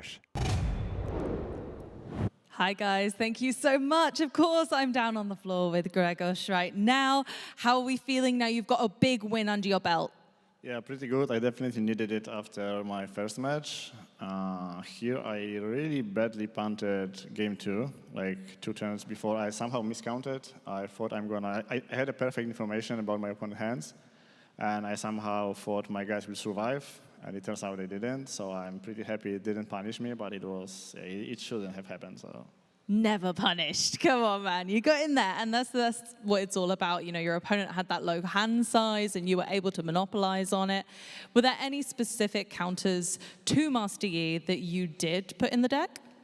I think it was already in the deck when people playing this deck before me made. You basically need 3 punch firsts, and like you need to, this is the game of numbers when you play against Master Yi, so whoever has more pump spells and like raw numbers in general, because like stuff like Nidalee, Rengar and stuff pump. Like in my deck, they pump. In my opponent's deck, unless they defend, they don't. And I have Feyfolk that can like screw their idea of blocking us 1 unit. So yeah, I think I'm well prepared for the matchup, but it's not my deck building. I just copied the deck, so. Absolutely. Couldn't have said it better myself. Have you got any matchups that you're not looking forward to in this event, or have they gone by already? I think it was Diana, so I'm glad it's already over. And obviously, I think I have a good matchup against Spike, but obviously it's controlled by Alan, so I would rather miss him for as long as possible. So yeah, first of all, I have to beat another E to get out of the group, so that's my focus. Well, I wish you the best of luck in the rest of the group stage. We're going to throw it back to the casters so we can get back into some more action. Interesting to hear earlier on Grzegorz actually mentioning in his introduction that he's a very technically safe player. He's making the right decisions almost every time. And then here in the spotlight, having a little bit of a slip up. He admitted it himself, he miscalculated, but it in the end didn't get punished by his opponent. But of course, that was another match from round number 2. So why don't we look at the overall standings? And as they are right now with that match also being concluded in Group A, we do see Joshua Schmidt still on top, and then we have also Grzegorz Kowalski now in 3rd place right now, still behind Tord though for the moment. Yeah, I mean, we are still waiting to see Tord's 2nd round match here, as well as Josh's as well. Of course. And yeah, it's certainly a place that you need to be as Grzegorz. Pretty excited about the Tord versus Josh matchup because I was a Yu-Gi-Oh! And a Pokemon caster before I started casting Riftbound, so that's something that's very dear to me. But also, of course, in Group B, the next matchup we're going to see is Enrico Maria Rustico versus Arne Huschenbeet, and this is Master Yi versus Lux. That is also going to be something to watch out for, because Master Yi does have some aggressive tools, but that also depends heavily on the list. For example, a Star Spring and Arena's Greatest, those are kind of crazy versus Lux. And there we have the overall schedule and what to still expect from our first day here at the TCG Grand Slam. As you just mentioned, match number 6 right ahead of us with Enrico Maria and Arne, but also we still will see Tord versus Joshua, as you already said, Yu-Gi-Oh! Versus Pokemon essentially, and then closing it all out at the round 8 there, of course, is going to be our last match for the day, which is going to be equally exciting, and I can't wait to see that as well. But for the very moment, we want to learn a little bit more about our next competitor, and therefore we have a short video about Arne. I'm Arne Schmidt, and I'm a pro Magic the Gathering player. My first touching point with the TCG was my brother teaching Magic to me when I was like 5 or 6 years old. He wanted a little bit of a playing buddy for himself. I mean, it was very much kitchen magic, kitchen table magic. Like we didn't really know the rules or whatever. We just played. We had some fun, you know. It wasn't very deep. There's so many amazing moments. I guess one that really hit me hard was the first like offline paper pro tour top 8 that I made. It put me to tears, and it was just a phenomenal moment for me. What I love about playing these card games is the depth that you can go, the never-ending struggle for what deck to choose, what cards to choose. There's so much you can get into, and I just love the preparation part of it. I love the competition. I love the adrenaline. I just love everything about that competition part, yeah. Me just learning the game last weekend, because it was a sudden sort of invitation to the event due to Javier not being able to make it. I had to go to some unconventional routes. I was actually getting coached by Relivia, and now I'm playing his combo deck that he used at the Hartford RQ. And that combo deck pretty much ignores gameplay. So my plan is to just do my solitaire thing, hope it's good enough, have a good matchup against people like Alan ZQ, who I'm never ever going to be able to beat with 1 week of knowledge of the game in a fair way. The 3 extra rules, I did talk about them with my coach, of course, asking him sort of what he thinks, how this affects the gameplay. And I think it mostly benefits me or benefits the other decks, so it's kind of good for me. Oh, it's a wash, it helps them, it helps me kind of thing. So I'm not really worried about them though, I can say that much. You might say I just learned this game, but I did definitely notice there's a lot of similarities to Magic, so I think I picked it up rather fast. And with Relivia on my back, with just having insane finishes with this Lux combo deck, I think I actually have a pretty good shot here at going for a deep run. So yeah, the competition has to look out for me. I really think this TCG Grand Slam is a great idea. I do like meeting all these amazing players from these different card games, and I do also enjoy the experience of being sort of humbled down from, you know, being at the top of the game in my area, but then having to completely learn a new game and just be put into this huge challenge against these other insane players, and then to compete against each other. It's a very fun format, and I'm really excited about it. I'm looking forward to a great show. I'm looking forward to play against some of the best players in the world, and just, you know, have some fun and have some good games of Riftbound. I'm all about it. Welcome back, guys. As ever, my name is Amy, and I am joined by a gaggle of TCG experts. Of course, I've got Leo, Mateusz, and our lovely Lampy. How are we feeling? The day is getting on, but we have much more action to go. We do, and Mateusz, you enjoyed that match against Arne so much, so you decided for the next Arne match. Yeah, give me more. I want more of that. To also see it here with us in the casting booth. Let's talk about it a little bit more. Was that a good win for you? You were happy because the matchup not necessarily favorable, but still ended up in your favor. I mean, the Mulligan Mania couldn't land better. I had to see 13 cards to see my first 2-drop. In fact, it was my first unit I've seen in all of those. Without that, I was dead in the water. Oh my god, that saved my life. Game 1, being able actually to score twice at turn 2 and then just follow up and force opponent to go a bit faster than the regular, and then a few misplays here and there, a few trigger missed. It is what it is, ended up me winning, and then game 2 it was pretty straightforward with the invert game plan. So what about this next matchup? What are we expecting? What are we thinking is going to go down? And let's lead that towards our prediction from you three.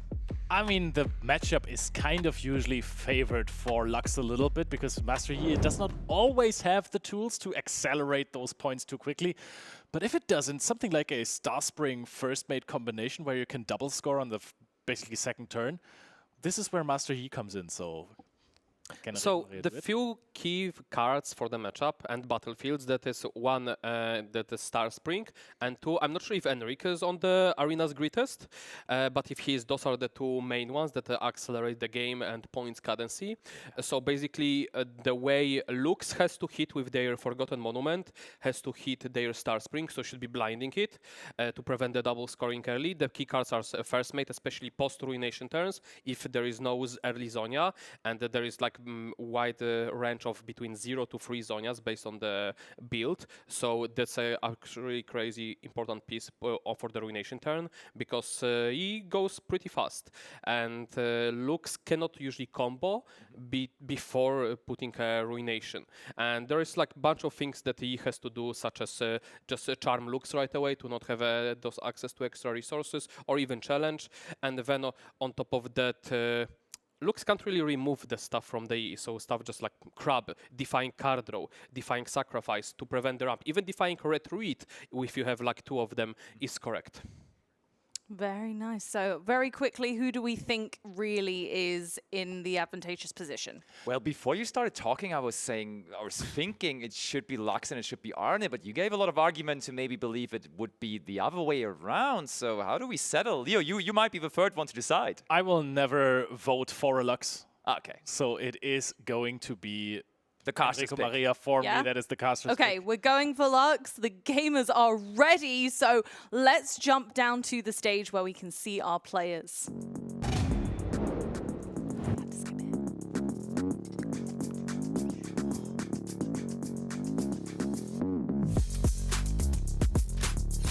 And there we have, of course, Arne Huschenbeit for the second time here, stepping onto the stage and hopefully getting a better result as in his first match against you, Mateusz. Oh, that's so toxic. I'm sorry. Okay, you cannot put that much weight on his shoulders. He did face a well-worn competent on the scene. Now, the self-blazing, I see. Listen, now it's all downhill. Now it's a smooth walk, you know, he can just roll down with all the card draw, with all the ramp. I'm sure he'll have a great time now. All right, I hope so for sure. But we have his opponent, Enrico Maria Rustico, who is the Master Yi player in this matchup and certainly has prepared for the opposing Lux deck. To chatted to him a little bit in between the rounds, and he definitely said he talked to some of his friends. He is aware of what the deck is doing and therefore confident in his ability to stop it as well. I mean, some of the players, I think it was Philip, said he asked some players, hey, is there a good deck that wins without interacting with the opponent? And everyone said no. So it's on Arne to prove otherwise that the Lux deck is actually very potent. And I mean, we saw it from Relivia in Hartford. Top 8 with that. I still don't know how he lost there in top 8. We haven't seen it, but he looked so strong on the deck. Look at this deck here once more. A lot of free offs, a lot of draw cards, and the ultimate goal of getting to that infinite combo and ending the game in one turn with the Renata, ultimately. Yeah, and then we have the Enrico's version of the E, and I'm looking at only 2 first mates, 2 Fioras for the team mirror, 2 Zonias, which is good. Camel doesn't do much, it's a bit slow, and the rest only 1 challenge, but there's 3 charms, so 4 ways to interact with the Lux, and only 2 charms, so that will be rather disadvantageous type of the list into Lux. And also we do have the Arena's Greatest as one of our battlefields, which of course is favorable for him in this matchup. But no Star Spring, which also would help there. Basically, if you draw the right hand, it does the same thing as the Arena's Greatest. Just a little bit better because your opponent doesn't get a point. However, in that matchup, giving away random points to Lux is not that bad. I do think it's not about scoring in the early turns for Lux, but you want to get all of those required winning points in just one turn when you are able to score. And now, look, they're laughing already. Have we discarded already? The forced redraw? Oh, look, I think it's about to happen. That is going to be a forced redraw on that progress day. That would be huge. So one thing to notice, it's a Seat of our Forgotten Monument. So Enrico wants to get usually on the different battlefield than the Seat of Power to get the trigger of the card draw. However, Forgotten Monument doesn't really allow you to do that. So he has to sack the card draw that comes of the Seat of Power for the points cadency, which is far more important than extra card draw. That is true indeed. And they're lining up those 4 cards. So, okay, he's picking. This one's gone, and this one as well. Oh, I want to see. What is it? What is it? What is it? Oh. Show us! They're picking them up like poker cards, and they're hiding them. No. Oh. We will never know, but we get 2 fresh cards, of course, so it's all good. And I think I saw Progress Day remaining in the hand for Arne. Arne is really embracing this villain role with also not showing us the cards there. But I mean, he also has, I think, Forge of the Future and an Echo in hand, which is basically half the combo. Now he just needs to get through the entire deck. Yeah, well, that's the hard part, right? Don't you just want to have the draw cards first and get to the combo pieces later? A bit unfortunate opener because you would be forced to use Forge early. You'd rather first and then draw? You'd rather have here some card draw early on, even like Yordle or Bert, get some retreat just to get those runes early, even some seal. You don't want to draw early into the Echo. And you stoop want on the to recruit. draw into it later. And look at this, we were not able to establish a 2-drop for Enrico Maria, which is, of course, not that great in terms of news for him, as he did not get to score a point here immediately now in this upcoming turn. For some reason now the tempo is on the side of Arne because he has 1 unit and his opponent doesn't. Now this could be a Yi turn, but I mean you kind of want to slam down 2 drops. I just don't know where they should be coming from right now. I think there's top deck Crab for Enrico, I'm not sure, but there might be no follow-up post Crab, so it's just better. I think if there was a Crab, he should gamble on top decking another 2-drop because there is no absolute difference between E and Crab. However, it could matter if there is like a wages in the Arne's hand. And we do go back over to Arne. And we get a good shot of his hand there. There's a time warp waiting in there. That's not optimal. That's a card you want to activate. I mean, you can only activate it later on, so having it early on doesn't help much. Downstage dramatics here is very strong in a point where you can't be defied. Excellent point, because normally you would consider playing Lux here, but there is few downsides. Lux can be sniped by removal, plus it's a turn where opponent is tapped below the Defy. So getting pretty much his most important card, not getting defied, is very crucial here. Now, that is very interesting to me that he conquers with the recruit, because... retreat my guy. Okay, It's he free. retreats the guy. Yeah, he's ramping up, because otherwise I would have said you might lose a possible Shadow's Call target. Yeah. But Very, very getting true. the ramp is definitely worth it. I agree. So now we can score on this one, right? Yes. Enrico Maria making sure that now that battlefield actually is able to be tackled, the Forgotten Monument. Now with it being the third turn, is being attacked here on Enrico's end. But I think Enrico Maria found a first mate, and even though he had a really, really slow start that you don't want to have, especially versus Lux, I think he can go for a double conquer at least now. Find another card with the Seat of Power, and then possibly still have one rune up for something like a Defy. This is a turn for Sabotage. You want to see get rid of this progress day possibly, which gets looks dig so fast. However, you want to maximize your draws before you Sabotage to see what are your next turns, just to make sure your runes add up. Oh, he has the Sabotage and he throws it. Knows exactly what he's supposed to do in that matchup. Now Arne have a looky. Exhales deeply. Well, he can't be too happy about that. Can I write it down? Do you have pen? Maybe it's better. Yeah, thank you.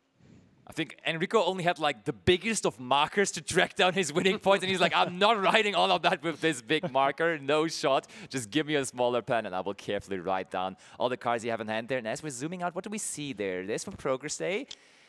It is going to be the Progress Day, right? Yeah, absolutely. And the Echo Forge are doing nothing. Their only real card draw right now is Sump Warp maps. The Time Warp is unplayable until you have at least 1 or 2 seals going and higher curve. So if this and the Sump So by Warp the way, mark, if your first unit dies, you have to use this. So you can't like let this die and not use it. You have to use it. This, Okay. So Sump Warp map will trigger on the Enrico turn. So this is looking like more like a develop Lux, Sump Warp map, and take a chill turn. And play a bird, because perfectly curve out, but the promise, if there is a removal coming down from Enrico, this Lux will go down. And there is no real follow-up looking from the Arnie's hand without that proc stay. Yeah, I mean, he has to play the map now. He has a development turn now, but it is still going to be a little bit... that's very little card draw here. He has to find something with the map. Map doesn't immediately get you access to the top cards from your deck, so you can't find draw immediately. That's gonna be on the double hold. I mean, though, we do get 2 draws with the map, so that's definitely pretty good. But also, of course, at the same time, Enrico Maria going up to 4 points here. So draw for both. On the even points, and therefore basically only 2 turns away from making this his game. Punch First is a great card overall. It's not that great necessarily against the Lux deck, though. Doesn't see any way of removing the Lux. Doesn't have necessarily a way to cycle farther, can only follow up with another Zonia to make sure he can play around Ruination, so he can keep scoring 2 per turn. And it's quite important to have both of the Zonias up, because it guarantees you 2 points without having first mate or something as a charm into Rengar on the battlefield directly from opponent's unit. The problem is he needs two more round his own turns to find the lethal. So pretty much Arnie has 1 more turn to keep cycling, and if he gets a progress day off, he's pretty much guaranteed to be able to pull it off. It does feel like that. He couldn't pull it off quite yet in his first match against you, but now he is trying to make it happen. And I think he already looks a lot more calm and collected here in this match already. I think maybe in the first match, of course, in that kind of a competition, understandable as well. There were some nerves involved, but here he does seem ready to get this big combo on the way soon. I like how you keep rubbing it in, you know? Well, that Lux deserves it. Off a turn. I would definitely agree. That deck is just... Ah, you love it. Okay, wow. He found some progress day. That is actually a huge pickup here, because this deck does not run wind walls, so you cannot just negate this. In a draw 5, of course, because of Lux Lady of Luminosity. Yep. If you know that you're playing in this environment and there is a Lux, as a Yi player, do you side a wind wall to negate a time warp? You know what? Mystic Reversal even. Let's take his time warp. Oh my goodness, yeah. That is a crazy idea. But oh, good look at the hand. What did we draw there? There still is the time warp in there. There, I think now also is finally the first seal, which we haven't seen so far in this game. He's missing sacrifice still. Oh yeah, you're right. We know that Cast one the seal. sacrifice is under the deck. Because that was one of the cards in the hand and then the redraw. Oh, was it sniped? Oh. So it was the forced redraw that Arne was not liking, and we're scarring again here. Oh wait, no, we're not scarring. There's a year in there. We just want the rune. I'm not sure why. Oh, he has another progress day mana. Yeah, that's. Oh wow. This game is probably over because next turn he'll be able, if he just finds the Wait, there There was no sacrifice. No. He doesn't need it. Wait, he might actually still need it. There's going to be 6 points. But I mean, he has double Stupefy in hand, so that is already a bunch of card draw. He has 8 runes right now. I think with something like Time Warp especially as well, he's going to be okay. You see how important was having Charm or Challenge for this looks? Because normally this double Progress Day would never be able, and without that second Progress Day, he would never be able to get to the sacrifice anymore, because it's too deep into the deck. True. So this Ruination is pretty much dead because of the double Zonia What are you doing? here. Draw a card?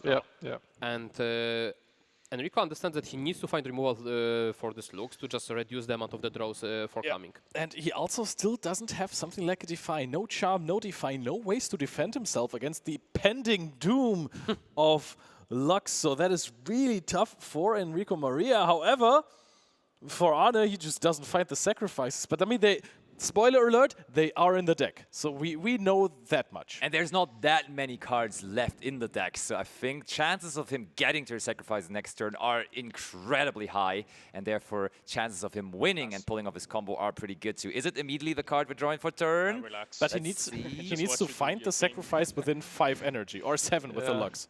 That was, I think, another Time Warp that we draw for so turn there. 13 mana, 13. He could Time Warp to draw extra, but let's add suboptimal. You're saying that the sacrifices are in the deck, but there could be some sabotage action, you know, before the meh, just quick, sacrifice 1, yoink! Alrighty, that's 1 rune exhausted, Stupefy. We're drawing, and that is another That's a good one. seal. Not too shabby. Especially for the Time Warp game plan. Is there anything else he can really go for besides the Time Warp? I don't think so. He also doesn't have a Shadow's Call or anything. That's true. I think at this point, actually, our hand is bigger than our deck, by the way. We just have surpassed that point. Sure. Oh, we are playing the Hawk. Yeah, he can still Time Warp with the Hawk ready, so 10. he can kill And the pay 1 here Hawk and to 3 the here. unit to ramp up afterwards, which is pretty important to get it ready. Yeah, it's because he ramps down basically for take 1 extra now, turn. takes the extra turn, finds a Shadow's Call, so that is also pretty strong. And the runes. And we are into a new turn, and we are, of course, just following the general rules of the game to get 2 extra runes once more, as it is the start of a regular turn, basically. And that map is useless. Both of them. Yeah. I like how Arne earlier on in the first match said, yeah, I'm passing it over to myself, to quote him. That's just such a fun meme saying, right? Yeah, I mean, it's just one of the reasons he likes the deck so much is because he likes playing with himself. So that is, that is, I think, also part of the reason why. I thought I was firing the shots at Arne, but now you're coming in like that. You guys are on fire right now, huh? Okay. Oh, that's another Time Warp, huh? Yep. It's essentially free. It's just a draw. 10 again. Draw 2. Yep. 10 again. We want to have another turn. Please say it. Pass over to myself. I always want to say you can also float the rest of your energy, but you really can't with Time Warp because it resets. Could get another Hawk out to just make sure he can ramp up once he gets that sacrifice. Yeah, I think you should kill your own Hawk now, because then the rune that you're getting channeled is ready in the next turn. This is such a unique way of playing Riftbound. It's so different from everything else you see. You just, oh yeah, another turn for myself. Let's go. Is it a way of playing Riftbound? Or it is. Of course it is. Definitely. And we are fully loaded here again, getting all of our runes 11, back 13 up again. online. 13, he's saying it out loud. That's a good. That is still no sacrifice. That is completely There's no way. That's actually hilarious. Yeah, but I mean, he has, I think, at this point, 11 runes. No, 10 only. I'll start. No, I think he said 13, right? So with Lux, so he's at 11 plus 11 plus 2 essentially. And he found another Rally the Troops. No, that's downstage dramatics. That does help a little bit, but we have a Shadows Call at least. Look how much, without this Lux, if this Lux have died. 1, 2, there was a sacrifice. Was it? There was, Yeah, right? there is sacrifice. Yeah, okay. Oh, everyone, we can start it! Let's get this party started. I like how excited you are. Yeah. We are. We haven't gotten to see it in the first match, so now we want to see it, of course. Yeah. Like nothing else in the world, I would love to see it. Arno was so excited the entire time, and now he finally got the sacrifice. He almost seems sad. Now I have to end this turn, really? I finally got my combo? No way. The problem is, like, we are like 10 to 15 minutes from the presenting the lethal, and we're already at 47 minutes. Usually, when you start the combo, you should be around at 52, 53 minutes. So we are 5 minutes behind the clock, and it's only game 1. Before the definite trigger happens, I I'd love to see it. sack to make a power. Arno walking us through here. Yeah. And then what the is definite going happens, on. goes under. I untap all my lands. And then the In sacrifice Magic happens. terms, as we know it This from will him, play. explaining what is going on there as a true Magic player. Then a seal. Actually, I'll use this one. That is what I love about the player mics as well, because there's nobody better to explain the infinite loop than the player themselves. How many cards in deck? 7 left. I mean, to be fair, we are not that 6. far. He just needs to get to the bottom of those cards and present the. Okay. I mean, he cannot I'll present use lethal 4. because he used 2 time warps already. 2. So technically, he can just Cast. present infinite units Where instead is it? that Dramatics are for unbeatable. 4? So draw 2. We're drawing Yeah, once you don't more. know those punch first, right? They're going to take away some of those units. I'll sack my forge to put sacrifice. Shadow Call. Actually, no, I shouldn't do that. Before I do that, Well, let's wait a I'll- second. Okay, okay. Is that going to be another echo, or what are we doing? Yeah, you tap this echo for, sacrifice and rune, then you cast another echo again. Yeah, then you do the forge. I love how Enrico just goes. He wants to see it, right? He's like, I want to definitely see you executing that. Shadows Call the echo. Yep. Draw 2. 2 more. Here we go. Another Shadows Call, another Time Warp. Sacrifice. Triggering echo, float free. Welcome everyone to the This goes infinite to the loop bottom, waiting room. And before that, I also make a power. We're I very use much blue in the for circle power of and it. 3 for the normal mana. And this goes to the bottom.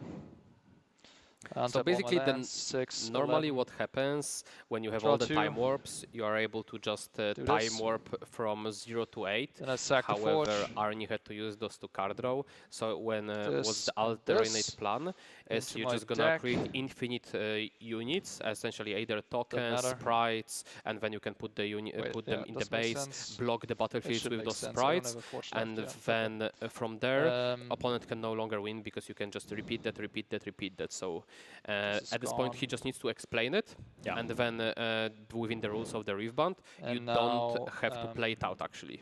Tap 5, Really? 6. Is that written down in the rules? Yes, or is you it- have to I be guess able I to use present this the energy for infinite loop. this, so Okay, just cool. tap 2. As soon as a judge For another at echo. the latest acknowledges Where that is you have it? the infinite Here. loop, you can just go, okay, cut. We put down 10 million tokens. I we see. put down 4 left. 10 million energy and power. Okay. Good to know. 2 more. And Arne is on his way to do that. Go Shadows Call. 2 more Draw cards. The deck now Gets so temporary. incredibly small. All the cards Then I go accessible to sacrifice, Arne. Float an energy again. He has 1 card in deck, no? and Yeah, float he 6. messed up. But that's only Float 1 a power point. and float 6 energy. Oh no, okay, he's gonna go to Um, 0. That's fine because he recycles Yeah. echo. He's Definite gonna go at trigger. exact 0. Goes It's under. fine. It's fine. Yeah. I untap all my lands. 6, 11. Sacrifice resolves. Draw 2. Oh, he had 3. Yeah. Oh yeah. We were just Then miscounting there. Enrico Maria, when you look at the scoreboard, he's so close actually, like 6 points already. He would only need 1 more turn, but I don't think he's going to get that turn as Arne is working his way basically through his combo. I cast 5 and 1 of this. I like cast the another Enrico's echo, face expression. Like, and I'll He Well, loves it. What are we doing here, brother? I mean, honestly, yours wasn't too much more entertaining in the first match. essentially I can proceed to show you the loop. I here. remember what we were talking way it about works on Friday, actually, on is- Arrival Day. And we're going to use sacrifice to draw the last card of my library. And then with the forge, I can keep back putting 2 sacrifice And I can, let me just draw my library and then I do it, I guess. Okay. So I've cast the Echo, so I'll spend the last energy to cast the Sacrifice. I'll float the energy again, so I get the power, and just the power, it was tapped. Sacking the Echo. Echo goes here. I float 6, 7, 10, so I go up to 10. Getting the 6, 7 in there as well, love it. Important. Then untap again, all my lands, and then the Sacrifice resolves. Boom, draw my last 2 cards. Boom.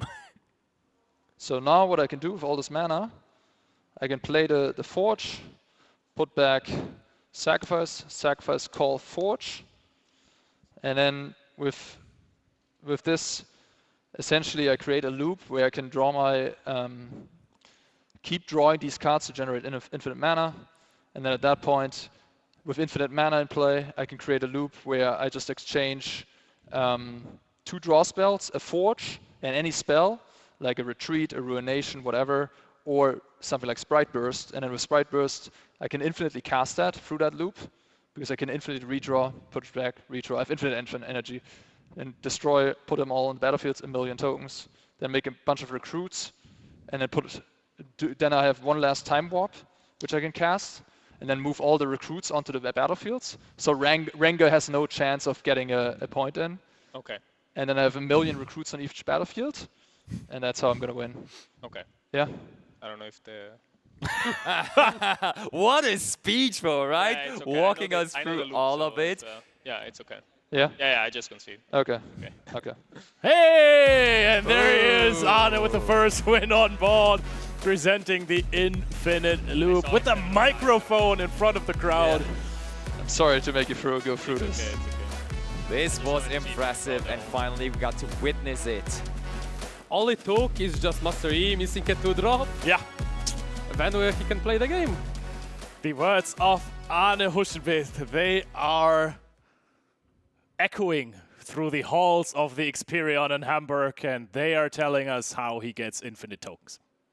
I mean, plus missing all the removal for the Lux. Lux getting so much value. Without that Lux, it was looking pretty grim given how of a low roll of the draws was it in terms of sacrifice. Because the draws, finding another progress day was absolutely pivotal to get to the point he got.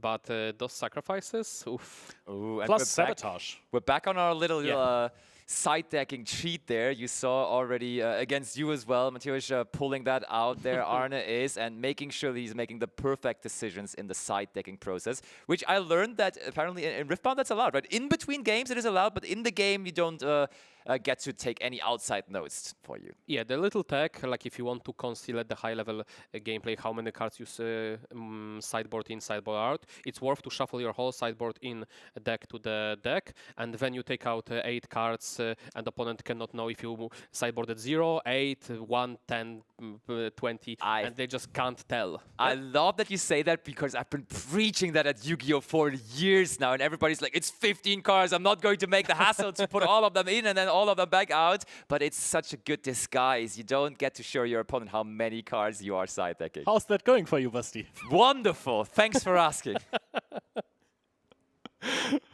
That's why I'm here with you, Leo, casting this. Yeah, it's a shame we don't get to compete more. It's so much fun. We've just been at a big tournament again recently, and it was just an absolute blast. It's this casting things comes at a price, and the price is less fun in competing. I mean, to be fair, casting card games is so much fun, especially when you get more in-depth and you understand the thought process of the players, and being able to explain it to the viewers is absolutely joy. Like, I started it back in the Runeterra times after winning the first one, and at the second one, Worlds, that was my first, like, pretty much casting type of gig, and I fall in love into doing that. And, like, the feedback that having from the players, that, like, top player gets to cast and actually explain something that they never, and, like, experience, like understanding the full thought process and exactly decision making coming from the player. Like a quick highlight that I always keep in my heart, that I remember, that like in the one of the high level matches we had like Teddy pretty much soft play into the specific card, and once he got to fetch for information, and once he had information in the following turns, it was something like looked like a misplay that he would auto lose to certain card. He knows that the opponent needed to pretty much much top-deck it, and there was like no way to search for those cards, and he just established a full dominance of the game once he knew that after soft checking for the certain cards. And having those little insights comes together to have a great viewing experience. And also, not as exciting as your point, but you're always in the finals when you're casting, right? You don't have to actually win to get into the finals, but you get to be there anyways. But looks like we have two players ready for a second game here, going into the mulligan first, and then a forced pseudo-mulligan after with our forced redraw rule applying here by the TCG Overseer. Let's see what we're sniping out this time here, and let's also see what the battlefields are here for the second game. Those battlefields are very much more favored for Enrico.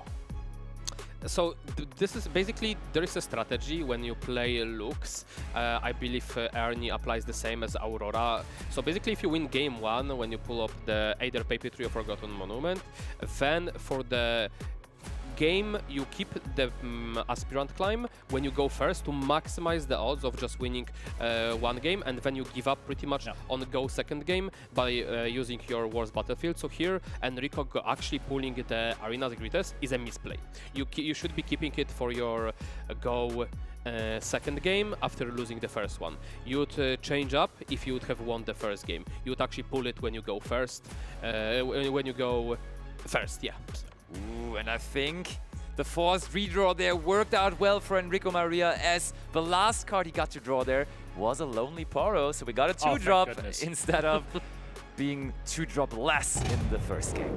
So now he's really favored in this matchup, but of course this is a best of 3, as Mateusz just said.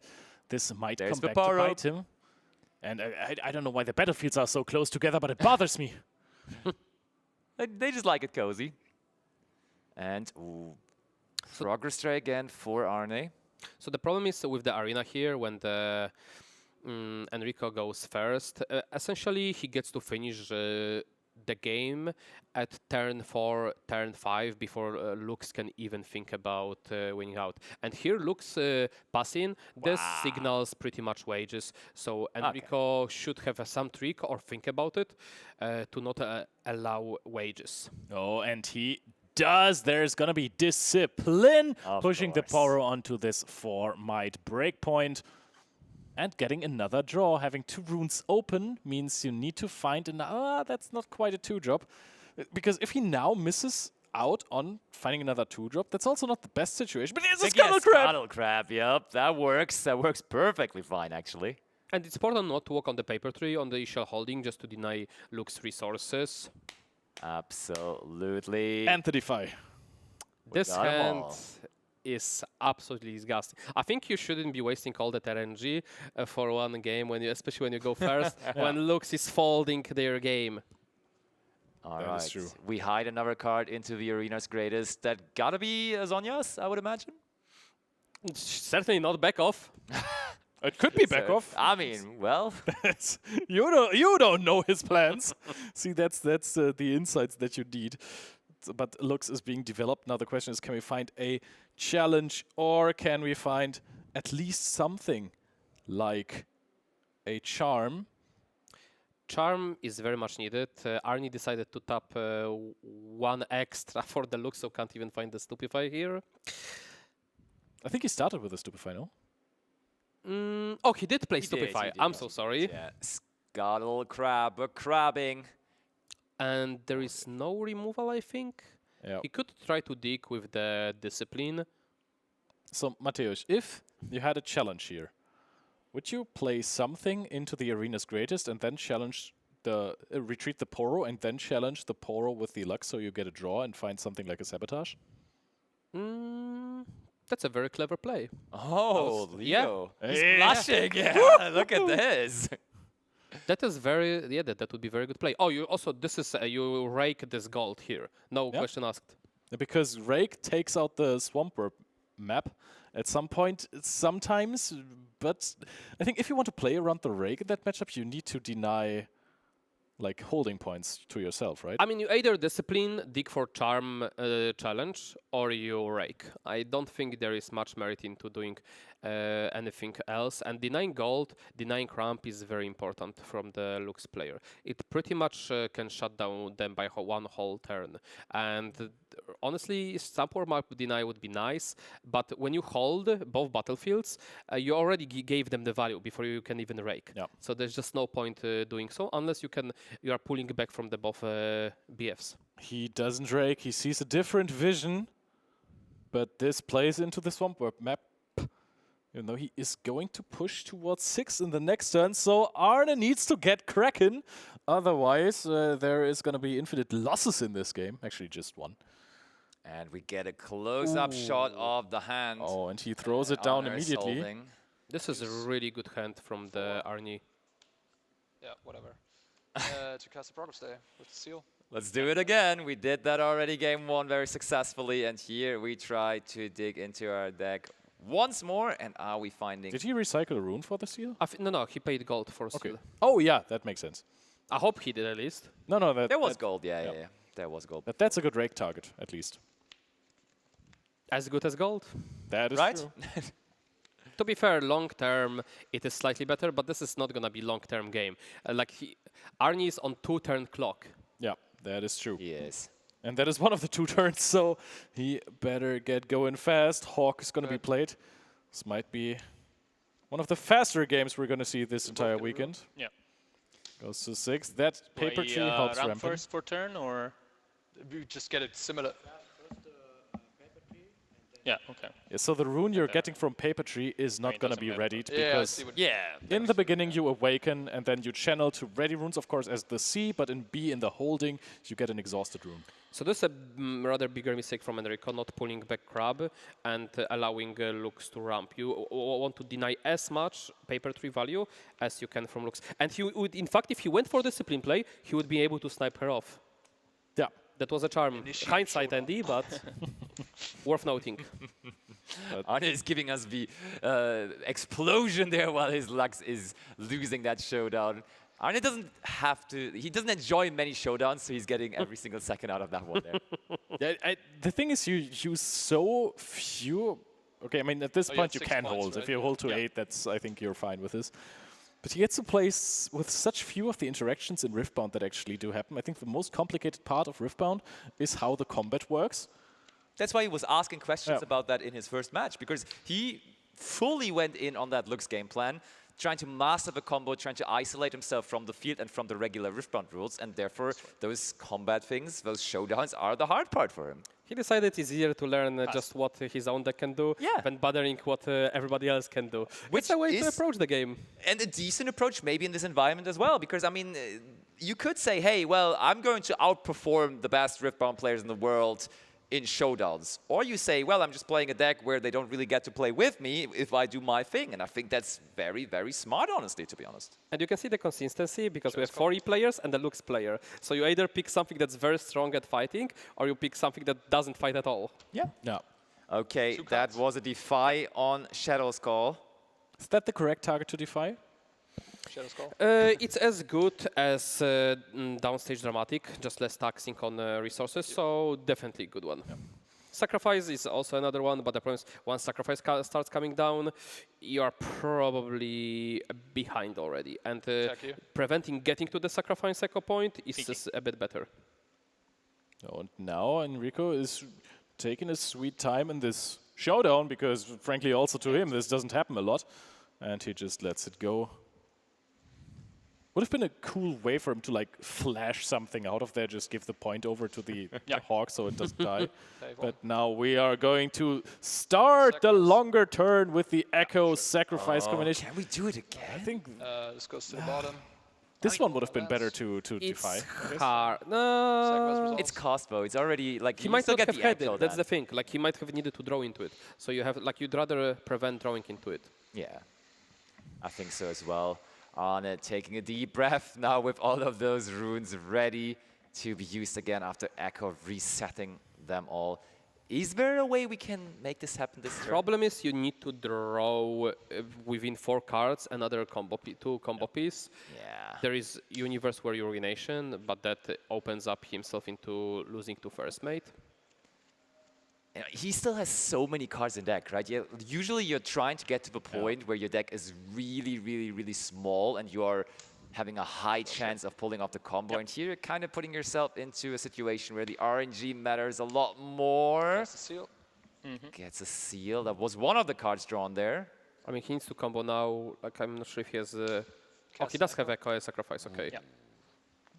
Cast a sacrifice. So we can't float any energy in this turn, though, so he is going to have to He might get there.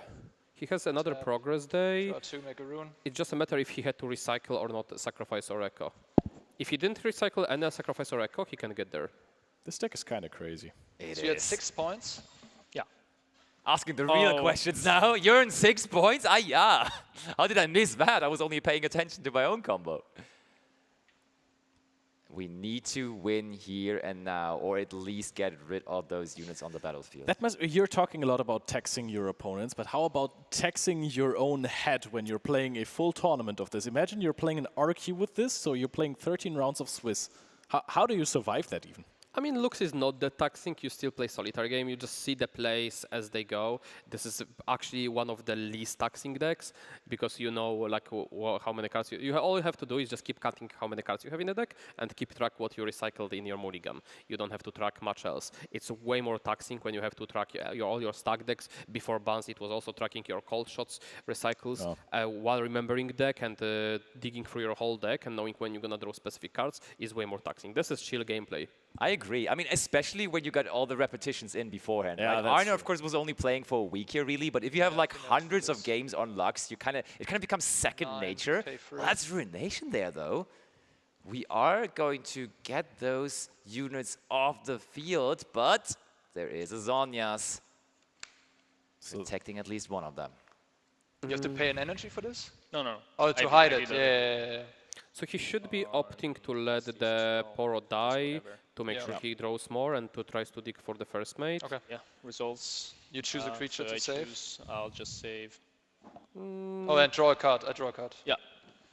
Remembers not to do the same mistake again. I'll save this guy. Yeah. And he saves the Rake, has the highest amount of might, and Poro is going to get another draw. Yeah. I see your hand as well. Yeah. And you get 1 XP. Don't forget about that. We want to see it on the overlay too. That is the most I can important leave it part. open. Okay. I skipped like multiple amount of the XP when I played from the Scryer's Doom. Yeah. Okay, you save this? Yeah. Yeah, I saved this guy. Sure. Yeah. Sorry. Go ahead. Right. Let's see if there is we're passing. Do we have a way mate. to make it happen here to get both points? Because if he doesn't find a game shot now, this could become rather difficult. Because if we give Arne another turn with this, with only 1 unit that is threatening something and 1 unit in base, you might be in a little bit of a pickle, Enrico Maria, in the going first Arena's greatest game. How much impact can this Sabotage plus Defy combo have? And I think his hand does not look like he has any way to get the second. I mean, we can dig a little deeper with the Scuttle Crab, and I think that's what we're trying here. Yeah. Let's see, is there maybe a first mate or something like that? Nope. Nope. That is just a very, very big camel that is unaffected by, or can't be targeted. It is not unaffected because it also dies to Ruination. It's very interesting, Sabotage. So basically, next turn he has to anticipate the Time Warp. There are 2 Time Warps. Them, Yeah. Promising Future looks like an okay pick as well because it draws you a card and it fetches for Echo. Depends. I think the Promising Future looks pretty good.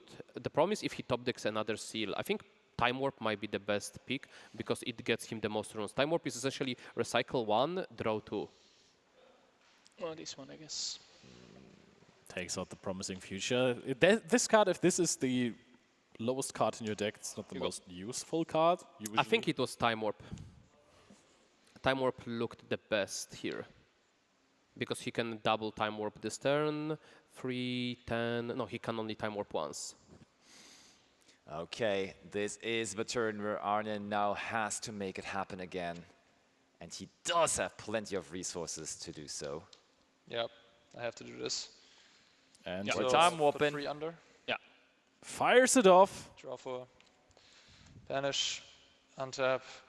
2 back. Draw for turn. Also gets the seal draw. What does he need to find? Does he not have an Echo? Because that would be quite the crucial card to leg. He needs both Sacrifice and Echo, which is a lot. And at this point, I think it's fair to assume that he had to recycle one. Yeah, it is for sure. It's also, you have to be mindful when to scope, especially when you are so advantageous to win last game, to make sure you don't run out of the time. There is 23 minutes, but we know that Arnie needs a bit more time to execute everything well, because not so much reps, so you should respect the timer. Yeah. And he was in German language to our German judge asking in between how much time do we have left, so he is definitely aware of that factor here in this match. And I mean, you were kind of chill in your match against him in the second game, because it was going lower and lower on time. What's going on here? You can just wages, that buys him a turn. If it survives. If I score a point next turn, do I win or do I need to... Both. Look, Arne knows now. He says both. You got to score on both if you want to win next turn. Isn't there some buff? Oh, he used actually Discipline the turn before to dig. He might not have a way to actually... Oh, no, there is a Defy. Yeah, he kind of needs to do. Oh, yeah, you just... Yeah, you definitely just reap it. What is this? Defy? Oh, that could win him the game then. Yeah. Arne. Because getting through your entire deck on 6 runes if you don't have the Echo is incredibly tough. Look at the big stack that is still over there. I don't even think you can start. Yeah, this is you just scoop go next. I don't think you want to be using more of the timer here. Yeah. Oh, nice game 2 goes to Enrico Maria Rustico. Just that one Defy was enough to stop Arne's tracks here. And yeah. Probably. Now game 3 though, we will see Arne going first, and also which battlefield are we lacking? I think Aspirant's Climb is still available to him, right? Yeah, we're gonna have Aspirant Climb into the last one being, I don't remember, what was Enrico bringing as the last one? Emperor's Dice. Emperor's Dice. The 2-drop again. That's quite okay, especially good with the Rake. He can bounce the Rake, replay, deal with the multiple gears. True. But in general, this is a problem because Luke's going first to 9 points.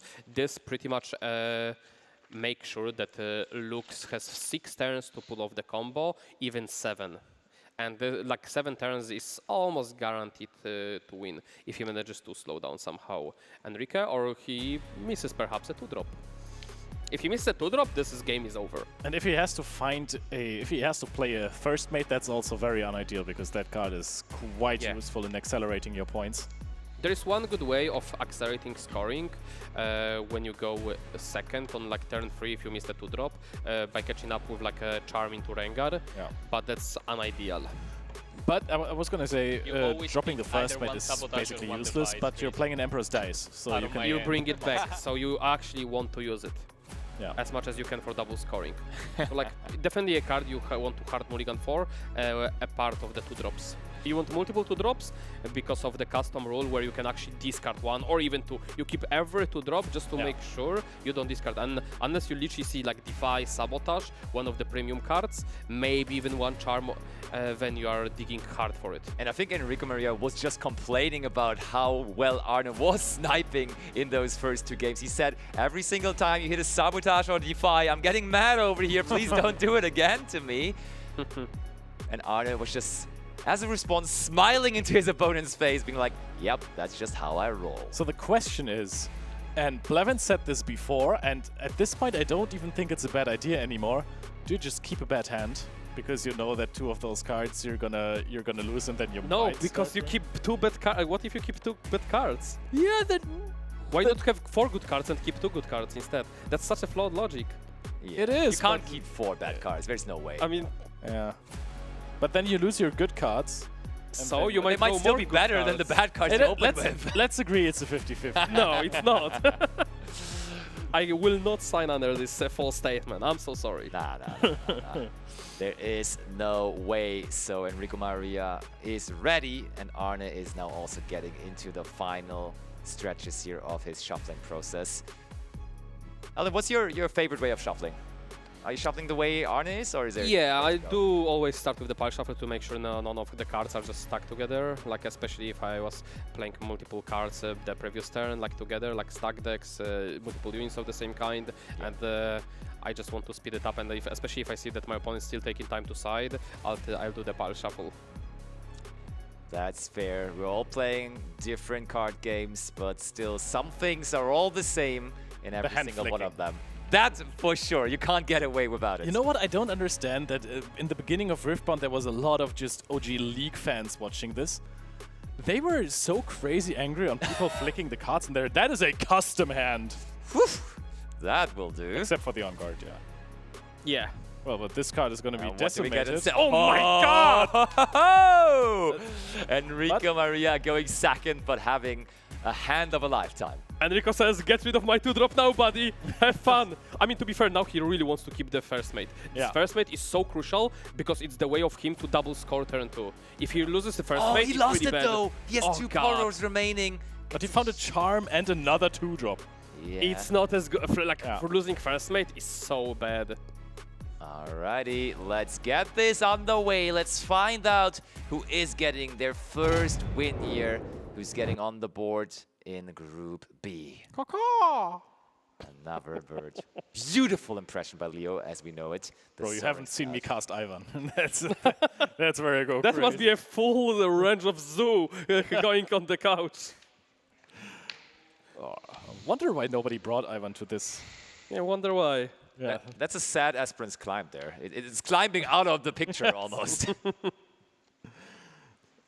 Okay, thank you, Arne. He heard me, he heard me. I hope not. I really hope he didn't hear you. Surely But just checking out the Master Yi Wuju Bladesman legend. Wait, I think also Enrico lost the crab. He actually lost 2 best units here. Yeah. That's crazy. He got to keep 2 Lonely Poro, which are 2 drops. The worst 2 cards in the hand again. They are not too lonely anymore, though. That's a At upside. Looks go. Ooh, there is a charm, so there will be immediate punish for that. I wish there was this bird would have walked up front and forced a trade to just get the rune extra next turn. I don't like a bird staying base. I understand the reason for the shadow call, but forcing out I think would be pretty good here. There is gonna be this charm. This looks is not gonna cause any more trouble at all. I mean, anymore. It's not gonna cause any trouble at all. And I think this is already a good turn to develop a Zonias, because Wages of Pain would... Actually, if you develop 2 2-drops in base, then Wages of Pain doesn't... Yeah, I like the 2 2-drops. You don't ramp, then you can follow up with the Zonia later. Agree. There is no reason to do the Zonia now, because you have 3 units, so you are not scared of removal. Developing Zonia here is incorrect. You want the unit to die, you want to cycle. Like, if by some miracle opponent decides to play Sprite Burst, trade, like, you are fine anyway. This is very... No, you always double develop here. I love having you on the cast with us, because you can get away with just saying this is incorrect, and everyone will be sure that it's actually the way how you say, because you are one of, if not the best Riftbound player on the planet right now. So you go into a fight with this Poro, and then the Zona triggers, but you actually win the fight. Like, what happens then? Like, Just goes here, like, it just goes back to base? Yeah. And I win the showdown. It just gets saved. It just gets recalled. Yeah. What do you mean? Like, the creature gets recalled, and I win the showdown if I have more power than the Zonat creature. Yeah. It just gets recalled. Gotcha. You can, of course, react to the Death Knell trigger to make sure that you get the draw. But again, you want to make sure you double score next turn. So protecting the Sporo is actually forced to keep the buff units for the next turn. Because but you could just have different. You could just have 2 units in the base instead. Yeah. Because we didn't develop. You could have Zonias plus the pitch rookie in base.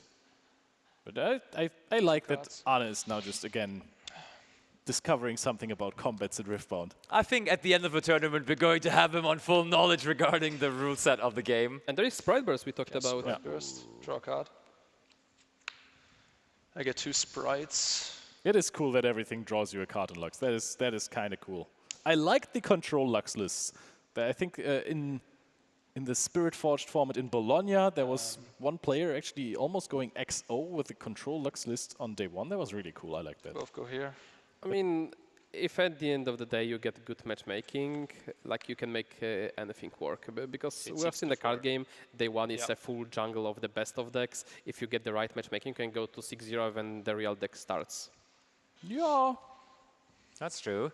And now Arne, after clarifying how those showdowns really work, actually is excited to get into another showdown here. I think he really needs to on guard here to get rid of the sprites and then save the Poro with the Zonia, so you can actually go double conquer again. Yeah. Well, I'll This is make the it right. fair, okay. Oh my goodness, Stupefy Arne with the one combat. That is one insane thing in a Lux matchup. I gain a point. Yeah. Oh, Arne gets a point the regular way. He is actually playing the game here with us. Those sprites are not going to stay, or that one sprite is not going to stay on the field very long, as it is temporary, but still we have dealt with the Poro for now, sending it back into the base, making sure that Enrico Maria doesn't score points as quick as he would like. There is one card for Enrico hand, and it's not easy to go over this Poro now, because like he needs to double conquer, and the sprite blocking off the battlefield is kind of scary. If there is no Rengar, if there is no discipline, this is looking pretty free. And also he should be blocking here with the Hawk,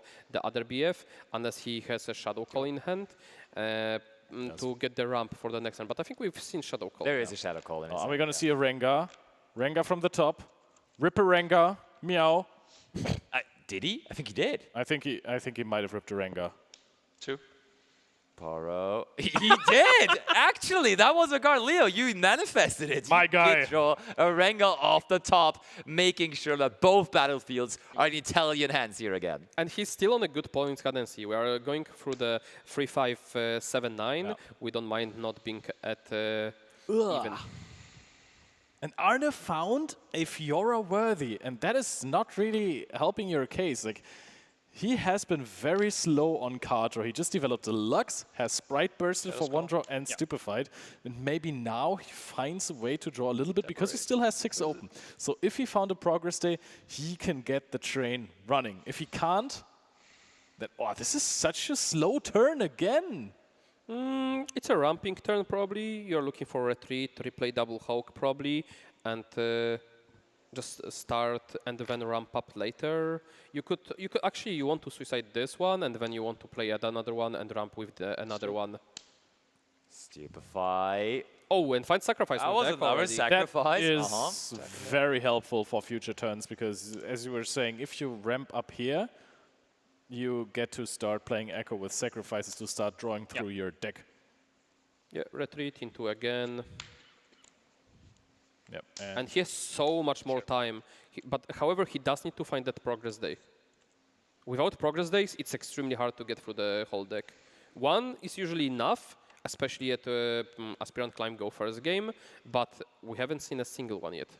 Oh, but now if he plays the Hawk, he's going to be fully exhausted on the runes, so Enrico Maria Rustico can now do everything he wants in his own turn, which is going to be... Yeah, but the important part is, like next turn, you're looking at 12+1 runes because you can get rid of the bird. So pretty much if there is just like a progress day drawn from the Arnie, then he can just start the whole full combo. And now we have even developed the Master Yi into base, so if a Ruination is found in the process, that's actually a full wipe. This is incorrect. You just hold on to it and you just keep on your Rengar in the base. But why did we move the Rengar into the base and not just keep it around in the battlefield? To have a potential card draw. Because if the Poro ties in the base from the Ruination, you lose the card draw. Yeah. Yeah, fair. And there is no downside in having it on the battlefield over Rengar. Yeah. Fair enough. You already flew one Sprite Burst. Energy, 1 power. Oh, we start floating. We're floating around. The blue one. Yeah. But it doesn't matter. Like the power, you mean the power, the blue power. Yeah, sorry. Yeah, I'll always do blue power. And then I'll attack here. Send that Soaring Scout into the Lonely Poro and get another And then I'll use the... So 4 more. 4. Yeah. And then Echo. I think it's too early. Here's map. And before I do that, I make another power. Yeah. This goes here. I float 6. Yeah. Untap all. But I mean, he's going to be able to time warp. He's going to be able to probably find something at some point. How many maps does he have? I guess one map. Yeah, there's one map. But I mean, only passing on one map is going to give you like 2. He needs to find the seal or progress day here. That's a bad draw. Yeah, he has to reap it. I mean, you can play this one for free, no? That's you still... Yep. That's sacrifice and a Shadow's Call. But he doesn't have Echo anymore. Play Forge, get a recruit. Oh, there we Shadow go. Call. Look at the recruit go. Shadow's Call and the recruit. 2 more. We keep on drawing. That's the whole concept of the deck. That was a Ruination and Progress Day. Progress All right, Day. that's gonna should be the game.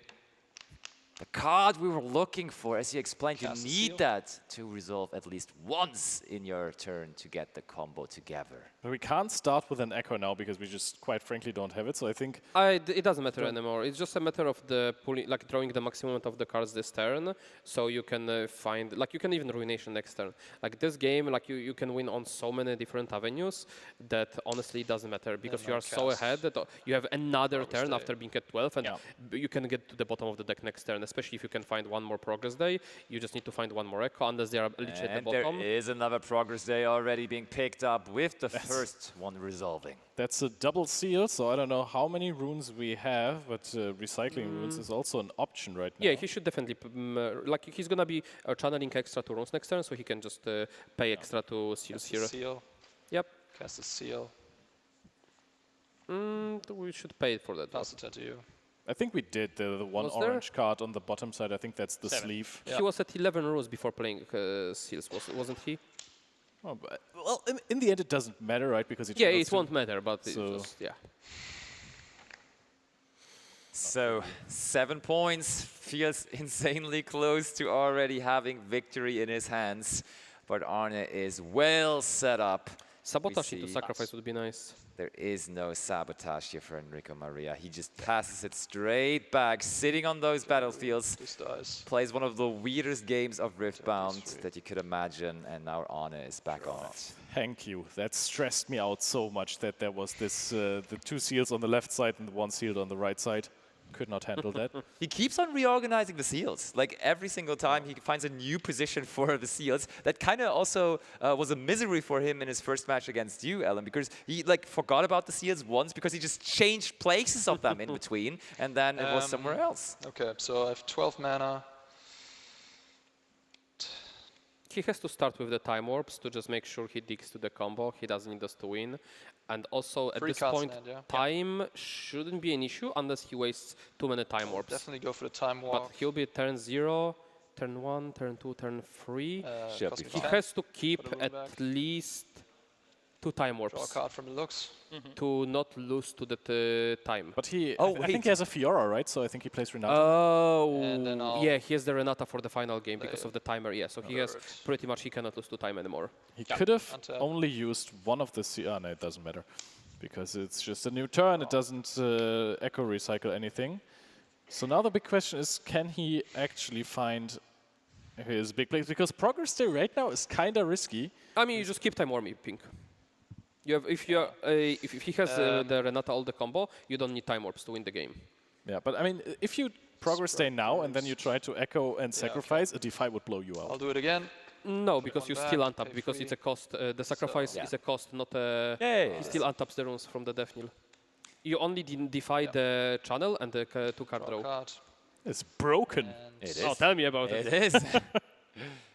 We'll play dramatics for 1. But what I also just learned, like beforehand I was thinking about, yeah, well, there is a one big turn in which Arne is just winning, and therefore as long as he gets to that turn before timeout, he's fine. But then I realized what you were saying. Yeah, well, if we're time warping, that is actually a couple more turns that we are able to use or required to use, and therefore it's not as easy as I thought until this moment, as we need to make sure to get those extra turns in.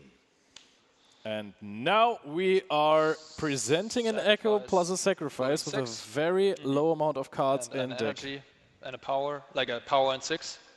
Put this back. Yeah. This goes under. Untap everything. Basti, you and I have been casting games Draw together 2, for now get a over rune. 8 years, and I'm very happy our first Riftbound game together is this. I agree.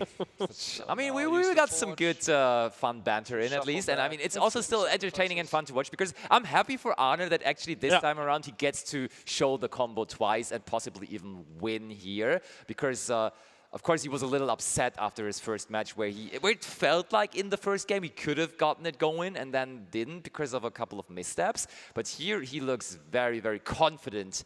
And therefore, I am happy for him, and I'm happy for us to witness that as well. So he used Forge to recycle 4. He has 8 cards in deck, so if he Progress days now, he knows the last 4 cards in his deck. He has 6 energy floating, 1 power floating.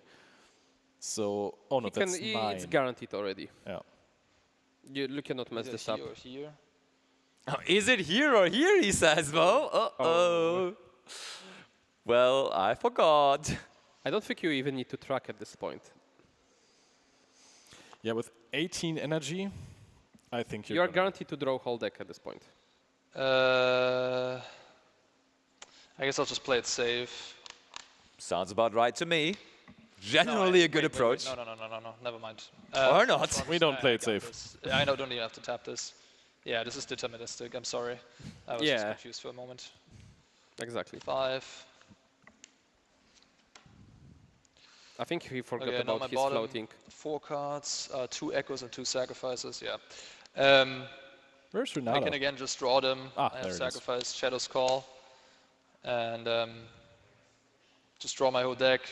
I have the Fortress to do the loop. Okay.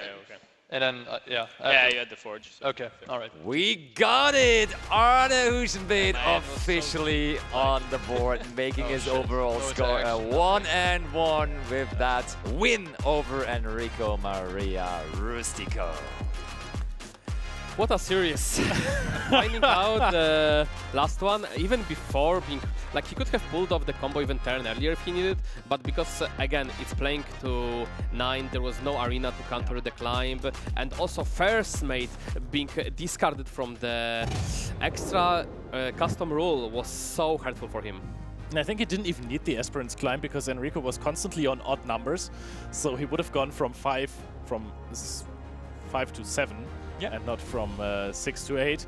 So he had that extra turn regardless of the outcome of the last turn, which was just hold pass. Enrico, I mean, the matchup is already not the greatest, but he did not find any of those crucial answers. Got the first mate sniped away. I don't even think it would have mattered too much. But actually, could have put him on quite. Game 1 was rough, to be honest, because we were so slow in establishing units onto our battlefield, so that it was almost destined to go into the Arne's direction because he just had so much time available to himself. Missing 2-drop, not having removal for the looks, the all things that came together actually cost him the game. One of the pieces, if they would have came together, either removal for looks or a 2-drop, could have sealed the series towards Enrico. I think forced redraw is crazy for Lux, right? Because you're gonna see your entire deck anyways, but if your opponent gets rid of that 2-drop that they mulligan for, then that can actually just give you one more turn, and that's all you need sometimes in Lux. Yeah, absolutely. The rules can reward you, can hunt you down, depending which one you hit. Honestly, Arne Huizenbeet, with a few days of practice in with the Lux deck, he is piloting this perfectly, and that just also... I know I like to make some jokes, but that just shows what a player he is, right? That is a very complicated deck to play with very little reps to get to the loop and present it properly in a decent matter of time. That's already quite something. And I think even he got to win a showdown in that match, that so was he crazy. actually is now on the real Riftbound game as well, getting to enjoy some of that too. But of course, in the end, that wasn't necessary for him to be the winner of this match, as it was all about him pulling that combo off twice. Enrico Maria Rustico already with the Prismaticism signature move almost. But in that Same scenario, hairstyle as well, right? Yeah, very close, just not falling into the face as much. Yeah. But I mean, in this scenario, it's so funny to see people do like big thinking gestures versus the Lux deck, because in very few scenarios you actually have an agenda in those games, right? You have some decision-making points where you are deciding to try to get some points, or you look into the hand with a sabotage. Sometimes you need to find something there, or you check whether you want to develop a Zonias or not. But rarely you have a say in the outcome of those games. Yeah, absolutely. In this series, we had like pretty much just decision-making on the sabotage. I think that was that game, and taking Promising Future in time instead of a Time Warp, I believe, which could, and it was too early for the Promising Future to come down because of the just deck being too thick. You cast it when you are like within 10 cards to the bottom of the deck. Wow, what a best of 3. I mean, that was phenomenal play. Given a real Lux masterclass, I'm really joyed to see that it was very different from when we saw Lux earlier today. We actually got to see some riveting action. Do we have any highlights from that game?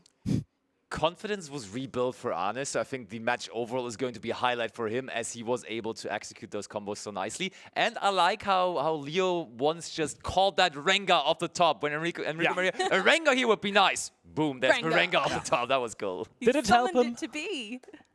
In that game, I think it actually won him the game, right? That was game 2? He did That win was the game. No, it was game 3 that got him stay in the game. Without the Rengar, he was dead in the water. It gave him half a stay. Well, close. The game was playable, at least from that point. That's true. That's true. I think my favorite moment was when he pulled off the infinite loop. I loved that. That was so cool.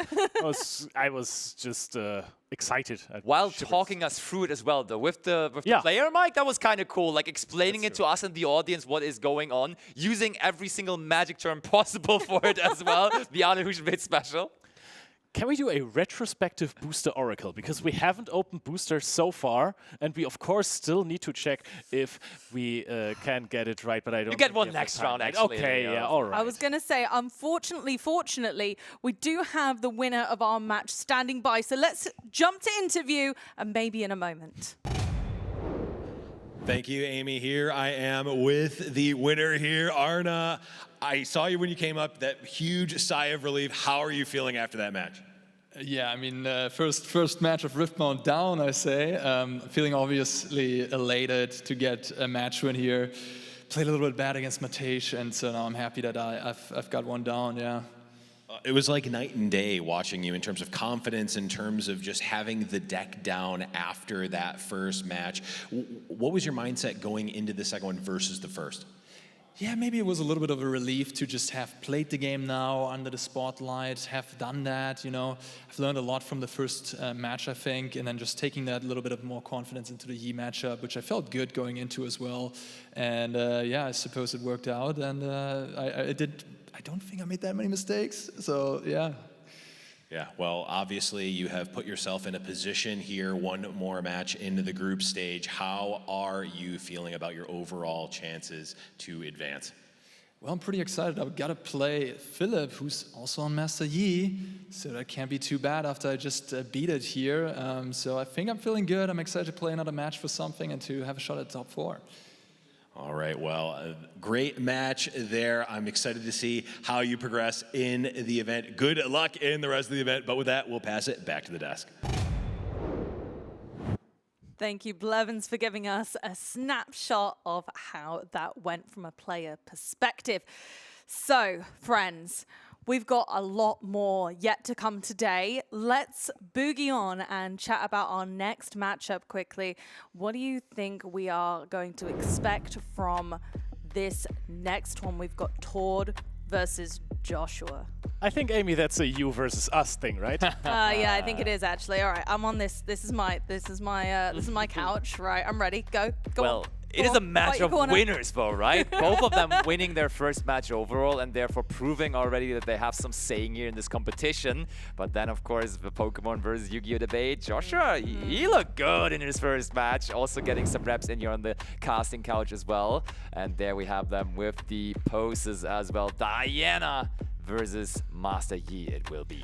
And you are, of course, Matej, the Diana expert in the world. What are we saying about this matchup? Oh, it's heavily favored for Diana, if you know what you're doing. Aha. But so, does he? Okay, Josh, I can predict that he might fumble game 1, but he learns. No, listen. What a random thing to predict. Hold. But he learns so quickly that he'll take away from the game 1 and he'll reverse sweep game 2, game 3. If that actually becomes reality, I would be very impressed by that prediction. And with that, thank you so much for joining us, Matej, for this fantastic matchup. But we're going to let you get some rest, and we're going to learn a little bit about one of our competitors we're about to see.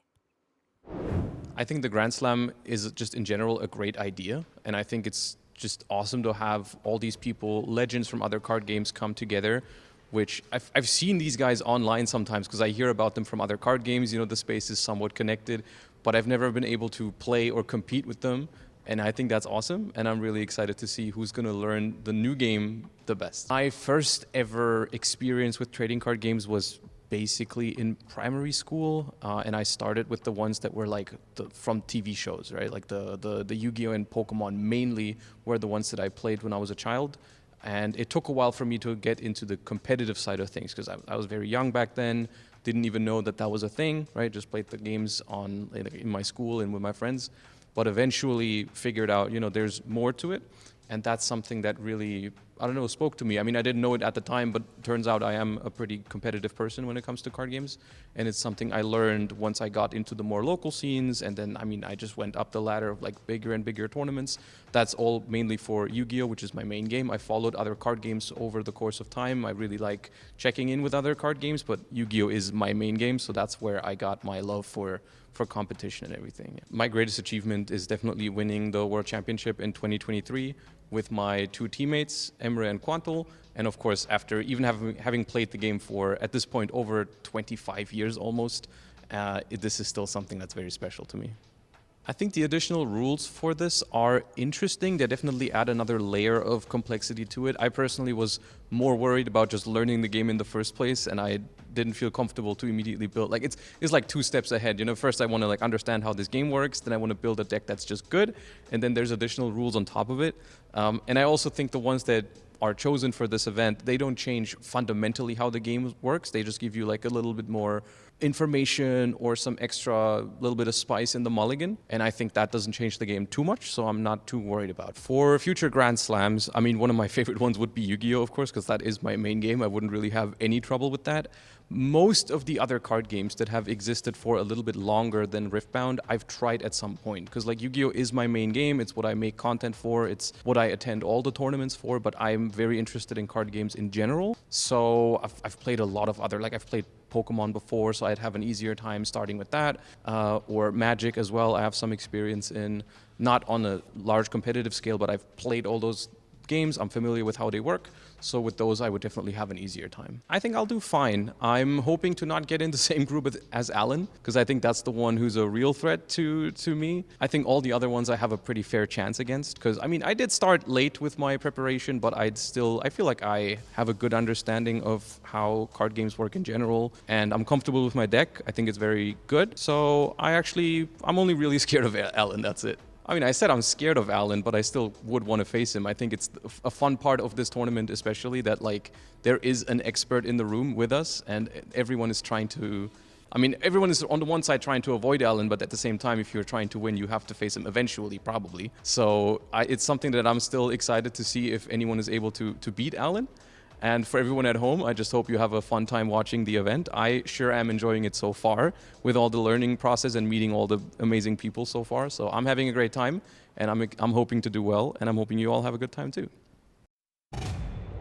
Welcome back, everyone, to the penultimate round of day 1 of the TCG Grand Slam. I am Blevins, joined with Amy and Lumpy, and we just heard from Joshua Schmidt there, of course, TCG Yu-Gi-Oh! Grand Champion, World Champion, going up against Tord this round. Very exciting. Yeah, only fitting that the 2 of us are sitting here on the couch. Of course, Yu-Gi-Oh! Versus Pokemon. Who is it going to be? Are you predicting Tord to take this? You surely got it. I've got to back my guy Tord. Come on, like one of the greatest Pokemon players of all time. Yes. Highly decorated, even brought his mum to a regionals this season, and we got to meet Mama Reklev. So honestly, what a fantastic Where is she today? Yeah. I know, right? Come on, Mama. Anyway, Tord is an absolutely phenomenal player.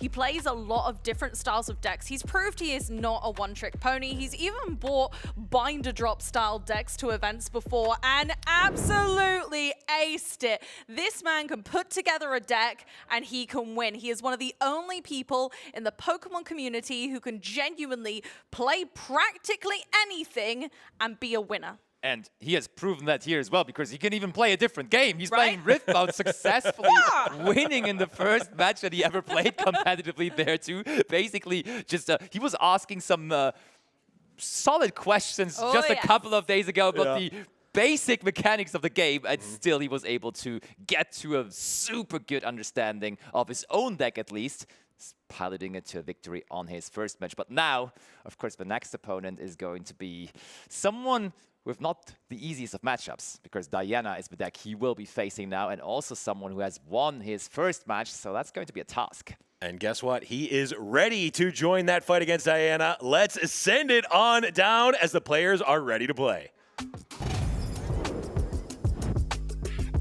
Wowee, look at these two. Here they come. Once again, Joshua joins us on the stage, looking miraculous and confident, and I'm sure he deserves it because his accolades speak for themselves. I only met Joshua a couple of days ago, and I already know I'm never going to mess with him when it comes to trading card games. I'm not money matching this guy. Don't let that humble smile fool you. He knows what he's doing, and also, as we just learned in his introduction video, he follows all the card games. So it's no surprise that he was able to transfer his skill into Riftbound now. But someone that you have introduced quite well, Mr. Pokemon himself, champion of many international championships, already and ready to rumble here in this Pokemon vs. Yu-Gi-Oh! Showdown, where Riftbound is the game that they will be playing. Both players very well known for their adaptive play styles. They've both played Control. They've both played against Control, but in a very different environment than what we're forcing them into. Yeah.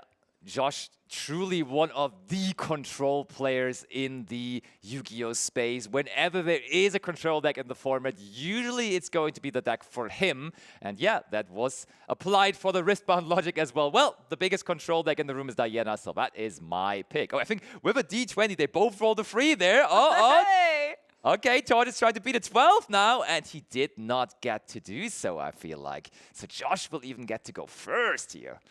That's huge for him. Yeah, that is pretty big, being able to begin that flow of the game and begin kind of putting together the pieces that he needs to. We've seen it already earlier today. Joshua was able to get those essential cards like Hui out at the perfect moment just to build up this idyllic hand.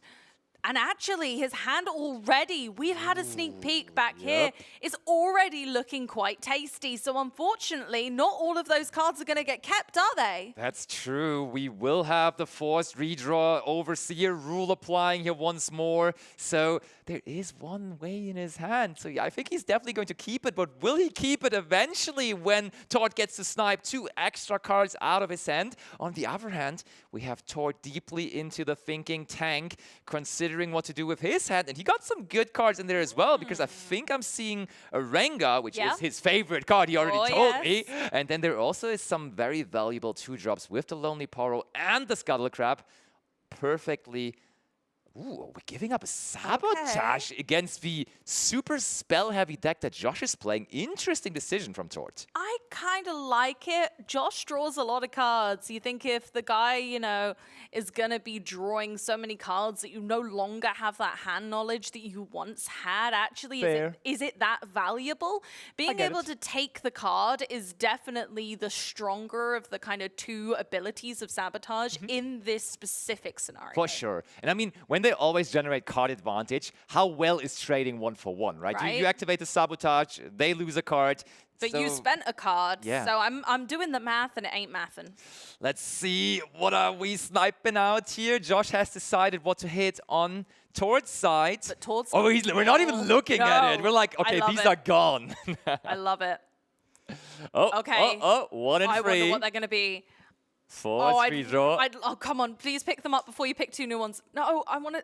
They both did not care. Okay. All right. Crazy. Let's see if the Hui survived or whether they're at the bottom. He doesn't even want to pick up the hand. Todd was so happy. He got to keep the Rengar that he's so happy with, his favorite card of the deck. And wow, he also got to pick up a Defy there as far as I can see. And he still has the Poro. And let's see. Oh, I think the Hui went. I can't see it There's in hand. no way anymore. There's no way. Truly not. Stack deck, maybe we can replace it immediately. That is not a way. That is not it. No, we've got Stupefy, which could help us draw more cards, which I think Joshua has analyzed and is just going to keep trying to cipher through the deck to get closer to the puzzle pieces he needs to have a really strong start. And you know what? A great way to do that is more stack deck. He's stacking his deck truly. Tord was trying to ruin his plans by sniping that way out, but Josh does everything in his power to find it again, but so far having no success. No, not there yet. Using all, of course, of Oh, wait, is that one? I see it. Wait, is it there? Yes! Oh, it was way, wow. We got it on the first turn already, but now back over to Tord for the first time. And that is a second DeFi. Is that so good? I'm not sure. No, I don't love it at this stage. Realistically, you want a He's still here. You want a few different kind of methods of generating units, really, at this point of the game. And Tord's a little bit strapped for being able to get those early units down. It really is just a Poro pass, I think. I think in this match it's also going to be a question of how well Tord kept his focus throughout this day, because he was one of the very first to step onto the stage here for our TCG Grand Slam in the morning, and now he had to wait for quite a while to get back onto the stage here. He's to having to face read a Joshua. Vex. You should better read that card, because that card can be very problematic. Not necessarily for the Master Yi deck, as it is more so targeting decks that are a bit more aggro overall, but still, you definitely want to make sure to know what's going on with that Vax. What do we see there as well? There is, which now is being called the Fizzler. That's how Arne called Fizz earlier when he was asking Mateusz about it. What's that Fizzler doing? And yeah, it does quite a bit, because it could, for example, next turn, go ahead and copy that stack deck that's now in the trash for Joshua right now. But right now we are all out of energy, so we're looking at Tord to now start to advance the game, considering pushing that Lonely Poro into a battlefield to score the first point of round 2 here with Tord versus Joshua in game 1. We're on the board. Rockfall Path has successfully been conquered by Tord. So I think that's always a power move, right? You brought that battlefield onto the field, but I'm the one being in it first. And I mean, just also gameplay-wise, it does make sense, because of course, in Seed of Power, you want to be only if you already control the other battlefield. True, true. Here comes Master Yi himself. And that's just a pass over. Will the Poro survive? Probably not, but a whole point nevertheless is wagered on that Rockfall Path. I think there was a smoke screen picked up there. Yep, it was. So plenty of possibilities here for Joshua. And the thing is, if he gets rid of the Poro, I don't think Tord is necessarily mad about it, as of course there still is the good Death Knell trigger that they could be using, but and they don't want the Death Knell to trigger, so on to Seat of Power with Vex, playing Hui, who we have seen time and time again just push Joshua into the driver's seat. It is a good card. Tord recognizes it's a good card, that one. It is. Truly is, and we are hiding something on top of that into the battlefield, into the Seat of Power next to the Vex. Yes. I think that probably is the Tide Turner, because I don't think I saw anything else that was really able to hide. So if Tord knows the Diana deck well enough, I think he probably should also know that this will be a Tide Turner. But of course, Tord also didn't have that much time to prepare, so I'm not sure how well he is aware of that. Indeedy. So it depends whether that hidden card is truly going to be a surprise or not. Now, I have a funny feeling Tord will know roughly what it is, but also definitely that Vex is quite vexing and really does put a bit of a thorn in Tord's side in regards to keeping the pace of this game with 2-1 points in play right now. Tord does have the advantage, but Joshua, we have seen it before, we'll see it again, I'm certain, can just really push himself into the limelight on top of these aggressive style decks. And Master Yi has become more and more aggressive as time has gone by. It definitely did. And Tord is taking his sweet time for this turn. Asking about cards in hand. Important. 4, I will say it's not going to stay like that for long if we keep the way around, because No that way. is going to make a party and just keep on adding cards like that, like it's nothing. But for now, maybe Tord does have some removal for it. It depends how much maneuverability Joshua has in his hand right now to maneuver away, going into the Vex. That is a sign of power, and that is a sign of, yes, I have more in my hand. Are we passing focus here? Yes. Oh, he's passing focus. So he won a trade here, but Josh, of course, still has that hidden card there in the battlefield. Probably a tide turner. Will that tide turner turn around here to also make this a profitable showdown, a favorable showdown for Joshua Schmidt? Or maybe something from the hand first? You never know. And will Tord then have something to back up this Master Yi and continue to triumph over a troublesome foe like Vex? I mean, you're saying back off. He could also literally have back off in his hand. Could have back off. To go after the Vax in the opposing battlefield, but I'm not sure whether we really want to do that. First of all, it is on Joshua. Focus was passed, as clearly announced by Tord. He said, I'm good here. How about you, my friend? Do you want to be on the action, or do we just resolve this showdown? Oh! Just a yep? It was just a yep. Tide turner Wait. goes as well. We're just taking the trade. There must be some That was the thing that insane moves, right? metagaming from Joshua. What is the reason we do not want that tide turner to get involved here? Maybe I'm lost for words. Why did we just give up on the tide turner there? I wonder if Joshua doesn't have the means in his hand if Tord were to be able to continue that combat, and Joshua prefers to keep his resources for the long game rather than waste them now. I mean, the only explanation really that I can find is Tord was signalizing that he has a way to make this a very profitable showdown That's what I'm saying, yeah. And therefore, Joshua kind of smelling that out and now saying, it's going to cost me too much. I will just accept this. I will accept my fate. And honestly, only establishing the Rune Runner afterwards for Tord is not that scary. And not Joshua could have a really, really good setup turn here, honestly. Exactly. I think that actually taking the loss there was clever in that Joshua currently has a little bit of limited card draw on the board right now. Like, he doesn't have a lot of ways of maneuvering Hui, which really is a way that we've seen him draw lots of cards, but actually at the moment only has Hui and Stupefy as a way to do that. And other than that, the cards in his hand, especially the units, are quite high cost in raw energy. So it's not looking great in regards to kind of establishing a stronger board. And Joshua, in an earlier game, did say that when he had the lone way against Master Yi, he wasn't feeling good about that situation. And we're in that same situation now where he doesn't have a backup for Hui. That is very true, but we're still sending the way into the Rockfall path.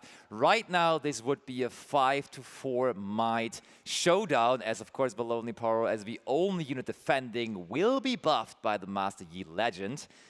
So Tord would be the one required to do something about this. I always love to imagine that when the Lonely Poro is buffed, he just becomes twice as fluffy. He's not lonely anymore, right? He's got a second version of himself is growing out of it. Right? But if Tord is going to try and take this away, that he doesn't. It's fine. Yeah, I mean, I don't think he has a lot to come back with. He's only got one energy standing. So, was there a response? Probably not. So Joshua really just kind of took the risk there and was like, I don't think you actually can come back with anything. I'm gonna take this point now. Also, getting the draw off of the Poro, not the worst thing in the world. No, exactly. You take the Death Knell ability, and then hopefully that will help to reestablish his hand for future turns, especially now that Joshua has got some card draw kind of loop on the board. Tor can see it, and this is where the card draw starts to go a bit crazy. Stack deck coming into effect, really looking for those maneuverability cards.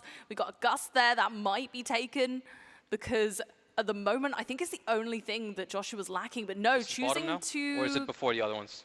Choosing to keep I think the a fizz. fizz? Yeah, I think we got another fizz. Keeping another fizz. And I think there is 2 stack deck in trash as we That's a good question, led into that first game here by activating both of them immediately on our first turn. So we could just do that same thing again, trying to fish for more of those premium spells that our deck has to offer. And I mean, stack deck already is very... Oh, is there another fizz? I don't see the fizz anymore. Oh, wait, there it is. Yeah, he definitely took the fizz. Yeah. And stack deck alone already is very, very cheap with only an energy cost of 1. But when you get to activate it for completely free, it's even better. This card, the Ravenbloom student, he was completely missing in his match against Gregor We just Kowalski. didn't see it at all. Not at all, which was crazy to me because this card is so good. If you get it going with all of those spells that you are using in this deck, you can get it into incredible heights in terms of might. Bonkers when you've only paid 2 to play it, and then it can really scale. And you don't have to use a pump spell directly on it. You could be doing other things. You could be even reducing your opponent with Stupefy, drawing a card, and their Ravenbloom student's just like, oh yeah, hey, I'll have some might as well, please. It's only getting worse if it is combined with Abandoned Hall. Like a student in Abandoned Hall, like just getting all the buffs in the world from every spell activated, it just gets out of hand, really. And Joshua, good job. That's, oh my lord! I mean, Todd likes Rengar, but maybe that's a little much Rengar there. He has 3 of them overall here. Is there such a thing as too much Rengar? I don't think there Probably is. not, no. Probably not. But for now, we are just going to get a Pit Rookie, right? Oh, no. That's a buff for our Rune Runner here. Yeah, so Pit Rookie played to give the Rune Runner the buff, and they're moving that Rune Runner into Hui in the Rockfall path. See if we can remove that obstacle, especially now that Joshua has started to build that board You have the first action. in the base. Pass action over to you, I guess. So 6 to 5. We cannot do anything about the Rune Runner, but we could have maybe done something with our Way, but no! Oh, nay, says the Way as it goes into the trash, losing that showdown there. And Rune Runner stays strong and makes sure to score a point here for Tort. Rune Runner has always been one of the building blocks that orange decks actually have against spell-heavy decks. One of those cards that we saw in earlier formats, we saw it really being a bit of a thorn in Kaiser's side, and this is exactly where it's coming in useful again. That's true, but also now dropping the Rengar into the base, which does make sense. It's not as flexible as it would be in other games because there is Rockfall Path kind of blocking its ability to jump into that battlefield, helping the Rune Runner. So establishing it in the base, especially when you have 3 of them, certainly a smart thing to do here for Tort. And this game looking very competitive right now. I can't quite tell who's actually ahead in this. I mean, I think the secret knowledge of us knowing what else is in Tord's hand is definitely helping. I think that if you're looking at board state alone, you would say that Joshua's got that a bit of an advantage right now. But knowing that Tord has quite a spectacular hand with a lot of flexibility actually gives us that knowledge that Tord is actually doing a lot better in this game than we can currently see on the board state. One thing that constantly was done by Josh in his first match, but so far also is completely lagged, is the effect of his legend. I don't think we got to actually use any additional energy by the Diana legend here in any showdown so far, so that is really not optimal for him. This game going completely different from the first match he played against Gregor Kowalski, and that's another scored point there for Tord with his Rune Runner, who is really maybe the key to this matchup here. Exactly, you know, putting pressure on those spell-heavy decks and going, you can't target this fella. He doesn't care. He just shakes it off. It's fine. But actually, especially in Rockfall Path, that can be a better building block for Tord because it's one of the tougher battlefields for himself to get into. He can't muscle his way in. using those Rengar and actually having the flexibility of having Rengars in hand for later, on top of fantastic spells like Defy to prevent Joshua from doing what he needs to do. And Tord has been leaving that energy available at the end of every turn, meticulously leaving at least one rune standing. That's a good mix of cards that he has there, right? It is. Multiple combat tricks, Can I read also Moonfall? very strong units with additional copies of that Rengar. So Beautiful. Josh might be in trouble here. Tord also has a lot of energy standing, hasn't recycled a lot, so has been building that up turn by turn and just slowly been really building up not only units, but also just flexibility and maneuverability for the rest of the game, knowing that he'll be able to take some bigger turns. And we do get not only point number 5, but also the trigger of Seed of Power. We're controlling both battlefields, and therefore we're drawing that card. And you said it, that's a second punch first. 2 Defy, multiple Rengar. I think this really puts Joshua in a really sticky situation. It does, because yeah, maybe he does still have a lot of cards to possibly do stuff, but those cards are so cost efficient. Like that punch first only using 1 energy, those Defies also only requiring 1 energy. While you're already on 5 points, that can be the cheeky way into victory to that final winning point required. And we're firing in another Rengar. We're going in on our own battlefield here. Seed of Power is now Rengar land. Kitty's got claws. Tord says seat of power, more like seat of Tord. I'm sitting here and I'm sitting pretty. Good luck taking this off me, Joshua. That is massive. Still having those 5 runes open. So technically, we could fire another Rengar in there next turn. Oh, come on now. Don't get ridiculous. It could happen. It could absolutely happen. What a phenomenally different game from the Master Yi versus Diana we saw earlier. I wonder whether that is deck building. I wonder whether that's the luck that we had earlier with the Overseer ruling. Who knows? Pit Rookie's also going on in to sit down with Rengar.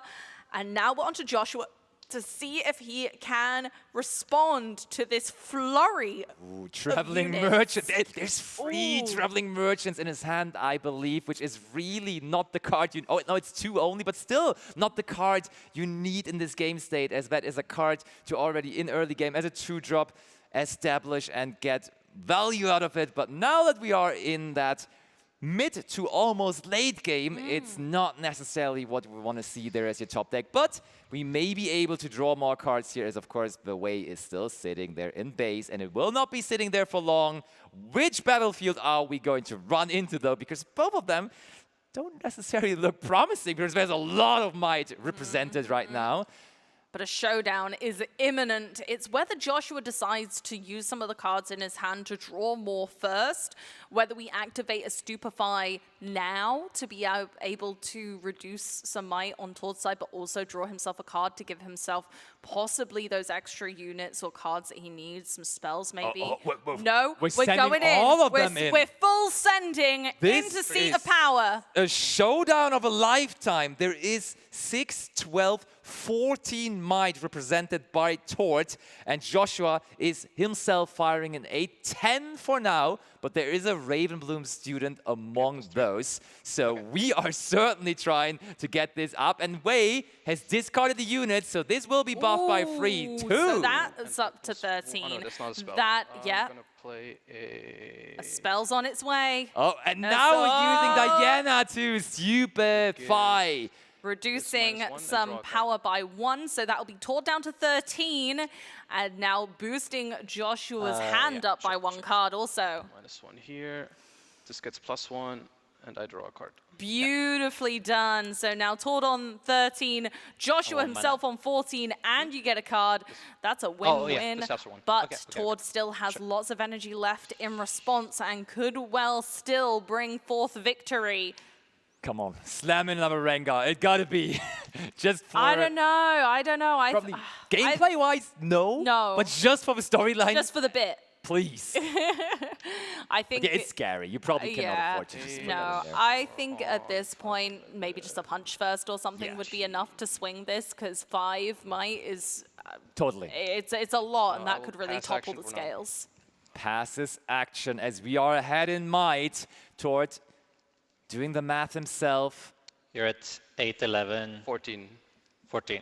Yeah, to your 13. Correct. Yes, Joshua is well aware what's going on, and now Good, towards. It's a big game of maths here. It's how I and can have them not battle just now, on right? here. You could, yeah. Yeah. Oh. And that's what I mean. You're not doing anything? You could just leave the fizz up, and you're actually getting rid of both the Way and the Ravenbloom student here, which is not horrible, as you're already ahead in terms of winning points. So I don't know, man. I don't know, man. Can you help me? Just show Josh your hand and be like, can you make the decision for me? Come on, Todd, punch it. I mean, maybe Todd is trying to imitate also what Joshua was doing earlier, right? Just not doing anything because you're too scared of what additionally might happen on Joshua's end, and therefore just accepting your fate and letting the showdown happen. Player But discipline. no! Yeah, discipline. That's going to be a +2 might and draw 1 for Todd. I think that trying at least to use low-cost cards like this to try and make a comeback isn't too detrimental. 100% agree. This is such a card that is just actually enough to swing around the totals here and get toward the lead in terms of might. 15 to 14 this would be, and this may as well be the most important showdown of the entire game here, deciding who is going to win the match. Smoke screen. Okay, smoke screen coming back. That's going to alter things back again in Joshua's favor. Target is this, which is your target? Do we either of us has to say? I was about to say, like, do we have to pick target? Yes, before we have to pick targets before. You do have to, yep. That is how Riftbound works. So, for everyone not aware of what Smokescreen does, Smokescreen will be able to lower the might by 4 of one of Tord's cards to a minimum of 1. So that will, in the end, turn out to be very, very favorable again for the overall might status. I will then target... You can pick something else now, yeah. Wait, yeah, you did it first, technically. Yeah. It's a very efficient spell. 2 cost, but also you're going to buff your Ravenbloom student at the same time. So you're lowering Tord by 4, increasing your own by 1. Yeah, okay. True. I almost forgot about the Ravenbloom student. It keeps on getting bigger. You silly thing. So Tord sort of forced. I'll, Defy! That works, sure. And I think that's a double up, right? Because the Ravenbloom student won't get the additional might as well. So that is really that is some good that's some good value there from Defy. Those might numbers bouncing up and down there. Oh. Okay. I think the answer from the judge was quick and easy and correct. No, it will not get the buff, as we also just explained. The spell never happened in the first place. Defy was like, no, you're not going near that student. This is actually something Josh might have guessed by being a Yu-Gi-Oh player, because that's like if you activate, if you negate the activation of a card in Yu-Gi-Oh, that would also be considered to never have activated the card. Same thing here in Riftbound. Yeah. This one? Yes. Countering a spell. Stupefy, targeting Rengar to once again reduce and increase on both sides. Towards. You get +1 as well. Yes. From it. Walking us through how this is going to develop. Right now it's 5. It would be 4. 4, 10, 12, 14, and you're at 8, 11, 13, 14. So you would match me. This will grow to 4. Yeah. So I'll be at 15. Oh yeah, you'll be 1 over. Yes. Okay. Okay, so we have understood. Oh, it's okay. Yep. And we get the draw card. Ravenbloom student. I put 1 on this. So we resolve this. Okay. Okay, so comfortably ahead again is Joshua Schmidt, but not we can resolve the Defy. Confident as but still punch first range maybe. And then I will think, well, this is 2 now. Or will Tord just choose to Do we resolve the discipline? I'm thinking about that. Okay. take some units, choose to end this unfavorably, but actually take out some key units when he chooses where to assign the damage? We're thinking on that discipline. Another thing Yes, we can drastically different from Yu-Gi-Oh! To Riftbound is that you are able to actually, into a resolving stack of cards, still get in there again and try to think about cards that are about to resolve before they do so. But we are resolving the discipline here, drawing another card as well after getting those extra mites in. Charm is nice, right? Yeah, I mean, you could, yeah, Charm is nice here. I don't know whether Tord particularly wants to expend more resources than he already has on this combat, or whether it is a losing battle, knowing how much energy Joshua still has standing. That's true. Passing focus. I feel like I've forgotten everything before this showdown here in this match. No, because this is showdown everything. is just my life now. I'm living the Joshua Schmidt versus Tord Reckless showdown in Seed of Power, and I cannot wait to find out who is going to ultimately win it, because Tord, as we saw, has multiple punch firsts, and he has still 2 of those runes open. Therefore, he cannot resolve both punch first, so as he only has 2. Yes. Wait, no, he has 4 body runes. He does. He could. Oh, he yeah, could. yeah. Sorry, yeah. He was just weirdly organizing them. Yeah. It's going for it. He's going for a punch first. Okay. Now, this does use up a lot of energy being, well, a lot of power having to put that to the bottom of the rune deck now. But an additional 5 might to that Rengar will make a huge difference. What's that? Heart. That's a hard bargain! And we cannot pay 2 extra, so that was such an investment on Tord's end. So punch first will not resolve, but... I mean, I only have 1, so... Well, we know... Yep, that's fair. Is fair, but we know there is another one maybe coming. Does he really want to commit that? But it would take out Joshua's entire board. I mean, at this point, you're committed to it, right? I say commit to the bit, but I'm greedy. I'm a greedy TCG player. Same. Tord is not. Tord is not generally, but will things change? This is Riftbound. You can come back from that. You do gain 2 extra runes per turn. It is possible that he could just commit everything to this. He would still have the Rune Runner, so even if he commits more to this, he wouldn't be completely out of units, unlike Joshua. That is very true, and it's really not an easy decision, but it just feels like you've invested so much into this, so there is no going back anymore. Of course, though, Josh still with 3 open runes, and therefore the possibility to just match the punch first once more, and then it may be rough. We see the hand. Let's battle, he says. Let's go! The longest showdown so far of the TCG Grand Slam finally is getting resolved here, and it will be... Yeah, that's fair. It will be Joshua getting the conquer in the end, but we're still resolving which units will be destroyed here. Can you play me? Surely the Fizz is allowed to stay, right? I would say so. I think the other 2 are much more devious in nature because they have effects that stay. They have passive effects and also effects that happen whenever Joshua moves or plays spells, whereas Fizz, once Fizz has done their thing, they fizzle. Right? So that's all they do. They're just a body at that point. Tord realizes this, boots the other 2 into the trash, and Fizz is left alone on the seat of power after the most impactful showdown we have seen so far today.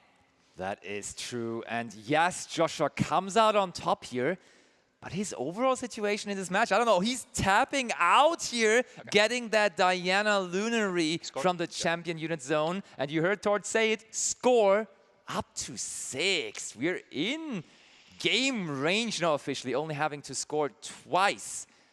Getting extra resources here, and please remember, everyone, there is still another Rengar waiting in hand. Ooh. Interesting. I talked to Tord about the Akshan in his main deck, because He's really unhappy about that. Like he thought it's he thought it's a good idea before the tournament. But the more games he got in here the last couple of days, he said, I honestly, with the decks that are around here this weekend, I really dislike the Akshan in my deck, and I almost every game will probably side it out, but here we have drawn it. Rengar time though! This is Rengar territory. See the power back into... Wow! Quick scoop at Joshua! Super long showdown, but Tord still, after losing that showdown, able to win game number 1. And you can't see it, but Amy is having it. She's celebrating it right now. I think, you know, a lot of people would have thought that Diana had a really, really strong matchup into this deck, and honestly it's just my man Tord to show that actually he's got what it takes, even admitting himself, I don't know, man, still pulls together a win against the odds when Joshua was looking like he had it all under control with so many stacked decks, with so many adaptations of his own units, being able to stupefy so many times.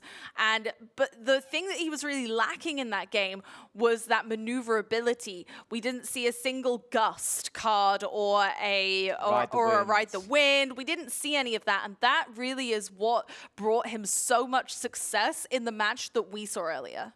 That's true. He even won the dice roll, so it was looking perfect for him. It was. And I am almost afraid now because LNZQ gave us the prediction that Josh is going to fumble in game 1 and then come back with 2 wins in a row. So that would be insane if that prediction actually becomes reality. I couldn't believe it. But I mean, at the end of the day, he's the best Riftbound player around, so he knows all the stuff, I guess. I mean, I would take it. we don't need Oracle cards. Clearly, we just needed Mateusz. We have Oracle Mateusz in the house. That's true. And of course, if you're a fan of him, that will be our last match of the day coming after this match here, where we will have Mateusz go up against Philip as well. Yeah, you want to stick around because we've got action packed to the brim. Not just Tord Reklev, well known for Pokemon. Not just Joshua Schmidt, well known for Yu-Gi-Oh! But we have players from almost every single major TCG here right now with us. And I'm honestly very honored to be in all their presences. For sure, yeah. We're just soaking it up, right? Oh, like I am. The atmosphere. Also, just the total shot there with all the champion titles. It was beautiful. Just both sides, championship after championship won. On the one end, in the Pokemon TCG. On the other end, in the Yu-Gi-Oh! Trading card game and the digital version, the Master Duel World Champion of 2023. That Josh is. And they are about to go into a second game here, deciding on their battlefield right there, right now. And it will be interesting to see. So we know that Josh also has Abandoned Hall as one of his battlefields. Usually you're trying to use that as a going second battlefield here. So maybe you're instead just going with the Targan's Peak. But look at the overall deck list here again that Tord brought to this tournament. As we just mentioned, there is double Akshan in there, which is a possible side out here for Tord, as he has been admitting already. And besides that, I think it is going to be very important once more for him to find those defies, 3 of in his deck, of course. And also that Rune Runner was doing some work there as well in the first game. And that's because, well, Joshua's deck is full of spells. And what do spells generally do? Target creatures. So, unfortunately, Joshua will be unable to target them specifically. But Joshua does have a deck that also relies heavily on targeting his own units. So, actually, might not be too bad off if we get the play on early. But, again, he needs the backup. Can't really be a lone soldier. So, really does need a bit more going alongside. Ravenbloom Student would be great, you know, bringing Diana in herself even. We didn't really see any of that in game 1. Game 2, I'm sure that Joshua will be bringing his all. Now he knows what kind of tricks Tord has up his sleeve. Maybe he will have learned lots from game 1 and bring it into game 2 and give us a very different experience. All right. Ooh, Rune Runner is being kept by Tord in his opening hand, but the mulligan may be over.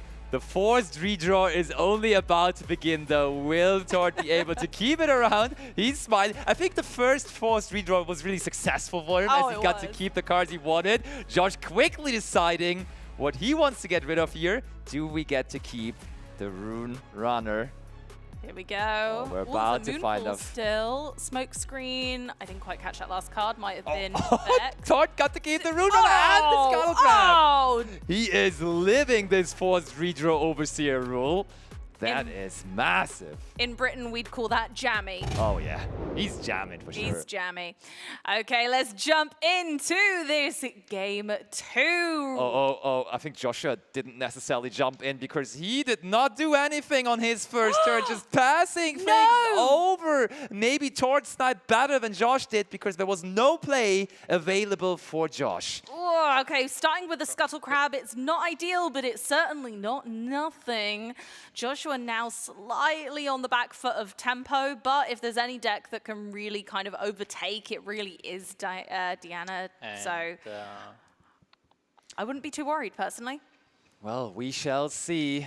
But that Scuttle Crab, first of all, is going to get us a draw, and that is all it needs to do here on this very first turn that Tord has. And now it's back on over to Joshua, who is just going to play a Vex, which, quite frankly, doesn't feel necessarily amazing here right away. So not sure whether Joshua is really feeling that start, not able to activate any spell cards in the first few turns here. Oh, and the sabotage as well, just to kind of add insult to injury, knowing, Tord knows at this point that Joshua doesn't have an idyllic hand for this stage of the game.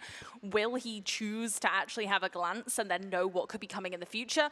Or is he happy knowing that actually right now it's not great? Yeah, I mean, there could be the argument to be made that you're just saying, well, he's not playing any good cards, so I don't need to know what's going on. Yeah. I know it's not good, so I will take it. So there's no need. Let him draw his good cards, and then I will later on just check him out with Sabotage. Yeah, just kind of hold on to that for when Joshua really starts to get on a roll, and then go, actually, okay, now I need this. But at the moment, Tord's there with a lone Scuttle Crab, and we saw earlier today how tough Scuttle Crabs can get. Yeah. For sure. I love the first sentence on Scuttle Crab saying, units with 0 might can conquer and hold, and we are conquering with it here right now, embracing the power of that little crab. And Emperor's Dice is a battlefield where you like to conquer with a Scuttle Crab because you could just get that little thing back into your hand, replace it with a Sand Soldier, and then we get the on-summon effect of Scuttle Crab again. You know what? I think I look a bit like a Scuttle Crab. If I got some pincers, I think I could do a good cosplay. Same hair color, honestly. Yeah, right? That's what I'm thinking. I like it. I like it. You should go for it. I'm gonna. Yeah. I want to see that. So Scuttle Crab back into the hand. Point scored for Tord. Is it just going to be Scuttle Crab back onto the field? I could see it. Just get all those extra draws. And, I mean, eventually Scuttle Crab can also be our way to look into Joshua's hand to see all of those cards that he was not able to play on the opening turns. So true. Save that sabotage for late game when you need it. Use Scuttle Crab now. That's, I think, really a promising play, actually. I really like the idea of just making this ginormous hand. And again, in Pokemon, that's what Tord's very well known for, is just using these sorts of hand draw tricks to have this giant hand of cards and then get to assess all of the possibilities. This is very smart as well, though, because the Pit Rookie now makes the Sand Soldier free might. And we, of course, see that there is the Vax Apathetic waiting in the base from Joshua. So now with the legend that Tord brought into this tournament with the Master Yi Wuju Bladesman, getting the extra +2 possibly in a defending situation, we are safe from that Vex. So that was certainly a good decision here on Tord's end. I like that. That was very smart, making sure to remember the legend ability. The amount of times that I've forgotten my own legend ability, not activated it when it was promising to do so. But Tord is absolutely not falling into that rookie pitfall. There was a quick glance at the hand of Joshua, and I think I saw multiple Moonfall. There's a flash in there as well. Okay, we've got some comeback mechanics here. And I think finally a way as well. We have 5 runes open, so wait time Maybe. And, you know, Wade does have the backup of Vex, and now Vex is at a battlefield. We do have that stun mechanic coming in. That is 5 possible runes being exhausted. Also, note that we have just scored on Targon's Peak, meaning we are very, very happy to spend some runes here, as we will be able to just ready 2 of them again at the end of our turn here due to conquering on that battlefield. Diana comes into play. We didn't see it in game 1, but game 2 is a different kettle of fish. Hold on, we did not ready our runes though. Joshua forgot, I believe. Scored. Yep. Vex, apathetic, goes into the battlefield, scores the point, but we're missing out on the free rune. And I ready too, right? Yes. Ah, no, there we go. Okay, There we still got it. got All right, we remembered. Good for Josh, as we did see that he has multiple spell cards that he possibly wants and needs to use on Tord's turn here. And in the meantime, Tord just scored up to a total of 2 points. In the driver's seat right now. Yeah, taking an early lead, but Joshua really does have a lot more force behind him at this stage than we saw last game. So it's whether Tord could use those tricky scenarios to kind of force Joshua into unfavorable situations. And this is the sort of thing that's going to push Tord into that driving seat further, is knowing exactly what's in Joshua's hand and plucking one of those cards out. Sabotage time, and we are resolving double Moonfall, Wave, Flash, Fizz, and there also is a smoke screen in there. And Tord wants to have a read here, but he also wants to write it all down, of course. And it's not, I mean, what are we even going to get out of the hand here? There's double Moonfall. Whenever I see duplicates of a card, it just feels so... It feels bad taking the 1, doesn't it? Yeah. It just feels bad. But I think in this instance, with the lack of units on Tord's board right now, maybe you just kind of need to soften the blow. Maybe. I mean, the other option would be Smokescreen, which is a little cheaper than the Moonfall. That's so true. It's also less impactful, though, overall. That's it. Right? So I like Moonfall more, also with the flexibility of moving units around. And therefore, I think, as you said, you just bite into the sour. I mean, Flash is good as well, though. Like, Flash is a flexible card. I could see either the Flash or one of the Moonfalls, I think. That's a pretty good hand, no matter what. well. Yeah, it is a pretty good hand. It's all right, says Joshua. Reasonable. I think if Tord could, he would gladly take the way, but that is not how Sabotage works. Of course, No. You can only take non-units here. Yeah, it's good to have the knowledge that Fizz and Wei are there, but in this instance, you have to take a spell. I think I would have to bite into Sour Appling personally and go for the Moonfall. It feels really bad, but I think 2 of them is just too scary. And look at the amount of runes that kind of Joshua's working with right now. Back-to-back Moonfall is a possibility. But then again, yes. I like Flash, though. It's such a flexible card. card. I think Tord's going to go for the Flash. It is looking that way. He cannot make his mind up. I don't blame him. Smokescreen? Smokescreen? That's the option I like the least. Let's do... All right, everyone at home, quick, votes in. Okay, you had like a second, but I'm sure you all told us what you thought was the right choice there. I think no matter what, all of them were good choices in one sense, because they're all very good cards. Certainly are, and now after resolving that Sabotage, still with 6 runes ready to be used, is this going to be a big turn? Is this the turn where we establish the Rune Runner, which we had since the very beginning of that game, now having enough resources available to drop it onto the field, possibly even dropping it onto the battlefield there, which we are currently holding with the Sand Soldier. And I mean, a battlefield with a Sand Soldier that is buffed plus a Rune Runner sounds not too bad. When you're playing Master Yi, though, of course, you usually want to make sure there only is 1 unit at a certain battlefield while you are trying to defend. So maybe you... Is there any way how our pitch rookie gets over the Vex? Like conquering in that way and then getting the Rune Runner onto that battlefield additionally could be really well. Or like if you just trade pitch rookie with Vex, that could be decent. Moving it out of the battlefield is a way to do it as well with the charm here. This is what I was thinking. Oh, scrap that. We're moving something into the battlefield, it seems like. We're going aggressive. We're going to pull a unit that we don't really want to stick around into Joshua's next turn, into the fray, and a showdown begins. And this is where the Yi deck is shining, because the scenario we're creating here is technically Joshua being the attacker, and therefore the Master Yi Legend is giving that Sand Soldier an extra +2 with that charm moving it here into the battlefield, and therefore Joshua is forced to do something about it. That is a delightful play, forcing yourself to beat the defender on your turn. And take it. Ooh, good find there with the Diana, which was basically used for free by using the legend effect of Diana there. As we are now officially in a showdown once again, and this match had some good showdowns already. Oh, that's... Pay 3, recycle 1. That's Moonfall. Moonfall! Wowza. So we are trying to... also to pull in the Pit Rookie. Oh, kind of a taste of his own medicine there. Yep, we are moving units into that Emperor's Dies no matter what. And there is going to be another big... It seems like all the big showdowns are happening in towards battlefields as well, right? That was the case in the first game already, and now again. Okay, yep, it is a forced move, and therefore we will bring that Pit Rookie into the battlefield ready. But the question is, will it survive here even this showdown, as pass now... You pass parity, or? If I have it? Who currently...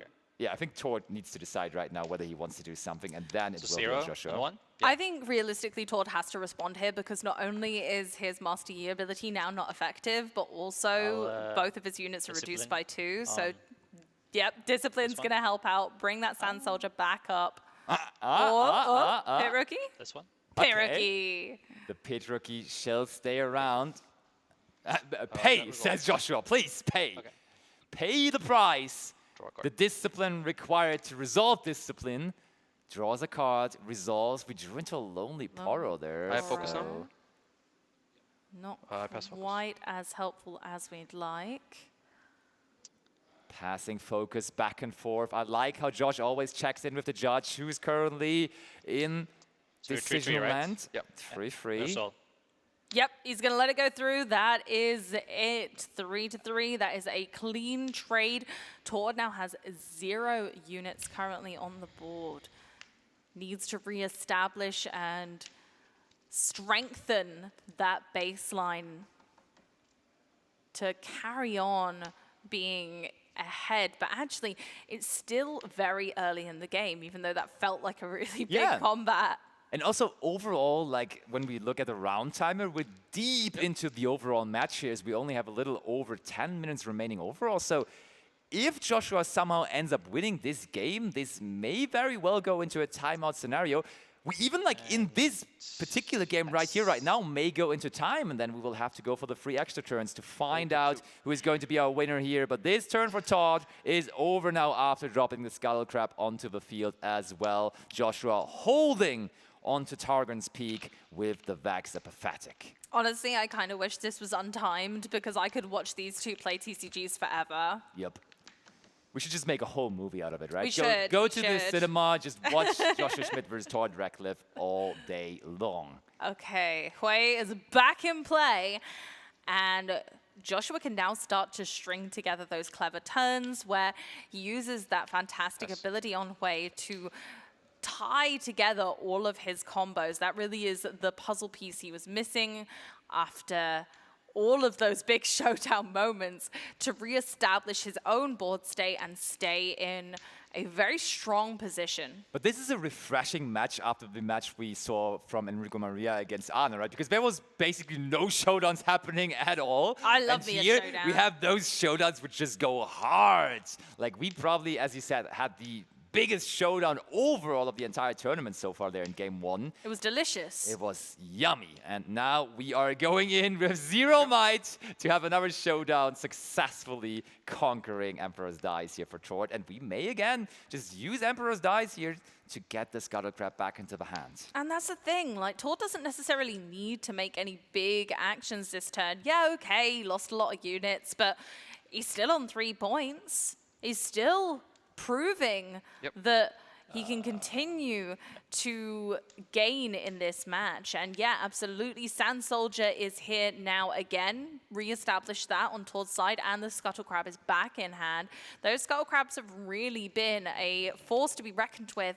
And we've got the Ruin Runner back. That really proved to be problematic for Joshua in game 1.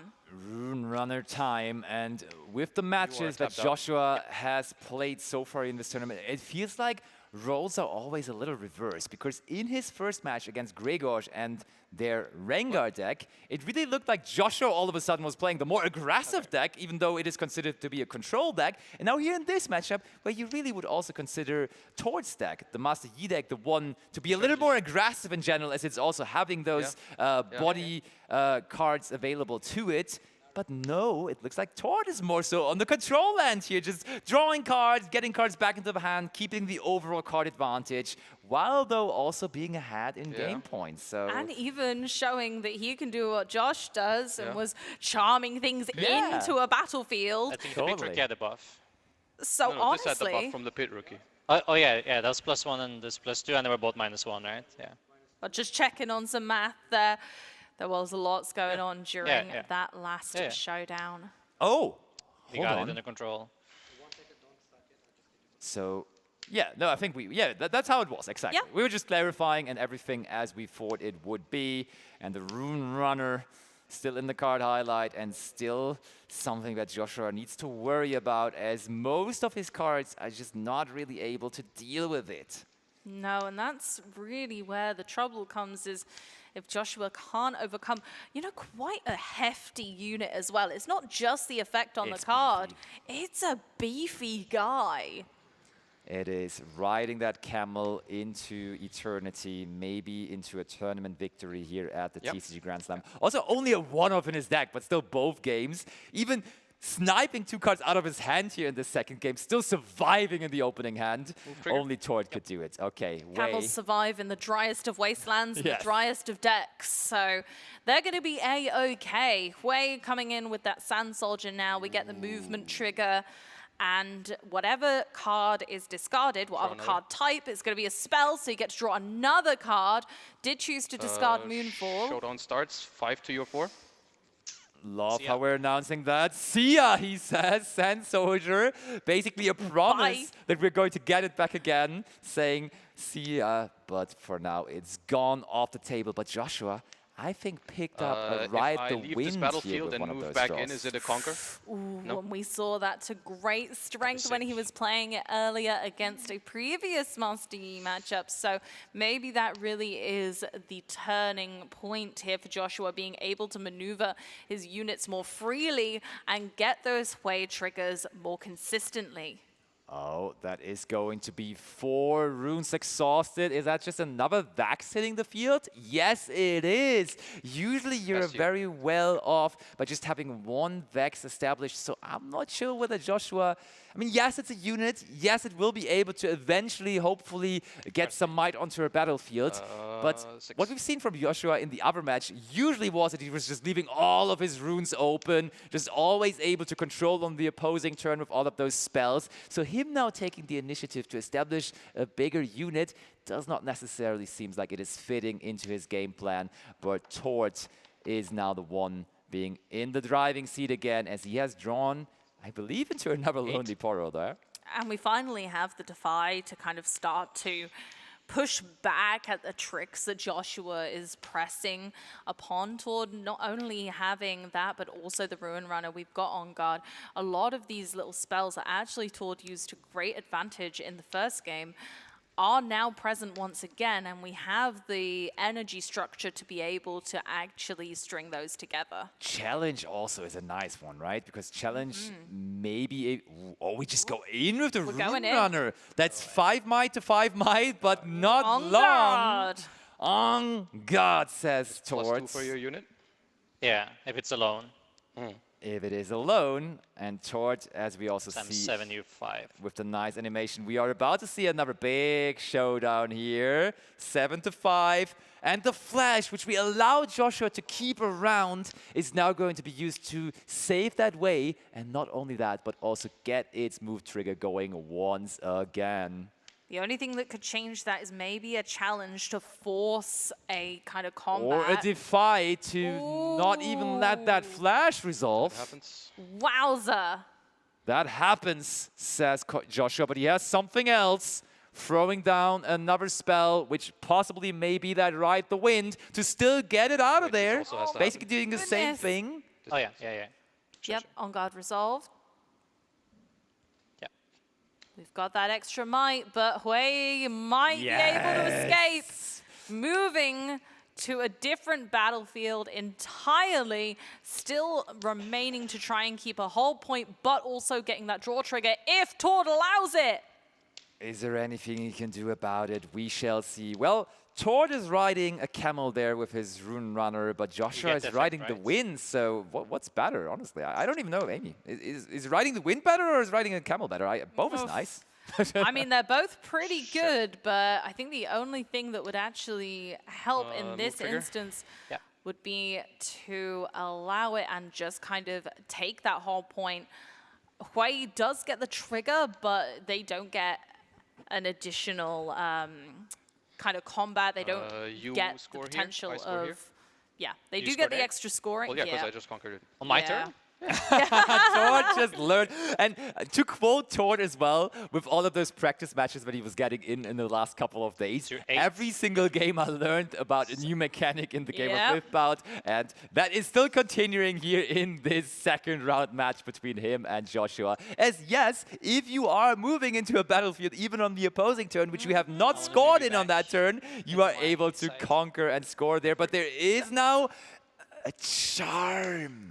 That is charming. As wait, he gets the trigger. He gets the Hui trigger. It moved, so he gets to draw a card. Wait, and it's big as well because we discarded Wei for Wei, so it's on 8 right now. Yeah. But also, of course, the Yi is going to give 2 extra might to the Rune Runner, but still, I believe that Wei is way healthier as we discard another unit for the trigger there, and that's 11-7. I messed that up so bad. Admitting. I think that the better play there, from my perspective, was to play the challenge as the very first thing.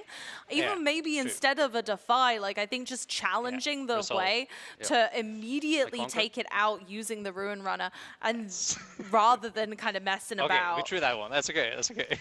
We drew that one. I 7 and I move in here next turn. I'll see if I can draw something. No. Only 4 minutes remaining. That's Game 2 goes to Joshua Schmidt. It's fair, it's fair. It's all tied up, but only 4 minutes remaining. Will be interesting to see. Going for me anyway, but that was pretty bad for sure. That was pretty bad. This might go to tiebreakers. Yeah, man. Whenever he moves, it gotta. Even when I don't think that we're going to be able to resolve a game moving, 3. That makes sense. Even with the 3 extra turns. Yeah, and I mean, then to get the viewers informed on how that is going to be going down, of course, we have 3 extra turns the moment timeout is announced. The moment we go to 0, it's the current turn plus 3 extra turns. And then when those 3 turns are passed, and we still don't have a winner with 8 winning points, the one that is ahead, but he needs to be ahead by 2 winning points, will be the winner. And otherwise, if that is not the case, we are going to have a draw between these 2, which honestly, how bad is a draw here? It doesn't even feel that bad. You already won the first round. A draw might actually be good for both of them, as they might be locking things up for them. A draw could be bad in the grand scheme of things because it could make tiebreakers a bit confusing and complex. That's for sure. If there are more ties to come. Yeah. I think if these 2 are the only ones who tie, it's not too bad. I think when you get others into the mix, that's when it gets a bit more complicated. For sure. I'd rather take a tie than a loss, but only if you're the only two in this format that are going to have that tie situation. Otherwise, we are going to be going into kind of tiebreakers within ties to be able to decide the footing of the competitors. So that then gets quite over complex, really. It does. So realistically, we're not wanting to tie too much. One set of players tying is okay. But honestly, I also think that would be fitting considering the pedestal that we put these two on as being very decorated players in their own right, in their own games. And maybe it really does prove that these two, at least for the time being, are of equal skill in this current moment. Yep. I do agree. So we do go on. We do flip our battlefields. The two that are remaining are, of course, the arena's greatest on Tord's end, and then the abandoned hall, which we already mentioned earlier on Joshua's end. But now, of course, we are doing our mulligan, and then the force redraw may turn things completely upside down here once more. And I think Tord has found the Rune Runner once more, decides to keep it. But I don't know whether it's too good in that short of a match. Like, you're not going to play this out matched entirely, so do you want to have that expensive of a unit in your opening hand? I do not think so, but we are resolving the force redraw. Once again, we got to keep the card we wanted as Rune Runner remains in the hand of Tord, and we are going into that third game. How much time? 1 minute remaining. That's madness. Oh my goodness gracious, so that is absurd. 1 minute, and then we're going to be into turns. And if we don't have a resolution, this no could get crazy. Play for Tord. Where's the Scuttle Crab? There's the Lonely Poro. We have a Rune Runner on hand instead. Why did we want to keep that so bad? Play Diana pass. Okay. And that's such a powerful play to do going second. And Tord, no use at all out of those two open runes. Now we gotta go in. Oh, it's not looking too hot. This looks like Joshua could take those 2 points necessary ahead at this stage. First mate played for costly energy. Yep. No, I Okay. changed our mind. We're going to go better. on in with Master Yi. And the pass just before we hit 0 on the timer, meaning turn 0 is now, and we will have 3 extra turns, meaning that Joshua will be the last one to play, as that is the last turn, the technical turn 3 then. So we have a good situation here for Joshua, who is scoring the first point next to the points again from the arena's greatest here, but only a Vex to follow it up here on his end. Okay. I think they're being informed of time there. Just going over the rules. Okay. Does this count as drawing card? I didn't look at it yet, but it's okay. It's fair, it's fair. Oh, maybe. I mean, technically, you're supposed to put the runes before you draw, anyways. You're right. It's all part of your turn. It's true, it's true. We might get Getting a little clarification. listen in there. Yeah.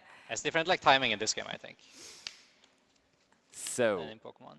Might be good to get clarification from the judge. We might be able to get that for you viewers at home on who was turn 0 exactly. 1 man up. Yep. So, I mean, it currently says 3 turns left, which would indicate that maybe this is turn 0 right now, but we will certainly find out along the way. It could make a big difference. For because sure. Getting that 2 points ahead is now the aim of the game. We just want to be 2 points ahead of our opponent when that timer ticks down to 0. A very different type of timer, though. I assume you don't do anything. No, not yet. Not yet, he says, but Josh wants to do something about it. Fire guy. -1, draw 1. -1, draw 1, and don't forget about the abandoned hall that we have established there as our game 3 battlefield. We will be able to boost that up a little bit, so we would even be ahead in the end in that I can let that resolve and still play a card, right? Yes. Yeah. Okay. Let's let that resolve. Here we go. Yep, this now means it is a 4-3 advantage for Team Yu-Gi-Oh! For Master Joshua Schmidt, but On Guard is turning things around once again here as Tord wants to score and needs to score to stay in this third game. But there is another possible energy open with the Diana. As we are currently in Showdown, we get to use that Gust here on the Master Yi, and Joshua is staring at Tord, knowing that this is something that maybe he does not expect that. So I never get this. Not yet. Yeah. I see, I see. I see. That's what Joshua has planned here.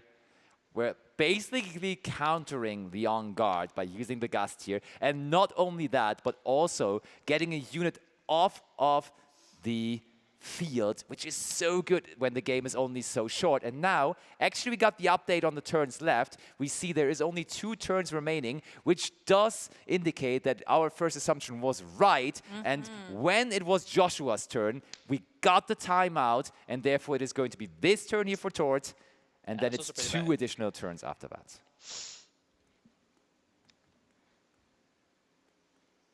It's a tricky situation. Tord is the more you know. Considering what could be a potential out. I don't think there is particularly anything he could do with the cards that he has in pistols, hand. right? No target.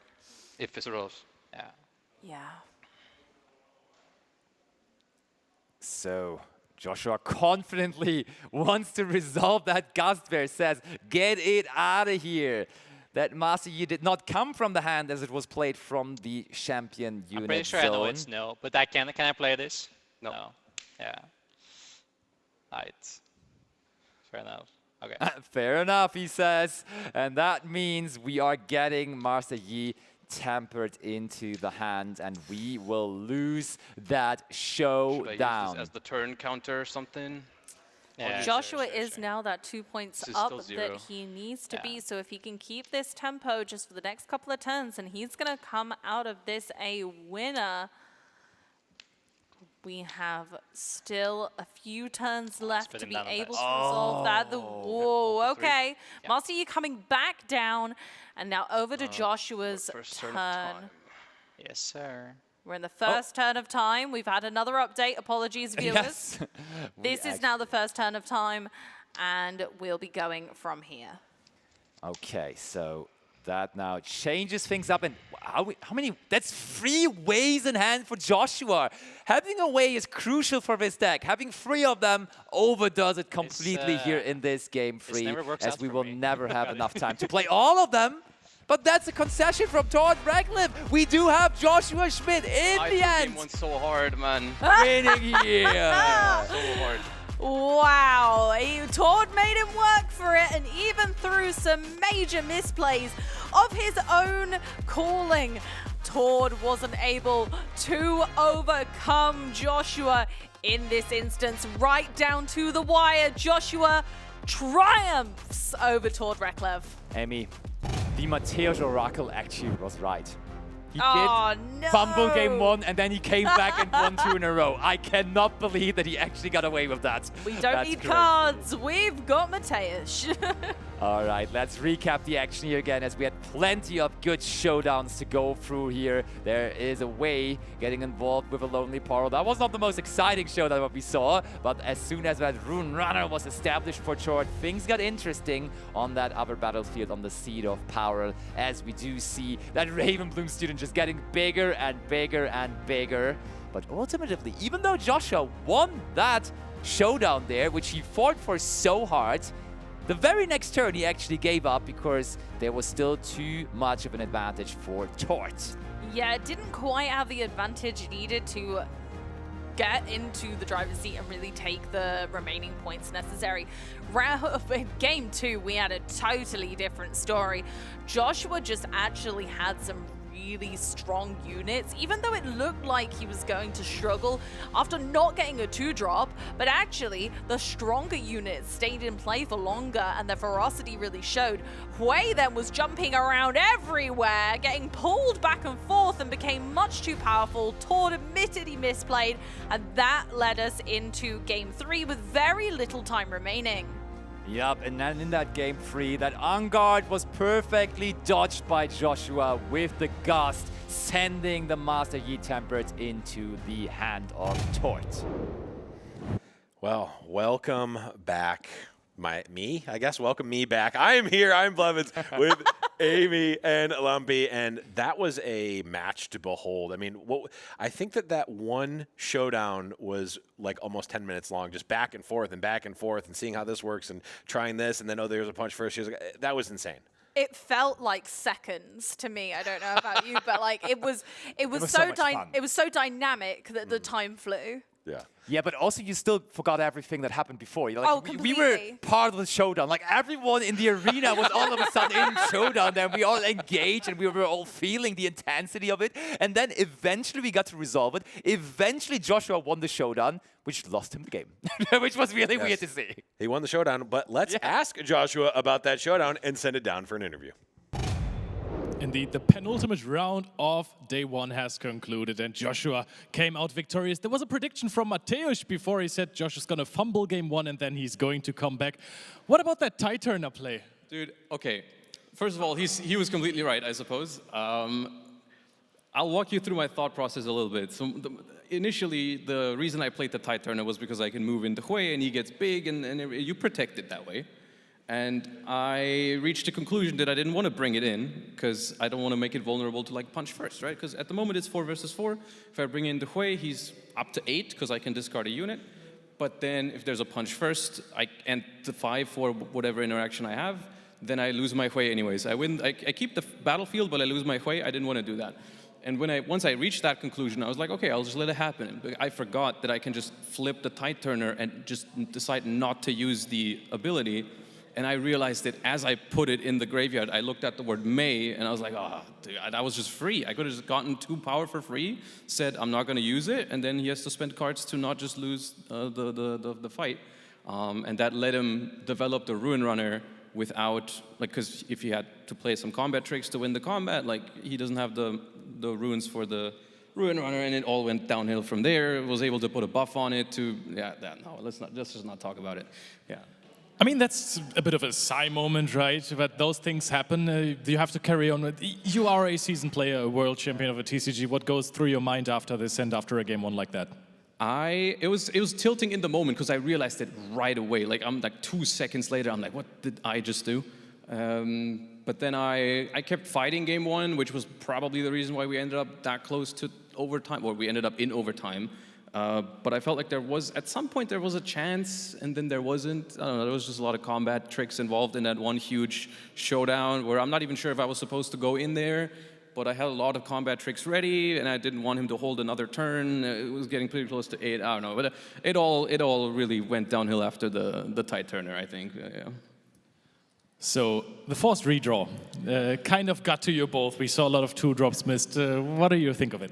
I actually didn't even have a 2-drop to begin with in the first 2 games, so it didn't really affect me. I drew my first 4, I mulliganed, I drew the extra 2. I was like, okay, actually I have another chance at a 2-drop. So I was happy in both games, still didn't find it. Didn't have one in game 3 either, but when I'm going second, Diana's got my back, so that was fine. And then luckily enough, there was no 2-drop in game 3, which I feel like if there is, it's basically a guaranteed tie, I think, because we just can't make up the 2-point difference. And yeah, there wasn't. Yeah, it's definitely hard to get there if both players have perfect cards to get a big point advantage. But thank you so much. It has been a long day for you too, so you are fine to rest up. You're 2-0 now, so that basically gets you out of the groups. Congratulations for that, and we're kicking it right back to the casters.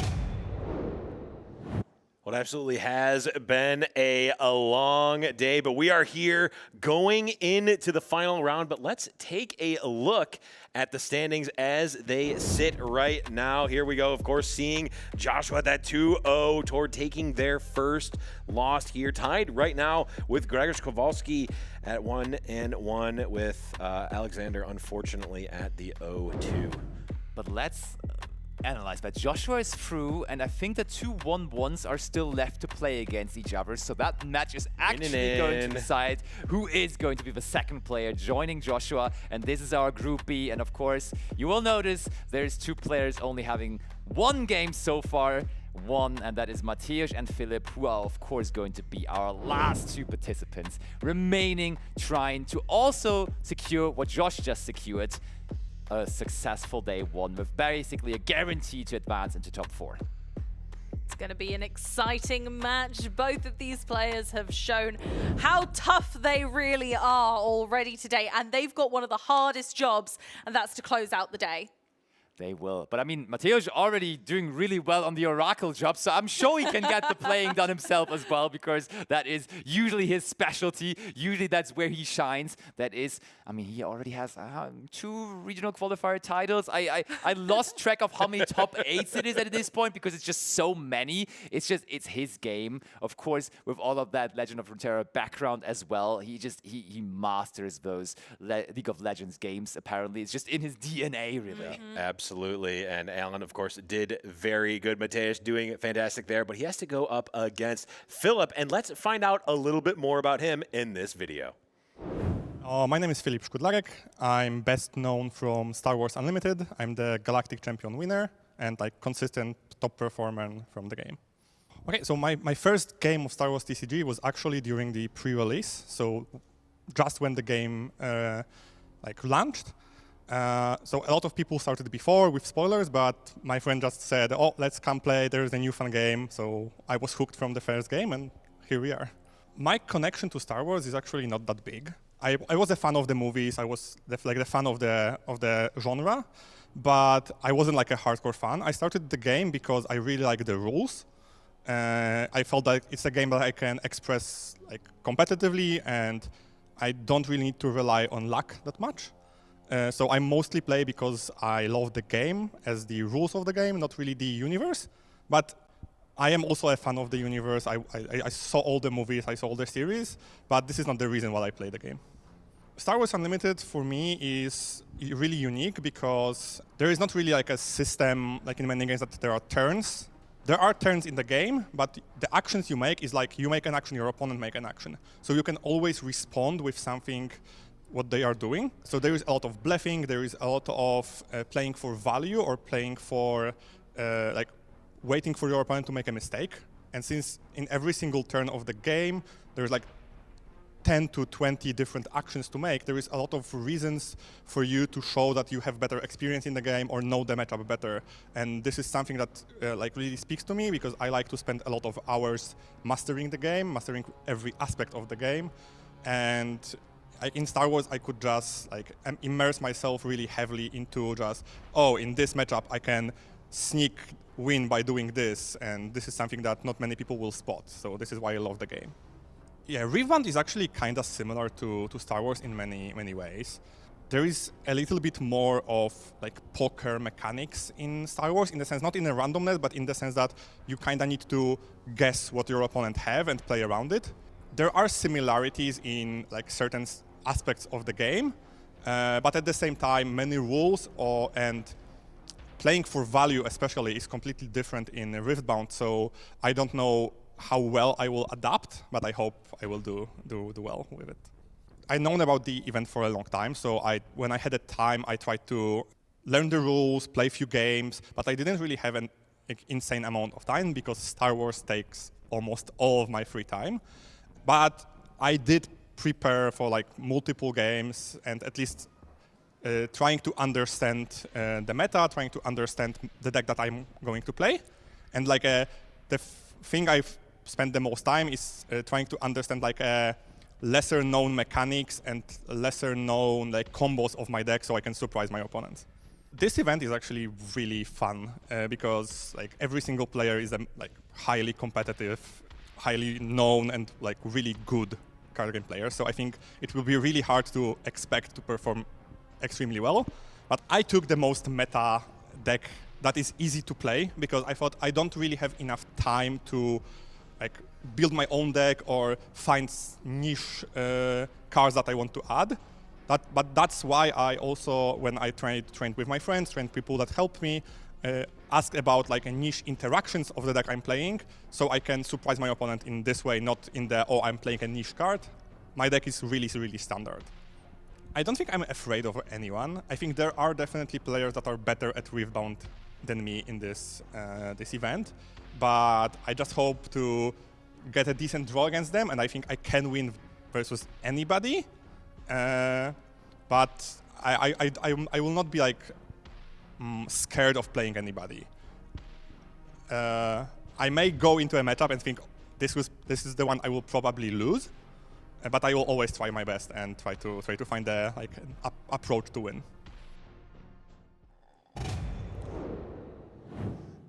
Welcome to the last round of day 1 of the TCG Grand Slam here in Experion in Hamburg. We are going to go out with a big bang, a Polish mirror match of 2 world champions with Filip versus Mateusz, and it is a banger matchup because of course you would think Mateusz is favored in this entire tournament because he's one of the GOATs of Riftbound, but that is a tough nut to crack to beat Master Yi as Pike. Yeah, absolutely. It is not the standard deck for Mateusz, of course, playing a different one here. And yes, everyone was expecting Master Yi, but also everyone was expecting to play against Mateusz and wanting to. We said earlier in the event, the villain of this event wanting to take them down. And honestly, kind of looking at that matchup, Pike being an unconventional deck, it's kind of like he gave himself a handicap. A little bit. And now, if we're looking at the time, I think it's time to duel because our players are already ready. So let's send them in. Let's finalize day 1 of the TCG Grand Slam with Master Yi versus Pike. Here he comes. You know him as Alan ZQ, but I know him as Mateusz, and we've had him not only in the studio with us, joining us on our little couch, but also a very well-decorated champion of Runeterra. Yes, one of the best, if not, I think, arguably the best player in Riftbound right now. Going to defend the honor there, but not without a bit of a fight as Philip is coming in here. And I just got to, I obviously met Philip this weekend, got to talk with him a bit in the green room just a few minutes before this match, and they are very excited to play this match. They are rearing to get into it as we have the players shuffle up and, of course, have to face against the TCG Overseer. TCG Overseer, given those eyes, he knows, and he's going to pluck the best cards out of those hands to make it tricky for our competitors. Now, of course, giving a good shuffle is very essential that we get our cards sufficiently randomized for this matchup. Yeah, and we just saw a really big back and forth in the last round. We saw that massive showdown that really determined the game. These players are determined to get this match done quickly, and that is going to be done largely on the back of what Master Yi can do, as we see here Philip's deck being very aggressive, running the full complement, the full 9 2-drops, running the 2 Fiora Peerless as well, and of course, Big Cat Daddy Rengar with the triple as well. And that's exactly what they've got to go up against when we're looking at Mateusz Pike build. An aggressive stance, but also many, many combat tricks, card draw galore. Really a toolbox, a treasure chest, I might say, of tactical advantage that Mateusz can get himself into any situation. I love the flexibility that this deck really kind of shows off with so many different ways of manipulating situations into your advantage, and no better player to test that out on this big stage than Mateusz. Yeah, absolutely. I also love this as the sort of reintroduction of Falling Star back into events. We really didn't see it for an extended period of time. I mean, no one was asking for it. Anyone that played set one, anyone that played set 1 did not want that. I mean, it was in my deck. Oh, you're that guy. Yeah, I'm that guy. Sorry. Okay. I know. I'll just leave, I guess. No, I'll see myself out. Don't worry. For me, it was a can't beat 'em, join 'em. But then as the meta developed and we got more cards, Falling Star came out of favor because it was too costly versus what you were gaining out of it. And there were cards that were kind of doing that a little bit more efficiently. But in Mateusz's build, actually, it's still a really viable card. And it has shown its seat in that deck already today, and I'm sure that we will see some more. Well, we also see, you know, you're not getting the power cost reduction like you are with Kaisa, but you're able to generate that gold and other resources there with the treasure troves. But we're seeing the TCG Overseer here, the forced redraw. They have resolved their mulligans, and now the TCG Overseer is taking away 2 more cards to force them to be redrawn, going on the bottom, and we're getting a blind mulligan here. And well, speak of the falling star devil, and they shall appear in Alan's hand here. Wish upon a falling star, and if I'm Alan yugioh, I'm pretty happy about that wish come true. Yeah, especially if there's an aggressive start from Philip, going to be able to potentially 2 for 1. Of course, Zonya's does stop that a little bit, but that also means there's no 2-drop on the side of Philip here, which is exactly what Alan wants to see. It actually even plays the pike down, just says, I want a dude, here he is. Yep, I want some aggression. I need to get this started, and this is exactly how I'm going to do it. Here we go. We're right into the action. We got a Zonya's, we got Master Yi, we got Pike. Couldn't really ask for more in the first couple of turns from these players. Yep, we're starting with a stack deck. It's like cheating, but you're allowed to do it. Yeah, I love that. Here's one flavor fail I have with stack deck, though, Yeah, right? go on. You get to take the 1 card, right? That's great. And you put the 2 on the bottom. But you have to randomize them, which means, by definition, you're not stacking your deck. It's randomized. Anyway, still a fantastic card here. We're going to see the Pike take that first point and do his best Lucian impression by just retreating it back to the hand, creating that gold, which, again, can be used to play the Falling Stars in the future. You just love to get a Lucian reference in, don't you? Always. I can't You can't help yourself. He's not in this event. I've got to keep his memory alive. I'm sorry. Okay, I'll give over. Okay, there we go. We got a little bit more power there from Mateusz, but still not really advancing the game forward yet, knowing that he needs to kind of build this board as, of course, Philip has so many power tricks to be able to manipulate what Mateusz pushes forward. Really, he's safest in base right now. Yeah, he is generally safest in base, of course. Falling Star cares not where your units lie. No. And that the list is really a key card to be able to break those might points. Normally, you'd have to point both pieces of the Falling Star at the Master Yi to kill it. Well, the list is naming Ionia, which, of course, everyone knows Master Yi is an Ionian unit, and therefore will be taken down from the list. And there's the charm into Rengar. Meow. Yeah, I didn't hear Mateusz meow, which is a bit disappointing. We briefed the players and everything. I got you. I got your back. Don't worry. But Rengar and Master Yi now taking a battlefield each, really kind of putting themselves on the map. And Mateusz now is going to have to find a way to move those right out of there so that he can continue to rebuild his runes and just kind of stay on top of things, really. He wants to be able to gain points, but not like this. Combat, necessarily not his forte with this deck. Yeah, especially when we see the Zonyas. Okay. We see the Zonyas in play, so whatever unit dies first is going to just be Zonyas back. We're seeing the Cleave. That's a classic as well. A classic here for the Pike. Now Pike's ready to rumble. Now they're a bit more combat heavy. Taking down Rengar, but of course saved by Zonyas. Zonyas, and now Falling Star Rengar. Falling Star Rengar. Goodbye. And we're bringing back the Pike. You're right. Falling Star cares not for where Rengar is, and Rengar does, of course, then fall.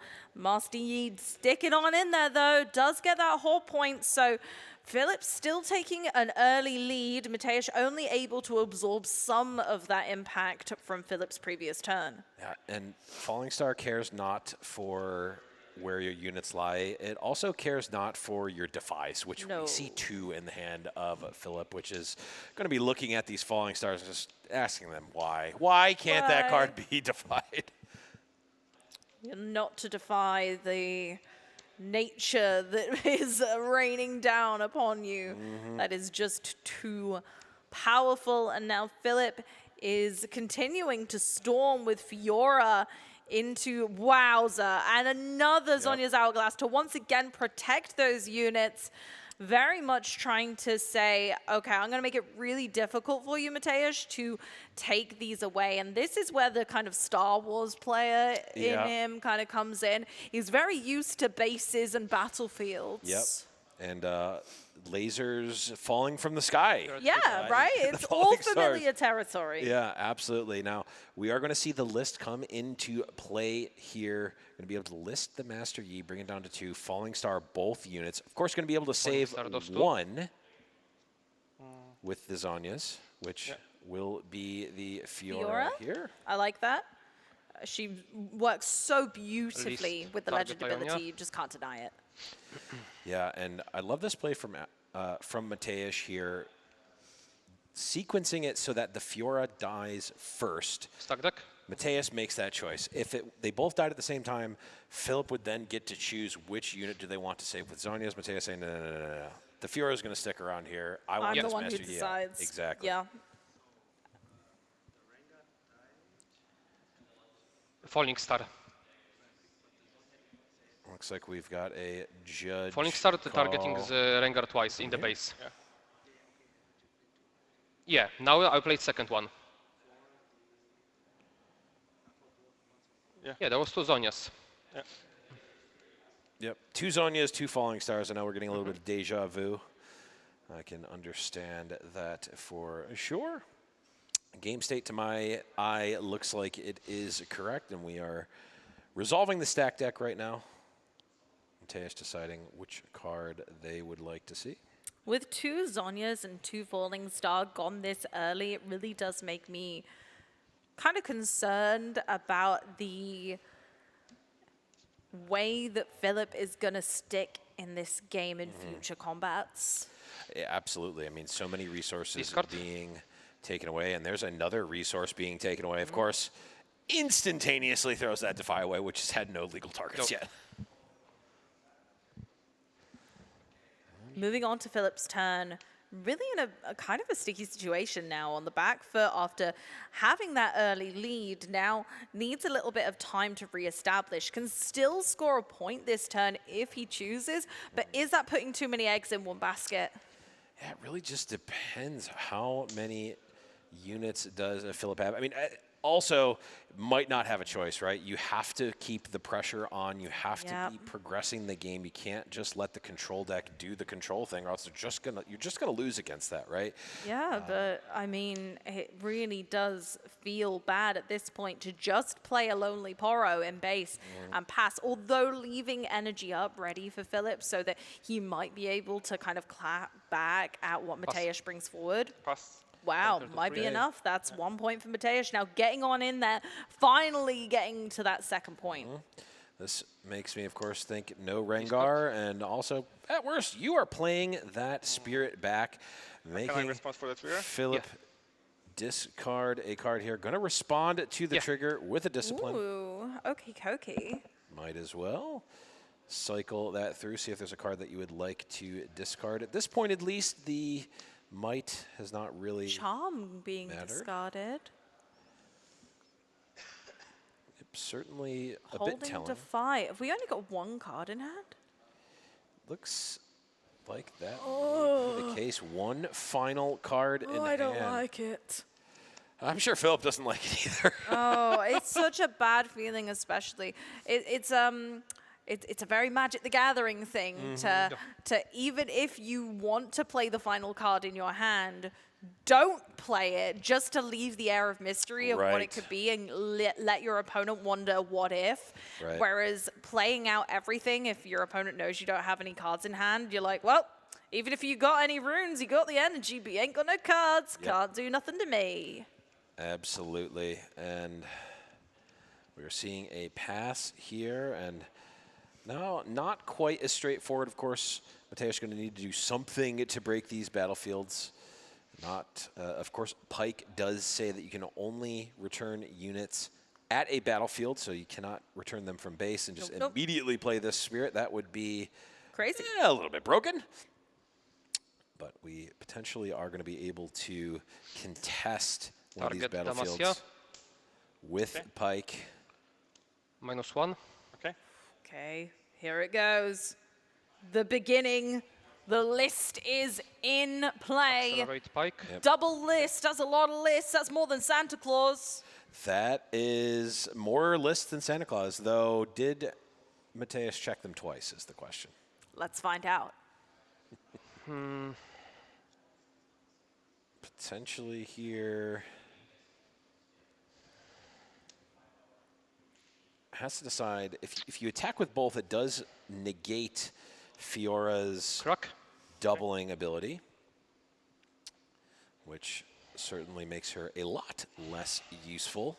But that does mean one fewer unit that you're going to actually be able to attack with. I think at this point, if I'm Philip, I'm not too worried. I'm on 6 points to 2. Maybe you just kind of let the Fiora fall, carry on building back up your hand. So she goes to 6. The trigger. Yes, and I'll respond to the trigger with Kha'Zix. Ooh. Okay, so we have a Kha'Zix coming in, who is also going to be 6. Basically like this. That's really adding some beef to that battlefield for Mateus, going up to 8. But there is a response. Oh, primal strength. That is going to make the Fiora absolutely gigantic here. Going to take down that combat, going to effectively 2 for 1, if not 3 for, well, I guess the list is still around, but that is a 2 for 1 that Philip is happy to take. That must have been the top deck from last turn as well. So to then kind of bank that and just go, nope, I'm just playing Protect the Princess. I'm not playing Aurelia though. Here's Fiora. Yeah, absolutely a massive play here from Philip, and low on resources, but you know what? The only units that matter are the last ones, it seems here. The only point that matters is getting that last one, and Philip is now 1 point away from doing just that. Just have to hold, technically. You could go for the whole point. But for now, rescuing Fiora, leaving the lonely Poro in there. So getting that Master Yi champion effect, but also has the death knell. So actually, and that's really what Philip's struggling with right now is card draw. So almost you don't really mind. Ooh. Falling Star number 3 to potentially take out both units. Ooh, I don't Wait, like did he not take it?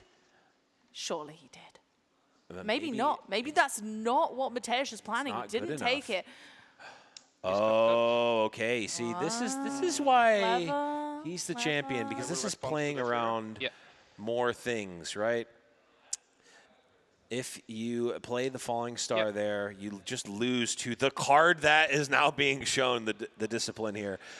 Mateus looking ever so smart instantaneously. Yeah, you know, forcing your opponent to discard a card when they don't have many left in hand is pretty good. But if you're going to have to discard something, you might as well defy it, right? Right. No. Yep, has to use the second star-crossed here to bring back the Poro, bring back the Spirit, and now we need to dodge a first mate here. Let's see. Philip's living kind of in top deck city, and it's not very kind to me, but it seems kind to him. We've got a Scuttle Crab, draw another card. Plenty of energy. Yep. But can we utilize it? Poro back down. It's a Poro. Draw another card. Yep, draw. Is it a first mate to potentially end the game right here, right now? Open information. Pit Rookie, we're going to get a buff. Yep, Pit Rookie is going to make probably the Fiora bigger, if I had to guess. Yep. Puts it out of Falling Star range, even though again, we know it won't be there. We're on 7 points. If you were to try and score that 8th point, but can't, you draw a card. But actually, one of the ways to score that 8th point is if Philip holds this battlefield. Yep. Discard. Let's see.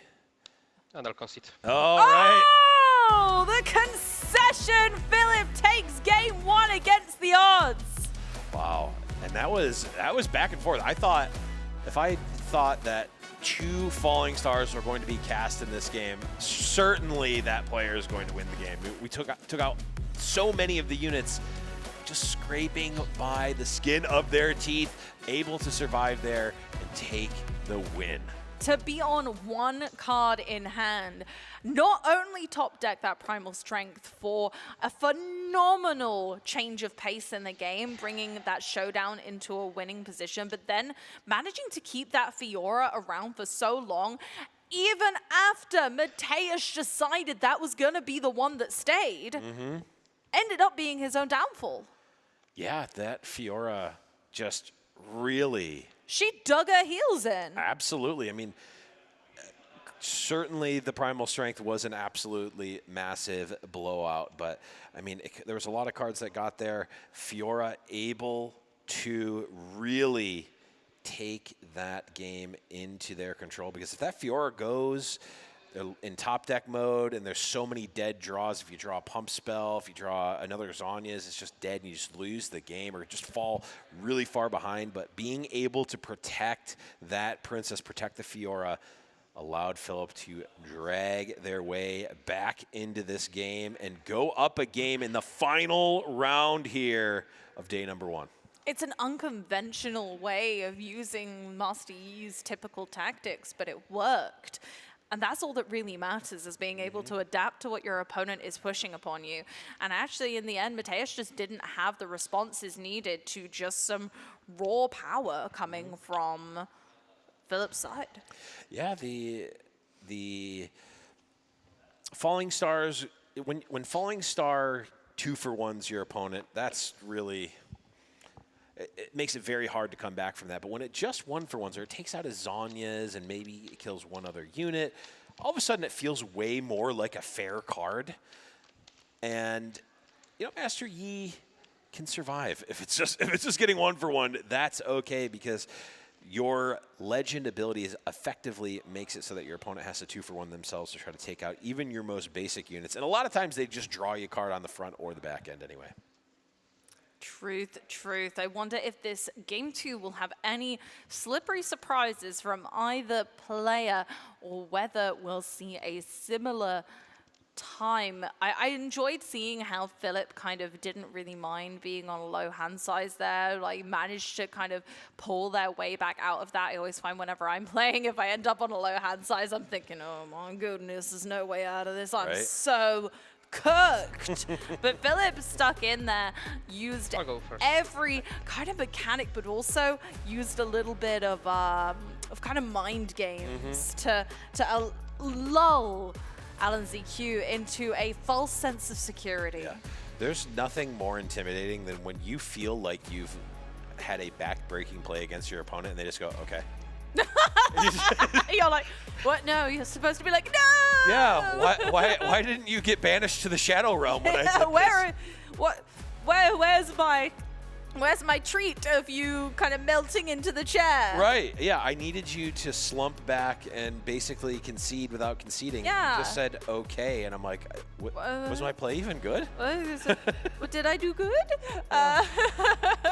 You're supposed to sigh defeatedly. Right, I needed that to happen, but what needed to happen here was the TCG Overseer forcing the redraw here. We are seeing these forced mulligans happen, and now the players are getting their opening hands here as we go into game number 2. Philip up a game, Mateusz back against the wall. The first game that they've lost in this event. Maybe the tiredness is getting to them. Maybe the length and the strength that he has had to stay up for this long and endure this day. Maybe it's putting a chink in the armor. Yeah, it very well may be doing that, but it looks like the TCG Overseer said no turn one play for either player. But Mateusz comes up with a pretty solid turn 2, getting that Scryer's Bloom and the Noxus Hopeful. Indeed. Noxus Hopeful, a fantastic early cheap unit. Cost less if you've already played a card, so it ends up being costing 2 but having 4 might. It's a beautiful early game advantage for Mateusz, who may be able to make it a very different occasion from our first game today, and we might be able to see that Noxus Hopeful score a nice early point and keep on in there. Yeah, the Noxus Hopeful does contest quite well. It against Master Yi specifically is going to force Philip to have something to get overboard, to get over the Hopeful here, which is of course exactly what Yi does to their opponents on a consistent basis. Forces you to play something first, and that allows you, allows the opponent to react here. It looks like Mateusz taking another Noxus Hopeful here, perhaps going for the more aggressive line rather than the control plan here with the double Hopeful. Not even looking to conquer.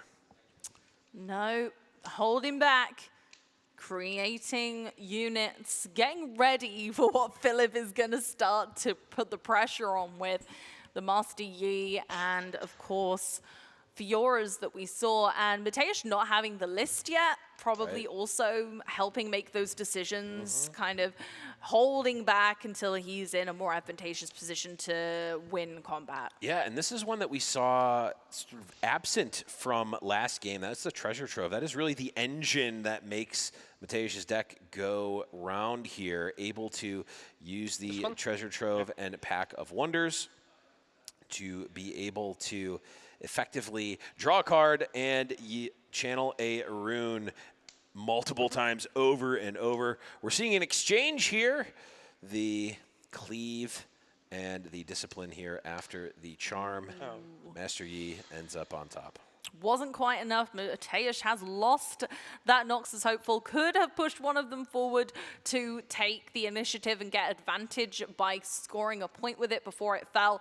But Philip forced the matter and took one of them down. And now it's time for a sabotage with only 3 cards in hand for Mateusz, taking one of those spells and ditching it to the bottom of the deck. Mateusz probably not going to see that, but now Philip has the knowledge that that Mind Splitter is a potential very soon, especially since Mateusz now has the opportunity of accelerating runes with that Treasure Trove. Yeah, absolutely. Looks like we saw a Pack of Wonders here. Now, I'm interested to see what direction Mateusz goes. You could set up, spin the wheels a bit with the Treasure Trove and Pack of Wonders. Looks like they may be considering that.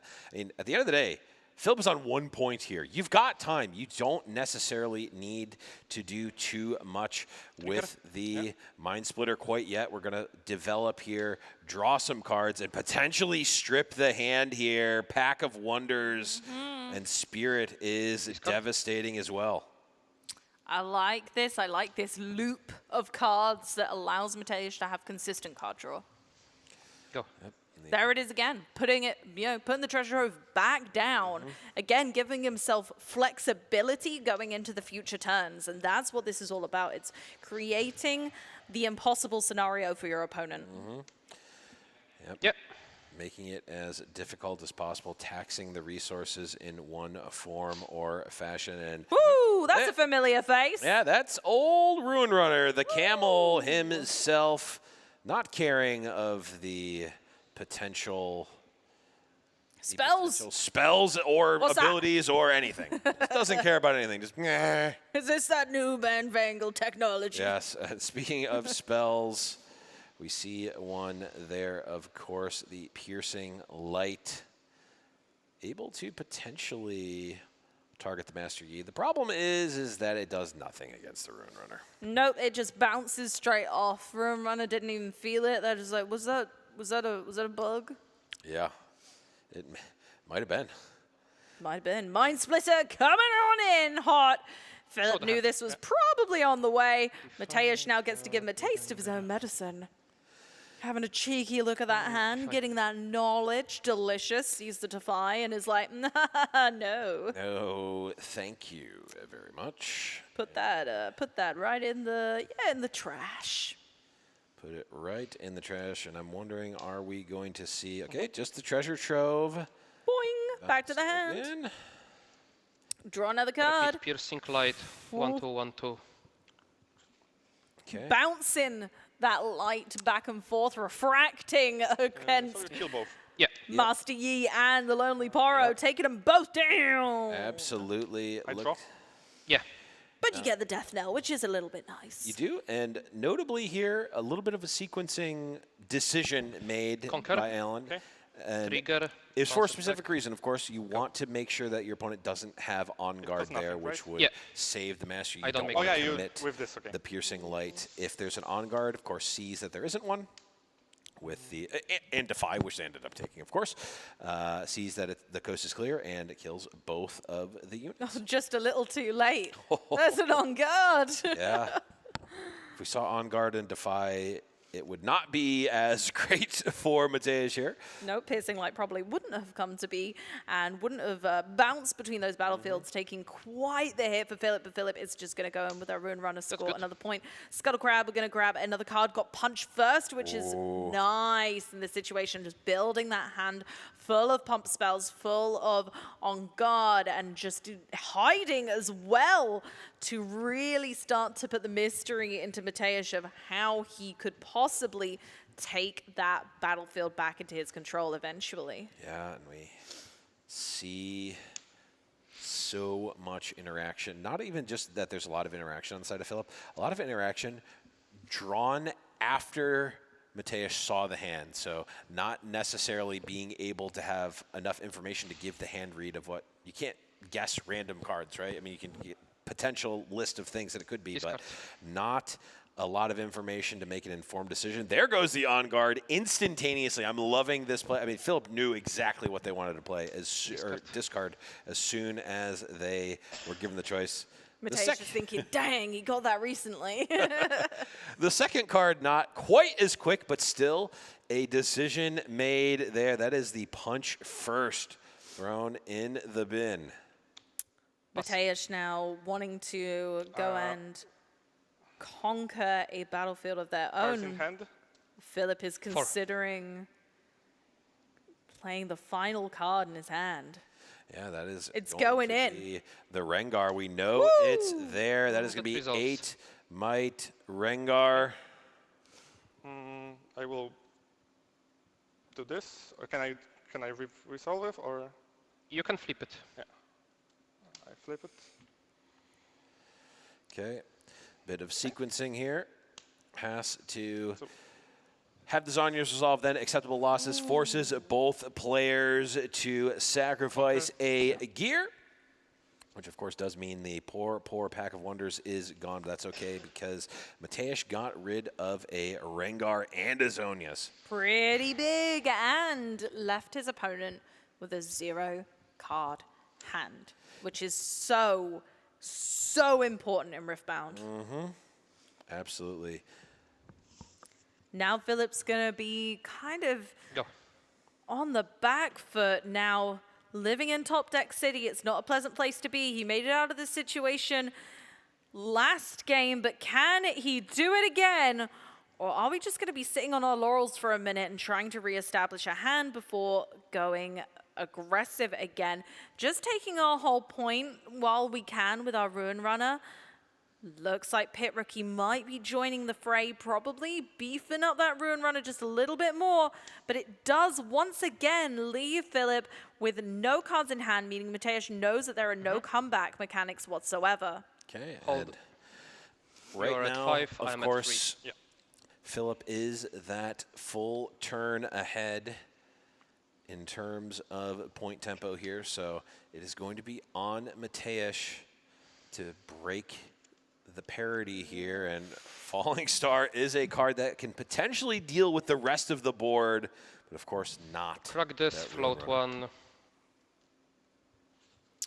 And I reckon that Falling Star might be coming down soon, raining down upon Philip's board state to really cause a mess. But first off, Mateusz is going to draw some cards to make sure that he is going into this turn with full knowledge of everything that he can possibly do to make this turn as perfectly sequenced as it needs to be. Because Philip's top deck power is at this point legendary as far as I'm concerned. Yeah, very much so. That looks like 2 units going down here.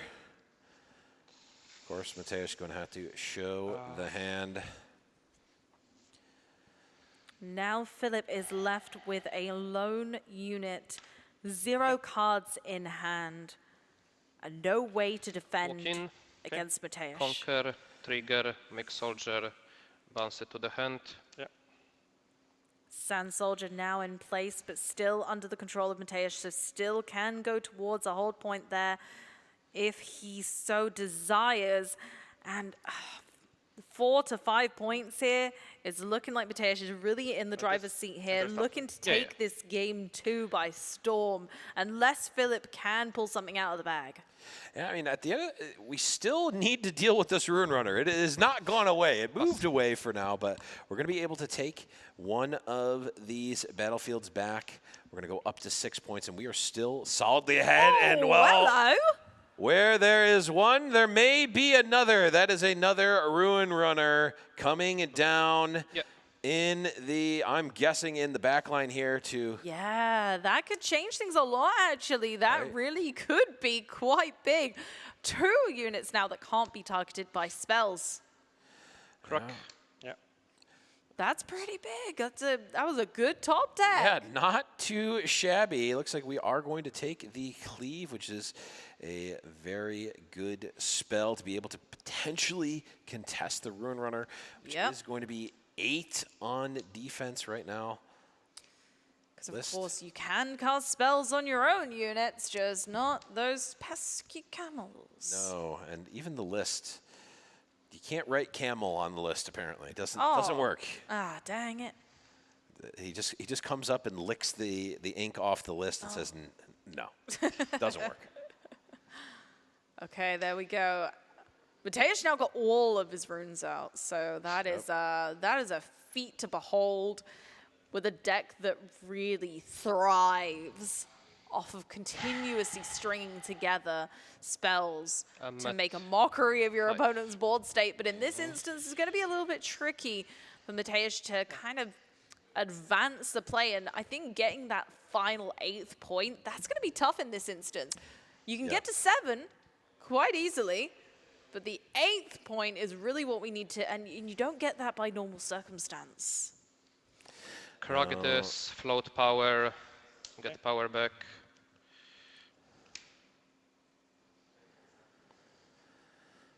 Yep, here. 5 cards? Yeah. We go, we see another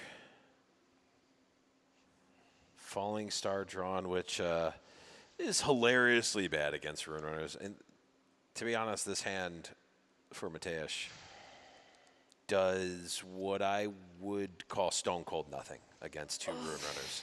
It is a harsh world to be in. Yeah, it is not great. And yes, technically, Mateusz does kind of have another turn. The hold point is not going to win next turn for Philip, but Mateusz also just needs to do something against this other battlefield, and that's not even factoring in the other Ruin Runner that is potentially going to take its place. Mateusz needs a unit, but a unit, you know what I'm saying? Like a chonky one to come in and deal with these Ruin Runners would be delicious right now. But it's just not happening. And even with meticulous card draw, even with this loop that he's been doing, still hasn't been able to draw into that out yet to push for that 8th point. And that's the thing. You don't want to spend too many resources. You don't want to use everything up before it's time to push for that 8th point at this stage. Yep. And now we are at 7. If Philip is able to get through, Defy does not help with combat. The good news is that Philip can still just press pass. And just carry on. Yeah. Keep calm and camel on. We reinforce here. We make Just this bigger. Try and stick in there for the whole point. The whole point wins this. Hold point will win this, but now we have the Pike potentially. Okay, we drew a Fizz, so we can go Pike. We have Cleave, and we can potentially Fizz the Cleave. Now, of course, we know that there's a Defy. Does that stop the math? Does that change the math at all? Mateusz is going to need to potentially... Can I see Rush? Yeah, sure. Potentially kind of sequence this in a strange way. Yeah. To avoid the one card in Philip's hand. Is he afraid Well, or not? the good and bad news is that you can't play around things that beat you because you're going to lose next turn if you don't do anything about this. So you've got to push for it, right? But then again, if it was a unit, Philip possibly would have played it. So I think at this point, you know, possibly that this is some sort of reaction to something that you're doing. It's which reaction is it? Right. What am I predicting if I'm Mateusz? What cards has Philip already gone through? Yep. What have I seen? What have I not seen? And what are the potentials? And that's what Mateusz is going to be working out right now. Right. How would a punch first affect this? How would a defy affect this? How would a charm affect what I'm about to do? Yep.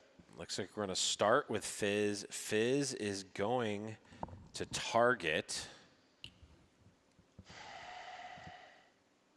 Big sigh, and that is what this moment is all about. This is the tricky decision that needs to be made. Mateusz needs to decide what threat he thinks Philip could have, if anything, in that one card hand. Yeah. Are we able to beat punch first? If not, we just need to hope that they don't have it. Can we beat defy? If not, we just need to hope that they don't have it. Accelerate pike. Okay. Okay, we're going Then back. Piece. Okay. That's what I mean about that sequencing. It's I'll maybe cleave not pike. what you would... Oh, okay, defy on the Okay. cleave. Defy on the cleave. Now we do have a cleave in hand as well. Is it going to be Cleave enough? pike. Gonna play again. Oh, Gonna because keep going. we can pack. We can pack the Fizz. Delicious. Cleave pike. Yeah. So that is now That's 4, 10 right 7. now. That is 10 plus. Over he 12 goes. to 11.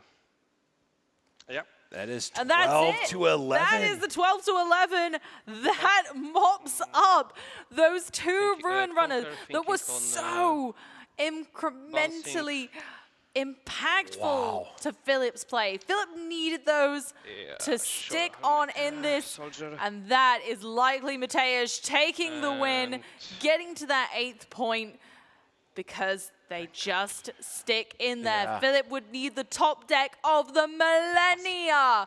I don't think there's any card that can get him out of this situation, but let's see what it is. Sabotage. Mateusz takes game 2. Wow. I definitely did not think that we were going to have a game 3 in this game.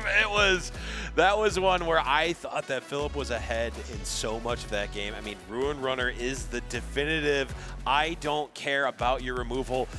Mateusz's hand was nothing but removal for so much. And then a cleave, a Fizz, it just put it together. It came together.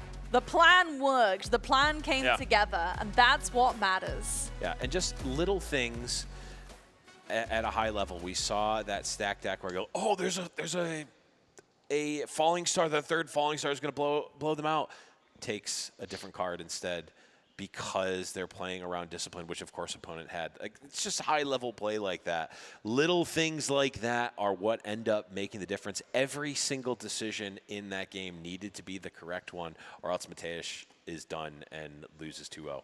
So very true, and henceforth we are going towards a game 3 between our Runeterra Riftbound champion and our Star Wars Unlimited champion.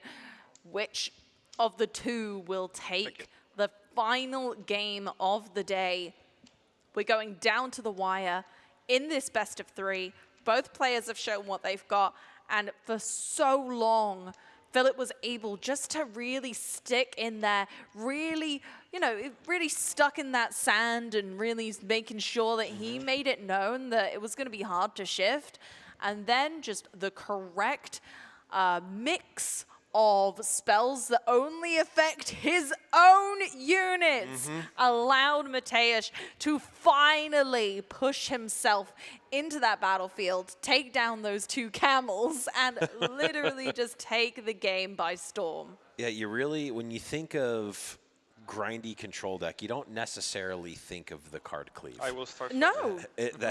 You know, a lot of times you'd think of that as a more aggressive card, but really, I mean, is certainly a way to deal with the camels. I'm not targeting your units. I'm going to make mine even bigger, and of course, that works when you need to take down even a whole pair of camels. Absolutely. Wild plays, more wild than our camels, are jumping into this fray. Now let's see how our TCG Overseer's ruling is going to mix up this game. Yeah, we have seen 2 games so far, and neither game has there been a turn or has there been a play on turn 1 for either player. Let's see if that continues on into game number 3 as we go into our final battlefields. This is the great equalizer, the way to counter each other out. We've got Aspirant's Climb and Arena's Greatest. So we're playing to 9, but also we start with an extra point. So I guess it equals out. I guess so, but here we go for the force redraw. After the mulligan phase, recycle 2 random cards and draw 2 new ones. It can shake things up. The players have their fresh hands set, and it's going to be Philip to start out this game 3, and they do get the 2-drop. Lonely Poro enters the fray. Yeah, we have a turn 1 play. Looks like for both players here, of course, Mateusz does have the possibility to play a turn 1 play if they want to play their pike, which they did in game number 1, but that didn't end up so well, but I think that wasn't Pike's fault. That was that was a series of unfortunate events. Right. It looks like stack deck looking potentially for Noxus Hopeful, but maybe settling for Pack of Wonders. Yep. No, it was Noxus. Noxus Hopeful was there the whole Yeah. time. Okay. We had hope, and indeed it was rewarded. Lonely Poro may not be lonely for too long, although lonely in a battlefield is where he does best. Henceforth, into, is it Aspirant's Climb? Is that where we've headed? That is where we have headed, although for the sake of the rest of this game, both of those battlefields are blank. They have done their effects, and doesn't necessarily matter which one you go into in terms of the battlefield's effects. It just matters where units already are. And they kind of equalize in effect, right? Mm-hmm. Yeah, we're going to be playing to 9, but we're also going to start with an extra point, so we need to score 8 more points, which is basically how Riftbound works. It's kind of just neutralized both battlefields, so now it's about pure skill and raw determination of these 2 players of who's going to win this. Yeah, and there we have the cleave coming in handy again, you know, allowing you to trade for a Lonely Poro, which is kind of crazy to think that the Lonely Poro just gets to contest the Noxus Hopeful, but here we are. And, you know, if I'm Philip, I don't mind too much his early card draw given by the Death Knell and the Lonely Poro. Honestly, don't mind it. Philip has struggled with card draw in both games so far, so getting a bit of early draw on board's probably not that undisputed. Yep, and we are seeing the Pike retreat the Noxus Hopeful back to hand, get a gold gear token, and what are we going to see as the follow-up here? Might see some treasure chests or some packs. Yeah, I guess it's really deciding if he wants to get that developed or if he wants to get the Hopeful developed. Of course, decides to go with the Pack of Wonders here, which is going to set up potentially for the Spirit next turn to start trying to dismantle the hand of Philip. Okay, Philip going in with the Wuju Master. Going Master Yi into Aspirant's Climb, scoring another point.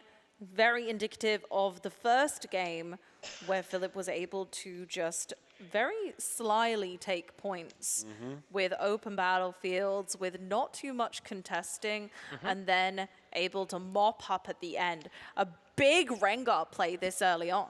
Yeah, I think Philip understands that they just need to be aggressive. We need to be scoring 2 points a turn. Of course, now we're on odd point tempo, so going to 3 is effectively the same as going to 2 in a regular game. So you want to keep on that point cadence and score 2 points a turn for the rest of the game here. And you know, Rengar is pretty good at surviving most things, and of course, when there's a Zhonya's to back it up, does even better. Rengar is a tough kitty. That's one tough kitty for sure. And a hidden card to boot. Philip's having a much, much better start this game. Yeah, and the acceptable losses is, of course, quite good against Zhonya's. The problem is you need to time it in a way that you can actually get it to work. The Zhonya's can be played from hidden at reaction speed, so in response to a spell, perhaps. The acceptable losses is an action, so you don't have the ability to play a spell, have your opponent react with Zhonya's, and then you react with the acceptable losses. Doesn't work like that, unfortunately, for Mateusz here. So the nice thing for Philip is that hidden card feels safe. It feels safe. And you get to essentially play Zhonya's for cheap. Yeah, you get to play it for cheap and keep it hidden behind the veil of secrecy here, even though we know what it is. Oh, okay. There we now go. at 2. Discarding the primal strength from the Bewitching Spirit. Okay. Came in clutch in game 1, but it's done its work. Don't need to do it again. Nope, don't need that now. That's I think if you're Mateusz, if you see your opponent discard primal strength, you're thinking, oh my gosh, what's the rest of the hand look like? Blimmin' heck! Yeah, it's like, oh, well, I don't have to deal with primal strength, but I have to deal with cards that my opponent thinks are better than primal strength. Which is, yeah, that's horrifying. Horrifying. Nox is Hopeful coming down again for cheap. We've already played a card this turn, so you get that one for 2 cost rather than the 4. And passing over, getting a whole point there with Master Yi, putting Philip really ahead on the trajectory of this game. Now Rengar looking to potentially take another point and stay on that nice curve you were talking about. Yep, going to go up to 5 here, which is appropriate timed point tempo here, and we could potentially play a Roadrunner, but yes, I got a lot of reactions. I'm good. If you do nothing, I'm good. If you do stuff, I've got stuff to react. Let's see what happens. Yeah. Pass it over to Mateusz. Let him decide what the next move is going to be. Kind of give your opponent the steering wheel and be like, go on, you go ahead, man. Yeah, this is the one potential downside is that your hand is going to start getting stripped. Responds with the discipline. Yeah, that's good. On the Master Yi, which we've seen Philip do over and over. Is that a pit rookie? It's either pit rookie or challenge. I couldn't quite see. Oh, same. It was challenge in this case, which makes sense. Not necessarily what your game plan is right now. Discard. We're going to bring the spirit back, play it again, force your opponent to discard another card. And as we have noted, Philip has struggled with card draw in the first 2 games, so what better method of kind of fizzling out his defenses than forcing again and again him to discard cards from his hand. And again, the more cards we get down the line, the more you become fearful, because what do you mean the cards in your hand are better than Charm? And, what is going on in there? There's a pit rookie. Now Philip needs to think, do I want to develop in case Mateusz is able to push through here, but I also want to keep cards in my hand to be able to discard, because he's going to be able to make me discard potentially all 3 cards in my hand. No, I guess probably only 2 at most, unless there's another spirit. In Pokemon, this is essentially, this feels like an item lock. And what you do is before you get item locked, you just play all of the cards. Right. Because you know that you're not going to be able to do it later. And that kind of feels like the situation that Philip's being forced into is you got to play all the good ones before Mateusz siphons them slowly out of your hand. Yeah. Potentially going to make Philip's hand go away, but that does not change the fact that Alan still needs to get through these battlefields. Cards in hand. 3. Philip is now at 7 points, which is striking distance for Aspirant's Climb. If you get both of these battlefields on the next turn, that is the game, and that will be day number 1 wrapped up here for the TCG Grand Slam. Philip can see the top of Aspirant's Climb, whereas Mateusz is still kind of down the bottom, and he can just about see the rope that Philip's already the most of the way up. and is just kind of like, how do I get him down, or how do I get me up? Yeah, and you just keep sending up spirits to the top of the mountain. Yeah. Just tickle Philip a little bit. Maybe he'll fall down. Yeah, exactly. What's more terrifying than that? Being near the summit of the mountain and then just this little spirit just comes out of nowhere. Oh, that's cute. And then it just starts tickling you as Right? you're climbing this rope. And then you just drop all your cards. Why on earth are you climbing a mountain while playing card games? Hey, gamers are going to game, okay? It does not matter the time or the place, and that's what we're seeing here, of course, at the TCG Grand Slam. We are seeing Mateusz line up their hand. We see the Void Seeker. We see the Falling Star. We see the 10 might of units in the back line. How are we going to approach this? What are we able and willing to play around here? I think the problem really that Mateusz is facing right now is that his own units are not quite tough enough on their own. So resources are going to need to be spent, but Philip still has cards remaining in hand. He hasn't really been able to thin that out too much, so responses are likely.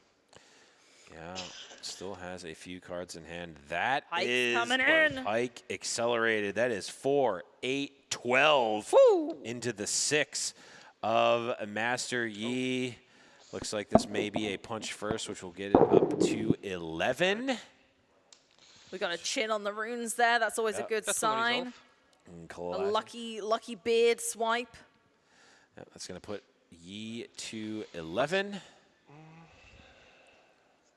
And that'll be the Zhonya's, of course, revealed there. Again, we love it because it's cheap. When you get to hide instead of play, you don't have to pay that cheeky cost.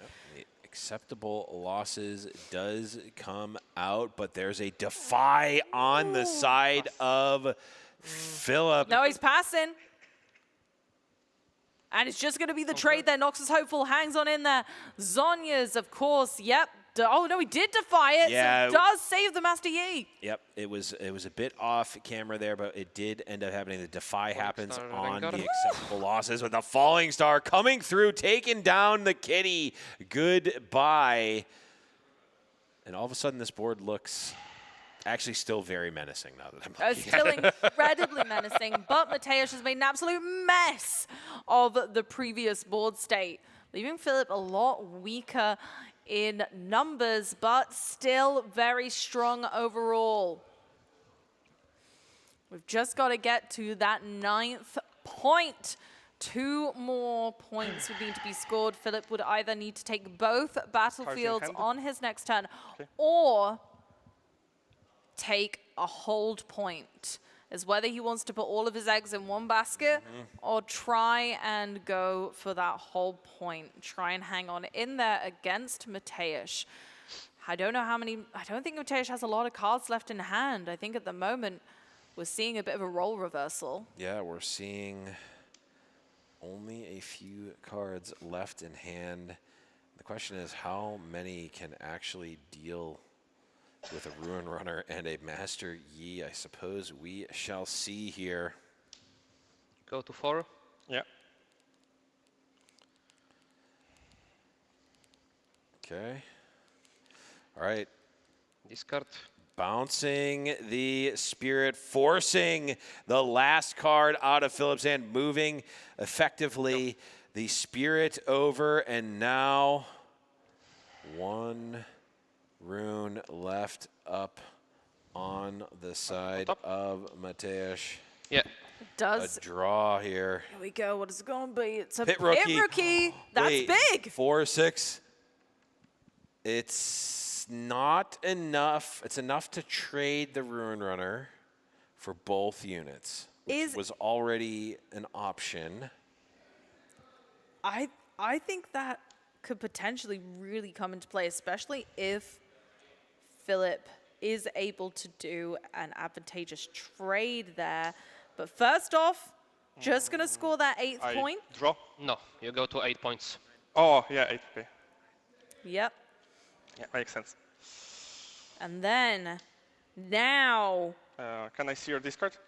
Oh, checking the discard. Pro move. see what could come down, what's already been played. Mateusz only has one energy standing, so if we play this Pit Rookie, we buff our Rune Runner, and then send it in and see. 2 cards in hand. Yes. Yeah, we could send in and just say, hey, you've got no units left. Let's do that. Gonna actually kind of double up and go for that whole point Okay, instead. yeah. Going right in. Massive hold. Mateusz doesn't have any units right now that could contest that.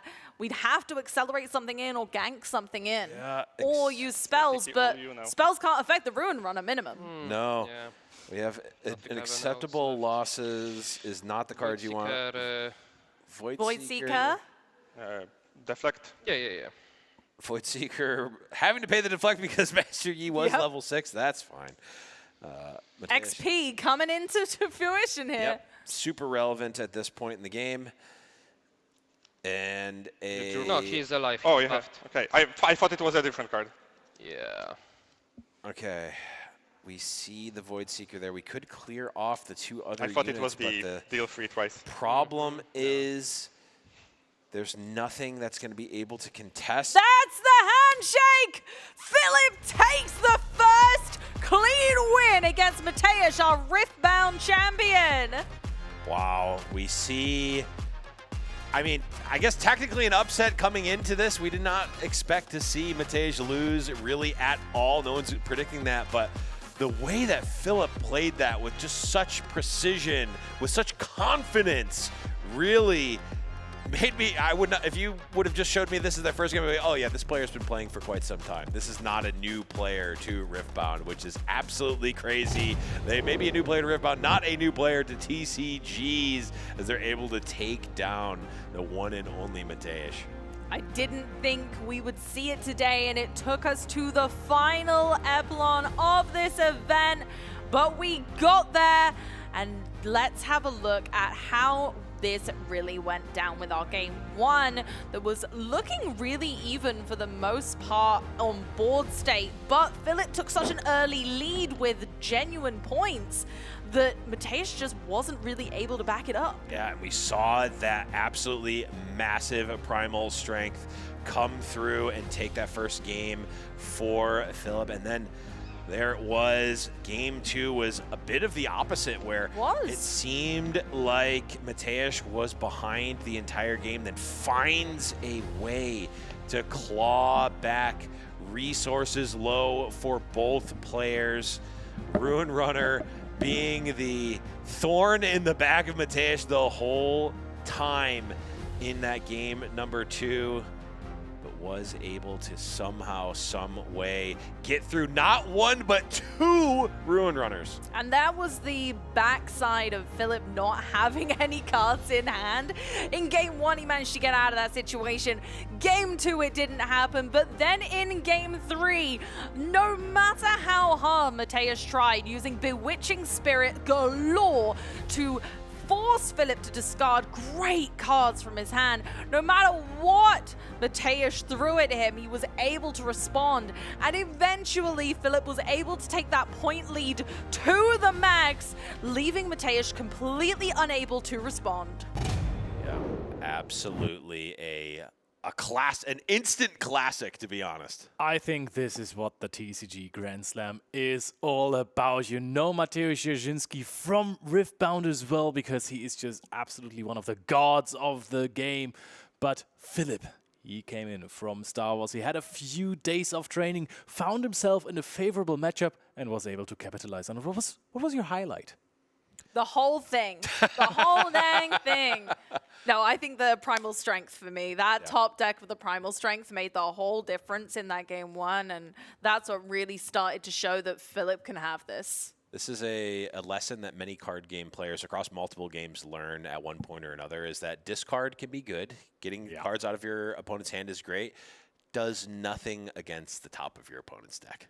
You can, in some games, get rid of the top deck card, but your opponent is going to draw another one. So something is going to be at the top of the Something deck. else becomes the top deck. There is going to be a draw, and discard can be a risky bit of a strategy. But now Philip has managed to make the second major upset of the tournament. So I want to hear it from him. Let's go over to Basti and Philipp. What a way that was to end day one here at the TCG Grand Slam. Philipp, congratulations, of course, on winning that match. That was incredible. You beat maybe the favorite to win it all in a Poland-on-Poland match. How does it feel? It feels really good. I'm really glad that Mateusz decided to lower his chances with his deck choice, because I think if he took Diana, it would just be a sweep. It was a favorable matchup for me. I had a really good cards from all 3 games, I think. But as always, I win with top decks, so this card deck doesn't work on me. So I think that was the biggest thing. Well, explain to us, why is the matchup favorable for you and your Master Yi deck? What does it make? Why is it so favorable? Is it just those big sticky units with the Rune Runner and also, of course, with your Appealers, which kind of won you game 1?